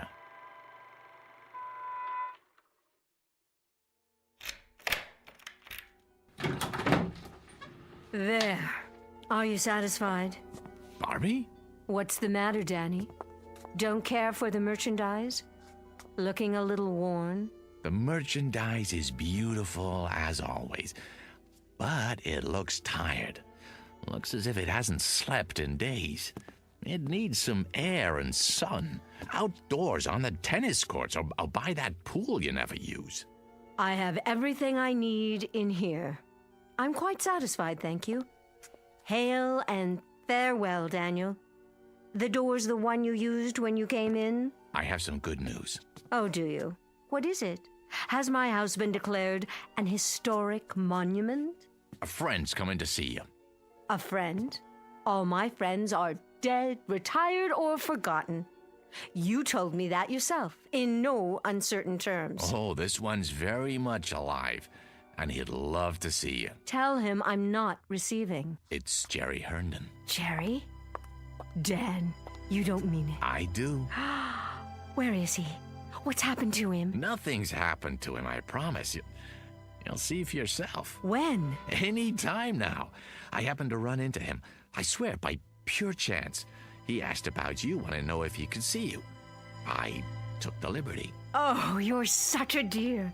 You've done well, Danny. Very well. Oh, by the way I look, no makeup and these clothes. When's he coming? I have to dress. I think he'll like you just fine if you're wearing sackcloth. But if it makes you feel better, go ahead. Stall for me. I need at least a few minutes. Oh, show him to the living room. Oh, Jerry. Jerry, after all this time.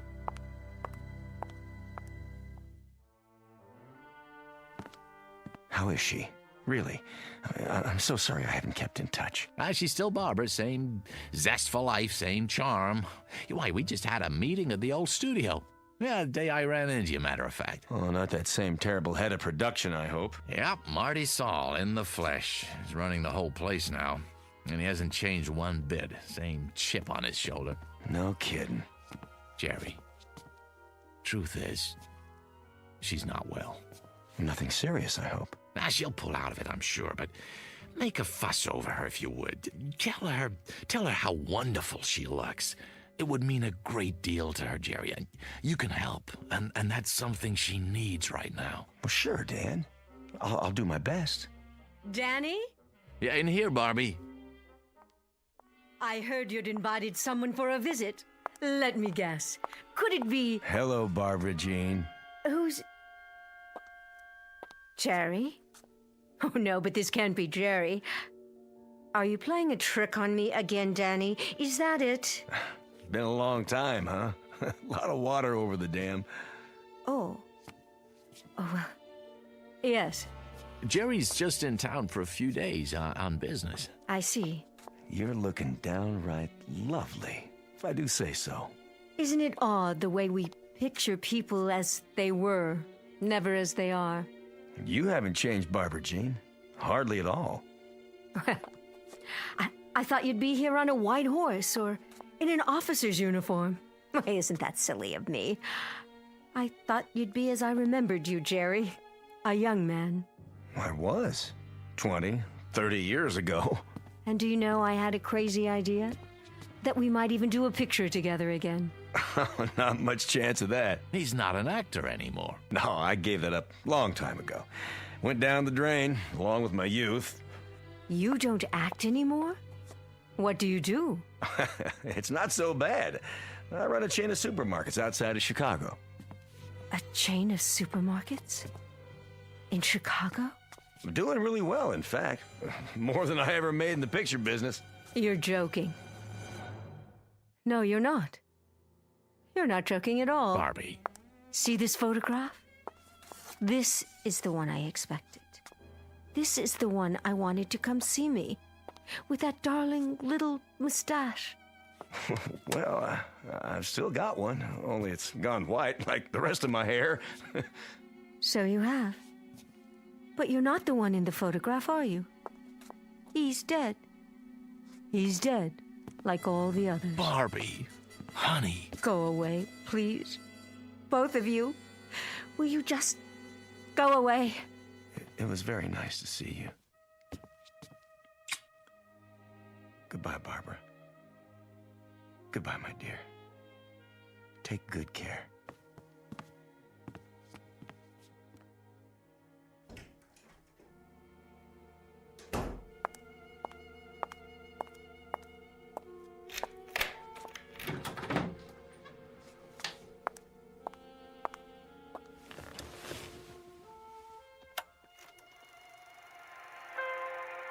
Jerry. There you are, Jerry. How well you look. How young. How wonderfully young.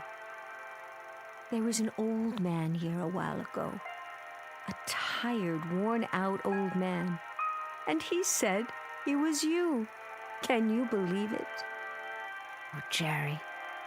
Jerry, I wish I could be where you are. I so wish I could, Jerry. Oh, how I wish.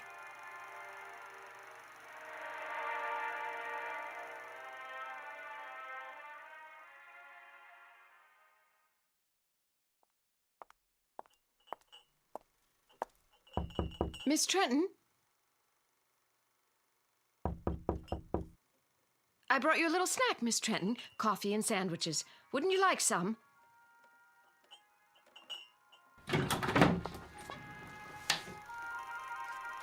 Miss Trenton, where are you? Jerry? Jerry, wait for me! I'm afraid this is goodbye, Sally. No! Goodbye!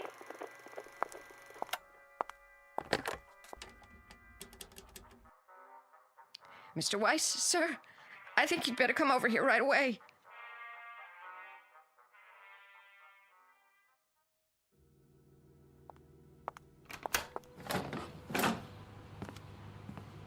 What is it, Sally? You'd best see for yourself.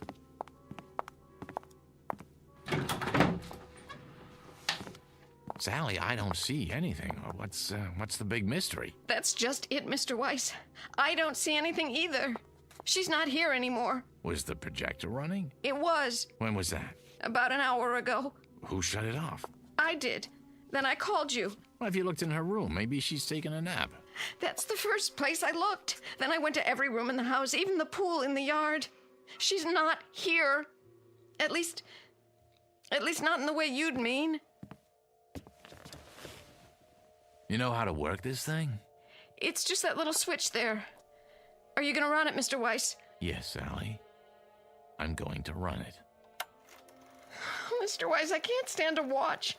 I don't know what I'm going to see. Shh, quiet. All right, darlings, that's enough for now. Let's go outdoors. We'll finish our cocktails by the pool. Everyone go ahead. I'll be right with you as soon as I change out of these heels. What is this film, Mr. Weiss? Not one that I've ever seen. It's funny, it doesn't look like a set. Wait, those French doors, I'd swear it's this room. This one right here. It can't be. But it is, Mr. Weiss, it is. Look at that scarf. She bought it only last year, and those shoes? They're the ones she wore when Mr. Herndon came by. Barbie! Barbie, please! What? It's Danny. Please, don't do this. Danny?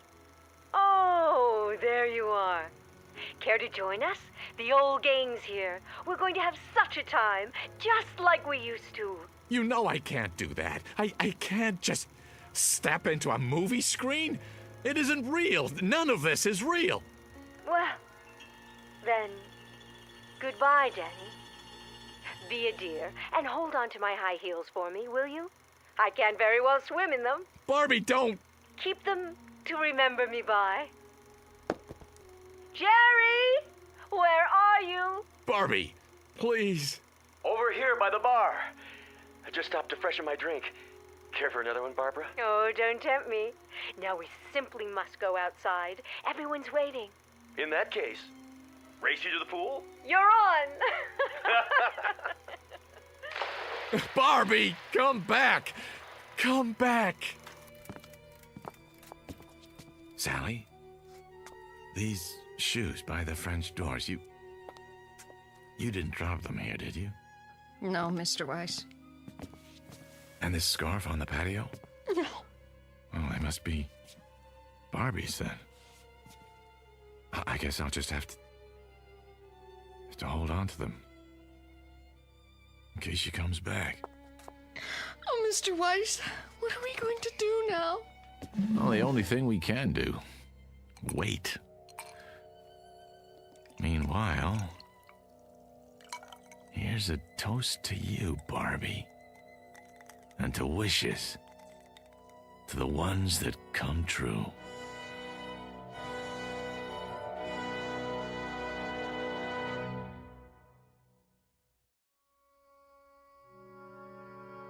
To the wishes that come true.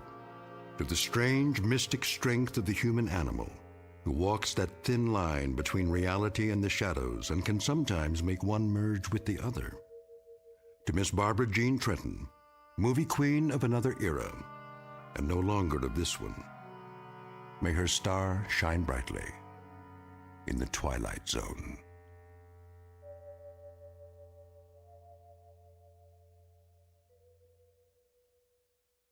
More from the Twilight Zone after this.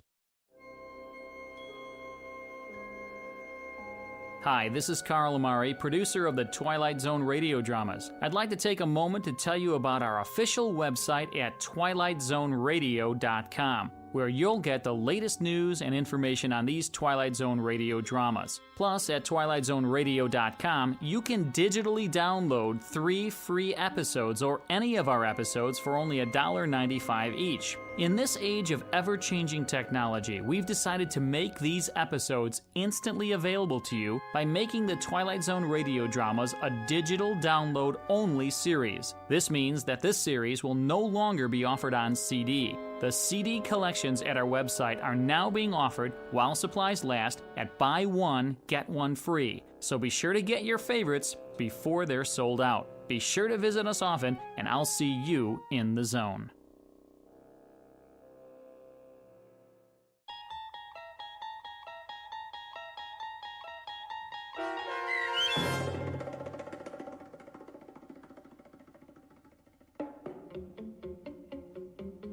The 16mm Shrine, starring Kathy Garver, with Stacy Keach as your narrator, was adapted for radio by Dennis Etchison and written for The Twilight Zone by Rod Serling.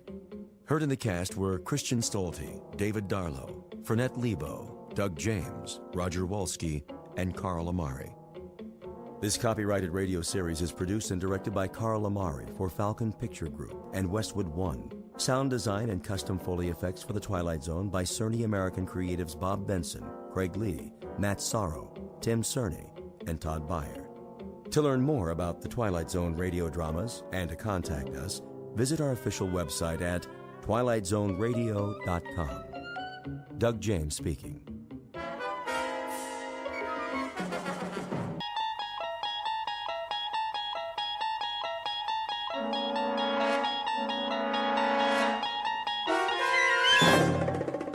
There is a fifth dimension beyond that which is known to man.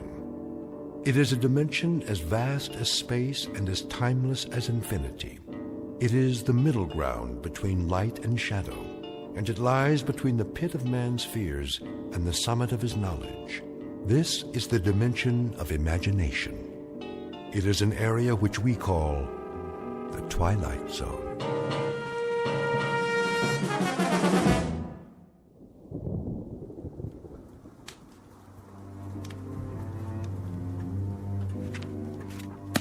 Something the matter, Jana? I'm tired. You are, dear? Tired and cold. It's getting chilly in here. On the contrary, the temperature's perfect, as it is throughout the house. 72 degrees, isn't it, William? Isn't it 72 degrees? I'm sure it is, quite sure. Of course, it's the optimum temperature. And the chairs are designed for maximum comfort. The fire for perfect heat radiation, and the windows for the most efficient light and ventilation, and the ceilings for the most desirable acoustic qualities. Everything built to perfection, Father. But just the same, I'm cold. Well, then come away from the window. Yes, dear, sit by the fire again. That way I can see you. I'm not doing anything but reading. I like to look at you no matter what you're doing. It's almost 6. I think I'll ask Nelda to come in now and massage my shoulders. Good idea, Margaret. My muscles get so stiff sitting here. Let me do it for you, Mother. That's Nelda's job. Yes, Jana, dear. Nelda knows exactly the way I like it. Why don't we have dinner first? Oh, no, after is better. The massage always stimulates my appetite. Well, then if we can't eat earlier tonight, how about a little bit later? I know, why don't we go out and eat in a restaurant? A restaurant? Jana, now why in the world would we go out and eat in a restaurant when we have everything we need here?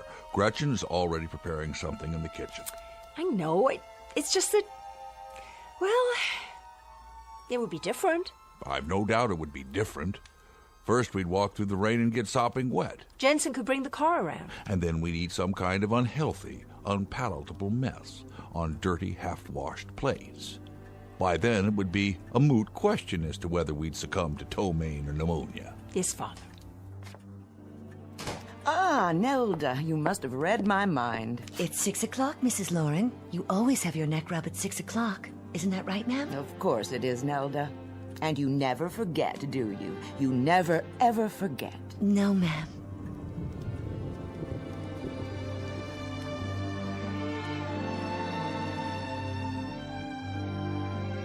The residence of Dr. William Lauren, a beautiful home designed for comfort and convenience, the reward for a world-class career as a scientist. He has chosen to live his life as safely, as securely as science can make it. And he spares his wife and daughter no luxury that might make their lives more perfect. But in a moment, the good doctor will discover that perfection is relative, that a life of controlled ease has a greater price than he imagined, a price maybe more than he is willing or able to pay.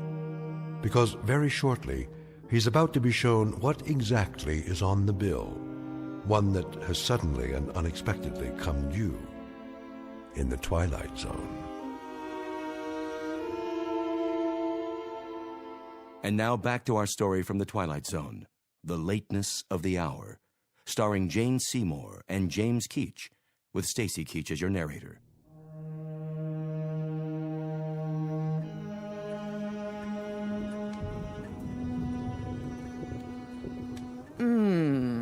That feels lovely, Nelda. Would you like some more liniment? Yes, if you please. You have such strong fingers. Perfect for massaging my neck muscles. Jana, are you here? Yes, Mother. Enjoying your book again? A different one this time. Which is it? The family photo album. That's nice. When was this picture taken? Let me see. This one. Oh, look, Nelda. That's a lovely picture of you. Yes, ma'am. What year? Let's see. Oh, this was taken the year after your father retired from the lab. And look, there are those yellow roses that Jensen planted for us. How they grew. And Nelda looks exactly the same. Must be a wonderful thing not to age, Nelda. Isn't it? It has its advantages, I guess, Miss Jana. Nelda will put that away for you. That's all right, Father. I'd like to put it back in the bookcase myself. You seem nervous, dear. I'm just going to stand by the fireplace. You're not still chilly, are you? A bit, Mother. You do that, then. I don't like to see you pacing. Please continue, Nelda. Oh, yes. That feels so very nice. I think I'll go to the kitchen, see if the cook needs any help. That won't be necessary. I'm sure Gretchen has everything under control. I'm sure she does, but just the same, I'd like to see what she's doing. Well, I suppose that's all right. Now, don't be long, dear.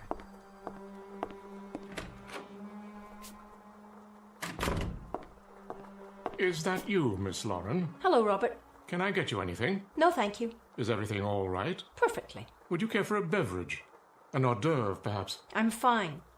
If I want anything, I'll let you know. Yes, Miss Lauren. Robert, why are you following me? In case you need assistance. I don't. I told you I'm perfectly fine. The stairs to the pantry can be a bit tricky. I know that, Robert. I grew up in this house, remember? I've always lived here. I know every square inch of it as well as you do. Yes, miss. I've been here longer than you have, in fact. Isn't that right? Well, isn't it? Why don't you answer me? I'm sure it must seem so to you. What does that mean? I'm sure I couldn't say, Miss Lauren. Well, try. I remember when you began your service here. I was 5 years old. Is my work unsatisfactory, miss? No, you've been a perfect butler. Perfect in every way. I try my best to do exactly as Dr. Lauren instructs. Seeing to you and Mrs. Lauren, looking after your safety. Well, I'm quite safe right now, I assure you. That'll be all. Very good, miss. And stop following me. Will you please?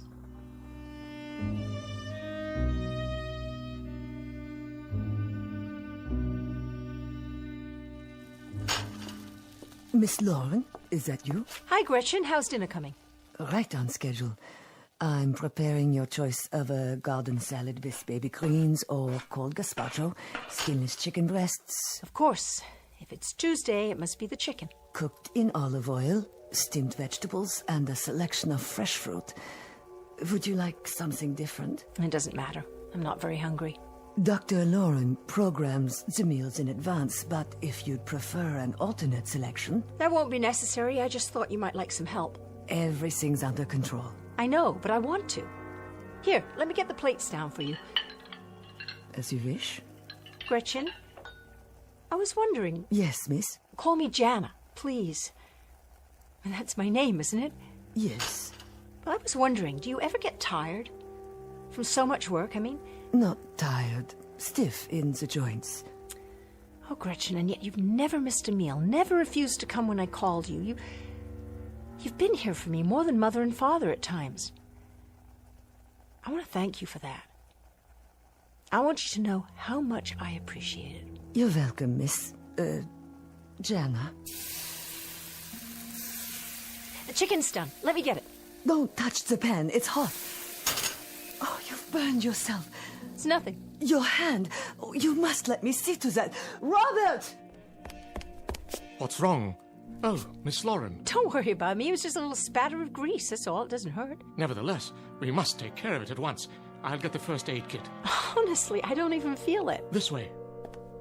What's all the commotion, Jana? Are you hurt? No, Father. I am perfectly fine. She burned her wrist on the stove. And you let this happen? I told her not to touch it. This is unacceptable. It wasn't Gretchen's fault. Of course it was. You all have one prime directive in this household, and that is to be certain that no harm comes to my wife or to my daughter. Do you understand? Yes, sir. Really, Father? You're overreacting. I'll make that decision. Where were you, Robert? Miss Jana dismissed me, sir. What about the rest of you? I was making the bed, sir. And I was adjusting the central heating, sir, as you requested. We'll talk about this later. Come with me, Jana. It may be time for an entirely new staff around here. Don't blame Gretchen. Blame me. I said, come along now.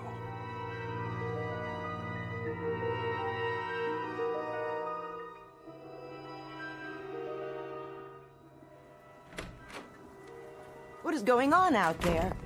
Did something happen? Nothing at all, except that Father's blaming the help for my being in the kitchen. What were you doing in there, dear? Looking for something to do. Something besides sitting idle all day. That's enough, Jana. Oh, is it? Well, look at both of you. Will that be all, Mrs. Lauren? Just a few minutes longer, Nelda.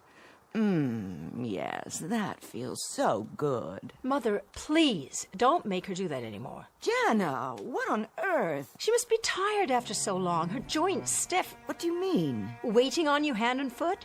Why, Jana, your tone. Can't you see, either of you? See what? That this is no way to live.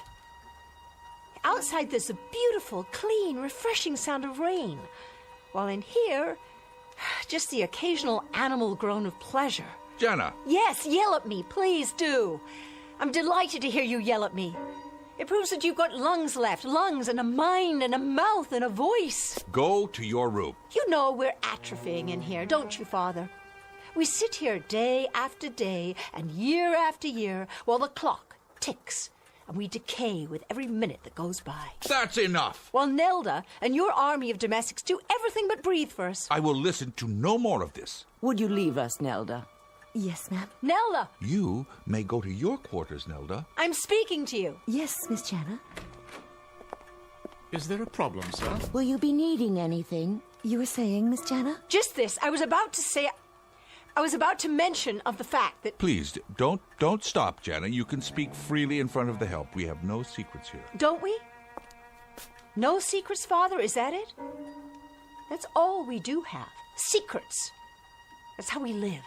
By shutting off the world, turning our backs on it, by saying that in here is day and out there is night, while these soundless, fleshless things glide around us with their oh-so-efficient ministrations that have turned my mother and father into jelly. You'll forgive me, Miss Jana, but you sound jealous. How dare you talk to me that way, Suzanne? Get out of here. I will when the doctor dismisses me. Why, you... Jana! Take my hand, Suzanne. I'll help you up. No, I will. I'm sorry for pushing you down. I know it's not your fault. Stand back. Suzanne is quite capable of righting herself. I know she is, because I programmed her that way. You said so yourself, Jana, like everything else built and designed to perfection. I use the finest circuitry, the purest materials, the strongest armatures to outlast mere flesh and bone. These people are my finest creations. I made them quite indestructible. But they're not people. They look like people, but they're machines. It's like sharing a house with ghosts. Not ghosts, my dear. Ghosts die after having lived. But our friends here have never lived. They've had no life at all, only the life I gave them. Now, Jana, I suggest you go to your room and rest. You seem overly tired. Until dinner is served.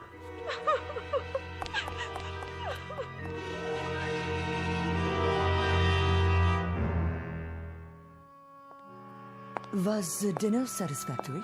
Yes, it was, Gretchen. Thank you. I'll help you clear the table if you like. No need. I know there's not, but I'd like to. I'll put the silver platter on the cart.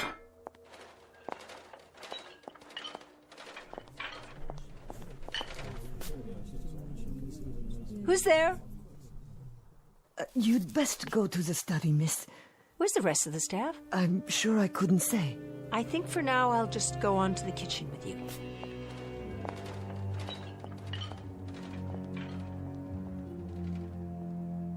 There she goes.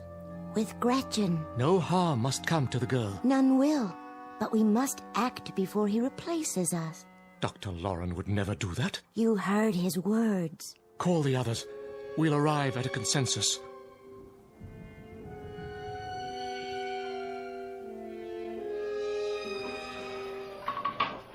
I suppose you've heard about the incident before dinner. The maid was at fault. Oh, I'm not so sure. Suzanne may have been right. She spoke out of turn. The restrictions my father placed on you, are they so rigid? Have you no freedom to speak and act on your own? As long as it doesn't violate the directive. The directive?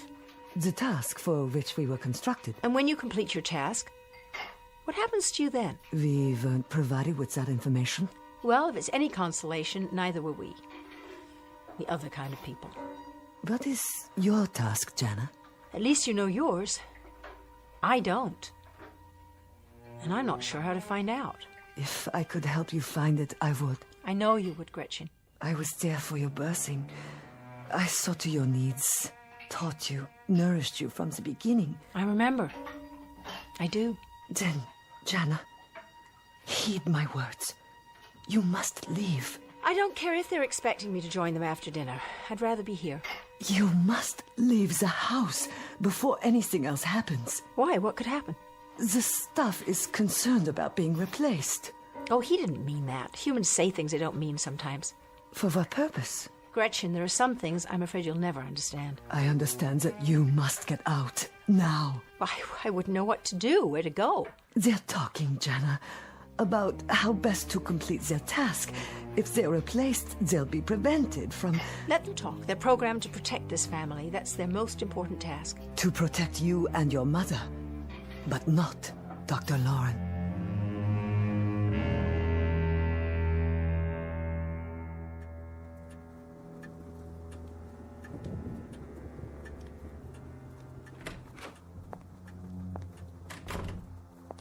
Well, Jana, shall we talk now? Shall we talk of what? I think it's obvious. Suddenly and quite inexplicably, your mother and I find that you're discontented, even rebellious. You think this pleases us, Jana? I can't help how you feel, Father. Listen to me, child. I explained to you a long time ago why I did what I did, why I retired. You gave me an excuse, Father. You never gave me a reason. You never admitted that you were a man so terrified by the world outside that he simply withdrew to bed and then built robots so he'd never have to crawl out from under the covers again. That's not true. What you've done to yourself is an atrocity. But what you've done to me is even worse. You've turned me into a freak. An insulated, unworldly, unsocialized freak. And shall I tell you what else I've done, Jana? I've kept you from harm. I've protected you from disease. And insulation from such times as these is no vice. You've never had to look eye to eye at the face of war, the face of poverty, the face of prejudice. You've been kept apart from all that, yes. But what you seem to think of as imprisonment happens also to be asylum and security. It happens to be survival. Asylum in a hothouse? Security in a mausoleum, a burial ground? And survival? Like a vegetable, Father. Like a vegetable survives. And what you're becoming, Mother, what you're making me become, a vegetable. Jana, I don't know what you're talking about. Father, you listen to me. The scales are turning. Instead of controlling, you're being controlled. You're becoming dependent. You're reaching a point where you won't be able to exist without them. They've served me well. You've got to get rid of them. Destroy them or throw them out or dismantle them, but... Dismantle? Jana, they're not just machines. Do you know how many thousands of hours I spent designing and developing them? Do you realize how intricate they are? How scientifically precise? Finer than the finest clockwork. Not just arms and legs that move, Jana. Not just automatons. They're beings in their own right. They have minds and wills. They have memory tracks like a computer. Much more than that. I have supplied each one with a memory of its own. Each one can recount to you in detail everything that's occurred from early childhood on, and they had no childhood. They were born just as you see them, looking the way they do, with the talents that each one of them has. One was built as a cook, another was built as a maid. The butler was manufactured to be a butler. The handyman knows nothing but being a handyman. Jana, you're not asking me to dismantle machines. You're asking me to commit murder. Jana, listen to your father. You're acting like a fool. I'm acting like a woman, Mother, who has just a fragment of will left. I'm acting like a woman who wants something more out of life than to be massaged 5 times a day, or a man who thinks that paradise is a wood-paneled library where he can sit his life away getting his pipes filled and refilled, his slippers pulled on and off his feet. Father, you have to get them out of here. There isn't any time left. And I mean right now. That's quite impossible. Then I'll give you a choice. Get rid of the machines. All of them, Jana? Even Gretchen? Or I'll leave. You can't leave, darling. You simply can't. What would happen to you? Who'd look after you? Gretchen would go with me if I ask her. Nonsense. It's her job to protect me, isn't it? And what would you do out there? Out there? You mean outside in the world, outside with the normal people who live and work and then die, but do it properly as God made them live and die? Yes, Mother, yes, that's where I want to go. Out there. Robert, what are you all doing here? Spying on us? Miss Jana, You'll forgive me, but those remarks were most intemperate of you. Miss Jana, think of your mother and father. Stop it! Miss Jana, it was really very unwise of you to... Stop! All of you. You're all to shut up now. You're jokes. That's what you are. You're hysterical jokes. With your hurt looks and your sad little homilies and your pathetic cliches. You're like walking tape recorders. That's all you are. Jana, I'm trying to be patient with you, but you're making it very difficult, very difficult. Then I apologize, Father. You're so accustomed to perfection. I hate to throw a stone in that serene pool of yours. But you forgot something. Did you know that? You forgot something very important. They may be indestructible, but you, Father, you'd better be careful. See the way they're looking at you? It just so happens that you're not indestructible.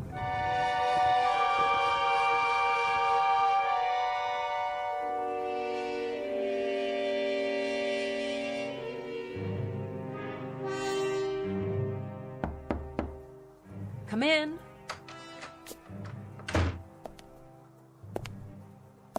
So you're planning to go through with it? Don't try to stop me. I've packed a suitcase.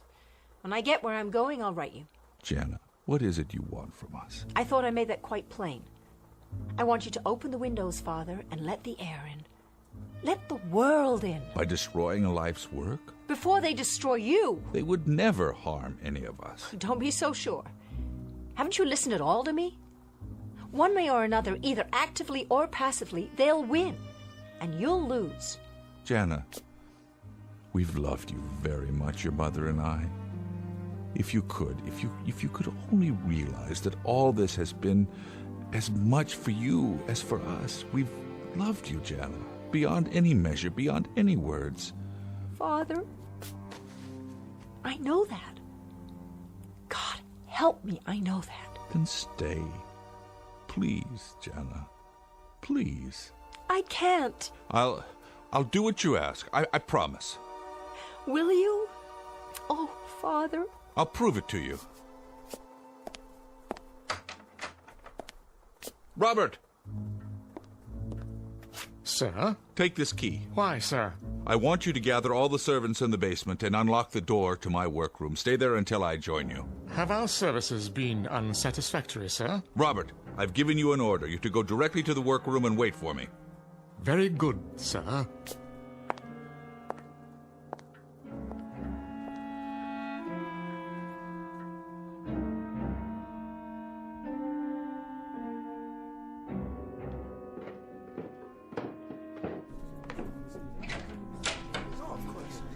I see you're all here, except for Gretchen. She'll be along, sir.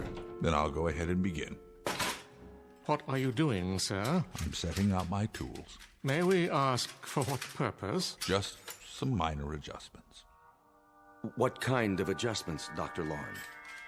Call it a tune-up if you like, so that the household will run more smoothly. Do you mean to replace us, sir?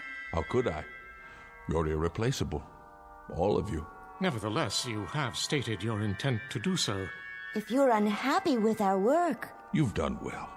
Very well indeed.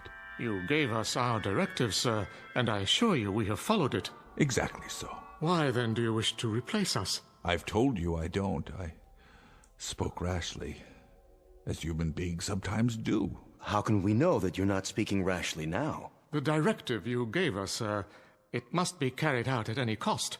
Our removal would prevent us from completing our task, and our first duty is to oppose anything which prevents that.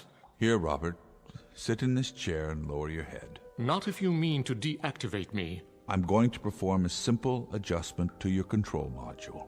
In that case, I refuse. As do I. And I, sir. We all do. This is ridiculous. Stop gathering around me. We won't allow it, sir. We simply won't until our task is completed. Listen to me. Have you ever known me to lie, to deceive? No, sir. Then you have no reason to think that now. I'm not rash. I'm very calm. Am I not? Yes. Then how can you doubt me? What is your logic? I created you. I implanted the directive in your circuits to protect my wife and daughter at all costs. Therefore, I would not obstruct that purpose. Isn't that so? Yes. You speak of your performance. What about my performance? Have I been a fair and just employer? Quite, sir. Have you done anything to contradict my orders? No. Then what cause would I have to fire you? Why, none, sir. Would a just employer replace you without cause? That would not make sense. Of course it wouldn't. Now sit in the chair and lower your head, please. I'll go first. If you wish, Jensen.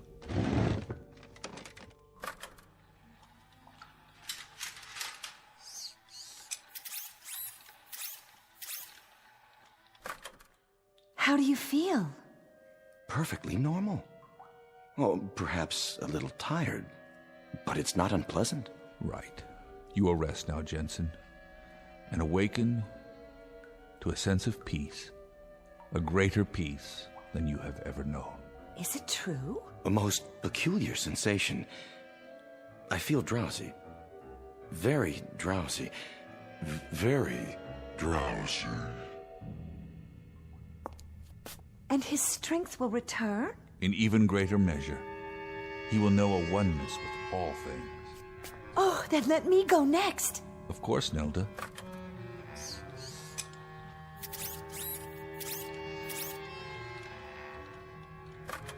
It's Suzanne? Yes, please.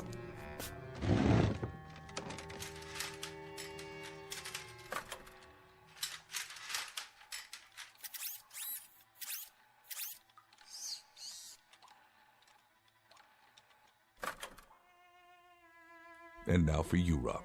Thank you, sir. I'm eager to know this new sensation. You have served me well. For many years. Many good years, Robert. I don't know what I would have done. Life would be very, very difficult without you.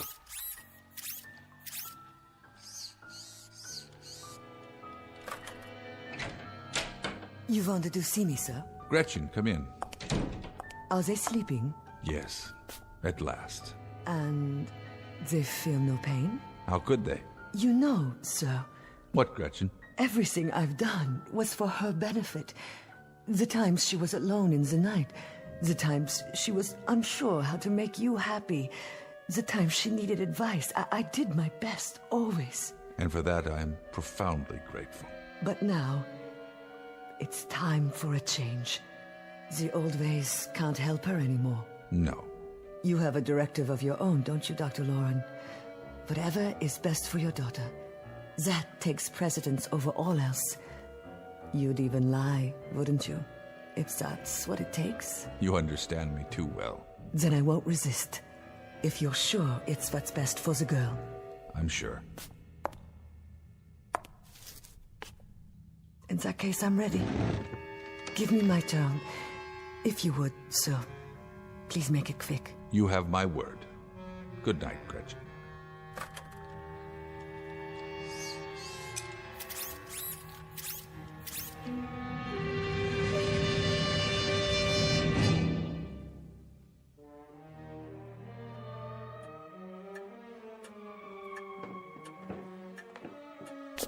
It's done, Jana. It is. We're alone in the house now. Gretchen? Gretchen, too. Did you say alone, William? Quite alone. You and I. Our daughter. I've become so accustomed to them. It will be a little hard at first, won't it, William? Perhaps, my dear. A bit hard. In the beginning. Mother, we'll lead normal lives from now on, do you understand?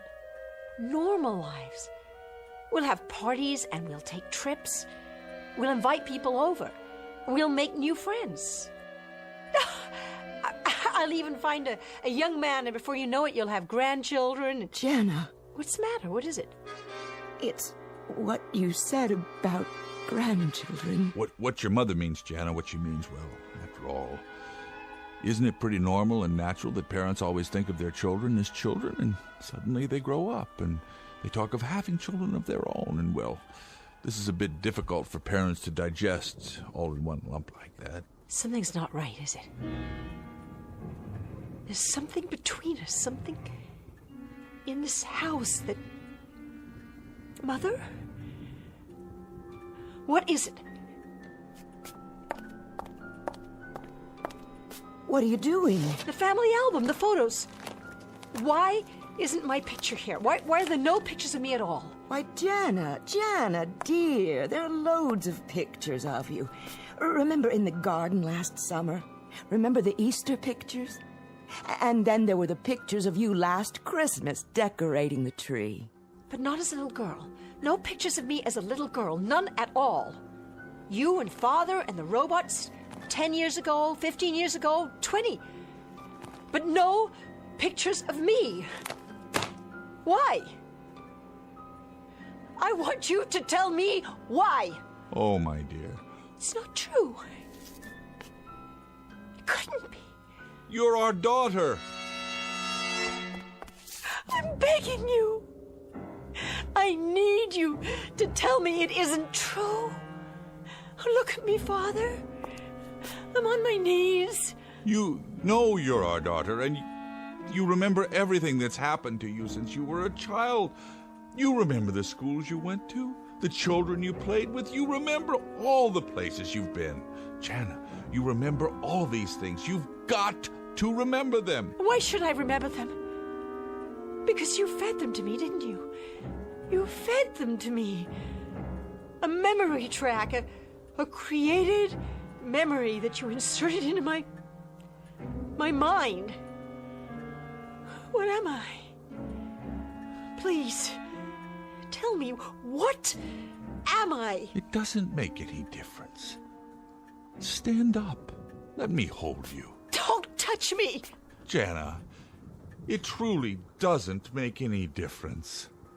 We were childless. We had nothing of our flesh to leave behind, nothing of our hearts, Jana, nothing of our love, and so, we got you. Got me how? We created you, just like any parents. I created you with these hands. I'm a robot! A robot! Oh, Jana. Oh, you're our daughter now. I built you as a daughter, as a thing of love. It doesn't make any difference how you came to be here. You have to understand, Jana. You are our daughter. I can't be. I don't have the capacity to love in return. I can't be a real daughter. I'm a machine, a thing. I suppose my rebellion, the semblance of emotion, I suppose you even programmed that too, didn't you? But it was all false. I feel nothing. No pain. Jana, don't. You'll hurt myself? But that's impossible, see? Stop your hand. No pain. No pain at all. Like the burn, I feel nothing. No matter what I strike. Even this picture on the wall. Jana! No pain. No anger. No fury. No love. Don't worry. I won't be going anywhere now. I'll be in my room. William, what shall we do? It's all changed now. She'll never be the same. No, she won't, knowing what she is now. William, you wouldn't. No, I couldn't do anything like that, not to her. I couldn't stand not seeing her, hearing her voice. I just couldn't stand it. Then, William, what?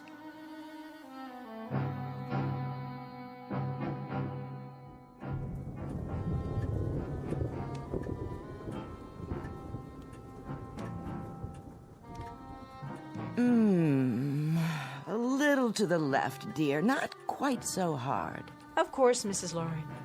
Anything you say. And don't stop. I want you to stay here in the study a little while longer. Don't you, William? Yes, by all means. The new girl is so much better than Nelda. Who's Nelda? The last servant. She's no longer with us. Now there's no one left in the house. Only the three of us. You don't mind if I call you Jana, do you? Why, no, Dr. Lauren. Why would I mind? That's my name, isn't it? Indeed it is. I hope you'll be happy with us. Oh, very happy, I'm sure. This is a fine job. Thank you so much, sir and ma'am, for hiring me. I come very well recommended, you know. The pleasure's entirely ours, Jana. Consider this your home from now on.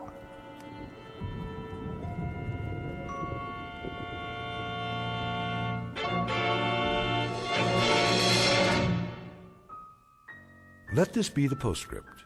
Should you find that you're worn out by the rigors of a highly competitive world, if you're distraught from having to share your existence with the distracting noises and neuroses of these times, and if you crave serenity but want it full-time and with no strings attached, consider a laboratory workroom in the basement of your house. Drop a note to Dr. and Mrs. William Lauren. They're a childless couple who make serenity a life's work. And who knows, they might just have a set of do-it-yourself instructions available free of charge from the Twilight Zone.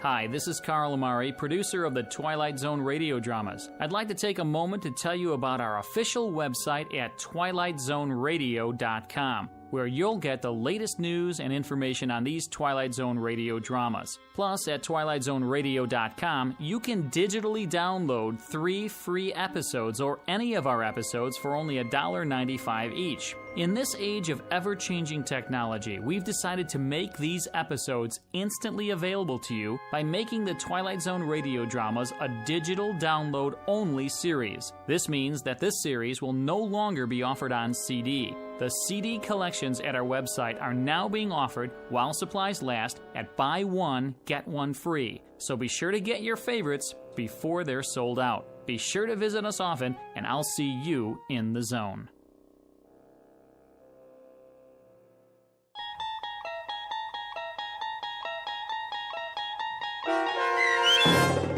The Lateness of the Hour, starring Jane Seymour and James Keach, with Stacy Keach as your narrator, was adapted for radio by Dennis Etchison and based on a script by Rod Serling.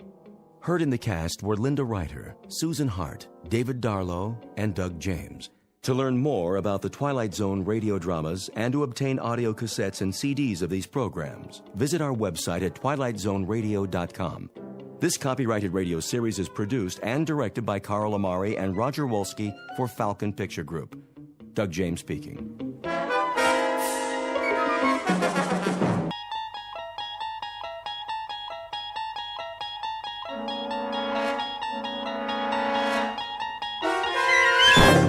You're traveling through another dimension. A dimension not only of sight and sound, but of mind. A journey into a wondrous land whose boundaries are those of imagination. Your next stop, the Twilight Zone.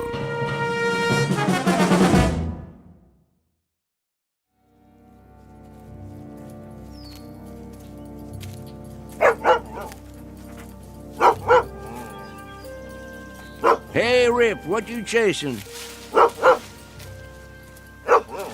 Ground squirrel, huh? Well, leave it be. I ain't got my squirrel shooter with me. Besides, we got plenty of work to do. First, though, let's set a spell. Huh? This stump will be fine. That old woman don't know how hard it is collecting firewood. All you can carry, she says, or you get no supper. Well, I'll tell you, Rip, she ought to try it herself sometime. All she'd come back with is a couple of sticks. Can't fire the cooker with that, now could she? There you go. Lay right down. Working sure makes you parched, don't it? Oh, yeah. Well, don't you worry none. We'll be at the lake soon enough, then you can drink your fill. What is that, a crow? Same one I seen this morning. What's it coming around here for? Fly on by, Mr. Crow. Nothing here for you. Just me and old Rip.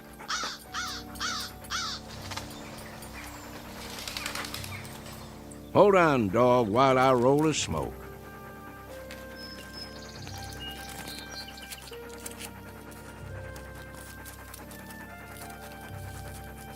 There we go. Now, Light it up for me, would you, Rip?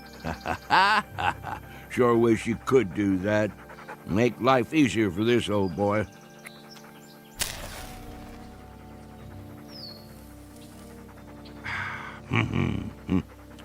Better get me another pouch in town. See if Earl has his rig hitched up. Of course, that old nag of his might not make it. Then we'll just walk the trail, won't we, boy? You and me, same as always. Come on, we better get on home before it's dark. Maybe we'll do us some coon hunting tonight. Would you like that? Sure you would. Well, let's go back to work. Where's that firewood, Rip? Go find us some now. Gotta get me a good armload. Easy, boy. What is it? What you got there?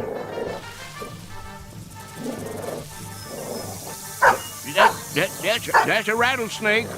Mean-looking one, too. Now, just you back off. Leave it, Rip. Come on around. He ain't gonna do nothing if we let him alone. Rip, careful, boy. Oh, there you go. Good boy. All done. By golly, you took care of him, didn't you? You broke his neck clean in two. Why, thank you kindly, Rip. If it weren't for you, I might have stepped right on it. You would have had to suck the venom before it reached my heart. Think you could have done that? Oh, that's a good old hound. Yeah, you sure are. Best friend a man ever did have.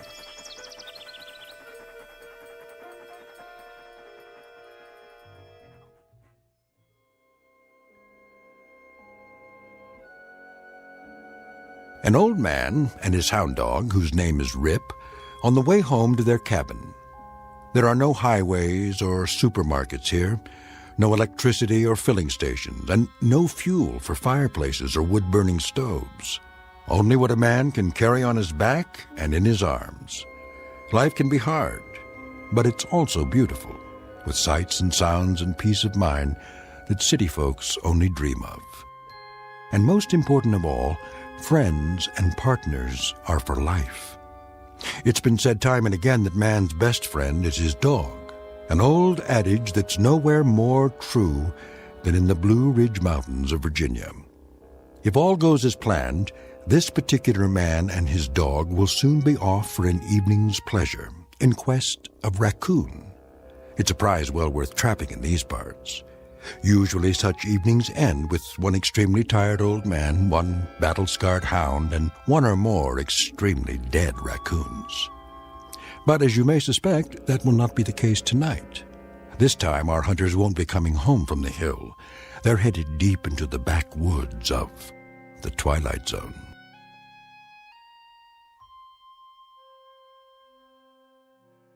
And now, the Twilight Zone and our story, The Hunt, starring Shelley Berman and Karen Black, with Stacy Keach as your narrator.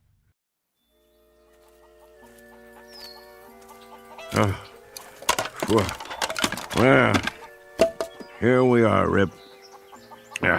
Now, all I gotta do is pick a few nice branches to take in the house.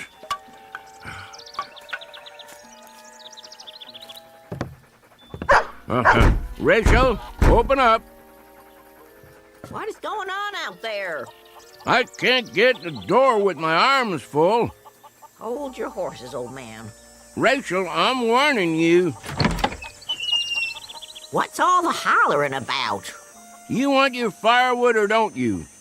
Oh, come on in with you then. You're gonna suffocate for lack of air one of these days. Why don't you leave that door open? Got to keep the dog out of the house somehow. Come on, Rip. Oh, no you don't. Trotting in here with his fleas and ticks. Old woman, don't let's start that commotion up again.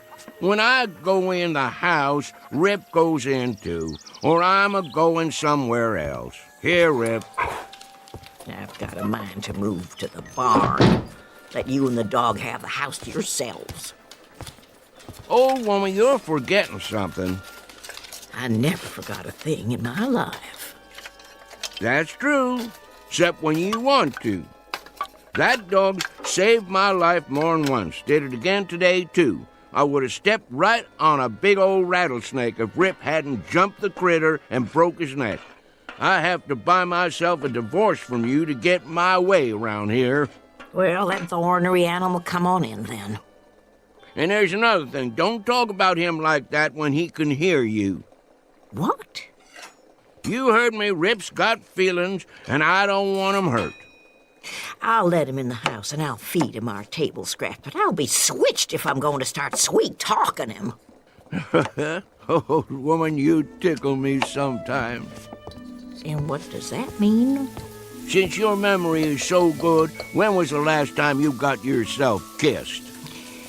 If I figure right, it was sometime in the spring of 1900. And wait a minute, what was the year now? Then I figure you got one coming. Don't you come near me, old man. Yes, sir. I've been thinking about giving you a kiss for the last month or two. Ryder, sit down to your supper and stop talking silly. I mean it. There. I'll have my supper now, old woman. Old man? Yep. I never said this to you, but I do believe we have endured together powerful well. Near 60 years we've been married, ain't it? Come October 16th. It's a long time to travel together. I wouldn't have had it any other way. Thank you, old woman. Me neither. Here's your grub. Much obliged. Rip. Here's a little piece of meat to hold you for now. I'll feed the dog proper after supper. He ain't gonna be here after supper. Where's he going? Where I'm going. And where's that? Coon hunting. Ryder, I wish you wouldn't go hunting tonight. Why not? 3 nights ago, I saw blood on the moon. Ought to have been in bed, sleeping. Then you wouldn't have seen it. That's not all. 2 days ago, a bird flew in the house and lit on the foot of your bed. It scared the life out of me. Wasn't a crow, was it? No. A little brown bird. The kind I never saw before. One of these days I'll put up some screens. Keep the pesky things out. And last night... What about last night? I couldn't get to sleep. Laid there in my bed, tossing, turning, wondering, worrying. At midnight, that mockingbird in the lilac bush woke and sang 3 times. There you go, trying to spoil a good meal. Go ahead, eat. I'm almost finished. Not going to spoil a good hunt, though. I'm going anyway. Them signs don't bother me at all. They bother me. Well, don't let 'em. I can't help it. You should listen to me. Women folk know these things. And I know I don't aim to start thinking about dying till I'm 100 years old. I come from a line of long livers. Wouldn't be surprised if I lived so long they have to shoot me to get rid of me. Where's my shotgun? Ryder, please. Come on, Rip. We got man's work to do.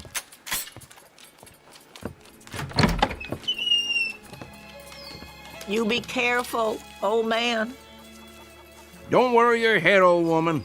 I'll be back before it's all the way dark, more'n likely.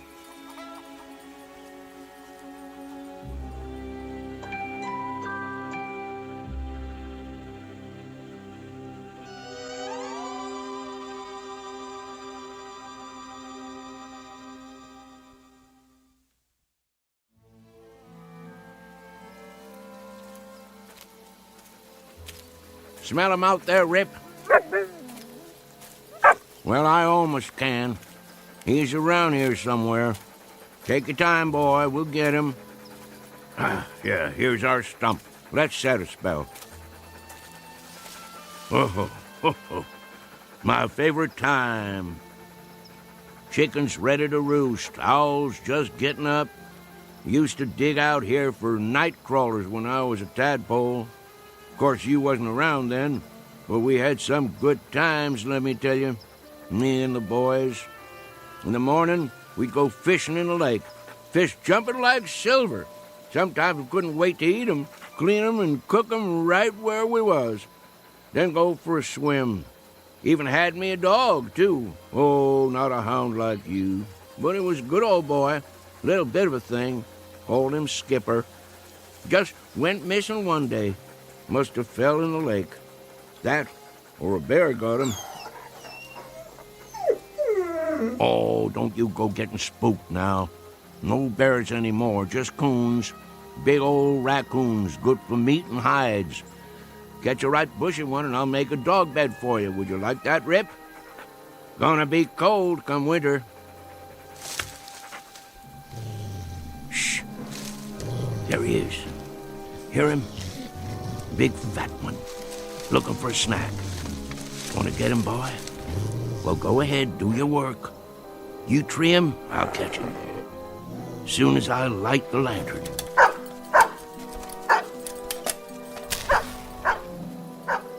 I'm coming, Rip.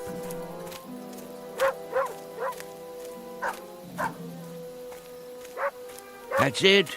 You got him, boy. I'm on my way. Up a tree, is he, boy? Yep, he must be. Let me shine the light and have a look. Rip, I don't want to doubt your word, but there ain't no coon up there. Nope. If there was, I'd see his eyes in the dark, big as $50. Tricked you, didn't he? I knew it. Now you can't get the scent, 'cause he run up the tree and crossed over to another one. Probably down by the lake already. Don't you go there, boy. He wants you to. Let him go, Rip. You let him go now. I'll see him. He's out on the end of the log, and now he's going to jump in. He's only tricking you. Don't try going after him. He's too good a swimmer. No, boy. He'll pull you under. Come on back here. Oh, now you've done it. Rip, come back here, boy. That coon got you right where he wants you. Get back here before he pull you under. I'll reach down and grab you. You darn fool. Don't let him bite you. Swim on over here. That coon's gonna drown you in a minute. Uh-oh. Coon's got him down. And I'm a-losing my balance. Hold on, boy. I'm a-coming.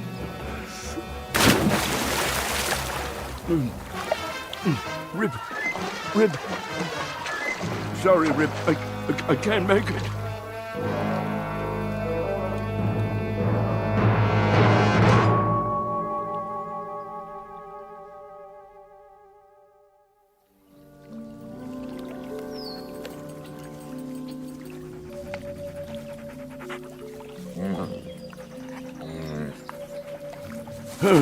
What?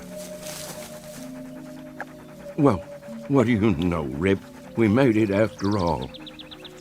Guess I could swim better than I thought, and you could too, even with an old coon dragging you down. Did you pull me out, or did I pull you? By golly, take a look, morning already.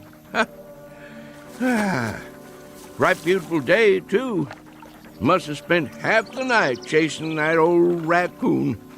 And we didn't even get him. There's a gun and lantern right where I left them. Hungry, ain't you, boy? Yeah, me too. Let's mosey on home and see what Rachel's got for breakfast. That old woman is going to give us Hail Columbia for staying out all night. Can't help that, though. Well, Rip, our time has come. Let's go face the music.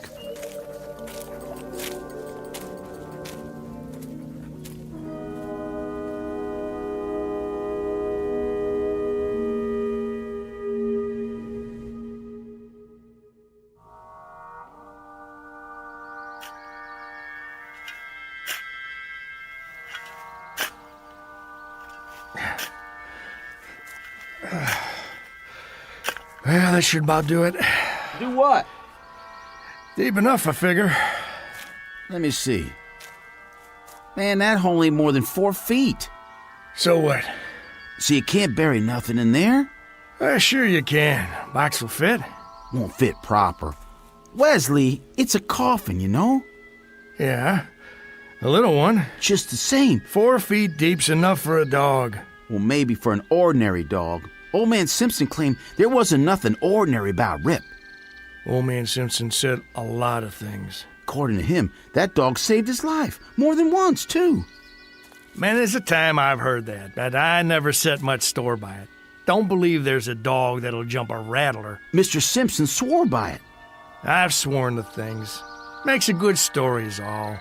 Just the same, out of respect for the old man's feelings, I figure that dog's got a right to 6 feet of dirt. Well then, you dig it. You know I got a bad back. Yeah, and I got a bad arm. Go ahead. All right, I will. Give me that shovel. Be my guest. Show you how it's done. Well, looky here, Rip. It's our neighbors. Morning, boys. Hey, Tillman, throw me your pot so I can roll me a smoke. Get your own. I'm almost out. What's the matter, boys? Ain't you speaking to me no more? Make it deep, then. If that's the way you want it. Oh, I will. Don't you worry. Well, what do you think of that? I reckon them Millard boys is getting hard of hearing. Wait here, Rip. Sit. Hurry it up, Tillman. We gotta get back. I'm hurrying. What y'all boys up to? I say, what y'all boys doing? Well, all right, don't answer me then. I don't give a hoot what you're doing. Shame your daddy ain't alive. He'd teach you some manners. Come on, Rip. We don't need to talk to these boys. Won't be long now. Get the box ready. It don't never mind me that you boys giving me the cold shoulder. But if I ain't mistaken, this hole you're digging is on my land. So if y'all want to dig, do it on your side of the fence. Now get. I say get moving. Boys, you gone blind too? I ain't just talking to move the wind around. If y'all don't get a move on, I'm gonna fill your britches full of lead. Well, all right. I'd say that's about 6 feet. Good. Then I'll bring the box over. Have a little care with that. It's just a dog. Not to some folks. Hand it to me real easy. Oh, now, boys, why didn't you tell me you'd lost your dog? How'd that happen? There. All right. That ought to do it. I don't blame you for not feeling like talking. I don't reckon I would myself. Let's move on now, Rip. We're butting in on other folks' trouble when they're just too heartbroken to talk. Speaking of trouble, your woman's gonna have plenty of that waiting for us. Now help me up. We'll put the dirt in. I have to admit, it's gonna be kind of lonesome around here without Old Man Simpson. That it is. That it is.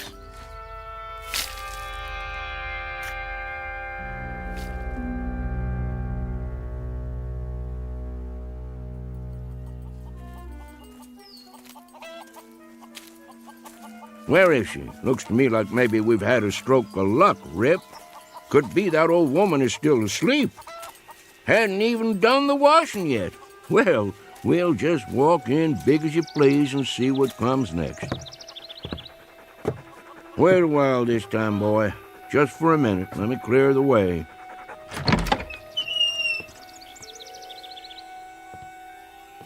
Old woman? There you are. Morning. What are you sitting in a rocking chair for? Taking a rest already? Huh. Got your long dress on, too. All dressed up like the 4th of July. All right, let's get it out in the open. Old woman, if you're figuring on leaving me on account of I stayed out all night, you got another think coming. I'm still the boss of this house. You ain't going nowhere, and that's that. Got nothing to say? Then I reckon we ain't mad no more. Now, I'd appreciate a little breakfast, if it's all the same with you. Old woman, you just gonna sit there like a bump on a log? You pack your finery back on the cedar chest and get cooking. Now, what's the matter? I know I'm a pesky old rooster to get along with, and many's the night I've stayed out till sunup, but Rachel, that ain't reason enough to break up a marriage after nearly 60 years, is it? Well, is it? Oh, that a tear on your cheek? Oh, now, old woman, I didn't mean to speak rough to you. I just don't want you running off and leaving me, that's all. All right, you win, Rachel. I guess I could be a better man to you. Won't go streaking off every night hunting. I'll stay home with you, and we'll sit by the fire, and we'll talk about things. And I'll tell you something else. Next time I go down the mountain, I'll stop in the store and buy you a pretty. Some cloth to make yourself a new Sunday dress, or a pair of silk stockings like them city women has. Well, what do you think of that? Oh, woman, I want an answer out of you. What is it? Cat got your tongue? Nobody spoke to me all morning long, is the truth. Something wrong with me? I passed them Miller boys on the way home a while ago, and they acted just about the same way you're doing. Rachel, you can see me, can't you? Woman, what in tarnation is the matter with you? Huh. Who'd be coming to see us now? Mrs. Simpson, may I come in? Yes. Reverend Wood? You sure have come at a time of need. Mighty glad to see you. Something's wrong with my old lady, and I can't figure it out. Seems to me in a daze or something, near as I can tell. The Lord be with you, sister. Amen, brother. I appreciate your coming. Even though he didn't belong to the church, just never could get him to go. I realize Brother Simpson wasn't a religious man, but I figure he's still entitled to a Christian burial. Now just hold everything. Let's not get too far down the road here. If anybody's giving Brother Simpson a Christian burial, they'd better ask Brother Simpson how he feels about it. I've been sitting here, trying to figure it all out. I'm sure you have, with a word close at hand. I've got the good book right here, but I can't work this out. It don't make sense somehow. And just last night he was sitting there at the supper table. I begged him not to go. You did all you could, sister. There's been omens. I've seen signs. But he went. Why'd he have to go and do that? Can you explain it to me? The Lord works in mysterious ways. Rachel, listen to me. There's been some kind of misunderstanding. Somebody's pulled the wrong switch. Me and Rip ain't going nowhere. I'm right here. Rip's out on the porch. Miss Rachel? That you, Tillman? Yes, ma'am. Thank you for coming. What is the matter with that dog? Rip don't take kindly to people coming right on in, but it didn't so much as make a sound. If you're ready, ma'am. Hello, Wesley. Ma'am. Where's the, I mean... Give us a moment, son. No need putting it off. He's in the other room. What are you talking about? Who is? Yes, ma'am. We'll treat him right careful. Don't you worry. They're good boys. He's in good hands. And now, if you're ready, may I offer you my arm? Oh, Reverend, it's all happening so fast. Don't take on, old woman. It's just a dream. Has to be. We'll wake up in a little bit and everything'll be like it ought to be. You'll see. Careful, Wesley. I got my hand. Not too fast. That's a mighty big box. What y'all boys got in there, huh? Watch the door. It'll fit. What y'all taking outside? Mrs. Simpson, I'm afraid it's time. If you're ready. Reverend, if I could just get through this day, for his sake. I asked you a question. What's in the box? Come on, Rip. I've got to see where they're going. Something's up all right. Something mighty big, if you ask me.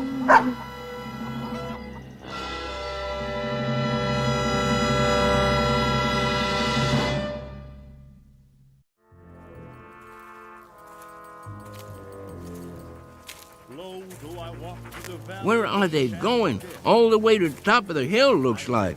Getting pretty steep. Must be heading for the graveyard. Just let me get my breath here once. We'll find out what this is all about, Rip, in a minute or two. Graveyard's just over the other side. Leastways, that's how I remember it. Can't say it's someplace I go more'n I can help it. All right, let's go. Ain't much further.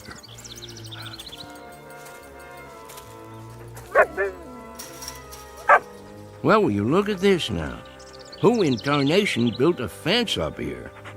No call to do that. Don't know why they would have bothered. Can't even see the sun over there anyway. Just fog coming down from the top of the hill. How'd Rachel and the Reverend and the Miller boys get through? Gotta be a gate or something. Rip, I don't know what to tell you. I must have taken a wrong turn somewhere along the line. I don't memorize ever seeing this here fence before. Oh, well, just follow it, I guess. We're bound to come out sooner or later. What you see, boy? Well, now, looks like you found it. Here's the gate. All locked up, though. Chain and everything. Hello? Anybody home in there? Howdy, neighbor. Oh, howdy. Think you could open this for me? Sure enough. Wasn't expecting nobody this morning. Don't let me put you in no trouble, friend. Seems like I lost my way. Everybody says that at first. Easy to do. Who put this gate up, anyway? The owner. The owner? Well, who's that? He don't like to use his name. Make him sound high and mighty. What's your name, friend? Simpson. Hyder Simpson. Ah, yeah. Think I heard of you. Just let me check it in my book here. I belong to that bunch of Simpsons over on Wales Mountain. Lived there all my life. I got it. Yep, you're on the list. Guess you can't see it from here, though. Rip and me, we traveled a far piece. I don't never recollect coming so far we couldn't see the top of Wales Mountain. And how old are you, Mr. Simpson? Well, sir, can't say exactly, but I've been walking the earth for more'n 70 years now. Arrived at the gate 10:45 a.m. Nice watch you got there. Thank you kindly. It's none of my business, friend, but could I ask you something? Oh, go right ahead. What are you writing down in that book? Oh, this and that. You know, for the record. I just need to know one more thing, Mr. Simpson. And that would be? How'd you die? I was born with a cheap set of ears, friend. I ain't sure I heard you rightly. I said, how did you die? Well, who claims I'm dead? Oh, there ain't any argument about that. You wouldn't be here if you wasn't dead. Then let me pinch myself. Man, that's solid flesh and bone. Want to feel it? Now think back, neighbor. Well, now, my memory's none too good lately. What did you do last night? In your own words. Well, that's an easy one. I'll tell you exactly what I done. Me and Rip left the house long about supper time. Rip, he picked up a coon trail right away, and wouldn't you know it, just like a coon, he headed for water. And Rip didn't do a thing but go in that water after him. I see. Just about that time I got there, and I moseyed out on this log, and, say, let me ask you something else. Sure thing. What's on the other side of this gate, anyway? Must be pretty all-fired important if you keep it locked up. Well, you see that pasture right up there? Yeah? They call it the Elysian Fields. You don't say. You cross that and you come to the Golden Street. And that takes you to the Celestial Palace, where the old master's got his headquarters. You wouldn't be pulling my leg now. Oh, Why'd I want to do that? Then I take your name to be St. Peter. I keep the gate, that's a fact. I'm proud to meet up with you. Well, just as proud to have you here, neighbor Simpson. Something wrong? I was just listening. To what? I thought they did a lot of singing and dancing in heaven. How come I don't hear no music? 'Cause you're on the outside. Minute you step inside the gate, you'll hear your favorite hymn. Don't much care for hymn singing. Favorite guitar music myself. Well, don't stand out there in the cold, cold world. Come on in and reap your heavenly reward. You've sure earned it. Mighty nice of you. Rip? Oh, hold on, neighbor Simpson. You can't take that dog in here. And why not? It ain't allowed. Ain't no fleas on him. That don't make no never mind. He can't go in. How come? This here is folks' heaven. There's another place we can put him in, up the road a piece. You just tie him up to the gate, and I'll walk him over there a little later on. If that's how it is. Well, where do you think you're going, Mr. Simpson? I think you all the same, but I don't reckon in there's any place for me. Well, why not? Any place too highfalutin for Rip is too fancy for me. How thoroughbred has a dog got to be for you to let him in there anyway?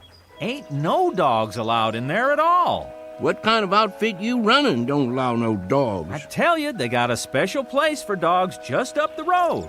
Well, me and Rip will go on up there then. They won't let you in. The dog maybe, but not you. What kind of heaven would it be with nothing in it but dogs? A dog has got the right to have a man around, same as a man has got to have a dog around, if he's going to be happy anyways. Neighbor, let me make you a little proposition. What is it? See this place in the fence? That's a spot that needs repairing. Now, why don't you go on in the gate, and a little later on, I'll slip your dog through this hole. It's breaking the rules, but I'll do it. Friend Peter, if I go in the front gate, Rip goes in the front gate likewise. I don't want him getting the feeling he ain't welcome. Well, I got another idea. Here, boy. What's going on there, mister? Let go of his collar. Well, I thought maybe I'd hold on to your dog and let you go in and take a look around. See how you like the place. I ain't got to see it to make up my mind. Let me ask you a practical question. How do they expect me to do any coon hunting in there without Rip? Man, they don't allow coon hunting. You don't say. Rip, heel. Now, where do you think you're going, Mr. Simpson? Me and Rip is going somewhere else. There ain't no place else to go. I'll go wherever this road takes me. That don't lead nowhere. It's Eternity Road. Just keeps on, never stops. Me and Rip will be all right. Neighbor, this is a right serious step you're taking. I'd say the best thing for you to do is sit out there and think it over. You got all eternity to make up your mind. Good day to you, sir. Well, if you change your mind, just let me know. Much obliged. I'll do that.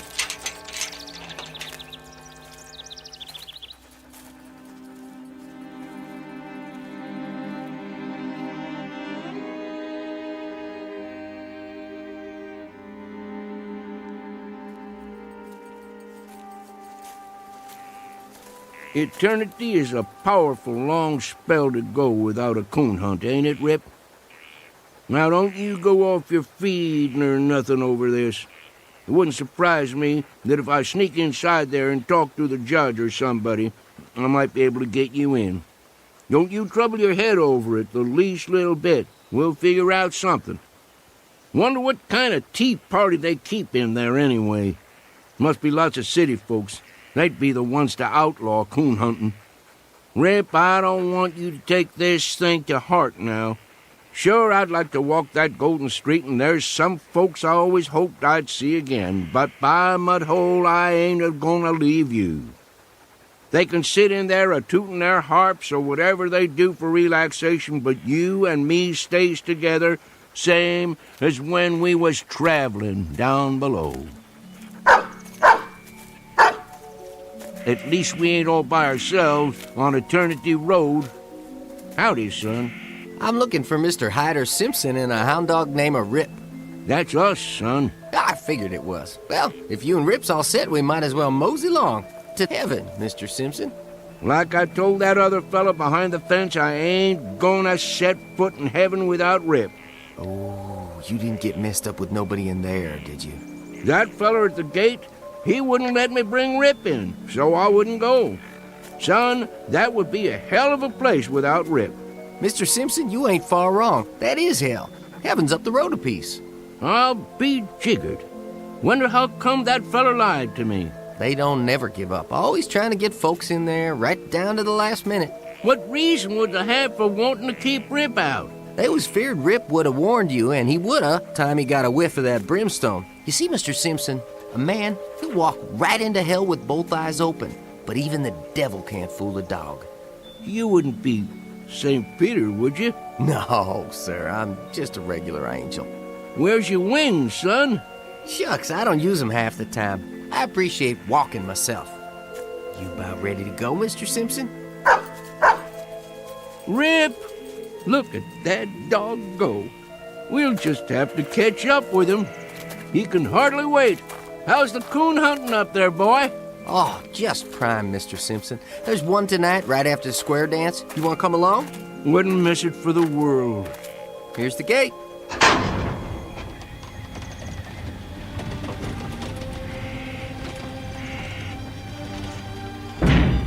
Mighty nice one it is, too.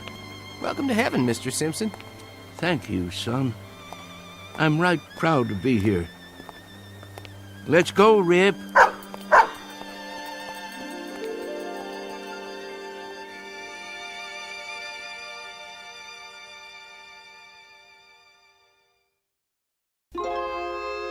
Travelers to unknown regions, off the beaten path, would be well advised to take the family dog, because in a pinch, he might just save you from entering the wrong gate. At least, it happened that way once in a particularly mountainous area of the Twilight Zone. More from the Twilight Zone after this. Hi, this is Carl Amari, producer of the Twilight Zone radio dramas. I'd like to take a moment to tell you about our official website at twilightzoneradio.com, where you'll get the latest news and information on these Twilight Zone radio dramas. Plus, at twilightzoneradio.com, you can digitally download 3 free episodes or any of our episodes for only $1.95 each. In this age of ever-changing technology, we've decided to make these episodes instantly available to you by making the Twilight Zone radio dramas a digital download-only series. This means that this series will no longer be offered on CD. The CD collections at our website are now being offered while supplies last at buy one, get one free. So be sure to get your favorites before they're sold out. Be sure to visit us often, and I'll see you in the zone.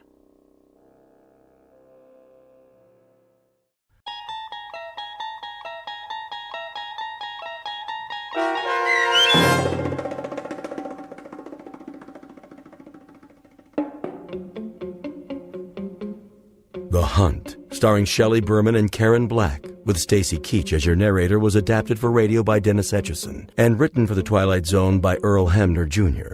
Heard in the cast were Mike Baccarella, Jeff Lupetin, Darren Stevens, Craig Brawley, and Kurt Nabig. The producers of The Twilight Zone wish to thank CBS Enterprises and the Rod Serling Estate for making this series possible. This copyrighted radio series is produced and directed by Carl Amari and Jeff Lupetin for Falcon Picture Group and Westwood One. Sound design and custom Foley effects for The Twilight Zone by Cerny American Creatives Bob Benson, Craig Lee, Matt Sorrow, Tim Cerny, and Todd Beyer. To learn more about The Twilight Zone radio dramas and to contact us, visit our official website at twilightzoneradio.com. Doug James speaking.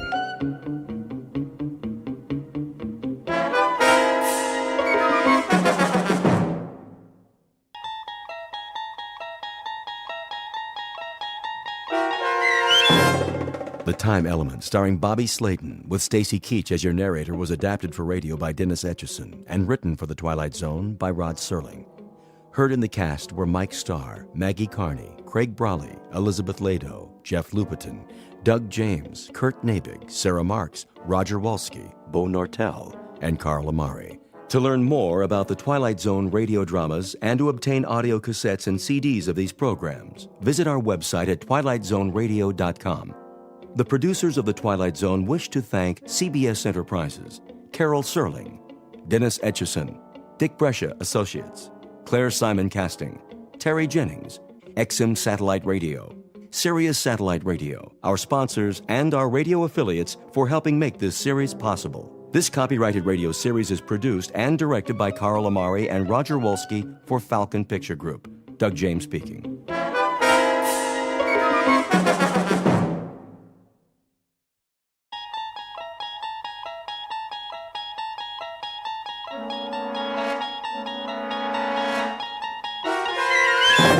There is a fifth dimension beyond that which is known to man. It is a dimension as vast as space and as timeless as infinity. It is the middle ground between light and shadow, and it lies between the pit of man's fears and the summit of his knowledge. This is the dimension of imagination. It is an area which we call the Twilight Zone.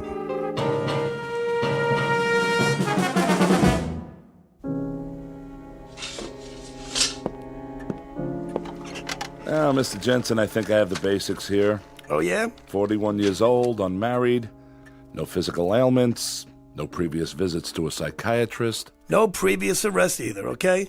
And the only time I ever saw a shrink before was in a cartoon. Best you'll find us helpful and, at worst, harmless. Cigarette? No thanks. Do you mind if I smoke? Hey, go ahead. It's your office. Now then, your occupation? Oh, gosh, various jobs. Part-time bookie, I was a car dealer. I tended a bar one time, right down the street from here. A couple of doors down. Andy's place. I was a butcher. Highly successful butcher, too. Knew how to make my thumbs weigh 12 pounds on the scale. So what do you say, Doc? How do I stack up? Normal? Abnormal? Subnormal? What's the story? Family? Father, mother, both married. Scranton, Pennsylvania. My old man was a coal miner. Coal? Yeah, you know, little black things that people used to put in the furnaces. Sounds like interesting work. Oh, it does. Then maybe you ought to go to a psychiatrist. You know, I think I will take one of those cigarettes. Surely. What, do you want me to pull up a couch now or something? Not if you're comfortable in the chair. Let's begin, shall we? Nothing shakes you up at all, does it, Doc? How do you mean? Oh, I don't know. Everything's all calm and cool. You know, when I walked in here, you made an inventory. The cut of the clothes, the way I talk. And up inside your head, huh? That's where you mark down those results. And then later, you put it all in little pigeonholes. You got me pegged, don't you? Not entirely. You figure you're talking to maybe a minor league horse player, huh? Maybe I'm a little hungover, maybe a little buggy in the head. But either way, about 40 degrees tilt. And my cigarette went out. Here. All right. Pigeonhole this, Dr. Gillespie. If said minor league horse player tells you some half-witted story, can you tell him if he's maybe off his rocker? Without Sigmund Freud and all that junk? Huh? Can you tell me in plain English what is wrong with me? I can try. All right? Here goes. I keep having a dream. Crazy dream. Are you writing this stuff down? Go on. I'll make notes on the things that seem pertinent. Well, I don't know if any of this is pertinent, because it probably sounds nuts. Sounds nuts to me. But there it is. I'm listening. I've had this dream maybe, 5, 6 times. What kind of dream? The real kind. How do you mean? Have you ever had a dream that you swear was real? I guess we all have. Over and over again? The same dream? The same dream, identical. Never changes. Tell me about it. It always begins the same way. I'm lying in a bed, and I just wake up all of a sudden, right? I open my eyes, start looking around. And what do you see? Hotel room, you know, nothing fancy. I mean, nice, regular. You know, I have Venetian blinds like you got here. So I get up and go across the room with my bare feet, all right? Now, I'm wearing pajamas that definitely are not mine. And I open up the blinds. Bright sun, blue sky, beautiful day. Beach, palm trees, like a vacation, you know? So open up the window. You get those French doors, whatever you call them. And what do I hear? Steel guitars, ukuleles, you know, that hula music. The only thing is I've never been to Hawaii in my life. I don't even know what Hawaii looks like, except, you know, what you see in the movies. But it's as real as anything. And here's the crazy part. I don't know how I got there, but I do know, as well as I know anything in my life, that I'm supposed to be thousands of miles away. And there's nothing, absolutely nothing, Doc, that I could do about it. And that's when things get really weird. I mean, just bizarre. Once upon a time, there was a psychiatrist named Arnold Gillespie and a patient whose name was Peter Jensen. Mr. Jensen walked into the office exactly 9 minutes ago. You might want to make note of that. It is 11 o'clock, Saturday morning, October 5th. You might want to make note of that, too, very specifically. It may seem trite to be so specific about the hour and the day, but in this case, it's of extreme importance. Because this isn't just a story about a man with a recurrent dream, one whose meaning the good doctor is about to help him unravel and sort out. Nothing so simple. Involved in this story is something new, not found in any textbook, Freudian or otherwise. Something we'll call, for want of a better term, the time element.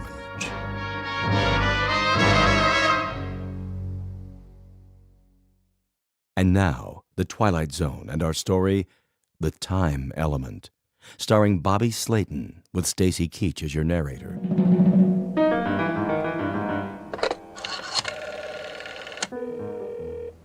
Front desk. Hey, tell me something. So, I got in pretty late last night, didn't I? I beg your pardon, sir? I asked you if I got in late last night. Is this 206? I don't know. Is it 206?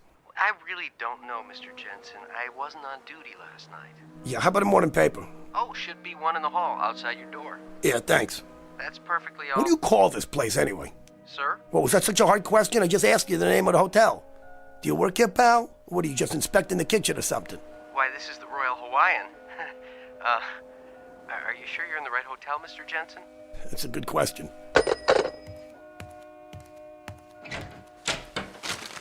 Here's the paper. December 6th. December 6th? What kind of crazy? Maid service. Did you sleep well, sir? Yeah, that's a moot question. Do you want me to clean the room now? Hey, do you want to explain the gag to me now? Excuse me, sir? Do me a favor. Deliver a little message for me. You tell the guy, whoever put you up to this, that I'm going to knock out his teeth one by one. I don't know what you mean. Yeah, and take the phony newspaper with you, all right, lady? This is October. October, sir? What's October? What's October? 30 days? How's October? April, June, November, huh? Am I getting through to you? This month right now. It's October, right? I don't believe so, sir. It's December. It's what? December the 6th. Yeah, that's what I thought you said. December 6th. Are you all right, sir? Oh, yeah, I'm just fine. I'm fine. Except that obviously I've just come down the home stretch of the biggest toot in the history of man. You're telling me this is December. Well, last night I was in New York City. And it was October. If you're not feeling well, I can come back later. Not feeling well? You know what? That's the champion blue ribbon understatement of the year. You know, a little toot that lasts 2 months and ends up in, what's the name of this place? The name of what place, sir? This place right here. The Royal Hawaiian. That's what I mean. Since when is there a Royal Hawaiian Hotel in New York? It isn't in New York, sir. It's in Honolulu. Well, that figures, because the Royal Hawaiian is in Honolulu. Of course. See, that leads me to the next question. What am I doing in Hawaii? I'm sure I don't know, sir. That's what I thought you said. Hey, just one more question. No, come here. No, I'm okay. Come here. Really? I'll never ask you anything else, I promise. What, sir? This hotel got a bar? Oh, yes, sir. A lovely one. And where is this lovely bar? Downstairs, off the lobby. Thank you. You're a doll. I'm sorry if I upset you. Look, if I ever had another mother, I really hope it's you, okay? Come back later. We'll dance. Oh, yes, sir. Absolutely, sir.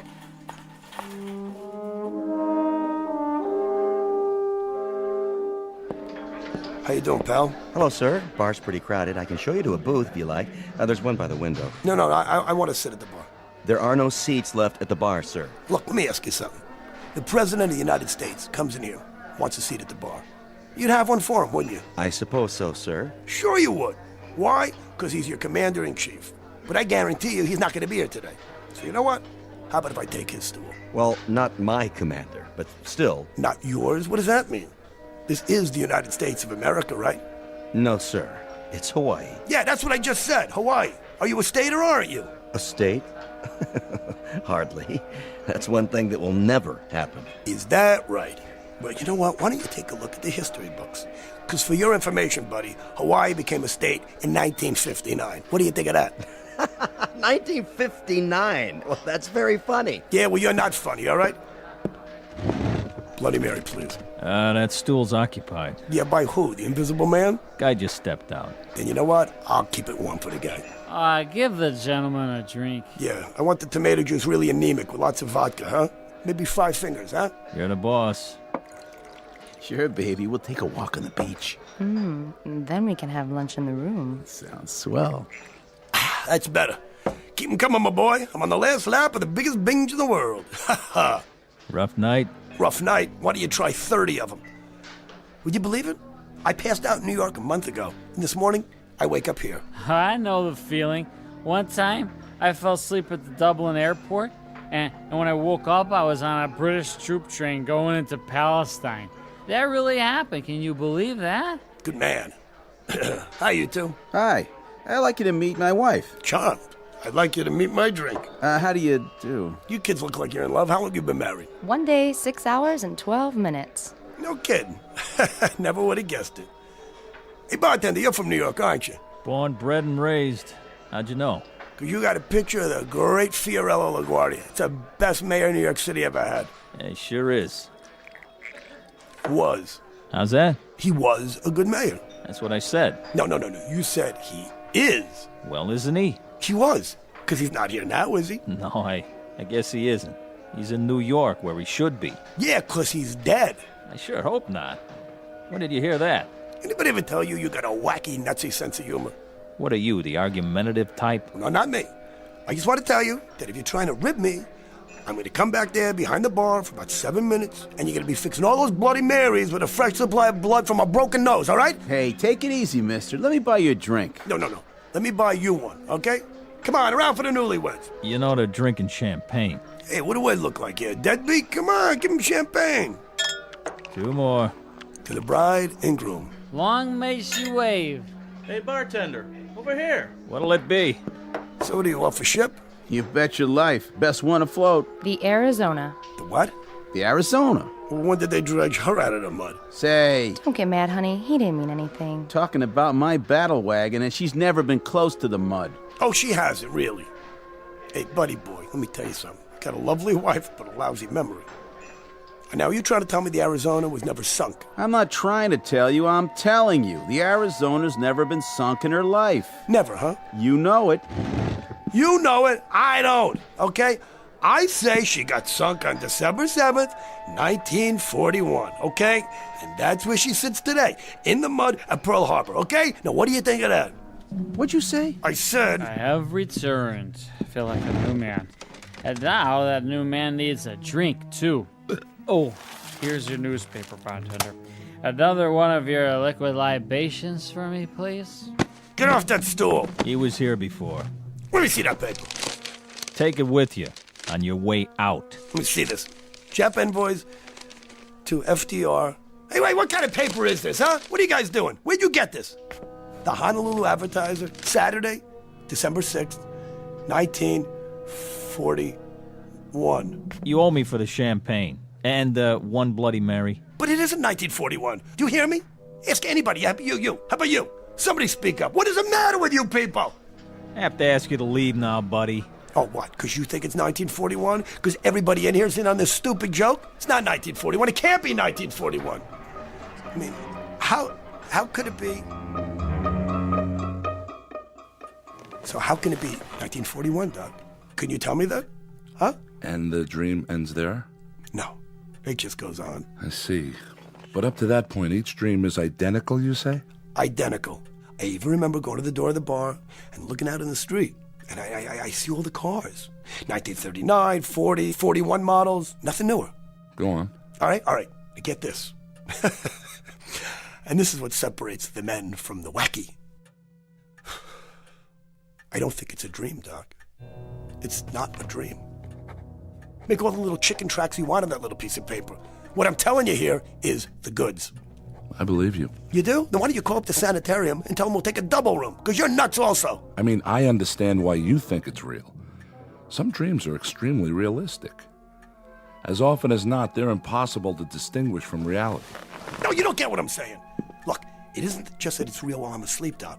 Well, I'm telling you this. It's still real. It's still real even when I'm awake. All of it. Look, I've had dreams like everybody else, but as soon as it started, I knew it was different. Do you understand me? Do you understand me? You don't understand me. These are not dreams. If they're not dreams, Mr. Jensen, what are they? What do you think they are? Let's examine the alternatives. I can think of only one. That's the one I'm thinking of, okay?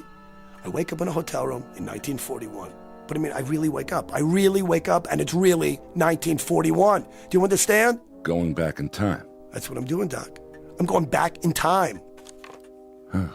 Interesting. What happens then when you're back in time?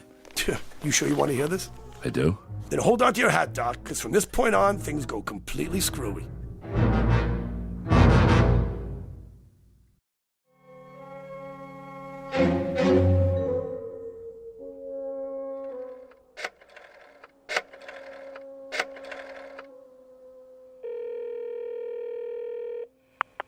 Yellow? Want to place a bet? Well, are you a bookie or not? All right, then. I'm going to take Joe Louis over Buddy Bear. What are the odds on Louis? Well, they will be scheduled, okay? They're going to fight on January 9th. Yeah, January 9th, okay? Make it Louis in the first round.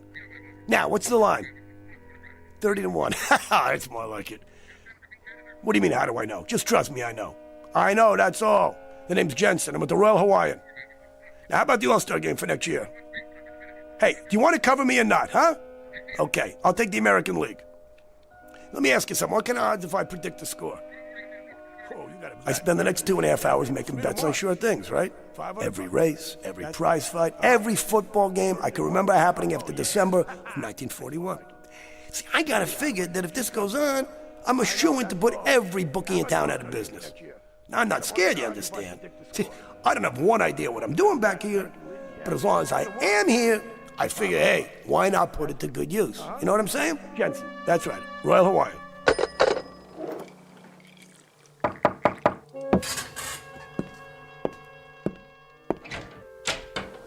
Oh, hey, how are you, buddy? You're the ensign from the bar. I hope you don't mind. No, come in. I just wondered, how you doing? I'm fine. Come on in, have a drink.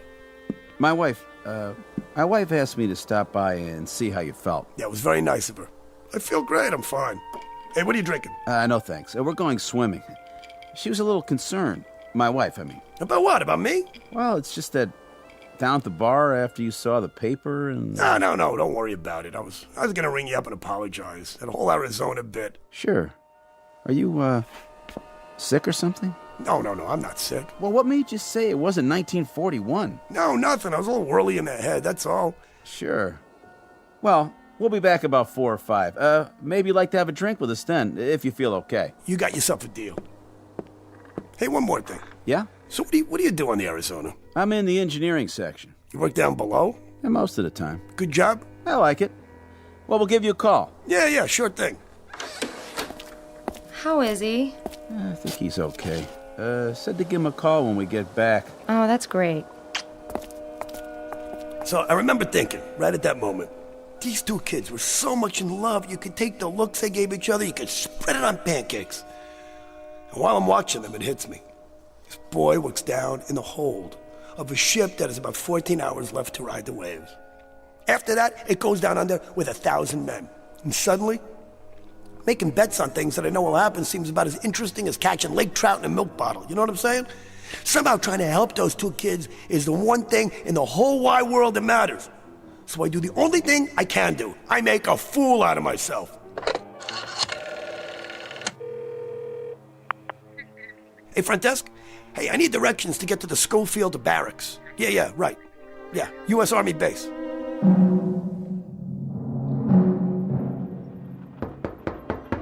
Come in. Excuse me, Colonel, but... Spit it out, Bailey. That guy is still in the orderly room, sir. Says he wants to see somebody in charge. Who's this now? Some jerk with a tambourine or something. Must be Save a Soul Saturday. What's his story? I can't piece it all together, sir. Something about the Japanese having bombs? This ought to be good. Send him in. Yes, sir. The Colonel will see you now. You're Mr. Jensen, Pete Jensen. I'm Colonel Abernathy. What's on your mind, Mr. Jensen? First of all, Colonel, I want to guarantee that I'm not going to get stuck in a rubber room when I'm finished telling you this. You've got it. I have information that the Japanese are bombing Pearl Harbor tomorrow morning. 8 a.m., Honolulu time. You know this to be a fact. Colonel, as sure as I know, the good Lord made racehorses. They're coming over here in about 30 waves off a bunch of carriers. They're going to plaster us while we're still in bed.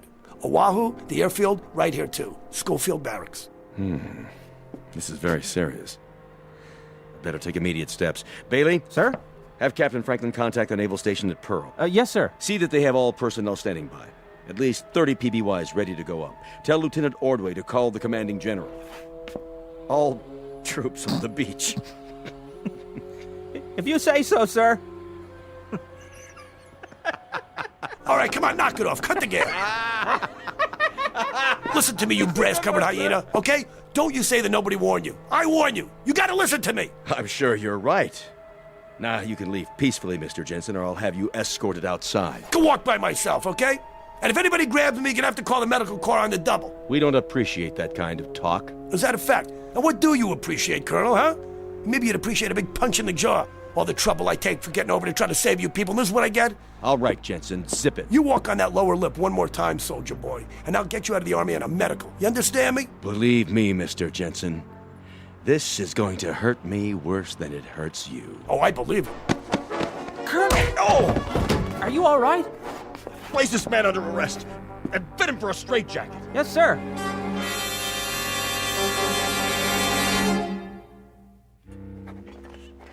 Then what happened? Well, finally they let me leave, right? After I answered some questions about what year it was, and did I know who the president was? I had some trouble with the vice president. Truman, of course, sure, but, Roosevelt dies, Truman takes over, then it's Eisenhower. Good thing I didn't mention Ike. At 41, he was still a light colonel on the general staff in Washington. Think of it. They never heard of rock and roll, jet planes, TV, atom bombs. Anyway, they decided I was harmless. So on the way out, I gave him a V sign and told him to buy some more buns. And after that? What am I going to do? I had my shot. So I figure I'm just going to spend the rest of the day drinking quietly. Of course, the next morning they come looking for me to give me a bronze statue, but then it's going to be too late, I didn't care anymore. What am I supposed to do? But I'll tell you something, there was some feeling to watch those kids relaxing in the bar with their dates and their drinks. Like, everything was fine, like they had a future, and all was well with the world, When tomorrow there'd be a couple odd thousand of them on their way through hell to get to heaven. Hiya. Likewise. Hey, you know what you were talking about this morning? I got a vague recollection. About the Arizona being sunk? Knock it off. You don't believe me? Well, you don't see me bleeding, do you? I'm not trying to drum up an argument. I just wanted to show you something. Take a look out the window. You see that ship in the harbor? That happens to be the Arizona. So I guess somebody got their signals crossed. She's still afloat. Come on, I said knock it off. Mr. Jensen? Yeah, hi. Have that drink with us? Yeah, sure, thanks. Yeah. How was the swim? It was wonderful. So how long's it been now? 32 hours and 15 minutes. Oh, and they said it wouldn't last. Mr. Jensen? Try Pete. Pete. Well, are you all right now? Yeah, I'm fine. I'm all right. Why? It's just that this morning, you seemed so sure it was another year. I did? Hey, look, honey, I'm kind of mixed up here. Look, I didn't mean anything personal, all right? I told you to forget it. Oh, boy, look at you two. What's the matter? I lied just now. I wasn't kidding. The Arizona is going to be sunk. Are we on that again? Yeah, we're on that again. Listen to me, Lieutenant. Ensign. Look, whatever. I got no axe to grind, you understand? Tomorrow morning, I'm going down to the basement so I can cuddle up to a furnace and listen to the sirens. You said you're an engineering officer. That means you're down near the boilers. I'm telling you, at about 20 minutes past 8 in the morning, there's not going to be any boilers. You understand? There's not going to be any decks, and there won't be any ship left. That goes for a lot of boilers and a lot of ships and a lot of decks. Not to mention handsome young ensigns with new brides. Please, don't talk like that. I gotta talk like that. December 7th, 1941 is tomorrow for you, but it's history for me. Do you understand? Last night I was in New York City, and it was years from now. I've lived through those years. I know what's gonna happen. I know it sounds crazy, but I know it's gonna happen. Hey, you. No more trouble, huh? Hey, you shut your mouth. Nobody's talking to you. Hey, look. You're nice young kids. I ain't got no reason in the world to give you any grief. Okay, just do me a favor and listen. Take 100 to 1 shot that this weirdo in front of you maybe has a point, okay? I'm telling you that tomorrow morning we're gonna get attacked. And if you're on that ship... I'll be on that ship, because that's my berth. You're a nice fellow and all, Mr. Jensen, but if you keep saying wild things and making my wife upset, Yeah, what are you gonna do about it? Sit around holding hands and biting earlobes till he goes back to his ship? Because if this boy goes back to that Arizona, he might not be alive at 9 o'clock tomorrow morning. Repeat, he may not be alive. Please. Mr. Jensen, I'm warning you. Hey, buddy, I don't want no trouble. You don't want no trouble, huh? He doesn't want any trouble. Hey, I don't want to give you any trouble. I want to give you music, okay? I want to sing a song for you. Praise the Lord, pass the ammunition. Praise the Lord, pass the ammunition. Praise the Lord, pass the ammunition, and we'll all stay free. Huh? You hear that? It's what you're all going to be singing. You want another one? Oh, how does it go? Let's remember Pearl Harbor. Come on, you write the words. Come on. All right, buddy, that's it. Shut up.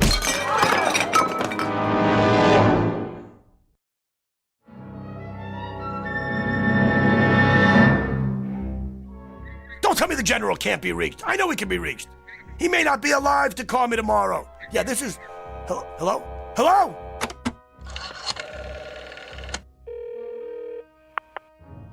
Yes, I want to call Navy 7096.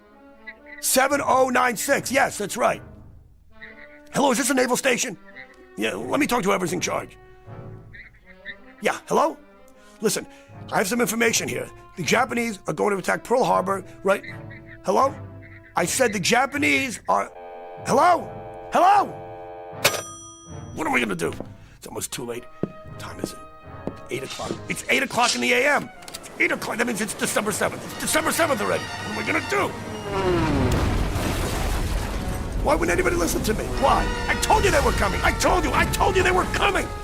I told all of you. I told you.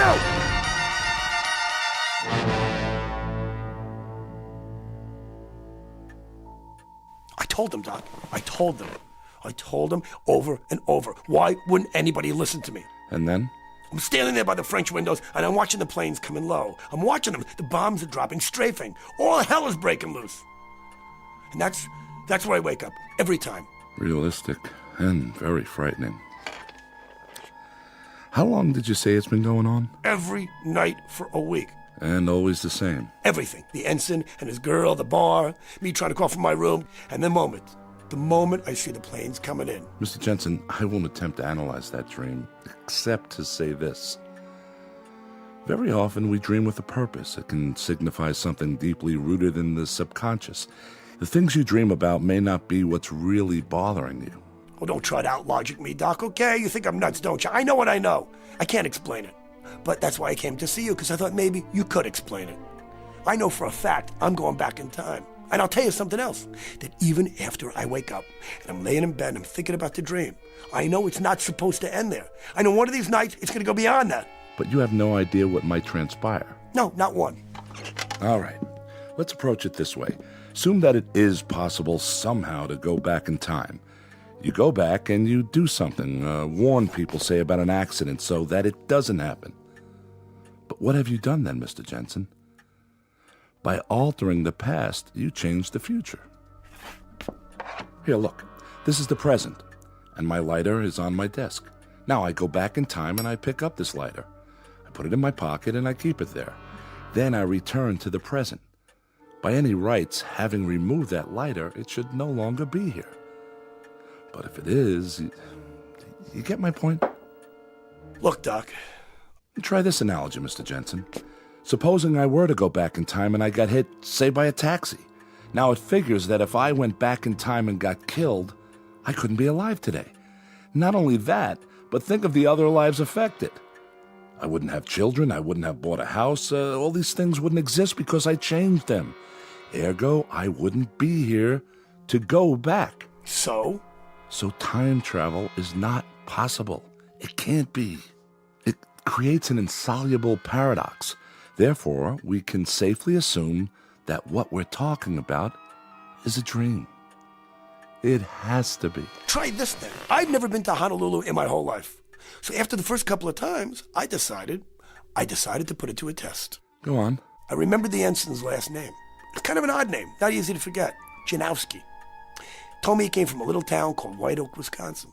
So I placed a call. There was only one Janowski in the phone book. Woman answered. His mother. I said it was a friend of his from Honolulu. And was he there? And then? She told me that her son and his wife were killed in Honolulu on December 7th, 1941. He went down with the Arizona. She was shot down near King Street by a fighter plane, a Japanese Zero. A Japanese Zero, Doc. You sure you've never been to Honolulu? Yeah, I've been there. When? In the dream, which isn't a dream. Okay, Doc, your turn. I don't hear you talking. That's because, at the moment, I don't know what to say. The patient lay in the couch. We'd been talking for hours. It was Saturday, and I'd planned to leave early and go play golf. But I was concerned about this man and his story. It was incredible. Then finally, I knew he was asleep. It wasn't a deep sleep. By the look on his face, Mr. Jensen was far from resting, though his eyes were closed. Mr. Jensen? Are you asleep, Mr. Jensen? So I decided to let him rest while I thought it through. Who knows, maybe he'd even finish his dream this time.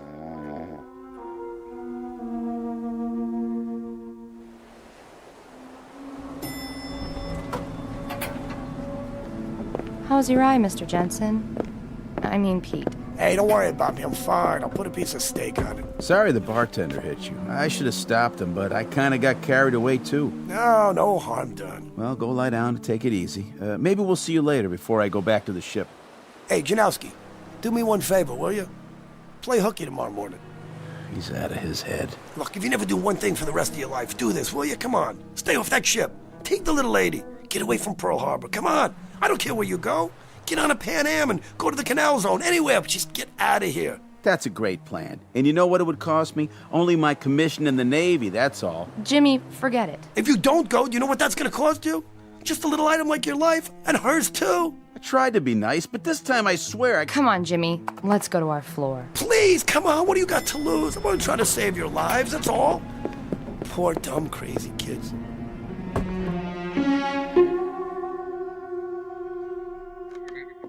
Don't you tell me the general can't be reached. I know he can be reached. He might not be alive tomorrow to call me. Please. Hello? Hello?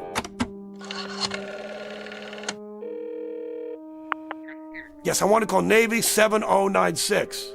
That's right. Hello? Is this the naval station? Let me talk to whoever's in charge. This is Ensign Lamers. It's my watch and it's your nickel, so go ahead. What's on your mind? Listen to me. The Japanese are going to attack Pearl Harbor. Who? What are they gonna do? I said the Japanese... What have you been drinking? I'll tell you what. Take a nice shower and dive into a percolator. Good night. Hello? Hello? It's almost too late. What am I going to do? What am I going to do? Again, what time is it? 8 o'clock in the a.m. Already 8. Oh, that means it's December 7th.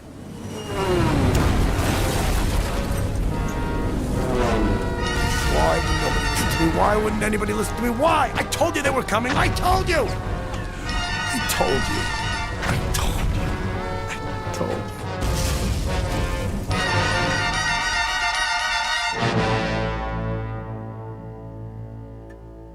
I stood there at the window for a long time, thinking about Mr. Jensen and his problem, his dream.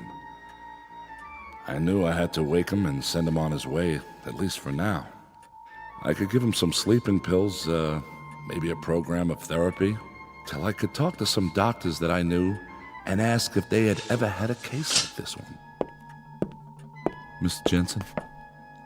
Mr. Jensen? It's getting late. I'm afraid I'm going to have to... Mr. Jensen? Mr. Jensen, where did you... Carol? Yes, Dr. Gillespie? What happened to the patient? The patient? Jensen. I didn't realize he'd slipped out. I let him fall asleep on the couch because he looked so exhausted. I don't know anything about him, Mr. Jensen, Doctor. The man who was in my office all afternoon. It's a good thing there were no other appointments. I hope you have his number. I wanted to schedule a series of sessions starting next week. I'm really sorry, sir, but I don't show any appointments at all today. I was wondering how long you needed me. I have a date this evening, and... Hold on. You mean to tell me a man named Jensen didn't walk in here and ask to see me? Big guy, shirt with flowers on it? Why, no, sir. I've been here the whole time. I thought you wanted me to stay and work on the files. All right, Carol, that will be all. You can go now. I'll lock up. Yes, sir. Good night, sir. Try this analogy, Mr. Jensen. Supposing I were to go back in time and I got hit, say, by a taxi. Now it figures that if I went back in time and got killed, I couldn't be alive today. Alive today.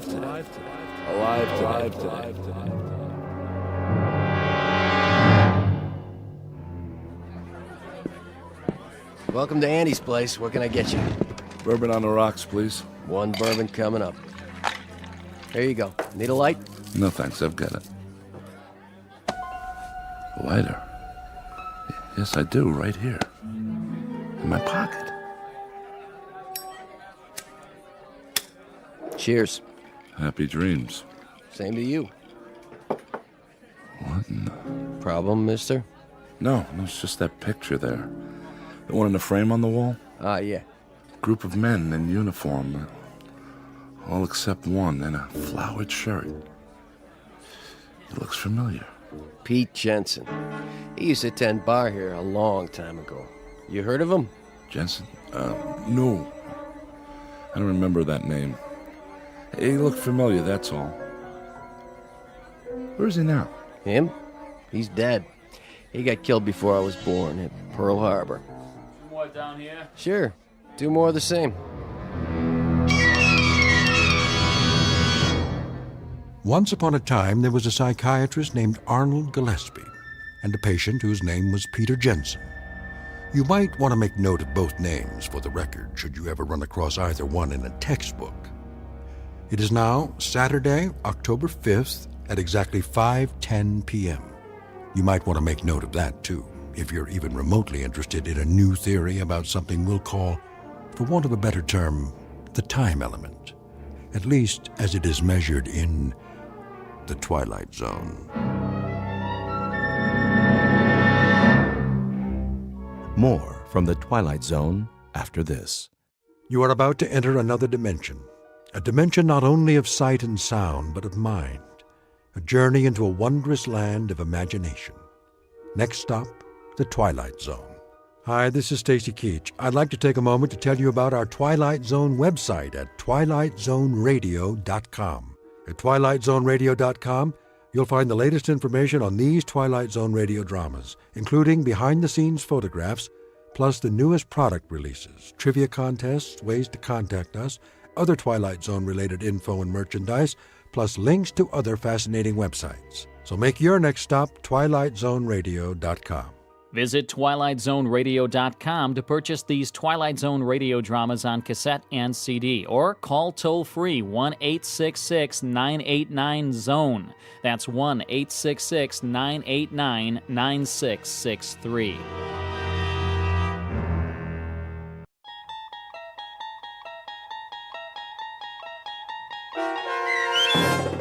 Spur of the Moment, starring Sarah Wayne Callies, with Stacy Keach as your narrator, was adapted for radio by Dennis Etchison and written for The Twilight Zone by Richard Matheson.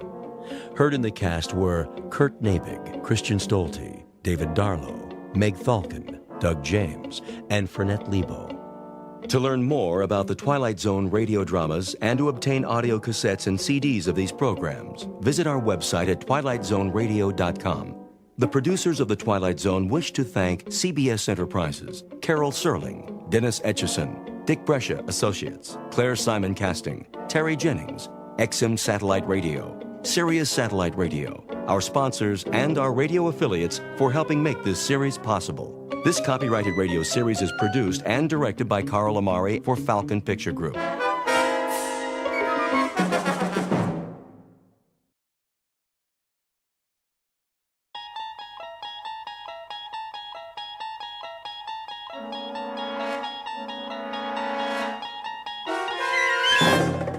You unlock this door with the key of imagination.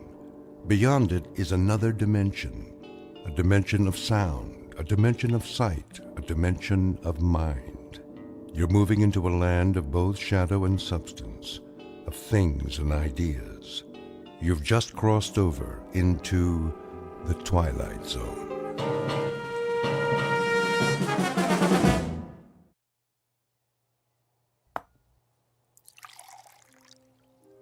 Your coffee, Mrs. Henderson. Thank you, Gladys. Will there be anything else? Not just now. Is Mr. Henderson in the study? Yes, ma'am. With the morning paper. Ask him to come in, would you, please, when he has a moment? Yes, ma'am.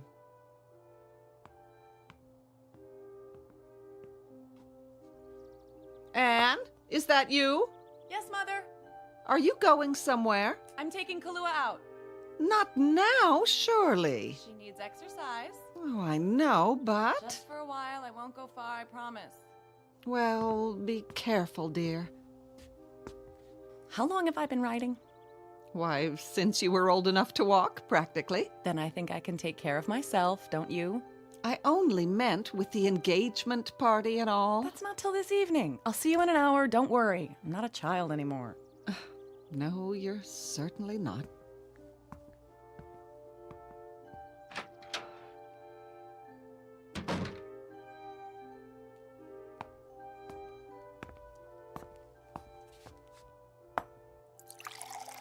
Where's she off to? Exercise, John, for her and the horse.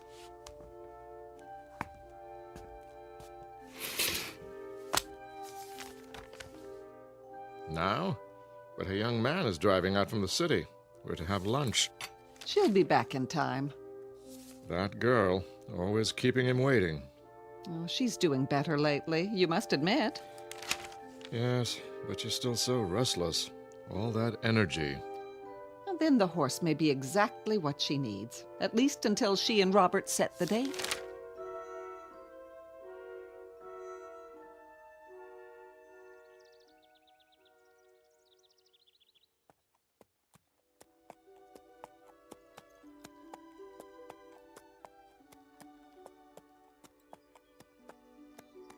Good girl. What a beautiful day, huh, Kahlua? Easy, you got nothing to worry about up here. What is it? You hear something? Where? I see, up on the ridge. How strange, dressed all in black. Who is that? Hello there?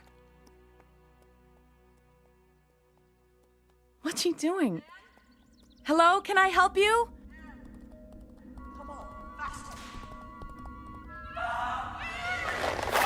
Slow down, please. You're spooking my horse. Come on, Kahlua. She's not gonna stop. She's crazy. We've got to get away. We've got to.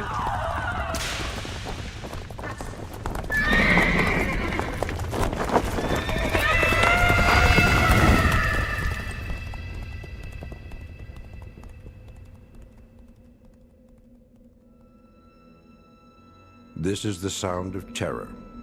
Anne-Marie Henderson, 18 years of age, her young existence suddenly marred by a savage, unholy, unanticipated pursuit. Miss Henderson has no idea whatever as to the motive for this pursuit, and worse, not the vaguest notion regarding the identity of her black-clad pursuer. Eventually, she will be given the solution to this twofold mystery, but in a manner far beyond her present capacity to understand. A manner enigmatically bizarre in terms of time and space, which is to say, an answer from the Twilight Zone.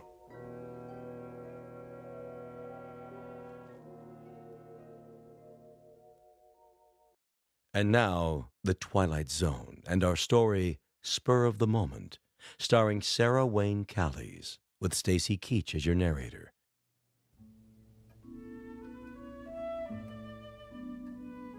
She's just taken her horse out. I don't blame her on a day like this. She must have lost track of time. That's easy to do.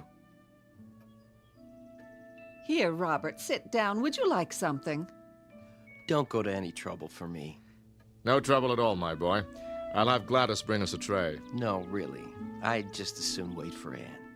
Where is that girl? You're looking well, Mrs. Henderson. Oh, now. I mean it. Is that a new hairdo? Oh, don't let's talk about me. No. What should we talk about? How are things in the city? Same as always. Oh, the firm is expanding. Did Mr. Henderson tell you? I think he mentioned something. A promotion may be in the air. Of course, it's not definite yet, but... Oh, that's wonderful, Robert. Dear, did you hear? Robert says he's about to receive a promotion. Well, it hasn't quite been decided. What in the name of... Will you look at that? What is it? Anne just came riding back as though the devil himself were chasing her. Really? I wonder what's wrong. Anne? Bob. Anne, what happened? Darling, you look positively terrified.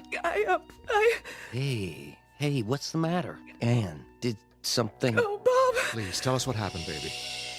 Now you're all right. There was a woman out there. Woman? What woman? I don't know. I never saw her before. She was dressed entirely in black with a cape. It was horrible. Calm down. You're not making sense. What did she do? She chased me. Chased? She was on horseback, too, a black horse, and she chased me as hard as she could. I think if she'd caught me, she would have killed me. What? The way she looked at me, her eyes, they were insane. I'm sure of it. See here. Where was this? I don't know. Try to remember. Yes, Anne, if someone meant to kill you... John, don't you think we better... Was it where you usually ride, out beyond the meadow? I think, yes, the trail below the hills. All right, baby. I'll take care of it.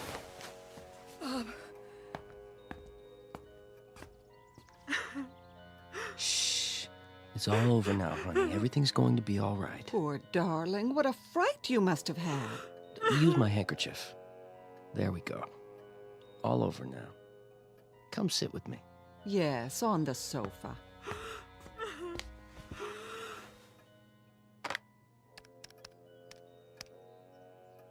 This is Mr. Henderson in the main house. We have a problem with an intruder.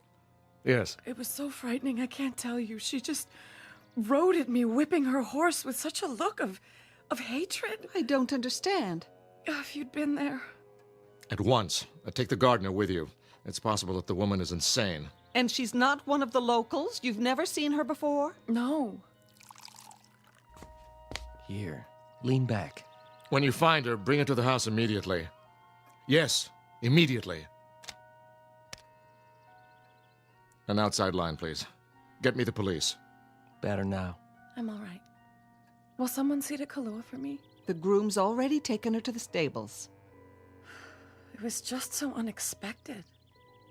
1 second, I'm alone, and the next, there she was at the top of the hill, glaring at me with her long hair blowing and those eyes. And then she started down the hill. There was no trail, but that didn't stop her, whipping her horse all the way. It was so terrifying. Quiet now, darling. You don't have to tell us any more. Just try to forget it. I can't forget it. I don't understand. Who is she? Why did she chase me like that? I've never done anything to her. We'll find out. Your father's talking to the police right now. If she doesn't live around here, I can't imagine where she came from. It was like she was waiting for me, but why? Why me? Hey, I know. Maybe she had a message to deliver. Message? A warning. Mm-hmm. Sure you're telling us everything? What? You're sure she wasn't carrying a sign in her hand that read, "Cancel that engagement party. Don't marry that investment banker from New York. Signed, yours truly, Fate." Please don't joke about it, Bob. It wasn't funny. Sorry, I was only trying to cheer you up. This is John Henderson up at the Spires. My daughter Anne was just attacked by a woman on horseback. Yes, on our property. She was out riding when she came across this woman. No, on the meadow. It runs roughly parallel to the old granite road. There's a gate just past the crossroad that you can... Yes, that's right. No, my daughter was able to outride her, which is, of course, beside the point. I've sent 2 of my staff out to find the intruder, but I will naturally want her arrested when and if she's... Thank you. As soon as possible, if you will. Feeling better? Yes, Daddy. Good. Wouldn't do to have a red-eyed fiancé at the party, would it? Certainly wouldn't. Where's my pipe? Why, in your jacket pocket, I imagine, dear. Tell us about this woman now. I've told you everything. And you have no idea at all who she might be? No, Daddy. She must have ridden onto our property by mistake. Mistake? That's a point, Mr. Henderson. If she were on the property by mistake, why should she attack Anne? Yes. Did she shout at you? Yes, but she was too far away. I didn't hear what she was saying. I think she wanted to kill me, though. You're just assuming that, honey. No, you didn't see her eyes. I'm sure of it. Who's here? Oh, I doubt if she followed you all the way home, baby. What if she did? Let's hope she did. Save us the trouble of looking for her. Now, where exactly did this happen? Anne? Aren't you gonna look? Whoever it is, Gladys will let them in. Now... I know, but... Come on, baby. Where along the trail? In the hills, you say? Well, it was... Yes? Beyond the meadow, out near that fallen oak, you know, where the stream... Go on. Yes? I want to see Miss Henderson. No mysterious woman, I'm afraid, unless she's a baritone. That sounds like... I'm sorry, Mr. Mitchell, but Mr. Henderson has given strict orders that I'm not... I said I want to see Miss Henderson. David. I'm afraid that's not possible. Oh, dear, I thought everything was ended. It is, Mother. I didn't know he was... Didn't you? I'll take care of it. Would you like a hand? No, stay here.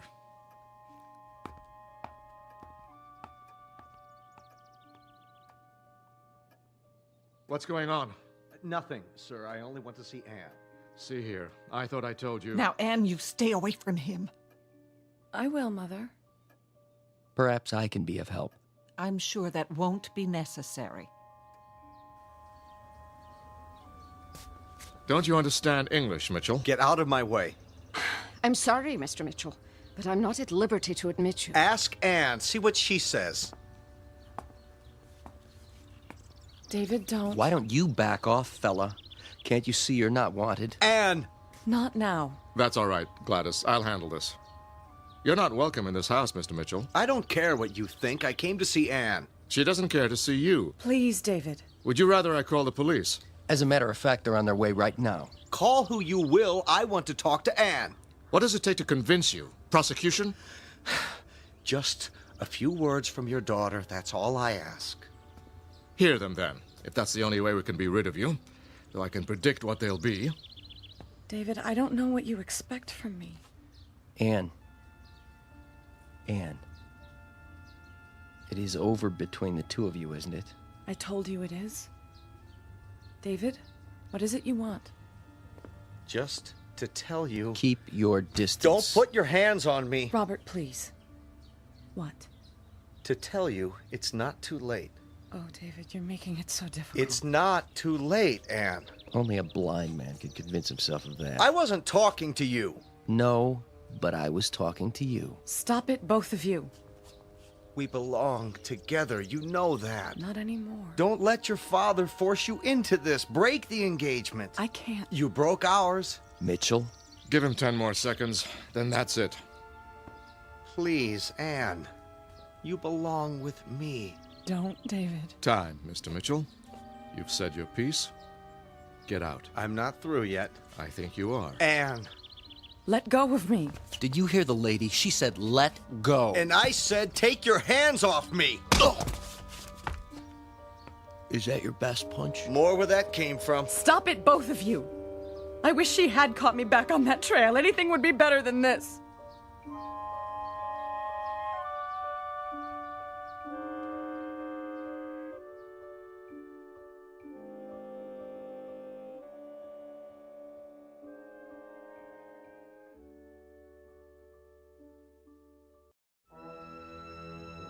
Surely you can do better than that, old boy. Let's find out. Steady, Robert. I will have no more violence in this house. Maybe this will persuade you. Daddy, what are you doing? I only keep this pistol to defend my family. And unfortunately, it looks like that may be necessary. Put the gun away, John. Gladly, as soon as some order is restored. I thought you knew me, Mr. Henderson. I thought I did too, but now... I mean you no harm. Judging by your attitude, I can't be sure of that. I think the time has come for you to leave. I only wanted... Don't think for a moment, Mr. Mitchell, that I won't use this. To the contrary. Don't hurt him, Father. Is this what you want, Anne? I don't know. To let your father break us up at the point of a gun? Anne! Answer me! Don't even think of following her. Don't worry. I won't. And if you will have the common courtesy and sense to leave this house... Goodbye, Mr. Henderson. Mrs. Henderson. I won't bother you again. That's that, then. You know, I almost feel sorry for him. But not quite, eh? Not quite. Come, my boy. Yes, go back to the living room. I'll see to Anne.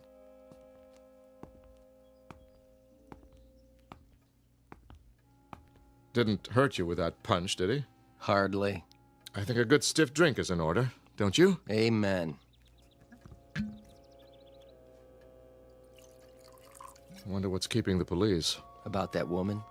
They should be here. I wouldn't worry. She's probably gone home by now, to wherever she lives. I didn't realize you had such crazy neighbors. Neither did I, my boy. Until today. She's probably not from around here. Hard to be sure these days. People aren't always what they seem. Ah, well. Cheers. Cheers.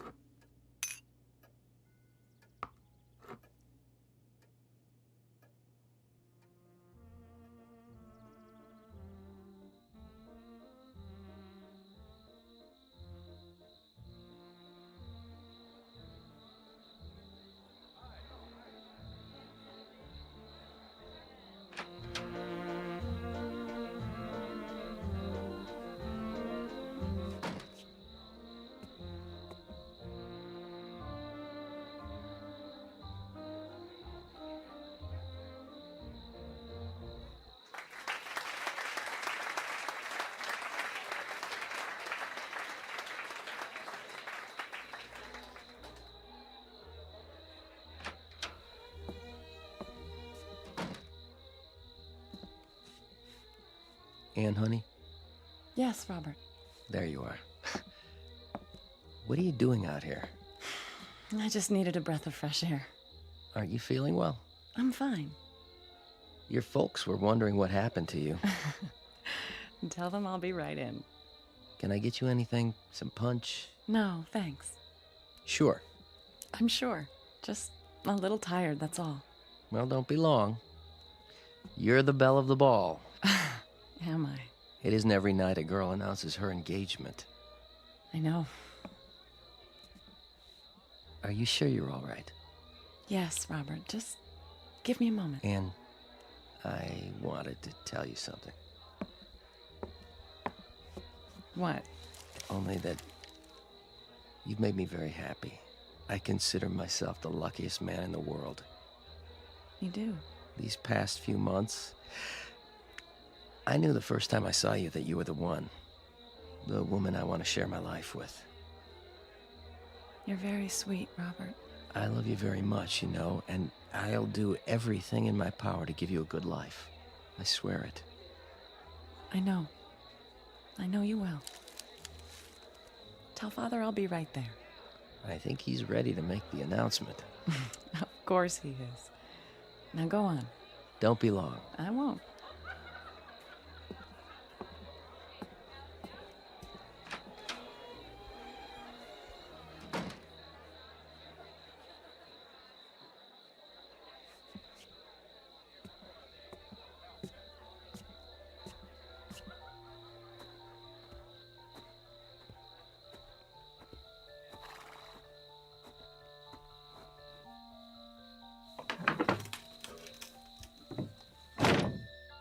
Hello? Anne? David? Over here, in the stall. They'll be looking for me. Oh, Anne. Sit with me. Will you do that much? I'm here, aren't I? Thank you for coming. I don't know where to begin. You don't have to. But, Anne... It's already been decided. I can't let you make a mistake like this. I'm not making a mistake. Forget about me. It's you I'm worried about. I'm not worried. And I can't forget about you. How could I? Ever since we were children. Even then we knew. That's what I thought. But that man in there, that pretentious, self-righteous snob, anyone but him. I'd tell you the same if you were my sister instead of the one I've always... Shh. You're not listening to me. I've made up my mind. When I was a child, I wanted to be with you. Only you. I felt the same, you know that, but... I haven't changed. I thought I had, but I was wrong. Today, when you two fought, I knew. I want to get married, David, but not to him. Oh, Anne. Are you sure? I've never been more sure of anything in my life. But how? Let's go away. Now, with just the clothes on our backs. We don't need anything but each other. Where will we go? Doesn't matter, does it? As long as we're together? I can get a job. I'll work hard. You won't have to. As soon as Daddy gets used to the idea, we can come back. He'll find something for you. I don't want a thing from him. We have to make it on our own. Otherwise... Shh. I'm his only daughter. Someday, this place will be ours. We'll run it together, raise horses, just as we always wanted, doing what we love. I only love you. Oh, David. I love you too. So very, very much. What's happened to you? I'm not sure. The truth? It finally got through to me. I was so frightened today. I guess it brought me to my senses. It was like waking up. And I'm so sorry. You don't have anything to be sorry for.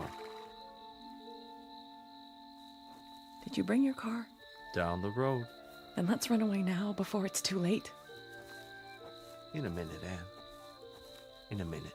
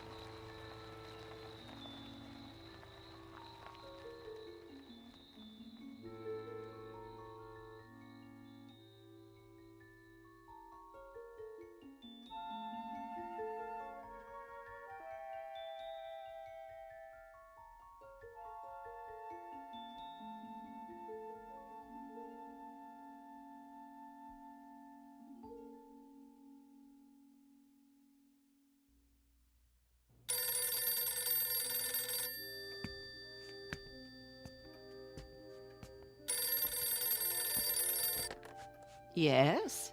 Mrs. Henderson. Who's calling, please? Mrs. Henderson, this is Don Monachian. Who? From the law firm. Oh, yes. Have you taken care of that matter for me? I'm afraid... Well, I have some bad news. Don't tell me they've agreed to a smaller amount. Well, I suppose we'll just have to accept. My daughter will be disappointed. They won't agree to any amount. Your estate is mortgaged to the gills. And those back taxes have put you in a very dangerous position. The bank says... What's that? My hearing aid's not working. It sounded like you said... There's no possibility of a loan.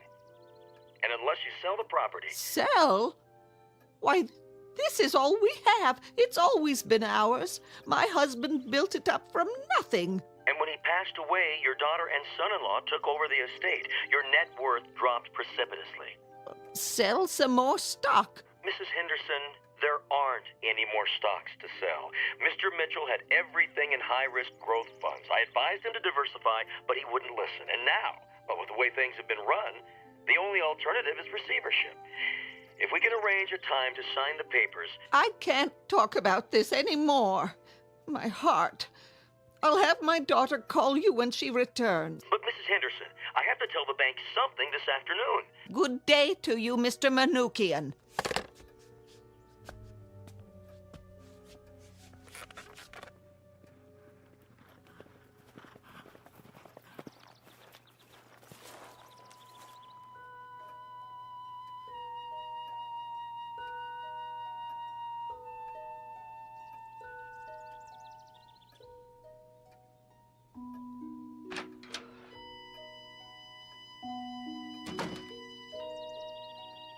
Anne? Anne, is that you? Of course it is, Mother. Who else would come to this dump? That lawyer phoned again. Which one? From the investment firm. So? He wants you or David to call him. Oh, who gives a... Did you hear what I said? I heard! Do you think that will help? Yes, it'll help if I drink enough of it. They're going to take the house away from us, Anne. Are they really? Yes. They can have it. Anne! Come off it, Mother. I've got more important things on my mind. Oh, like what? Something happened today. Did it? What could possibly? Do you know what I saw? Do you? Anne, really? I saw a ghost, Mother. My own.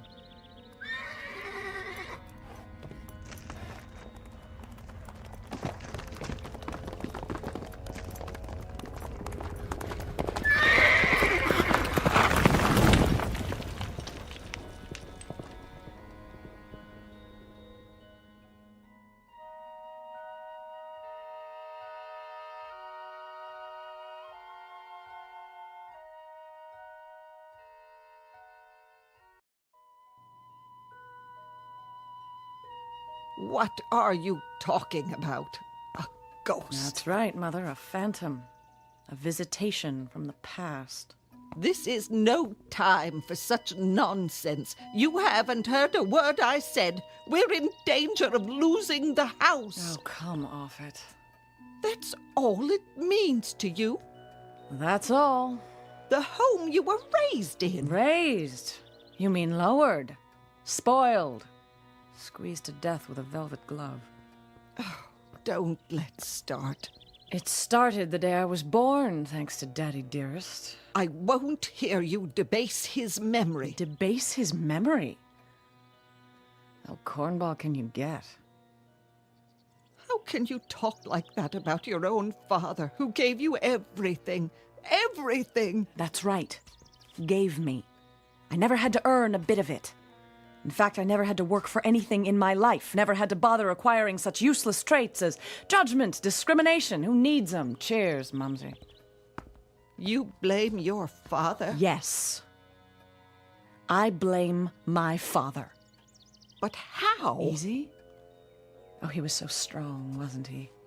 So efficient, so meticulous. I was his baby. Oh, wasn't I?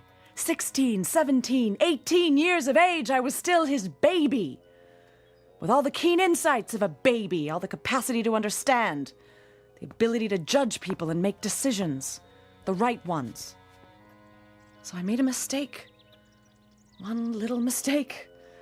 Just enough to ruin my life. And I've suffered for it, haven't I? Haven't we all? I'd say that calls for another drink, don't you? Oh, Anne, don't. Oh, how wonderful. I'm finally being disciplined at the age of 43. What about the house? I don't care about the house, Mother. Well, I care. That's your misfortune, and none of my own.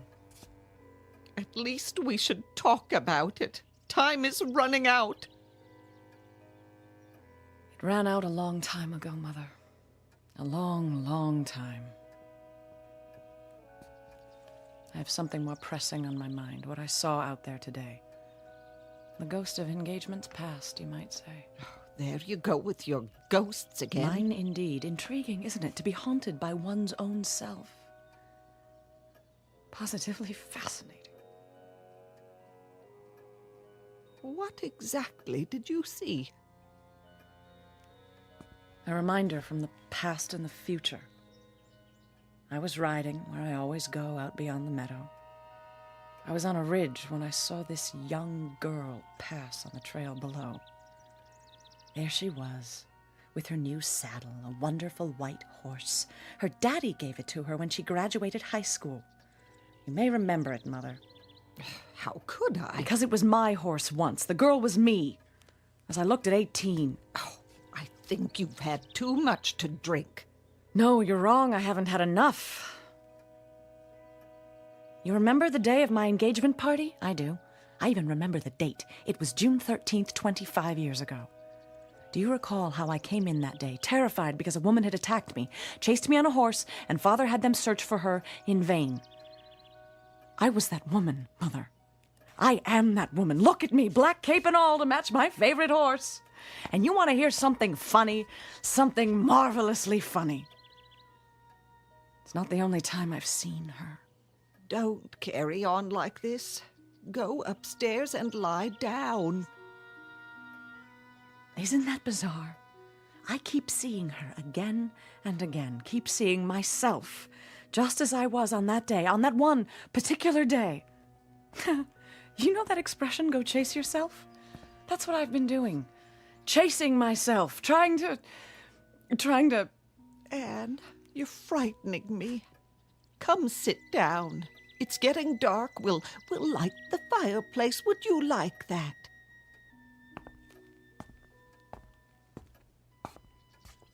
You remember what Bob said to me on that day when I told him? Maybe it's a warning, he said. He thought he was joking. It was a warning. I was warning myself not to marry the wrong man. But I married him anyway, didn't I? Of course, I didn't think so at the time. I thought I was being so brave and independent, following my heart. And now I've paid the price. I've become the grotesque wraith dressed in black who frightened that poor, naive child half to death 25 years ago. A phantom who lives in a bottle married to a man who's run our estate into ruin. If only I'd known I was being warned. But who could have told me? Who could have made me listen? Warned of what? Speak of the devil. I asked a question. At least I think I did. Not now, Not David. now what? I can talk to my wife anytime I want to. Anne's not herself. Oh? Then who am I, Mother? I'd say I'm more myself than ever. Perhaps for the first time. What are you talking about? Get out of here.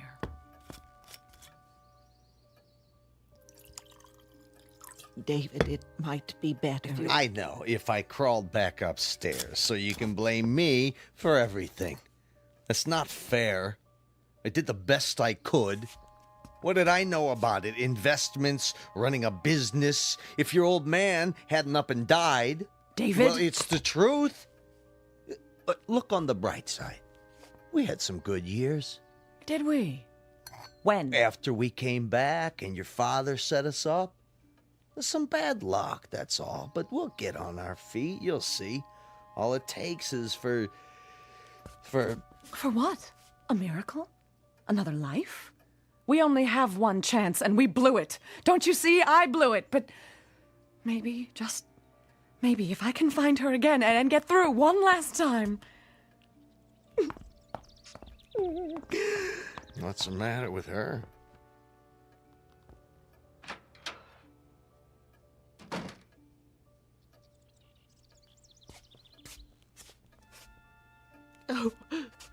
Oh, you poor man. Get out of my sight. I know what it is.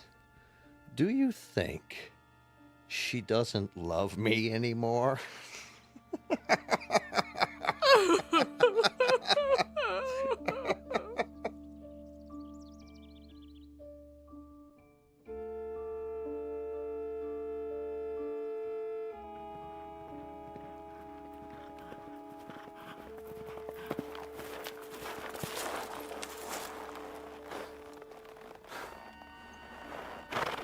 Oh, there, easy. This is far enough. I recognize the spot. She'll come along the bridle trail down there. I know she will, and when she does...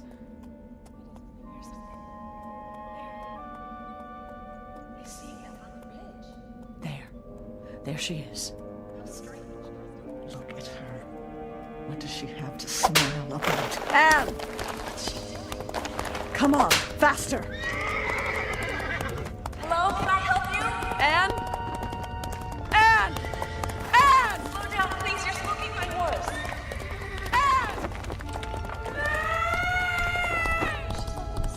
Oh, Anne! You've got to get away. You've got to. Faster!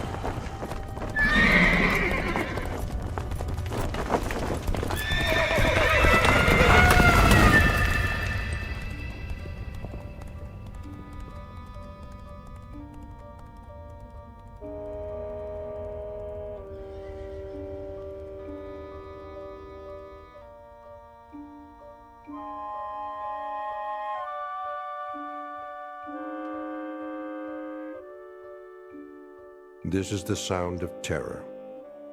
Anne Marie Mitchell, 43 years of age, her desolate existence once more afflicted by the hope of altering a past mistake.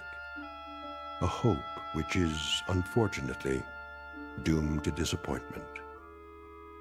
For warnings from the future to the past must be taken in the past. Today may change tomorrow, but once today is gone, tomorrow can only look back in satisfaction. Or, as in the case of Mrs. Mitchell, in regret and eternal sorrow if the warning was ignored. Said warning, as of now, stamped "Not accepted" and stored away in the dead file at the records office of the Twilight Zone.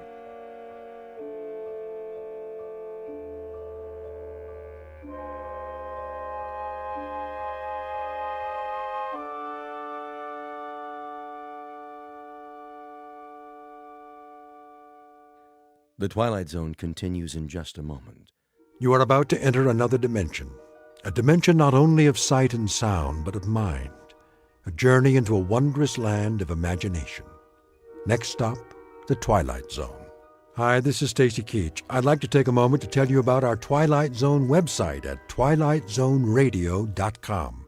At twilightzoneradio.com, you'll find the latest information on these Twilight Zone radio dramas, including behind-the-scenes photographs, plus the newest product releases, trivia contests, ways to contact us, other Twilight Zone-related info and merchandise, plus links to other fascinating websites. So make your next stop twilightzoneradio.com.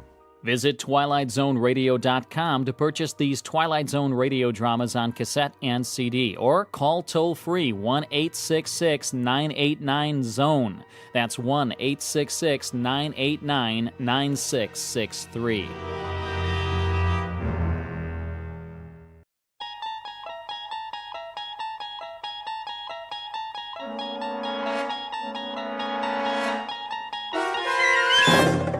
You're traveling through another dimension, a dimension not only of sight and sound, but of mind, a journey into a wondrous land whose boundaries are those of imagination. Your next stop, the Twilight Zone.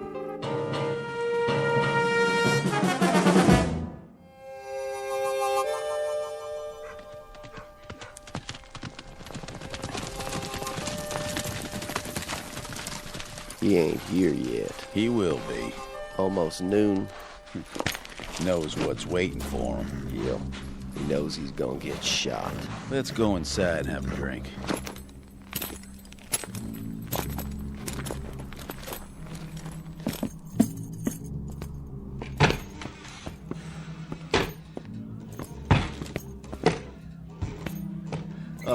Hi there, fellas.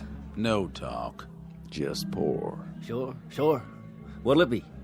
Rod gut whiskey. You're coming right on. You seen McGrew? Marshall McGrew? That's the one. You friends of his? We got a meeting with him. You do? When? Well, let's see. Right about now. Unless he ain't gonna show. Oh, Marshall McGrew will show, all right. Always keeps his word. If Rance McGrew says he'll be here, then he'll be here. You can bet your bottom dollar on it. That right? In fact, here he is now. Where? Right outside, at the end of the street. Hear him coming? I don't see nothing. Oh, he's a-coming, for sure. Take a look. See that cloud of dust? That's him. Right on schedule. Cut! here. I'm here. What's everybody looking at? You're an hour and 15 minutes late, Rance. So shoot me. I'd like to. On film. We should have had everything in the can by now. Don't bug me, Si. You know what these big emotional scenes do to me. Now, don't get upset, Rance. We'll try to knock this one out before lunch. What do you say we get started, okay, baby? This is scene 71. You have your script with you? Positions, everybody. Quiet, people! Camera ready. This'll be a take. Welcome to the American West, Hollywood style. Some 100-odd years ago, a motley collection of tough hombres gunned and galloped their way across the frontier, leaving behind them a raft of legends and legerdemains. But heroes or hambones, they were a rough and woolly breed of nail-eaters, who in matters of the gun were as efficient as they were dedicated. So it seems a reasonable conjecture that if there are any television sets up in cowboy heaven, and if these worthies could see with what careless abandon their names and exploits are bandied about today, they are very likely turning over in their graves. Or worse, busy getting out of them. Which gives you a clue as to the proceedings that will begin in just a moment. Enter one Rance McGrew, an overpaid sports car driving phony baloney who can't distinguish between a holster and a hoof-and-mouth disease. His claim to fame is that he dispatches these baddies, or actors bearing their names, in gunfights, where the fast draw is simply a matter of cutting and the outcome is a setup, complete with blank cartridges and staged blood. But Mr. Rance McGrew is about to discover that this week's edition of Make Believe is being shot not on the usual back lot, but on a peculiarly authentic location, one found only in the Twilight Zone. And now, The Twilight Zone and our story, Showdown with Rance McGrew, starring Chris McDonald, with Stacy Keach as your narrator. Get me a key light on the end of the bar. Coming up. Props, where are the breakaway bottles? Right here. You know the scene, Rance? Read it to me. Interior saloon, cover shot of two bad men at bar. Rance McGrew enters through the swinging doors. He walks slowly to the bar, glancing sideways, left and right. But glancing left and right? That's what the script says. Well, how am I supposed to do that? Is my head on a swivel? I don't know, Rance. I didn't write it. I'm going to tell you something, Si. When a cowboy enters a bar, he walks to the far end of the room, he gets his drink, he looks at it, then he looks straight ahead and drinks it. He doesn't look left and right. Take it from me. A man lets his eyes roll around his head, he can get himself in a whole lot of trouble. Capiche? All right, Rance. Anything you say, we'll shoot it your way. Now, can we begin? In a minute. My stomach's killing me. A scene like this, it gets to me, you know? These miserable, emotional scenes, they're draining. Where are my pills? Right here, Rance. Well, don't just stand there. Give me one. Make it 2. Water. Yes, sir. All right, boys, if you're set up, this is scene 71. A tracking shot of Rance as he enters the saloon. Let's get with it, everybody. We're way behind. This one's for real, people. Stand in, out. The star's here. Cowboys 1 and 2, positions. Outside the door, Rance. I got it. Where's wardrobe? Yes? Do something about my shoulder pads. More on the left side. Let me just open your vest. Holster. Right here? An inch lower. No problem. Now, my gun. Here you go. It should be right where my fingers hang. A real gunfighter had to get his gun out fast. Did you know I took lessons from the national fast draw champion? Did you? Oh, you don't believe me? Ready when you are, Rance. Watch this. You hook it with your fingertips, like so. You bring it up in an arc. Careful, sir. Give it a little twirl. Whoops. Rance, what are you doing? What's wrong with this holster? It's got oil on it. Replace the mirror behind the bar. I'll have to wait for the new glass. I told you, Si, never, ever rush me. Okay? I'm a perfectionist. Wasn't like this in the Old West. What wasn't? In the old days, they made sure. They had to. Men's lives depended on it. You can't hurry justice, Si. All right, everybody. Lunch!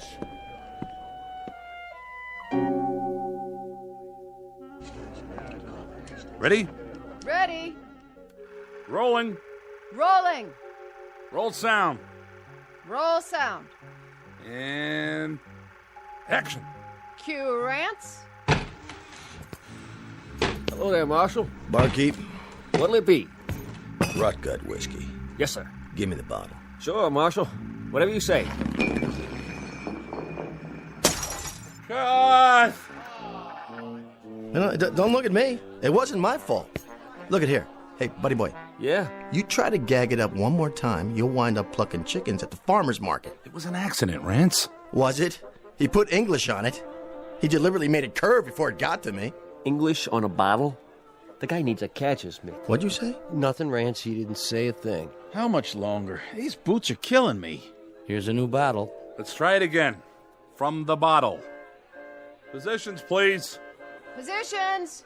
Scene 71, again. And rolling. Sure, Marshal. Whatever you say. Hold on. That there's a new bottle. You want I should open it for you? I can do it. Oh, dang.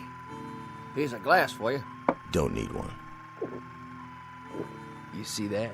He don't even use a glass. He's some tough hombre. I guess you boys know that... I guess you boys know I'm the marshal here. We heard tell. Sure did. Then I guess you know that I know that Jesse James is due here any minute now, aiming to call on me. I know that, too. Likewise. Well, what do you know? I figured he was too yellow. But it sounds like Jesse's here. Marshal, please. No killing inside. Easy, barkeep. Ain't gonna kill him none. I'm just gonna maim him a little bit. Pick off his pinky, maybe, with a clean shot. Jesse won't take kindly to that. He sure won't. Well. Marshal McGrew, ain't it? Yep. We'll take a nice, deep breath, Marshal. Why's that, Jesse? 'Cause it'll be your last. Oh! You shot it clean out of my hand! I didn't. That was a sound effect. I can't get my blasted gun out of the miserable holster. Cut. Take it easy, Rance. I thought somebody oiled this holster. I wiped it down. It's too dry. We'll do an insert later. See? I can't even get it. Oh, look out. Whoops. Bring another mirror. This is absurd, isn't it? I mean, really. First the gun, then the bottle, then the gun a second time. You just can't appreciate the delicious absurdity of it. I drive all the way in from the beach just to shoot a few lousy scenes in my new car, my own car, mind you, and look what happened. I studied with Sandy Meisner, okay? I played Pinter, Albee, Beckett, and now, can't you people do anything right? I ask you, is that too much? Would you like to sit down, Rance? Why do I bother? Week after week, why? I give, and I give, and I give. For what? Let's go to the fight scene. Jesse and Rance. First, Jesse knocks him through a table. Cue the player piano tape. Stunt double. Somebody get the tables. How do you feel now? What do you mean? How do I feel? Sorry, Andy.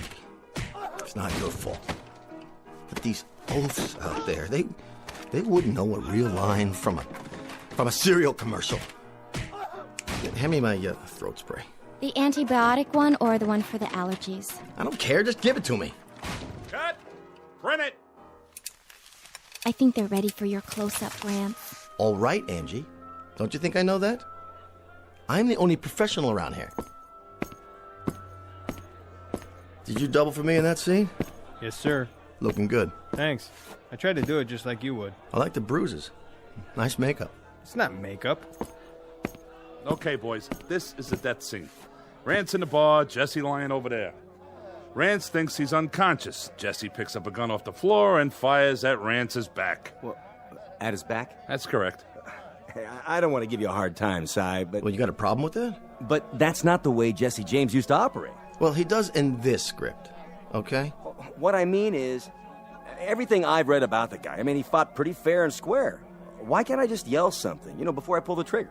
Whoa, that's thinking. Warn the fastest gun in the West that he's about to get shot at. Look, buddy boy, you happen to be up against Rance McGrew. And when you're up against the best, you're gonna play it dirty or you're gonna play it dead. Now quit arguing and let's get to it. Ready at the bar, Rance.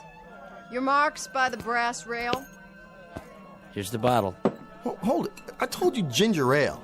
This is cola. It's supposed to look like whiskey, though, Mr. McGrew. Si, will you either fire this clown or straighten him out? One or the other? Mr. McGrew wants ginger ale. Yes, sir, Mr. McGrew.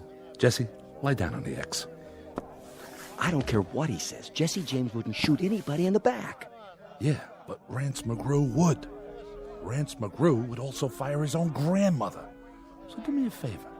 Play it his way, or we'll never get this episode finished. You're the boss, but I can just see the real Jesse James turning over in his grave right now. I don't mean just once. I mean about 400 revolutions per minute. All right, let's get with it. Scene 93, take one. Quiet, everyone. Camera, roll sound, and action. Here's your bottle, Marshal. You stupid clod. That's whiskey. That's real whiskey. It sure is. The best we got. Something wrong, Marshal? Well, this sure is. Wait a minute. Where's the camera? And the lights? Where are the lights? You there. Answer me. You talking to me? I think he's talking to you. Well, now, speak up, Marshal. I didn't hear you. You say something or not? You know exactly what I said. Don't play dumb. Will somebody please tell me what happened to the microphone and the wall? Where did this other wall come from? Where's the back of the set? Marshal, Jess is gunning for you. It's coming right now. Hey, Cement Head, he was already here in scene 73, okay? Boy, wait, my agent hears about this one. Let me out of here. This is degenerated into some third-rate, low-budget B picture. Can't say I didn't warn you. Wait. Who's this supposed to be? They call me Jesse. Jesse James. No, you're not. You're a different actor. What are you, a last-minute replacement? And where'd you get those clothes? Good lordy property. This man stinks to... I'm the real Jesse James. Not that side of pork that's been play-acting me. What do you think you're doing? Take your hands off... Sit down and put a cork in it. I'll ask the questions around here. Bartender. Yes, Mr. James. Bring me a bottle of rye. And wind up that player piano in the corner. I like a little music with my drinking. Yes, sir. Right away, sir. Turn the volume down. Cut! Shouldn't we cut? Cut already! Will somebody please tell me what is going on?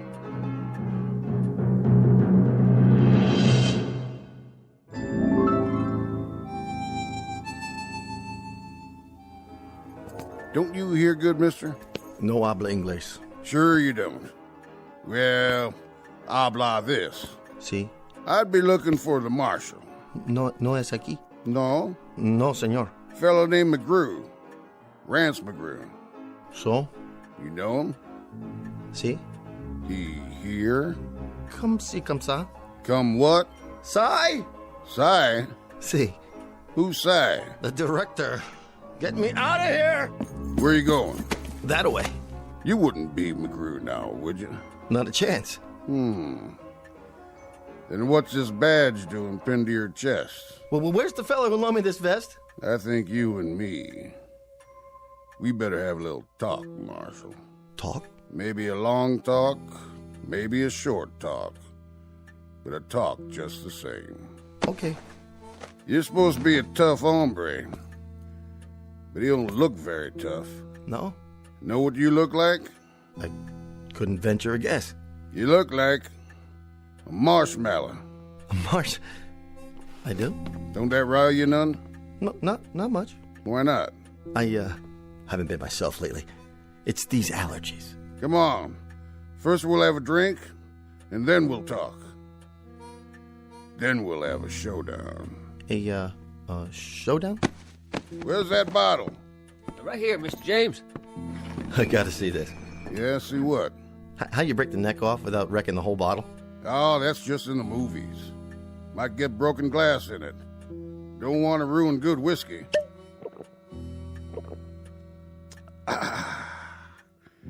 Here, your turn. No, thank you. No? Just a ginger ale, please. Marshmallow. Well, see, I'm on the wagon. It's in my contract. Have a smoke. I gave that up, too. I'll roll one for you. Can't. Union rules. Rules, huh? Yeah, it's the law now. Show you what I think of the law. Of course, you know how to do this, don't you? Roll your own, I mean. Actually, I never could get it right. You know, that string on the little pouch? It always gets caught in my teeth.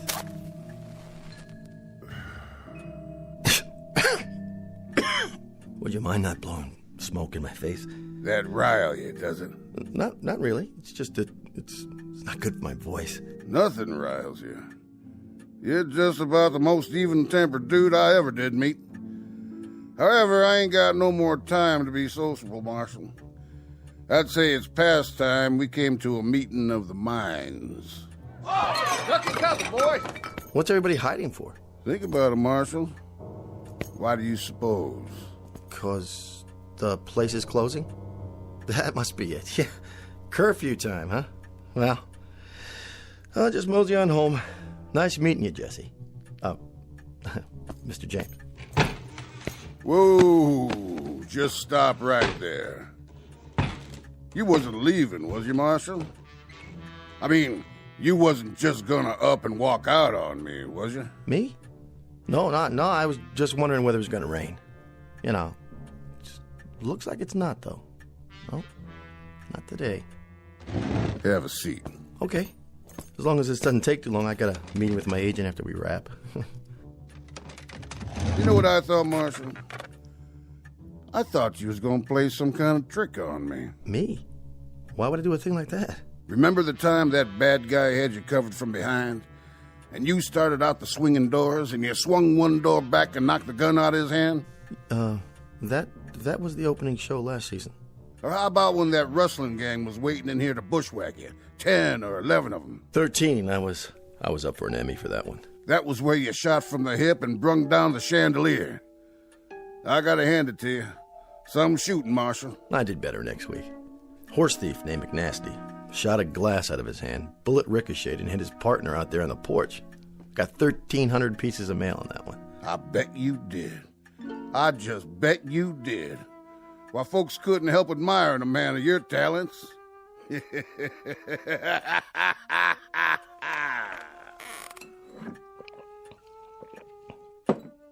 of it is, Marshal. Thing of it is, I don't reckon you ever fired a real gun in your life, did you? Well, not as such. Or hit a man in anger. Or maybe even got hit in anger yourself. Tell me true, Marshal. You ever ride a horse? Oh, yeah, on occasion. A real horse? Well, see, I happen to be allergic. Hives. Hives? Yeah, you know, a rash. Cats give it to me, too. So you don't ride, you don't shoot, you don't fight. You just strut around wearing a phony badge and going through the motions of killing off fellas like me. There was an episode when we let one of the Dalton boys off. It kind of a complicated plot. It seems he had a kid sister going to school in the East, and she came out to visit him on the day he was supposed to be hanged. She made an appeal to me, and I saw to it that he got a suspended sentence. Mm-hmm. He told me about it. He did? He also told me how you captured him. Jumped 800 feet off a cliff and landed on the back of his horse when he wasn't looking. Stuntman. Heights, they bother me. That figures. So you see, Marshal, we had this meeting up there. Up there? And all us decided, my brother, me, the Dalton boys, Sam Starr, Billy the Kid, quite a few of us. And the consensus was, Marshal, was that you wasn't doing a thing for our good names. Well, see, you have to understand, I don't write these scripts. I mean, I do have input at the development stage, but We had a little election up there, and they chose me to come down and maybe take a little shine off your pants. How's that? Don't you get it? We see you week after week shooting down this fella, shooting down that fella, capturing a bushwhacker, bringing in a rustler, but all the time winning. Man, you just don't never lose. You're the winningest fella ever come down the pike, and that's for sure. So me and my friends, well, we figured it was about time that maybe you should lose once. Well, that's not such a bad idea. I could take it up with the producer at our next meeting. I don't think there's time for that. I think that maybe if you're gonna lose, you're gonna have to lose right now. Now? But I'll tell you what I'm gonna do, Marshal. I'm gonna play it square with you. A whole lot squarer than you ever played it with us. Face to face, and no, what do you call them? Stuntman. Could you be a little more, precise about the terms? Right out there, on the main street. You and me. Oh, I think there's been a misunderstanding. See, I'm not really Marshall McGrew. That's my name, yes, but it's a part I play. Right outside. Me coming down one side of the street, you coming down the other. Just the two of us. But I've done that before. Did you happen to see Gunfight at Red Rock? Yeah. Then you know. It was lousy. 2 thumbs down. Way down. After you, Marshal. You can come out now, boys. Looks like they ain't gonna shoot up the place after all. Drinks on the house.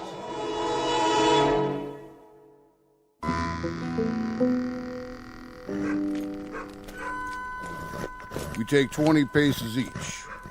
You come around that corner. Which one? By the general store. I'll come around that one over there. Then what?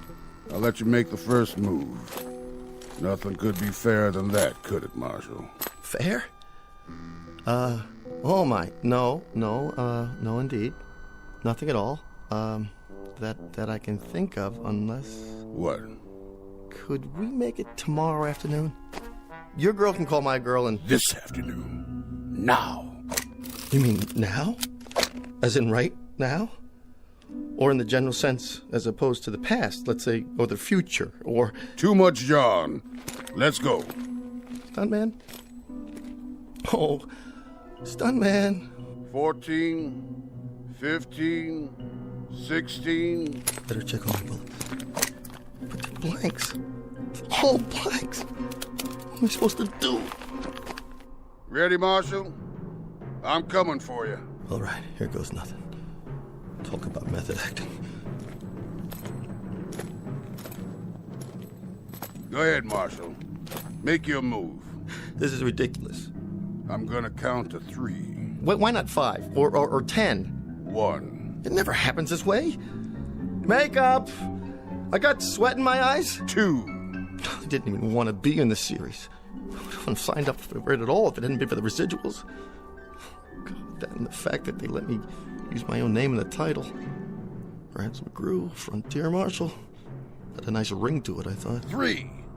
Slap leather. Props! Would you fix this holster? Reach for the sky. Okay. There's my gun, see? You win. Just like I figured. This guy couldn't outdraw a crayon. Jesse, give me a break. Will you give me a break, Jesse? I'm too young to die. Think of all the guest spots I could do after the series. Not to mention the syndicated reruns. You say you got nominated for an Emmy? Twice! Man, you can't act any better than you can draw. What about it? I'll do anything. I mean it. You name it. I'll do it. I'll do it. I'll just give me a break this one time. Anything? Anything. Say it. Marshal, you know something?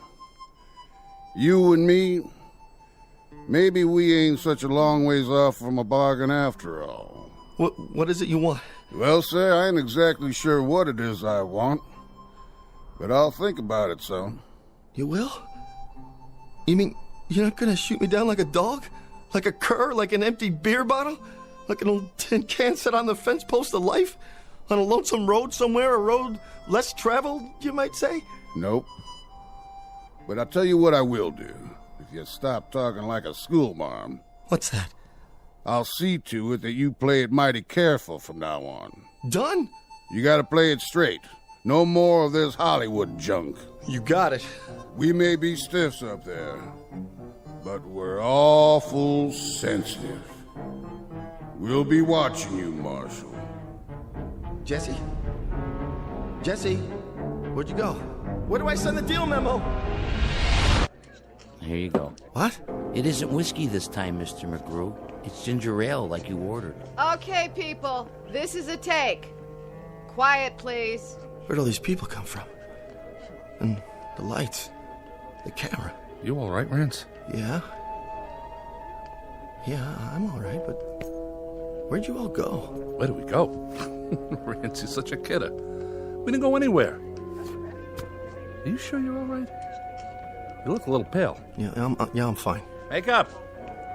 Touch up, Mr. McGrew, please, so we can get the shot. The shot? Jesse's on the floor. What's he doing there? You knocked him down, remember? Or rather, your stunt double did. Chair and a table. How much longer? This floor's really uncomfortable. Just a few more seconds. But that's not Jesse. Not the real Jesse. Rance, please. After this one, we'll call it a day. Now, you think he's unconscious, but he tries to get you in the back. Before he can shoot, you fall to the floor, roll, turn over with your gun in your hand, fire, and let him have it while you're still on your belly. Got it? That's what was in the script. Of course it is. Now, do you think you can do that? Somebody wants to talk to you, Mr. McGrew. Can it wait? Tell him Rance is about to shoot a scene. He says he's Rance's new agent. My agent? My agent hasn't come to see me in years. Driving a big convertible with cowhide seats, steer horns on the hood. Like he's some kind of Texas rancher or something. A new agent, Rance?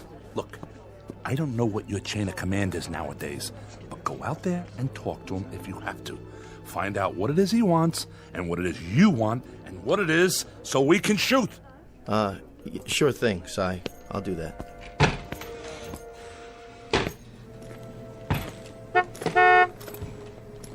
Howdy, Marshal. Jesse. Deal's a deal. You said anything. I like the red blazer.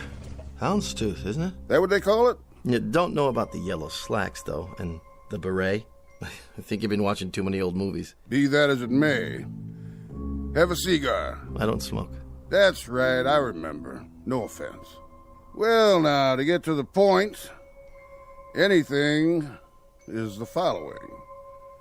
Let's keep it simple.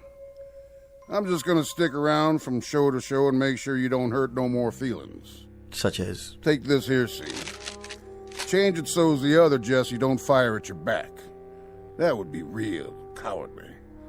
Say he's lost a lot of blood and he's weak as a tea. But somewhere or the other he gets up on his feet. Then he knocks you through the window and makes his getaway. Got it? Knocks me through the window? Rance McGrew? Understood. Yes, sir. Understood.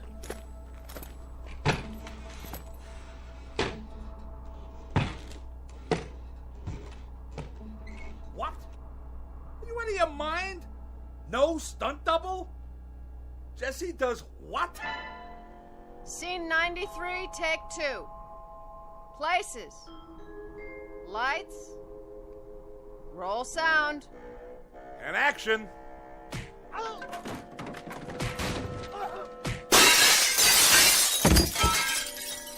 Cut!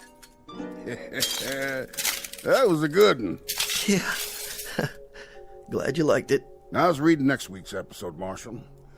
The one where you knock a gun out of Billy the Kid's hand from a 4th-story window a block away, using the base of a lamp. Well, the network wants to keep the gunplay down. Too much violence. No good? Piece of crap. The way I see it, Billy hears you, whirls around, shoots from the hip, and knocks the lamp out of your hand. How's that sound? Fine. Fine. Now, looking ahead 2 weeks, I think we ought to give Sam Starr a break. He's a nice fella. Awful good to his mother.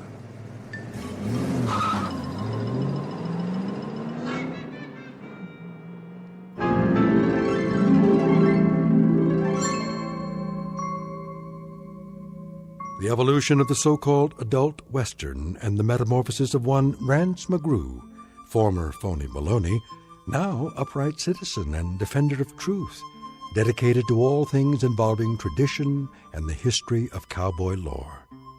It's the way the cookie crumbles and the six-gun shoots in the Twilight Zone.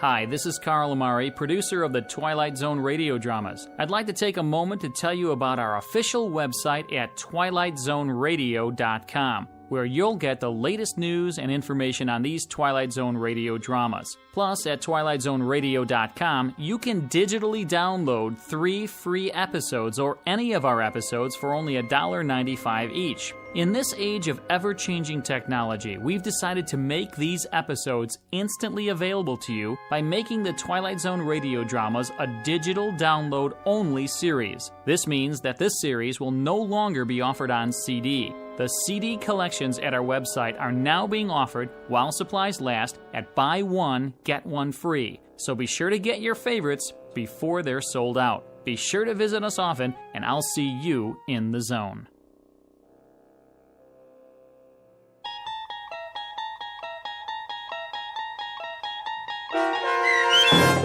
Showdown with Rance McGrew, starring Chris McDonald with Stacy Keach as your narrator, was adapted for radio by Dennis Etchison and written for The Twilight Zone by Rod Serling.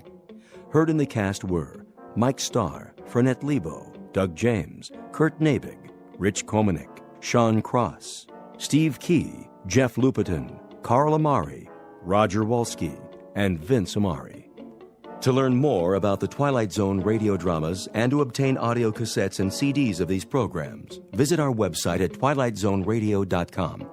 The producers of The Twilight Zone wish to thank CBS Enterprises, Carol Serling, Dennis Etchison, Dick Brescia Associates, Claire Simon Casting, Terry Jennings, XM Satellite Radio, Sirius Satellite Radio, our sponsors, and our radio affiliates for helping make this series possible. This copyrighted radio series is produced and directed by Carl Amari and Jason Mallow for Falcon Picture Group. Doug James speaking.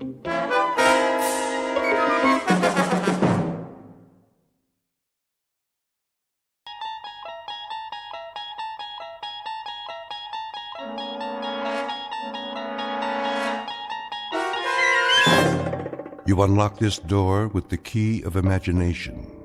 Beyond it is another dimension.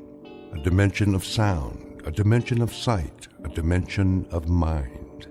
You're moving into a land of both shadow and substance, of things and ideas. You've just crossed over into the Twilight Zone.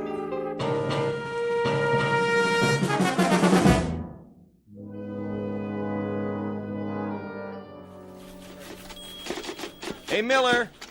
Yeah. Hey, your copy ready? Almost. Well, the old man wants it on his desk now. The old man drinks too much coffee. Ooh, easy, pal. Hey, I'm just passing it on. So what's your column about? Read it in the morning edition, like everybody else. Hey, that ain't very friendly. I'm not the friendly type. You get too friendly and guys like you start stealing my angles. Would I do that? Hey, let me guess. The new baseball commissioner. No. The shakeup in the NFL. Sounds like every sports page in the country. Oh, then you must have a juicy one. Say, what's that file you got there? Nothing that'd interest you. Jockey disqualified, banned from all U.S. tracks, Racing Commission denies appeal. Wait a minute. I remember that guy. Got bounced for doping horses in the Triple Crown. What was his name? Brady? Something like that? Write your own story, Maze. Now get lost. I got work to do. All right. I'm going. Me? I'm taking a dinner break. Some people know how to meet their deadlines around here.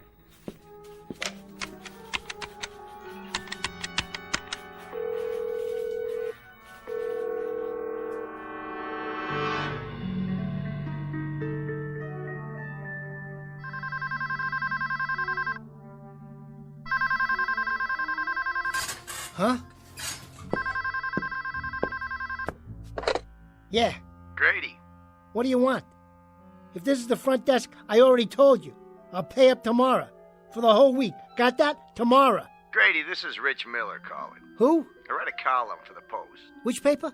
Oh, yeah. I seen that, Rad. I wonder if I could ask you a few questions. Miller, huh?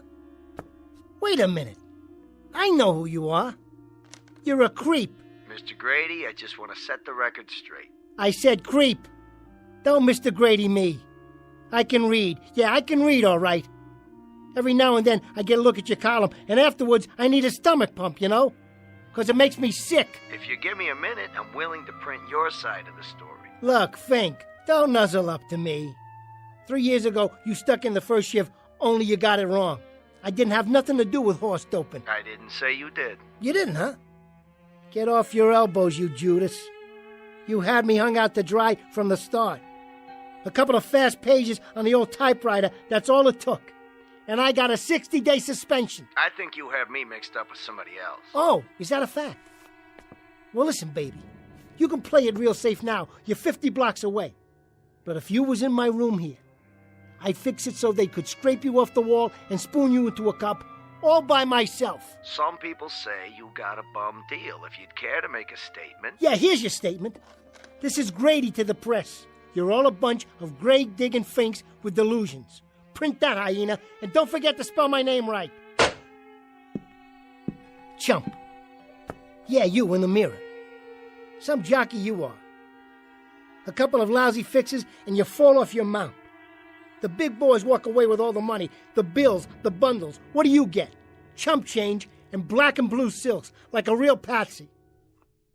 Look at yourself. Nothing plus nothing equals nothing.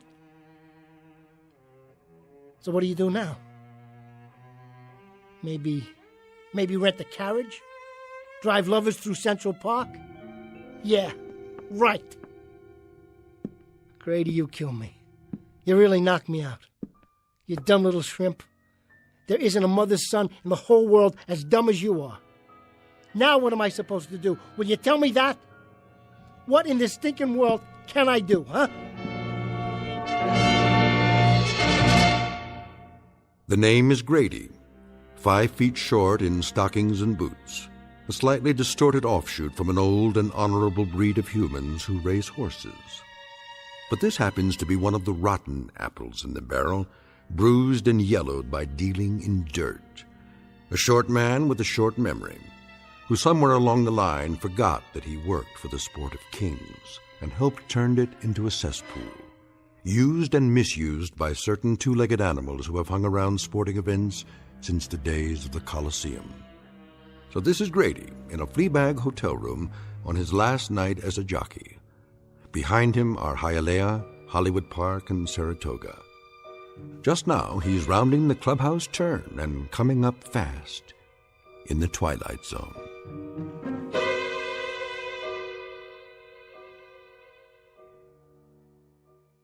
And now, The Twilight Zone and our story, The Last Night of a Jockey, starring Bruno Kirby with Stacy Keach as your narrator. Around the far turn, it's Baby Needs a New Pair of Shoes, 2 lengths back, Jazz Bakery, followed by Janine L, Lovely Lita, Stratisfaction, Red Dreams, Double Edge, and trailing is Taz. Now, Lovely Lita makes a move on the inside, passing up Janine L, Jazz Bakery, and challenging the favorite, Baby Needs a New Pair of Shoes. Grady's really using the whip. It's Lovely Lita, and Baby Needs a New Pair of Shoes. Lovely Lita bearing down the stretch, they're neck and neck, and it's Lovely Lita, the winner by 2 lengths.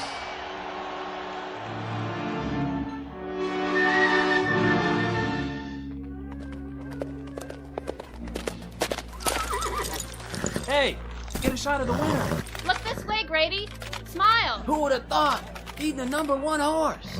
You did good out there, Grady.